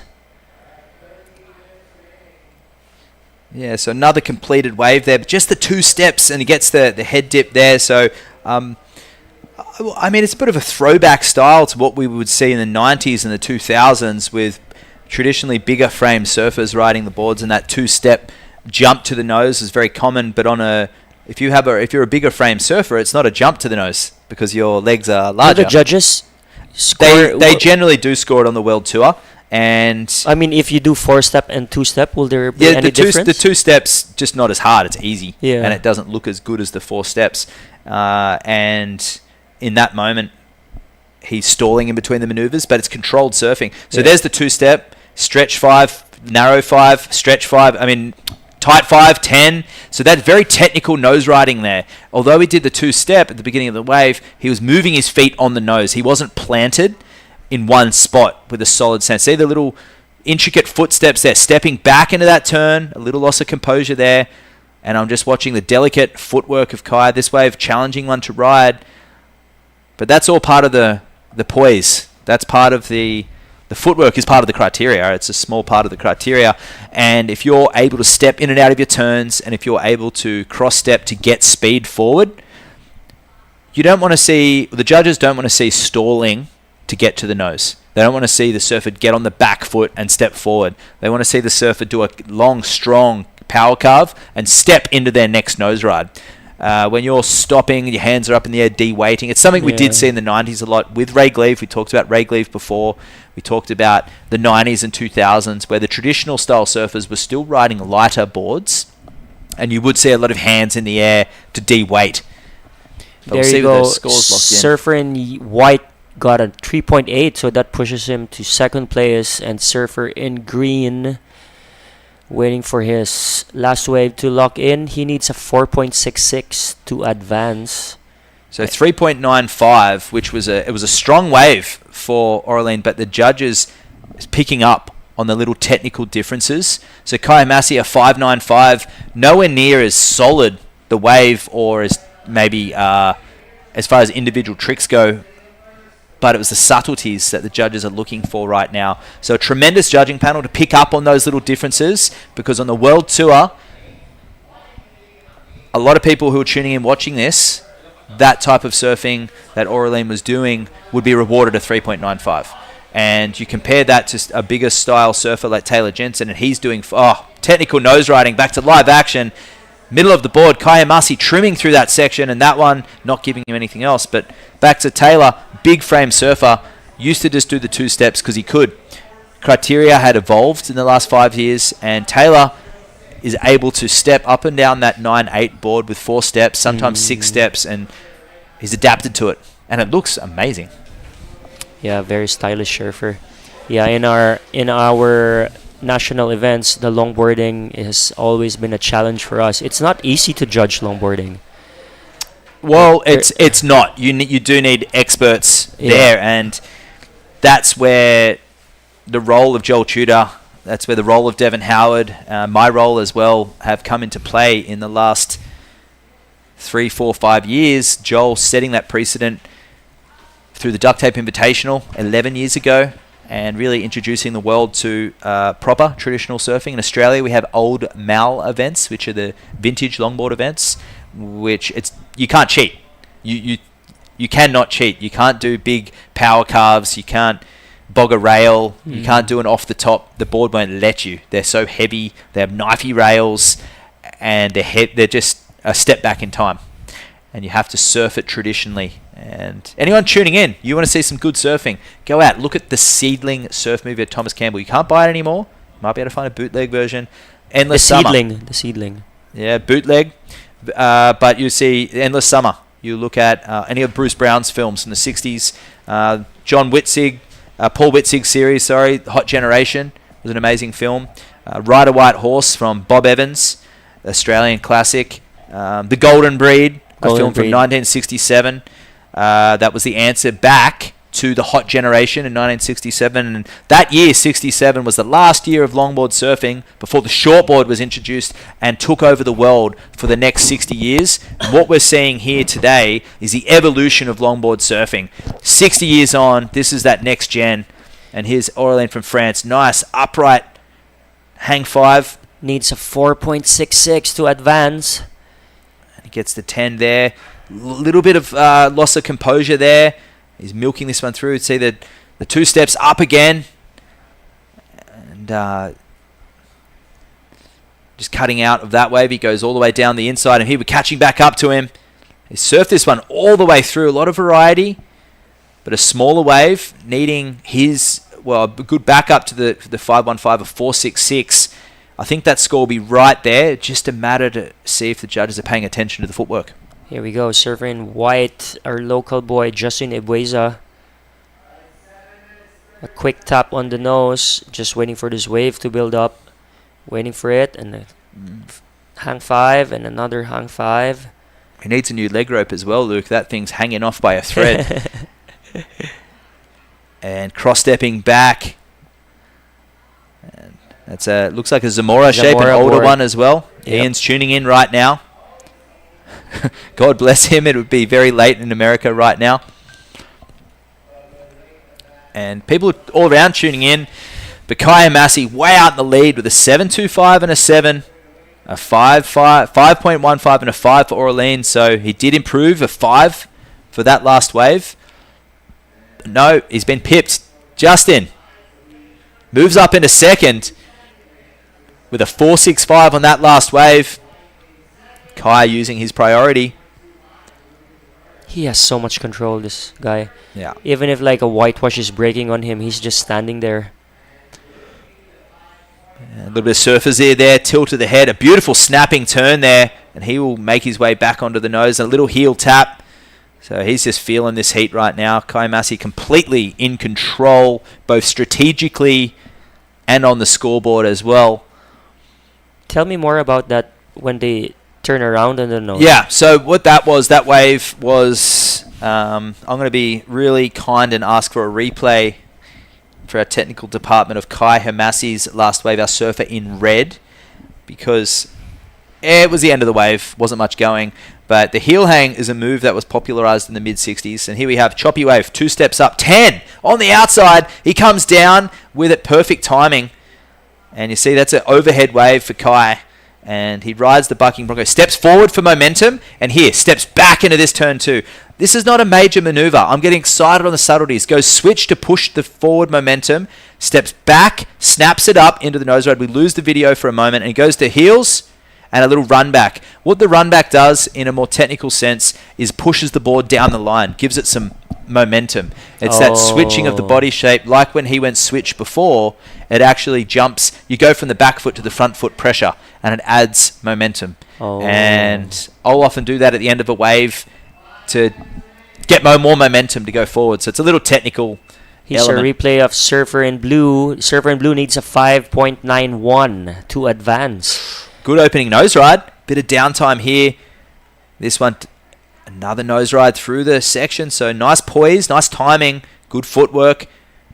Holds that nose ride. Judges won't take notice of the claim, but this footwork, if he can finish strong, that was, I'm going to say, his best wave yet. Don't know about that claim, Luke. Needing a score, that won't be in the excellent range. I can tell you that much right now, but the judges not overly appreciating asking for a score. Let your surfing do the talking, not your hands. Because part of the criteria is style. And claiming and asking for a score is not part of that. Unless you finish the wave, of course. Yep, true. And even then, I'm not a fan of that. Myself, personally. Are you a fan of claiming? No, not really, too. Let your surfing do the talking, Yeah. right? And that score will come in. We've got a big span on the judges. We've got as high as a 7 and a low as a 5.5. So we'll throw out Here the we go. high and the Surfer in low. White has priority. He's in third. He needs a 4.91. And yeah, 6.15 for Chen's last wave. So needing a 4.91. And unfortunately for Justin, he would not have heard that exchange taking off on that wave. So he's taken off on that wave thinking he's still in second spot. He'll hear that right now, hopefully, and hear that he'll need now a 4.91. And I don't know if that wave will be it. But Orlean, Surfer in Green just falls down on that. So Surfer in Red at the back with priority and leading this heat. And in second we have Surfer in Blue and Surfer in White. Last wave is a 3.25, not enough. He needs a 4.91. And Surfer in Green. so the surfers in third and fourth priority, which would be Justin and Orlean, will now need to battle between Kai and Chen to get a wave and get through to the next heat. So tough situation right now, breaking this one right down. A 4.91 for Justin in white, the Filipino surfer, and Orlean needing a 5.76. He started strong, but it's a little technical variation that's getting the best of him because his surfing's there. The nose rides are there. The turns are there. It's the footwork in between, as we saw in that last heat with Jefferson as well. So a great judging panel right now, really identifying the critical elements that are adjudicated. And ultimately, Luke, that's what separates the longboard to the shortboard, the footwork element. And if you're not able to link everything with fluent footwork, you won't score effectively. You won't get penalized. They're not taking away points, but they're certainly not going to be awarding points for that maneuver. I hope that makes it clear. Yep, for sure. Here we go. Our surfer leading this heat. Paddles for this wave. Straight to the nose on the hang 10. Staying with it. Just waiting for this to build up. A quick turn. And just waiting for this. So stylish. Hang 5. Staying with it too.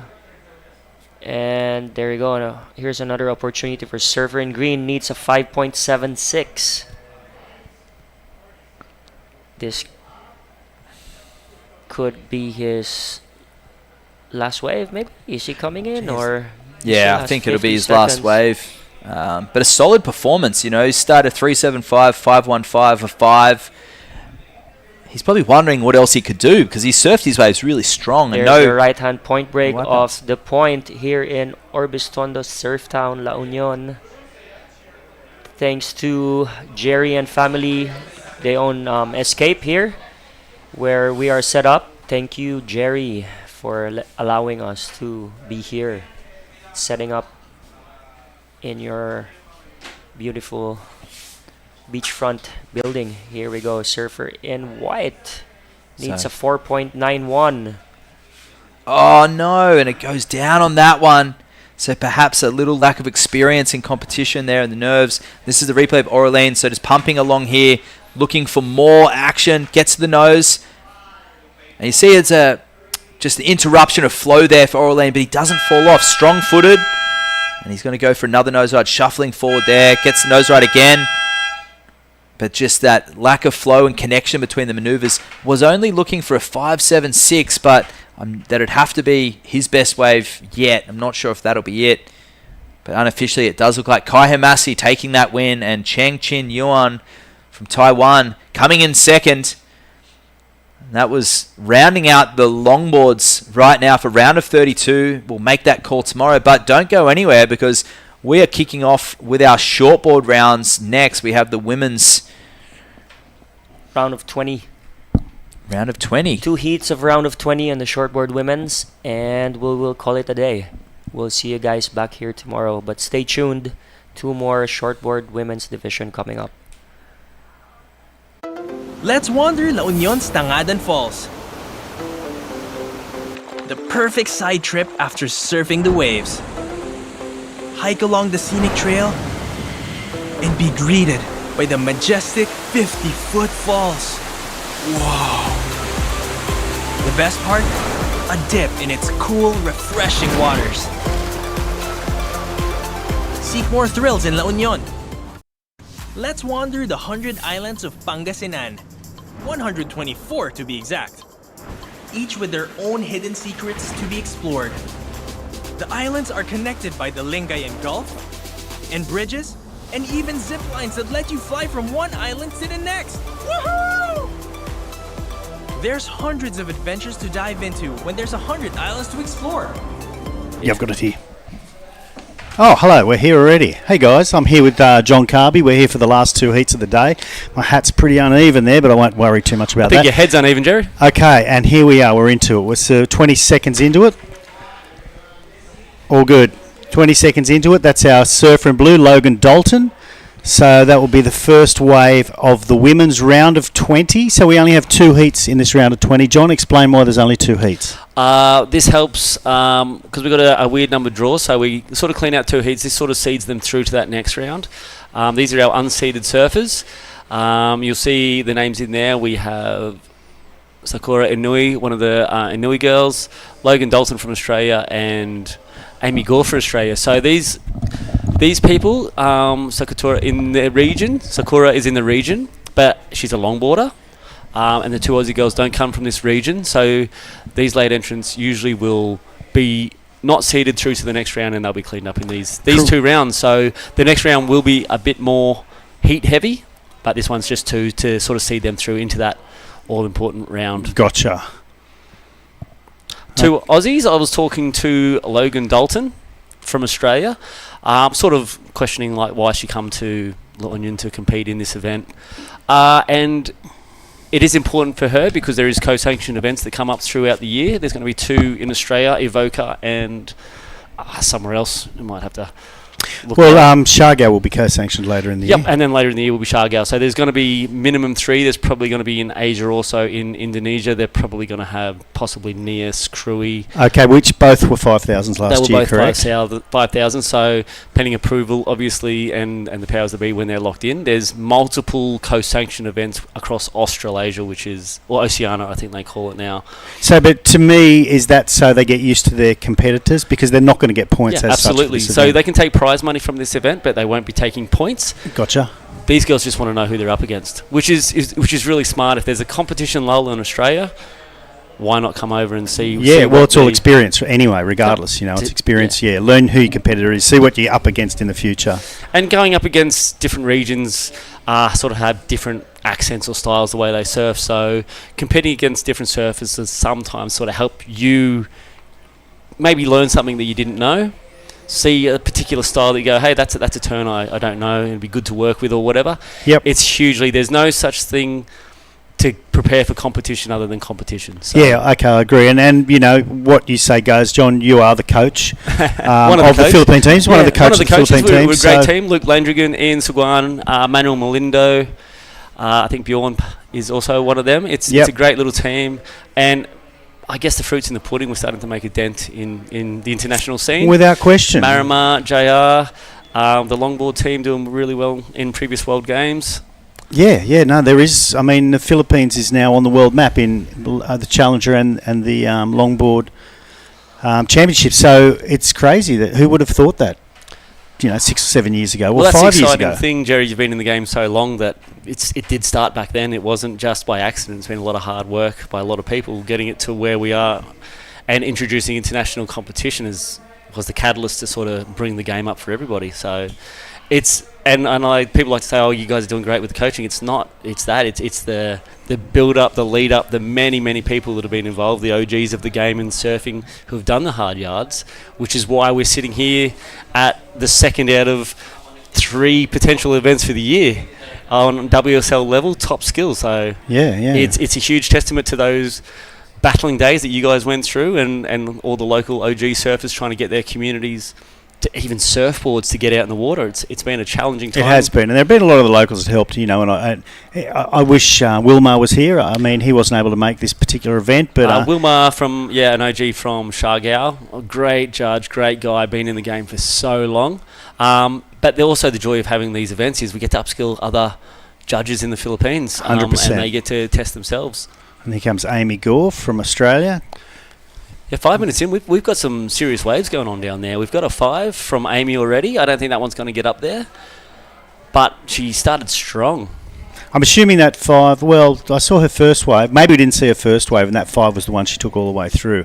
The problem, John, when you and I are sitting here together, we tend to chat, and, you know, we probably miss a bit here and miss a bit there. So Yeah, we're 20 minutes in, and we are going to start focusing on the surfing. Is that why we're here? I've now realised why Apparently we're so, here. and Okay. we've got 3 amazing surfers out there. So we were not going to continue on and run these 2 heats of the shortboard, but we looked at it. The wind seems to have died off a little bit, and there is really contestable surf. And sometimes we hate that word, contestable, but it is pretty decent. And if these women find themselves in the right spot, there's some really nice waves to be had there. And Well, Logan's got a 4.5. Amy's got a 5.0. Yeah, So the so proof's we in were the pudding. right. It's not just contestable. We're starting to drop good scores. So Yep.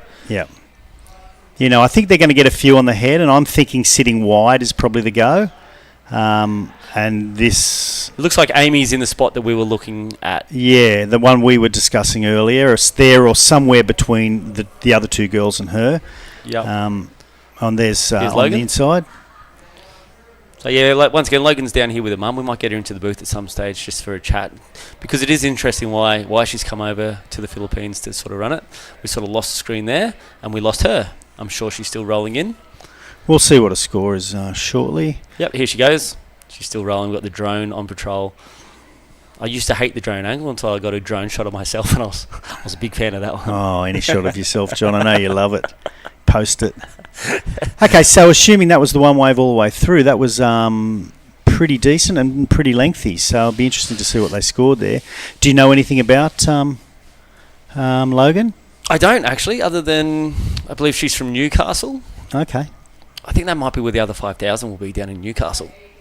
They tend to have the big events down there. They love it down there. It's the homeland of Mark Richards and some other amazing people. So Matty Hoy. Hello, Matt Hoy, if you're watching. I don't know. Matt Hoy came to the Philippines and surfed in a invitational many years ago with Andy King and Jay Thompson and Matty Griggs and amongst others, and we had a fantastic time. And we left Siargao and then we went up to Catanduanes and had another event.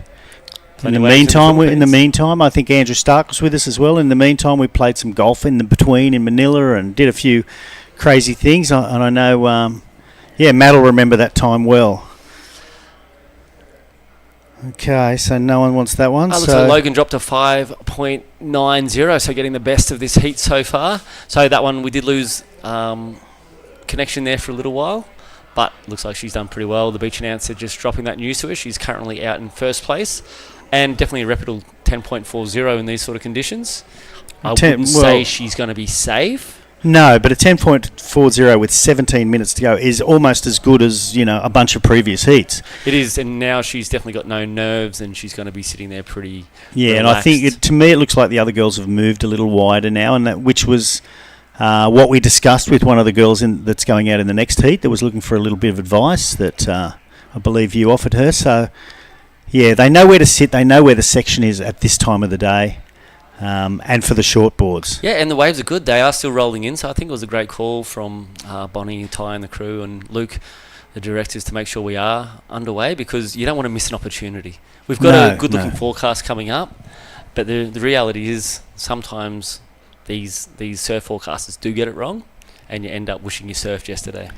Yeah, look, after running the Shargo event for many, many years, if it's surfable, I always surf. I'll always suggest that we surf, and if I'm in charge, I demand that we surf. And sometimes you'll get some arguments from some people, and occasionally you're proven wrong. But generally, if it's surfable and it's half decent, if you don't send them out there, you're going to get burnt down the track. It's just inevitable.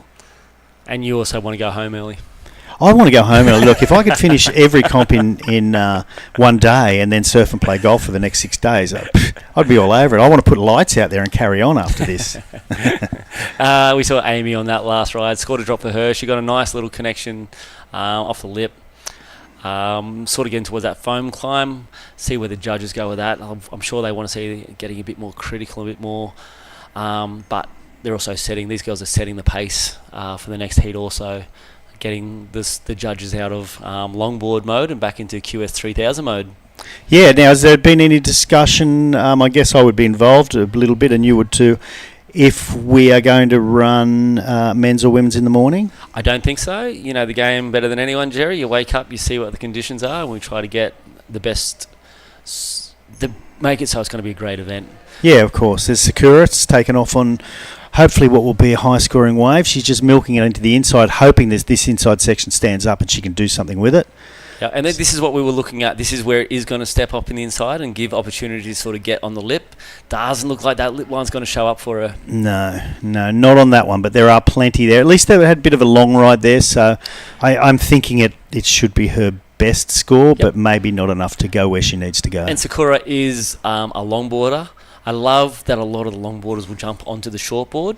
It rarely goes the other way, so... It does really go. Yeah, I agree. Plenty of surfers from the longboard you'll see in the shortboard, including Daisy, JR, and people like Sakura. So, and it's great to see. Like, this shows me that they just love surfing. They don't care. They just want to be out in the water. Yeah. And also, more importantly, love competitive surfing. Yep. Because it's a different game. You might love surfing, and you might hate competitive surfing. And there are plenty that do. Yeah, absolutely. There's some of the best surfers in the world. Probably have never hopped in more than one event in their life. Yeah. And you'll see them down the beach doing some things that would just blow your mind. So it's not for everyone, but we're glad it's for some. No, it's not for everyone. And again, I think some people certainly have the attitude that competitive surfing is not, the lifeblood of surfing or whatever. But in saying that, I don't think there's anyone that begrudges Slater as the best ever surfer in the world. And he's shown his attitude in competition and out of competition. And, so I think even those that really don't like competition at all still respect those. Well, what's he, 53 now? I think 52. I think he's the same age as my wife. Who during the pipe event, he should have his birthday, shouldn't he? I think he's certainly getting up there. But yeah, but 50 and to go through so many progressions of surfing through from rail game, where they were riding those 6'3", 6'4" boards in 3-foot snapper, to sending that massive air reverse out at Bells Beach. Yeah, the dude's had the highlight reel and done things in surfing that. And think of who he surfed against. I mean, he's probably all the way back to Carroll or, Tom Carroll. I wonder if he served. Tom Carroll probably finished in the late 80s. And yeah, and he would have been hitting his stride. He would have been the youngster picking up his first world title. He served against, youngest world title, oldest world title, and the most world titles. Yep. And this is what these guys are chasing. That's the exciting thing about what's going on. And stepping into the regional style, which they've done over the last 2 years since pandemic, it's been brilliant for regions like Asia. It just opened up more doors, more opportunities, and we've seen an explosion of events across Asia. and for varying reasons. I mean, they can get their points without travelling out of Asia, and because it's an expensive target to try to... It's an expensive sport. It's an expensive sport if this is what you want to do, yeah. Absolutely. Yeah, for me I guess it's expensive because I still want to travel and surf. But, if I want to live in my hometown and just go surfing every day, it's probably one of the cheapest sports. Jump on Marketplace every now and again and pick yourself up. Yeah. A rich man's bargain. It's a genius way to go. How we going? Nothing of real excitement going on. Sakatora got a 2.90 for that last effort. It would have been great if that had stood up on the inside for us. Yeah, she was waiting. Downtime. Yeah, she waited. It just didn't happen for her, unfortunately. But 11 minutes 25, we're more than halfway through this heat, and our clear leader still, I say clear leader, Amy is only needing a 5.41, and you can see with the scores on there, she's more than capable of it. It's more about now just sniffing out that wave, and you can see her now sort of paddling the line up, trying to find something that's going to give her just a bit of a workable wall. And we'll see if she can get that connection on this as she looks at lip section. A little bit boggy on that turn, but just still trying to find this lineup because they didn't get a free surf here, which is pretty interesting too. Those flat days, there we go. That's a nice little jam. Yeah, that's correct. And then this morning, if they got a free surf, they were certainly battling with 1,000 people out there. Technically, it's four competitions. So do you know, I know you said you spoke to, I don't know, remember whether it was Amy or Logan. I spoke to Logan. And is she also going to Belair? I believe she will. It's one of those, that's the benefit of having these back-to-back events. You're going to double your event exposure and lessen the money. You're not going to have to do flights in between. From here to Belair's, it's a road trip basically, 6 hours or so, and you're at a whole from west coast to east coast. So you've already covered yourself with insurance, you've covered yourself with the membership. All you're doing is... So you may as well stay. So without knowing the story, I'd say yes, she's got to be over. And I know you've entered yourself in the men's draw, John. Will you be surfing in both events? Maybe we'll see. I like to check out round one just to feel it out. Well, if you're out there, at least when you come and chat about it, you've got some more experience than I do. I'm notorious at round one. You just want a big and nasty. That's probably what you want. I don't know, big and nasty. I just embarrass myself in a big and nasty sort of a way. I honestly, I've never loved competition for myself. I love it for other people. That's why I love the coaching role way more, because I don't love the pressure and the stress when I surf. Yeah, I'm sure you feel a bit of pressure and stress when you're prodigies and other people surf as well, though. Yeah, when I was on the Challenger Series with Marima, you feel every moment. It's one of those heartbreaking things. Oh, well, I went to one event with him. Yeah, you were down with him in Sydney. I was with him, and it was... it was... And that's the joy of the sport. It really does. It can destroy your day, it can make your day, and you live everything. So stepping into the coach's role, I 100% feel it, but the pressure's off. Me personally. I feel it, but when you come to an individual sport, it always comes back on the individual. Yeah, I hear you. I'm a very good friend of Andy King, and hello, Andy, if you're listening. And he's Gabriel Medina's coach and has been for the last few years. And, I guess he feels the pressure, but he's the most relaxed guy in town. And I think what he does for Gabriel Medina is relaxes him. Yeah. Which is your job. I mean, you need to relax your surfers as well. It is, and it's more about those debriefs and those conversations afterwards. Getting through the hard times together is half the battle. And I feel that's where most of the growth happens. If you can build on a bad situation, then you become the better, not just surfer, but person as well. Yeah. It really can transcend more than just surfing, and you start to learn how to react and respond to situations rather than getting into that negative headspace. So yeah, which I do at golf. I can imagine you. I believe there should be a punching bag on every green and every tee. Just to save me throwing my clubs into the creek. Amy got a 4.70 on that last wave that she got also. So she was close to that 5.41, and it just shows that she is definitely capable of getting it. That little snap on the end, I think the judges would have liked that a lot. Those 2 turns, if she could have tidied them up a little bit. Yeah, one was a bit slow and she did catch a bit of a rail. Yeah, she would have been definitely around that requirement then, maybe going a little bit further. Judging off Logan's 2 waves, she's just had a little bit more crisp lines, a little bit neater. And who have we got coming up in the next heat? I can't read it from here. Okay, we've got Susan Escanilia. She's from Shargal, yeah. Not too many Shargal people here. No, surprisingly. Normally there's stacks of them. Actually, I do have one in front of me here. They're all Filipino. And we also have Mara Lopez, which is the young 11-year-old from here. She was in the longboarding event as well. And she's going to be a weapon. She's going to be a name to remember. If you're out there, write Mara Lopez in your diaries. Okay. And watch her develop. She has got a stone-cold nature about her.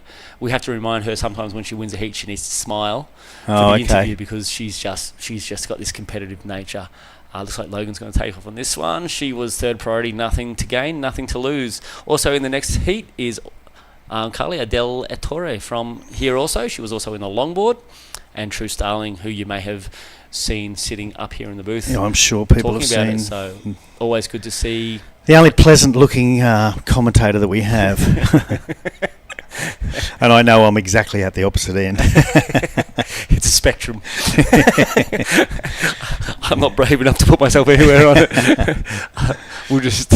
You're a close third of the 4. Luke's in there too. He's the Luke's sexiest man in the north. That makes you 4th. Yeah, accepted. Okay, look, I'll take advantage of a little bit of a lull here and give a shout out to my wife Susan and my daughter Lily, and also my wife Christine, and my your kids 2 lovely and girls. Yeah, it's well worth doing. That's why we're here. We're just here for the shout outs, you know. Yeah. And we've both got beautiful families back home who allow us to come out and do this awesome job. So the least we can do is say hello and bring back our pay packets, I guess. Absolutely. You get paid? Here goes Logan. She's been looking for this one. She wants to get herself. There's a nice opening wrap. At the moment, as this tide looks, you can see she's hungry for a lip. She wants that thing to stand up. Probably a little bit frustrating, but if she's having trouble, you can guarantee the other competitors are having trouble as well. So yeah, the heat started with a bit of a bang and it's slowed down. I'm not sure if it's positioning or just it's a little bit of a lull at the moment. It's been like that all day. There's been times when it's been absolutely pumping. Yeah, you think it's picking up. You think the swell's going to fill in. And yeah, I was saying to True Starling, who's in the next heat, just be aware you're going to get mowed down by a few sets. But so far here, there hasn't really been anything, and this could be okay. Stretching out a bit down the line. She's Sakura has priority. Okay, she's going to get around it. She is. Okay, is it going to stand up? That's the next thing. Bit lumpy and bumpy there. Nice little wrap though. If she can get this end section, she's definitely going to get herself into a better position. She just needs to hit that lip. Oh, nice connection. Just a little bit lost. Couldn't quite get that body above her board and get her board under herself and drive it out of there. She's going to look at the beach and go, yeah, I'll go back out. Yeah, I'll go back out. I've got 4 more minutes. I better get back out there. So only 4 minutes to go on this stage. She needs a 6.8. She got a 2.45. I think possibly that would have gone... Could be her highest, yeah. If she had got that last turn, if she had made it a bit more dramatic, because it was a good little section she hit. It's just unfortunate the board got away from her. I suspect it's not going to help her a great deal. I can imagine it's really hard going from a longboard to a shortboard also. I feel you'd be a lot looser, like you'd turn that thing and it would just sort of... Yeah, well I find it hard to go from a different shortboard to a different shortboard. Yeah. It's hard enough to change any board, really. It is, and that's when you know you found a good board, when you sort of don't need 5 you don't surfs want to get used to the thing. Yeah. But it is also good the way surfing is progressing, and you can take out 5 or 6 different boards now. Different types of boards. So surfing isn't boring. You might hit Cronulla Point on your fish one day and then I do, yeah. Go out on your thruster the next day and a single fin the next day. And you learn a whole bunch of different approaches and lines. I've started doing that and taking a mini mal? Do I leave at a friend's place? And, to go to the beach when it's small out the point. Yeah. I've got 2 different boards that I'll use relative to the tide, really, as much as anything. And you sort of learn those different lines and different approaches to get up to the lip, and they actually can sort of meet up, and you can find that you'll do one turn on one board and it'll help you turn on another board. So choosing different boards, even stepping up that volume from something, say you're sitting on 30 litres up to 42 litres, is going to sort of make you think about things different. There's so much you can play with. Volume is your friend, and you and I both know that. And the older you get, the volume is more your friend, and it's about making sure you get the wave. If you don't get the wave, there's no point being out there, Absolutely. So if you go out there on in my situation, go out there on a 28 litre board, I'm not going to get any waves. So give me the 35 litres and I'll see how I go. There we go. Priority is with white, so blue, making sure she's not going to interfere there. This nice is off the starting top, to set up as a nice little wave. Nice little wrap there, getting back to it. So funny, there. when we're watching this thing from the beach, this inside section was where the money was. She's done well on this wave, though. Yeah, she certainly has. She's milked it all the way. She's decided that's enough. 2 minutes. She's not paddling back out, or is she? 2 minutes. Looking for a 5-4-1. I'm going to say she's going to get it. I think that's been I'm with you. The wave. He might be close to Logan's first wave. I don't really think we really caught that one well. We might have been gas bagging a little bit too much at that stage. But I'm going to say it's going to be right around that 5-4-1 that she needs. And at the moment, it's not too important. This is to get into just the next round. Yep. It's already going to be very tough in second priority for Sakura to get that 6.8. We haven't really seen too many waves sort of even with that potential on them.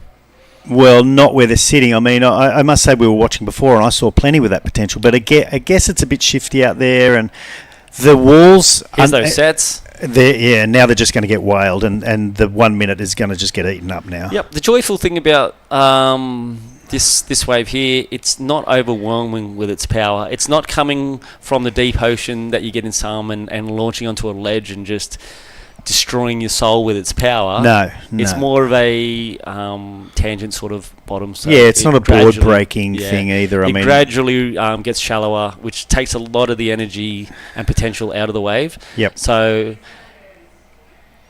really good, easy, user-friendly wave, which means when the waves stand up, you can hit those sections a little bit harder without fear of breaking your knees, neck, and face. Correct, and she did get a 5.4 in the last one. It didn't move her up into first, but 5.4. She was shy by 0.1 on that one. Well, again, it's not going to matter unless something crazy happens here. And it hasn't. With 15 seconds to go, I think it's... possibly all she wrote. I don't think Amy's even going to get out the back. That's probably why she was looking at the beach, thinking, I don't want to paddle all the way back out there. Logan's just going to... Okay, so there we are. We've got that first heat of round 20 of the women's. We're going to see Logan Dalton and Amy Gore, both from Australia, move on into the next round, which is the round of 16, I believe. And it'll be interesting to see where Sakura's drops in there. Sorry? We're going to see where that last one from Sakura. It's a huge a 7.5 that she's actually needing now. I'm going to go out and say she probably hasn't got there. So I'm pretty confident that she hasn't. So there we are. I believe we are going to go for a break. So we'll see you shortly for the last heat of the day and the second heat of round 20 of the women. So we'll see you soon.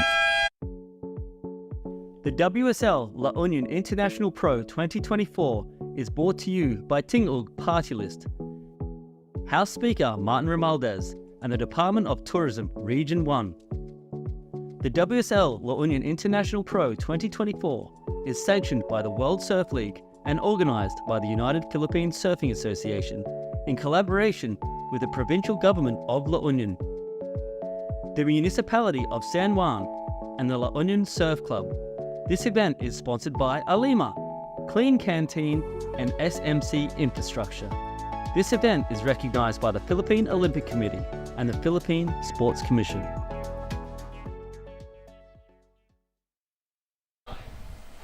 Hey there, welcome back. Last heat of the day. Jerry Deegan and John Carby sitting here in the booth. We got the aircon, we got the best seat in the house, we've got everything on the live show, and here we are with True Starling, co-commentator, out there opening things up early. Super exciting. She's from the Gold Coast or Newcastle also, I think Gold Coast. Well, she was telling us she was surfing the Gold Coast last week. Yeah, Snapper, so I'm going to guess she's from there. I should remember, to be honest. It's terrible, but I've got an know. excuse. I'm older than you, so I don't remember anything. So that's why you're here, to remember the things I don't remember, and you've forgotten. Here comes Kyla. We're in a lot of trouble. Young ripper, also from this area. Longboarder, shortboarder. They said La Union produces something where they do both really well. Oh, there was a time that Shargo produced every good surfer in the country, but now that is not the case anymore. No, absolutely From not. all over the country, great surfers are And showing here goes up. Susan. These girls are getting things absolutely running. Susan's starting to get a good little repertoire of turns on her too. She's committed. I talked to her earlier about why she came to this event, and she's hungry. She's hungry to compete. She knows coming up against Asia's best is going to help her perform in the national rankings, and she's going to become a better surfer all round for what she's doing. So, yeah, they're really awesome. cute. Look, they're all young, hungry, And they realise there's a real spot now for women surfers. It's a career, equal prize money, a WSL initiative to sort of get out there. We've got a replay coming in, probably across all those three. So we'll see what we got ahead of us. We had a quick exchange. Going to be interesting to see where the numbers go. Here's Mara Lopez, which we might not have seen. 11-year-old. She just got caught up there. Probably once again transitioning from longboard to shortboard. You're going to take a few little wiggles to get those fins. I'm sure when Mara looks back at this, she's not going to be happy there was a replay of that one. I know. Thanks for the highlight, boys. That's why she dropped a 1.0. And while there's a little break there, we just want to thank the Department of Tourism, Region 1. That's the DOT here in the Philippines, and the Tingog Partylist. House Speaker Martin Romualdez. Yep, I just want to shout out to him again. He's been a huge, amazing thing for. Okay, for his replay. He goes true. She got a 3.5 for this one. That opening wrap is 100% where that money came from. Oh, and sadly she just didn't make that one. Okay. She probably would have gone into the very good. She would have gone in around a 6, I reckon, for that one. That was there she is again. surfing. This is live. She's going to be busy. So she cuts her teeth at Snapper Rocks, as she told us. Yep. So Point Break, she's going to be super happy with. She's going to be reading down the line probably better Bam. than a lot of athletes. Oh, that was a good effort. That was a good effort and a good wave, regardless of the fact that she didn't finish it off. Yep. Point Break surfers, they read things differently. So the good thing about places like where she lives in Australia, she's got a smorgasbord. If she wants to go to a point break, she'll go to a point break. She wants another beach break. If she wants to get into some reef, she'll go down to New South Wales, northern New South Wales, slide down to further New South Wales and have reef breaks also.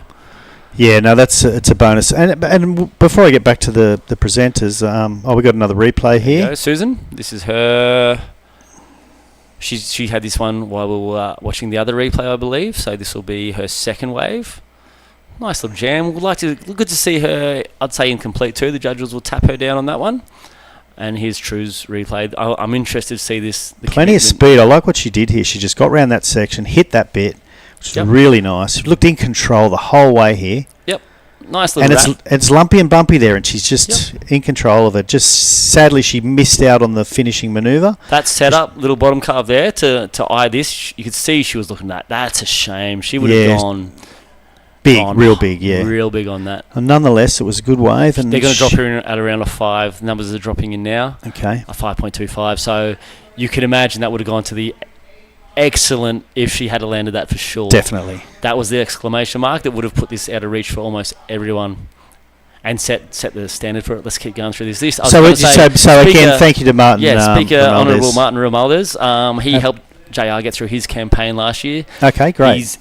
Without him, surfing wouldn't even be where it is now. So he's a huge blessing to surfing, and we're stoked to have him looking our way. Okay, Governor Rafi Ortega, DOT Regional Director Jeff Ortega, San Juan Mayor Arturo Valdez. So you're our presenters, and we really appreciate it. And we've got sponsors, of course, San Miguel and Vans. We want to thank them. Alima, Clean Canteen, MV Sports Foundation, and Bagong Philippines. Yep, and that's San Miguel. It's actually the infrastructure division of the company. So they help build roads and all sorts of stuff. Oh, okay, because they sponsored the Shargo event a couple of years ago. San Miguel, there's the brewing company. They also have the infrastructure company. So yeah, okay. It's really good. Also, they've been supporters of surfing for a long time in the Philippines. Well, I mean, I support San Miguel Brewing Company pretty hardcore. So really, that's my money there. That's your money. Thank you. Yeah, for so your I got to put my name under the commitment presenters. to Philippine surfing, Jerry. Yeah, absolutely. So True's well ahead at this stage with 19 minutes remaining. We should do a shout out to Lighters too in that case, huh? Lighters, yeah, and Maridels. Yeah, Maridels. Susan Escanella is in second place. She needs a 5.9 to move into first. Kayla needs only a 1.91 to move into second, and Mara needs only a 3.4 to move into second. They have plenty of time left. There's plenty of waves. I'm not sure if they're going to get caught inside here, or they're just going to get underneath this one. True is going to turn around and have a look. And that's what it's about out here in these conditions, especially for the people like... I know Susan got here a few days early to try to get that last tail end of the swell, but she did miss it, and she's been sort of sitting dormant for the last few days. So, Shargow's got a few waves like this, you think, Jerry? Shargow does. I mean, I guess you can compare this a little bit to Rock Island, which is not real hollow. Jacking Horse-ish. This is Jacking Horse-ish, but I think it's better than Jacking Horse. Definitely better than Jacking Horse. Rock Island, Salvation-ish. There's definitely enough waves you can sort of compare and get a good amount of practice in before you get to a place like this. Oh, that's a terrific wave from Susan. We can't see the end of it. That is a terrific wave from the goofy in footer. In my mind, the way she was sort of looking towards that end section, she was about to kick out. It might have been rushing up on those rocks there. There's a bunch of waves like this. I mean, it has a Jacking Horse look, but, the difference being the takeoff. Obviously, Jacking Horse is a nasty takeoff. Nasty. And it's kind of walls. Two rules of Jacking Horse. Don't fall on the takeoff and don't get caught inside. That place just... Easier said than done. Yeah, I usually only surf that place after I've paddled in from somewhere else, and I'm tired. I've paddled hundreds of metres, and I just go over the falls, accept it, and get washed in. Yeah, keep hands and feet inside the vehicle at all times because there's a good way to snap them off in there.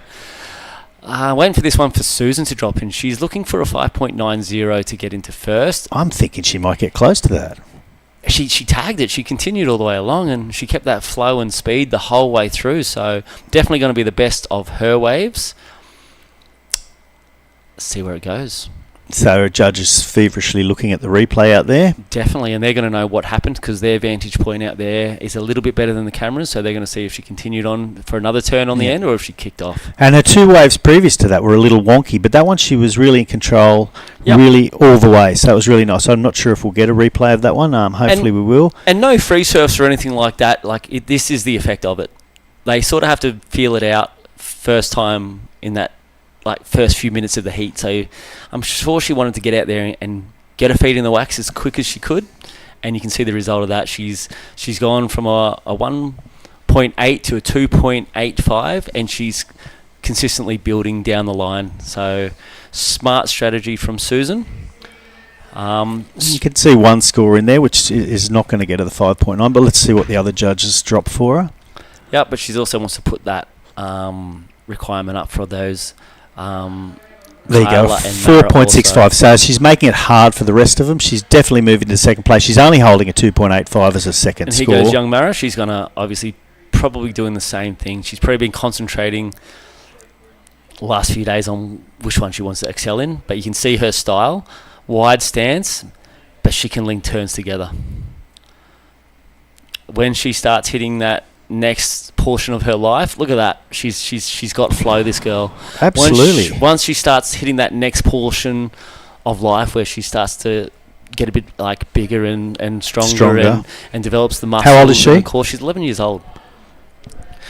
She's gonna be, and the lion-like competitiveness she has, it's gonna be a great thing for Philippine surfing.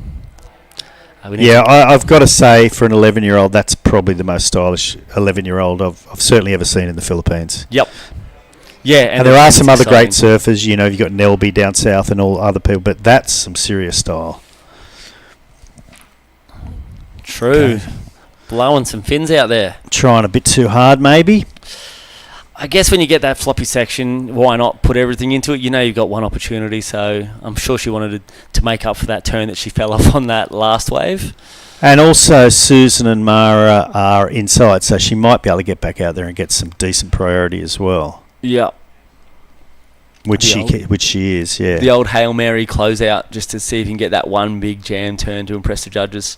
Didn't come off that time, but not a bad strategy to maybe throw away that 3.5 with one big quality move. It's sort of the way surfing is now. It used to be 3 to the beach. Yeah. Now you can do one massive turn and sort of cover all those 3 mediocre turns with one hugely committed, hugely impressive turn, which might have been on True's mind there. Well, it looks to me like Mara Mara Lopez dropping a 5.10. And that's sheer, smooth, beautiful looking surfing.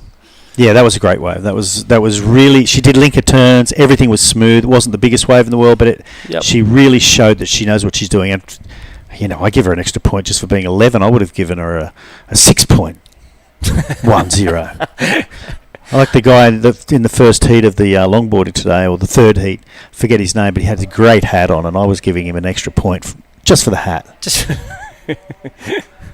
It's True. Going down line. Okay, she's going to cut back. Hopefully it's sections. No, she just bogs a rail there waiting for the section, unfortunately, because she had a second priority there.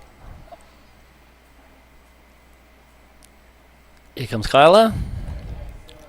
Yeah, I don't think she's going to get across that one. Just the one turn. She's getting herself in deeper at the moment, a 4.75. She's going to either want to dig herself out halfway through this final heat of the day. Just for those who are listening and around the town of La Union, come down tonight for the opening ceremony. Going to be pretty fun there. I'm pretty sure there's going to be a few lechons that's been delivered up, so that'll be exciting. And here goes Mara again. She's starting to find her straps. She's warmed up. She's shaken off the longboard game, and she's showing now, I think, shortboard is definitely going to be a strength in this kid's life. Yeah, what a future. Yeah. And this is a great age where she's hitting potential, and having a support network that she has here in La Union it's half the battle. Yeah, and I guess if it was 10 years ago, she wouldn't have the network, but there wasn't the support. But nope. And I look at Nilby Blancada.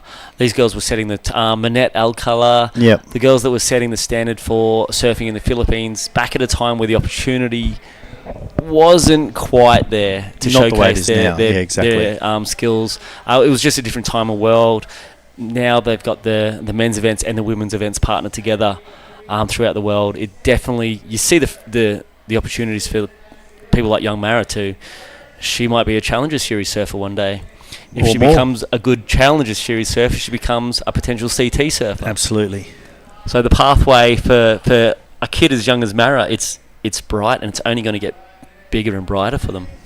It's really...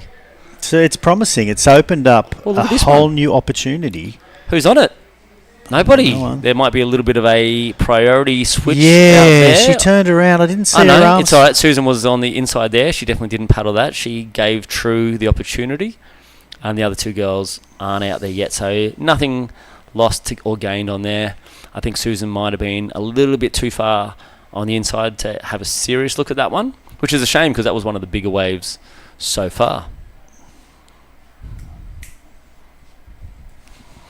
10 minutes and 30 seconds. At the moment, True Starling still out in first place. Mara Lopez got one more score to drop in, I think.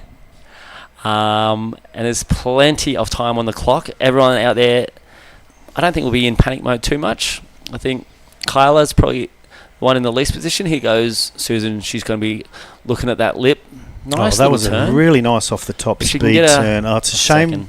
She didn't get up and over that. She would have been a two-turn. It looked like a little bit of indecision there. Was she going to throw it up, or was she going to go for the foam around climb, or go around it? And those little split-second indecisions get exaggerated, obviously, when you sort of get clipped by a big soggy lip coming down on yourself. Yeah, she's only holding a 2.5. I mean, that first move was pretty nice. Oh, and here goes. That's white, is it? That's Kyla. It's hard to see with the sun. Or is that Mara? It's hard to tell. Is that blue or is that white? I think it's blue. Yeah, that's Mara. And that's a pretty sizable wave she took off on there too. I mean, we just missed the takeoff, but I saw the wave. Yeah, that was definitely the second of the set. Who's that? True's looking like she's on the inside as well. This is a fun heat. Yeah, and it's getting closer and closer. So, I mean, at the moment, Kaylin needs to do some work to catch up to the others. Here we go. So what happened to True? She tried... Sorry. Oh, okay. Oh, that was epic. Oh, and then it just shut down. But that turn, that's probably the biggest turn we've seen. That's Without sort question. of where she was on that final move on that Interesting to see if that one turn is worth 3.5 or more. I think... Ooh, here comes Kyla. wrapping back. If she can get this thing to stand up and get a bit more up and down work, something a little bit more critical than these sort of more setup turns that she's doing at the moment, the judges want to see you sort of putting a little bit more. The wave didn't give her a great wall at that stage, but... And that's the hard thing. Do you just waste your time doing wraps, or do you make the decision early and sort of kick out? It's always those decisions that you're running down the wave, you kick out, and then the thing stands up. You're going to regret it. Here we go. 3 scores. We got scores for everybody to drop in. I'm interested to see True's. Oh, priority is with True at the moment. Susan missing that one and is now in 3rd place and about to be a little bit further down in 3rd place when Mara's score locks in. Yep. She had that one turn, Susan, but then she got caught by that second one. If she had got that second foam climb, she would have been... It would have been a great... So they're giving her the points for that. So the one turn, she got a 3.25. So I've got to be thinking that True is going to get more than a 3.50 for that one turn. Definitely more critical, definitely more vertical. And the judges here, they've still got 2 to lock in. Mara got another great little wave, so I think she's going to improve on her 3.05. And I think we're going to see True possibly get the highest score with that one little nice fast lip line.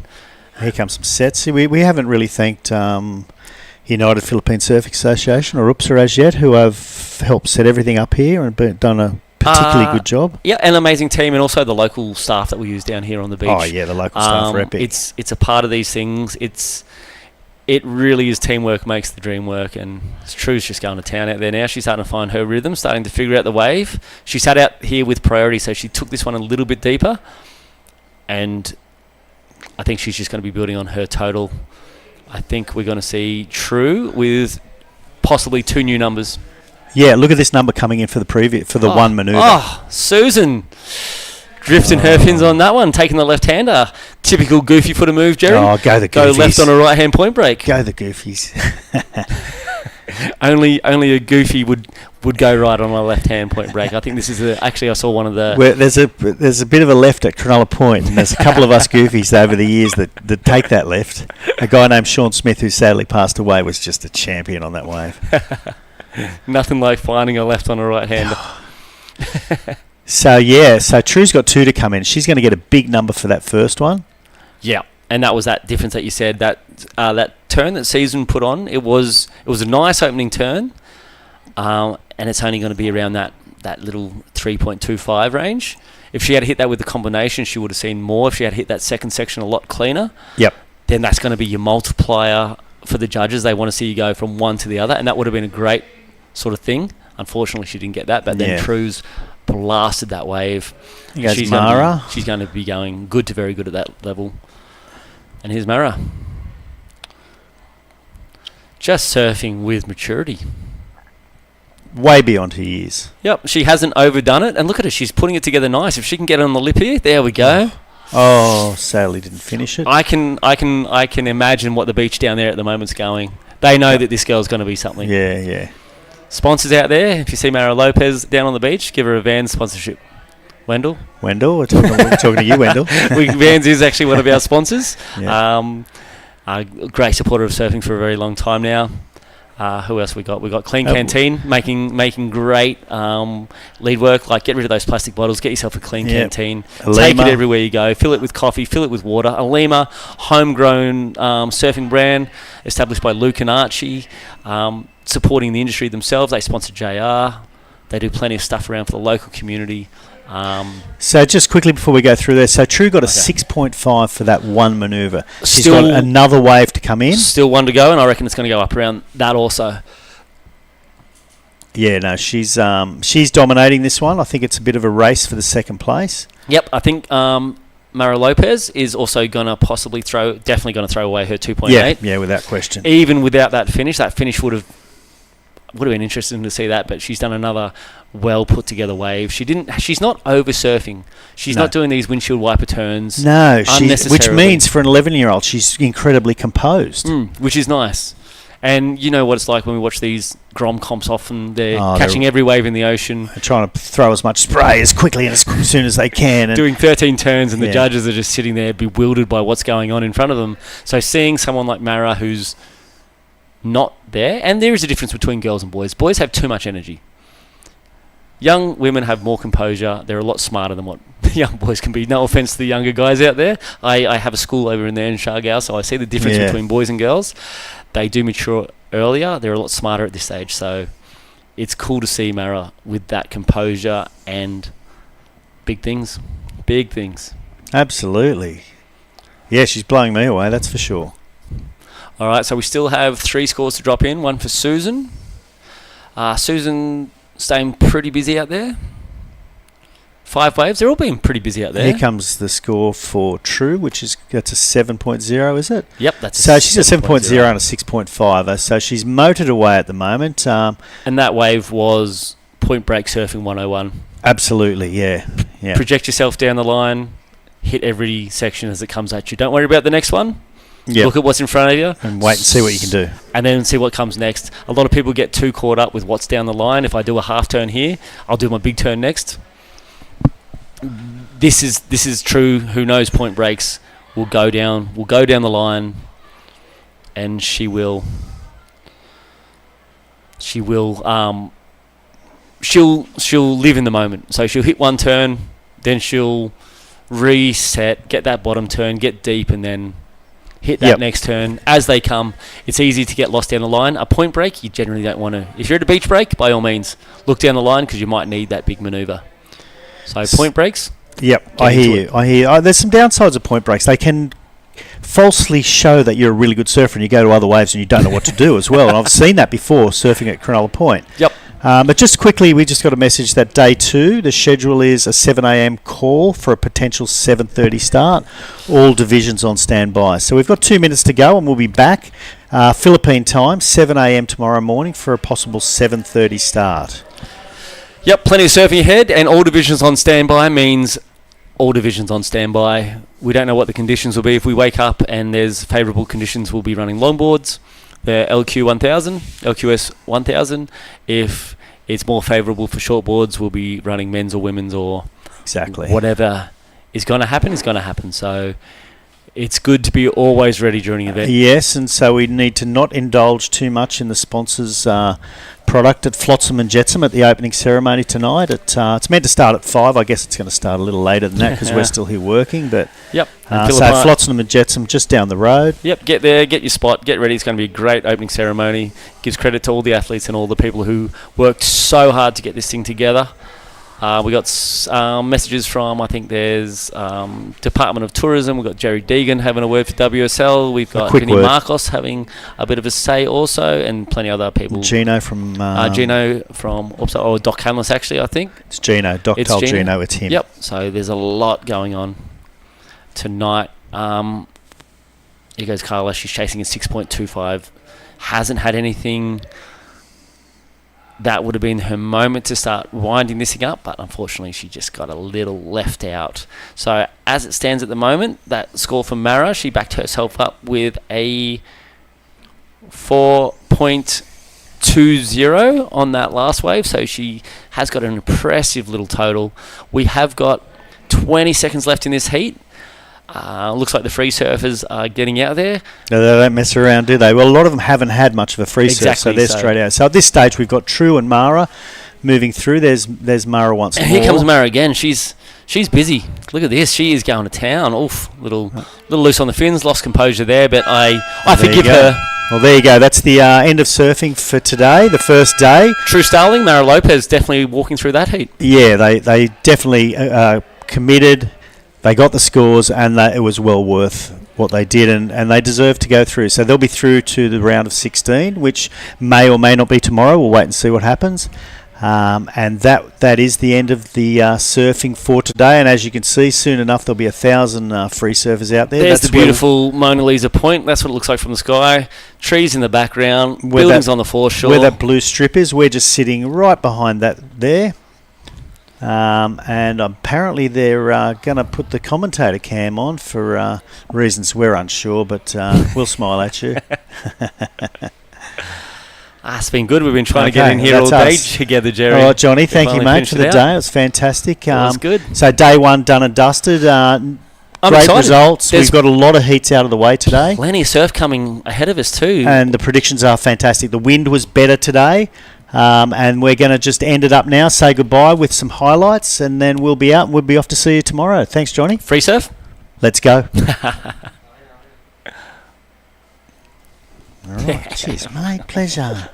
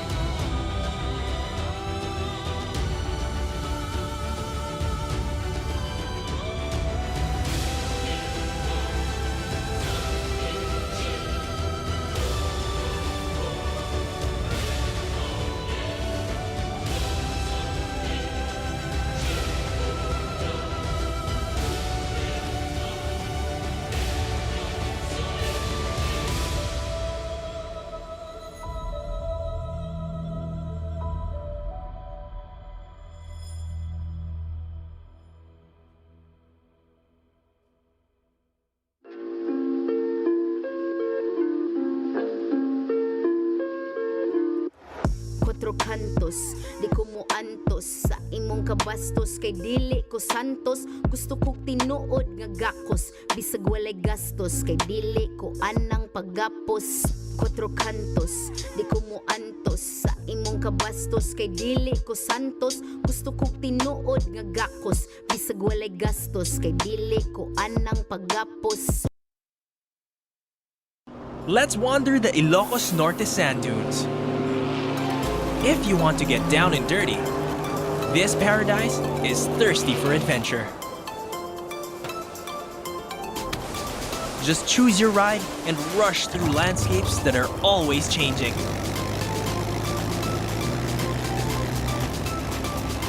Go where the wind blows here in Ilocos.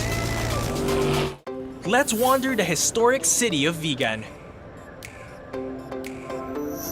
This UNESCO World Heritage Site is one of the best preserved Spanish colonial towns in the world. Walk along cobblestone streets of heritage houses and historic attractions dating back to 1500s. Don't forget to take home Ilocano crusts for pasalubong. Travel back in time in Vigan Let's wander La Union's Tangadan Falls. The perfect side trip after surfing the waves. Hike along the scenic trail and be greeted by the majestic 50-foot falls. Whoa! The best part? A dip in its cool, refreshing waters. Seek more thrills in La Union. Let's wander the 100 islands of Pangasinan. 124 to be exact. Each with their own hidden secrets to be explored. The islands are connected by the Lingayen Gulf, and bridges, and even zip lines that let you fly from one island to the next. Woohoo! There's hundreds of adventures to dive into when there's 100 islands to explore. The WSL La Union International Pro 2024 is brought to you by Tingog Partylist, House Speaker Martin Romualdez, and the Department of Tourism Region 1. The WSL La Union International Pro 2024 is sanctioned by the World Surf League and organized by the United Philippine Surfing Association in collaboration with the provincial government of La Union, the municipality of San Juan, and the La Union Surf Club. This event is sponsored by Alima, Clean Canteen, and SMC Infrastructure. This event is recognized by the Philippine Olympic Committee and the Philippine Sports Commission.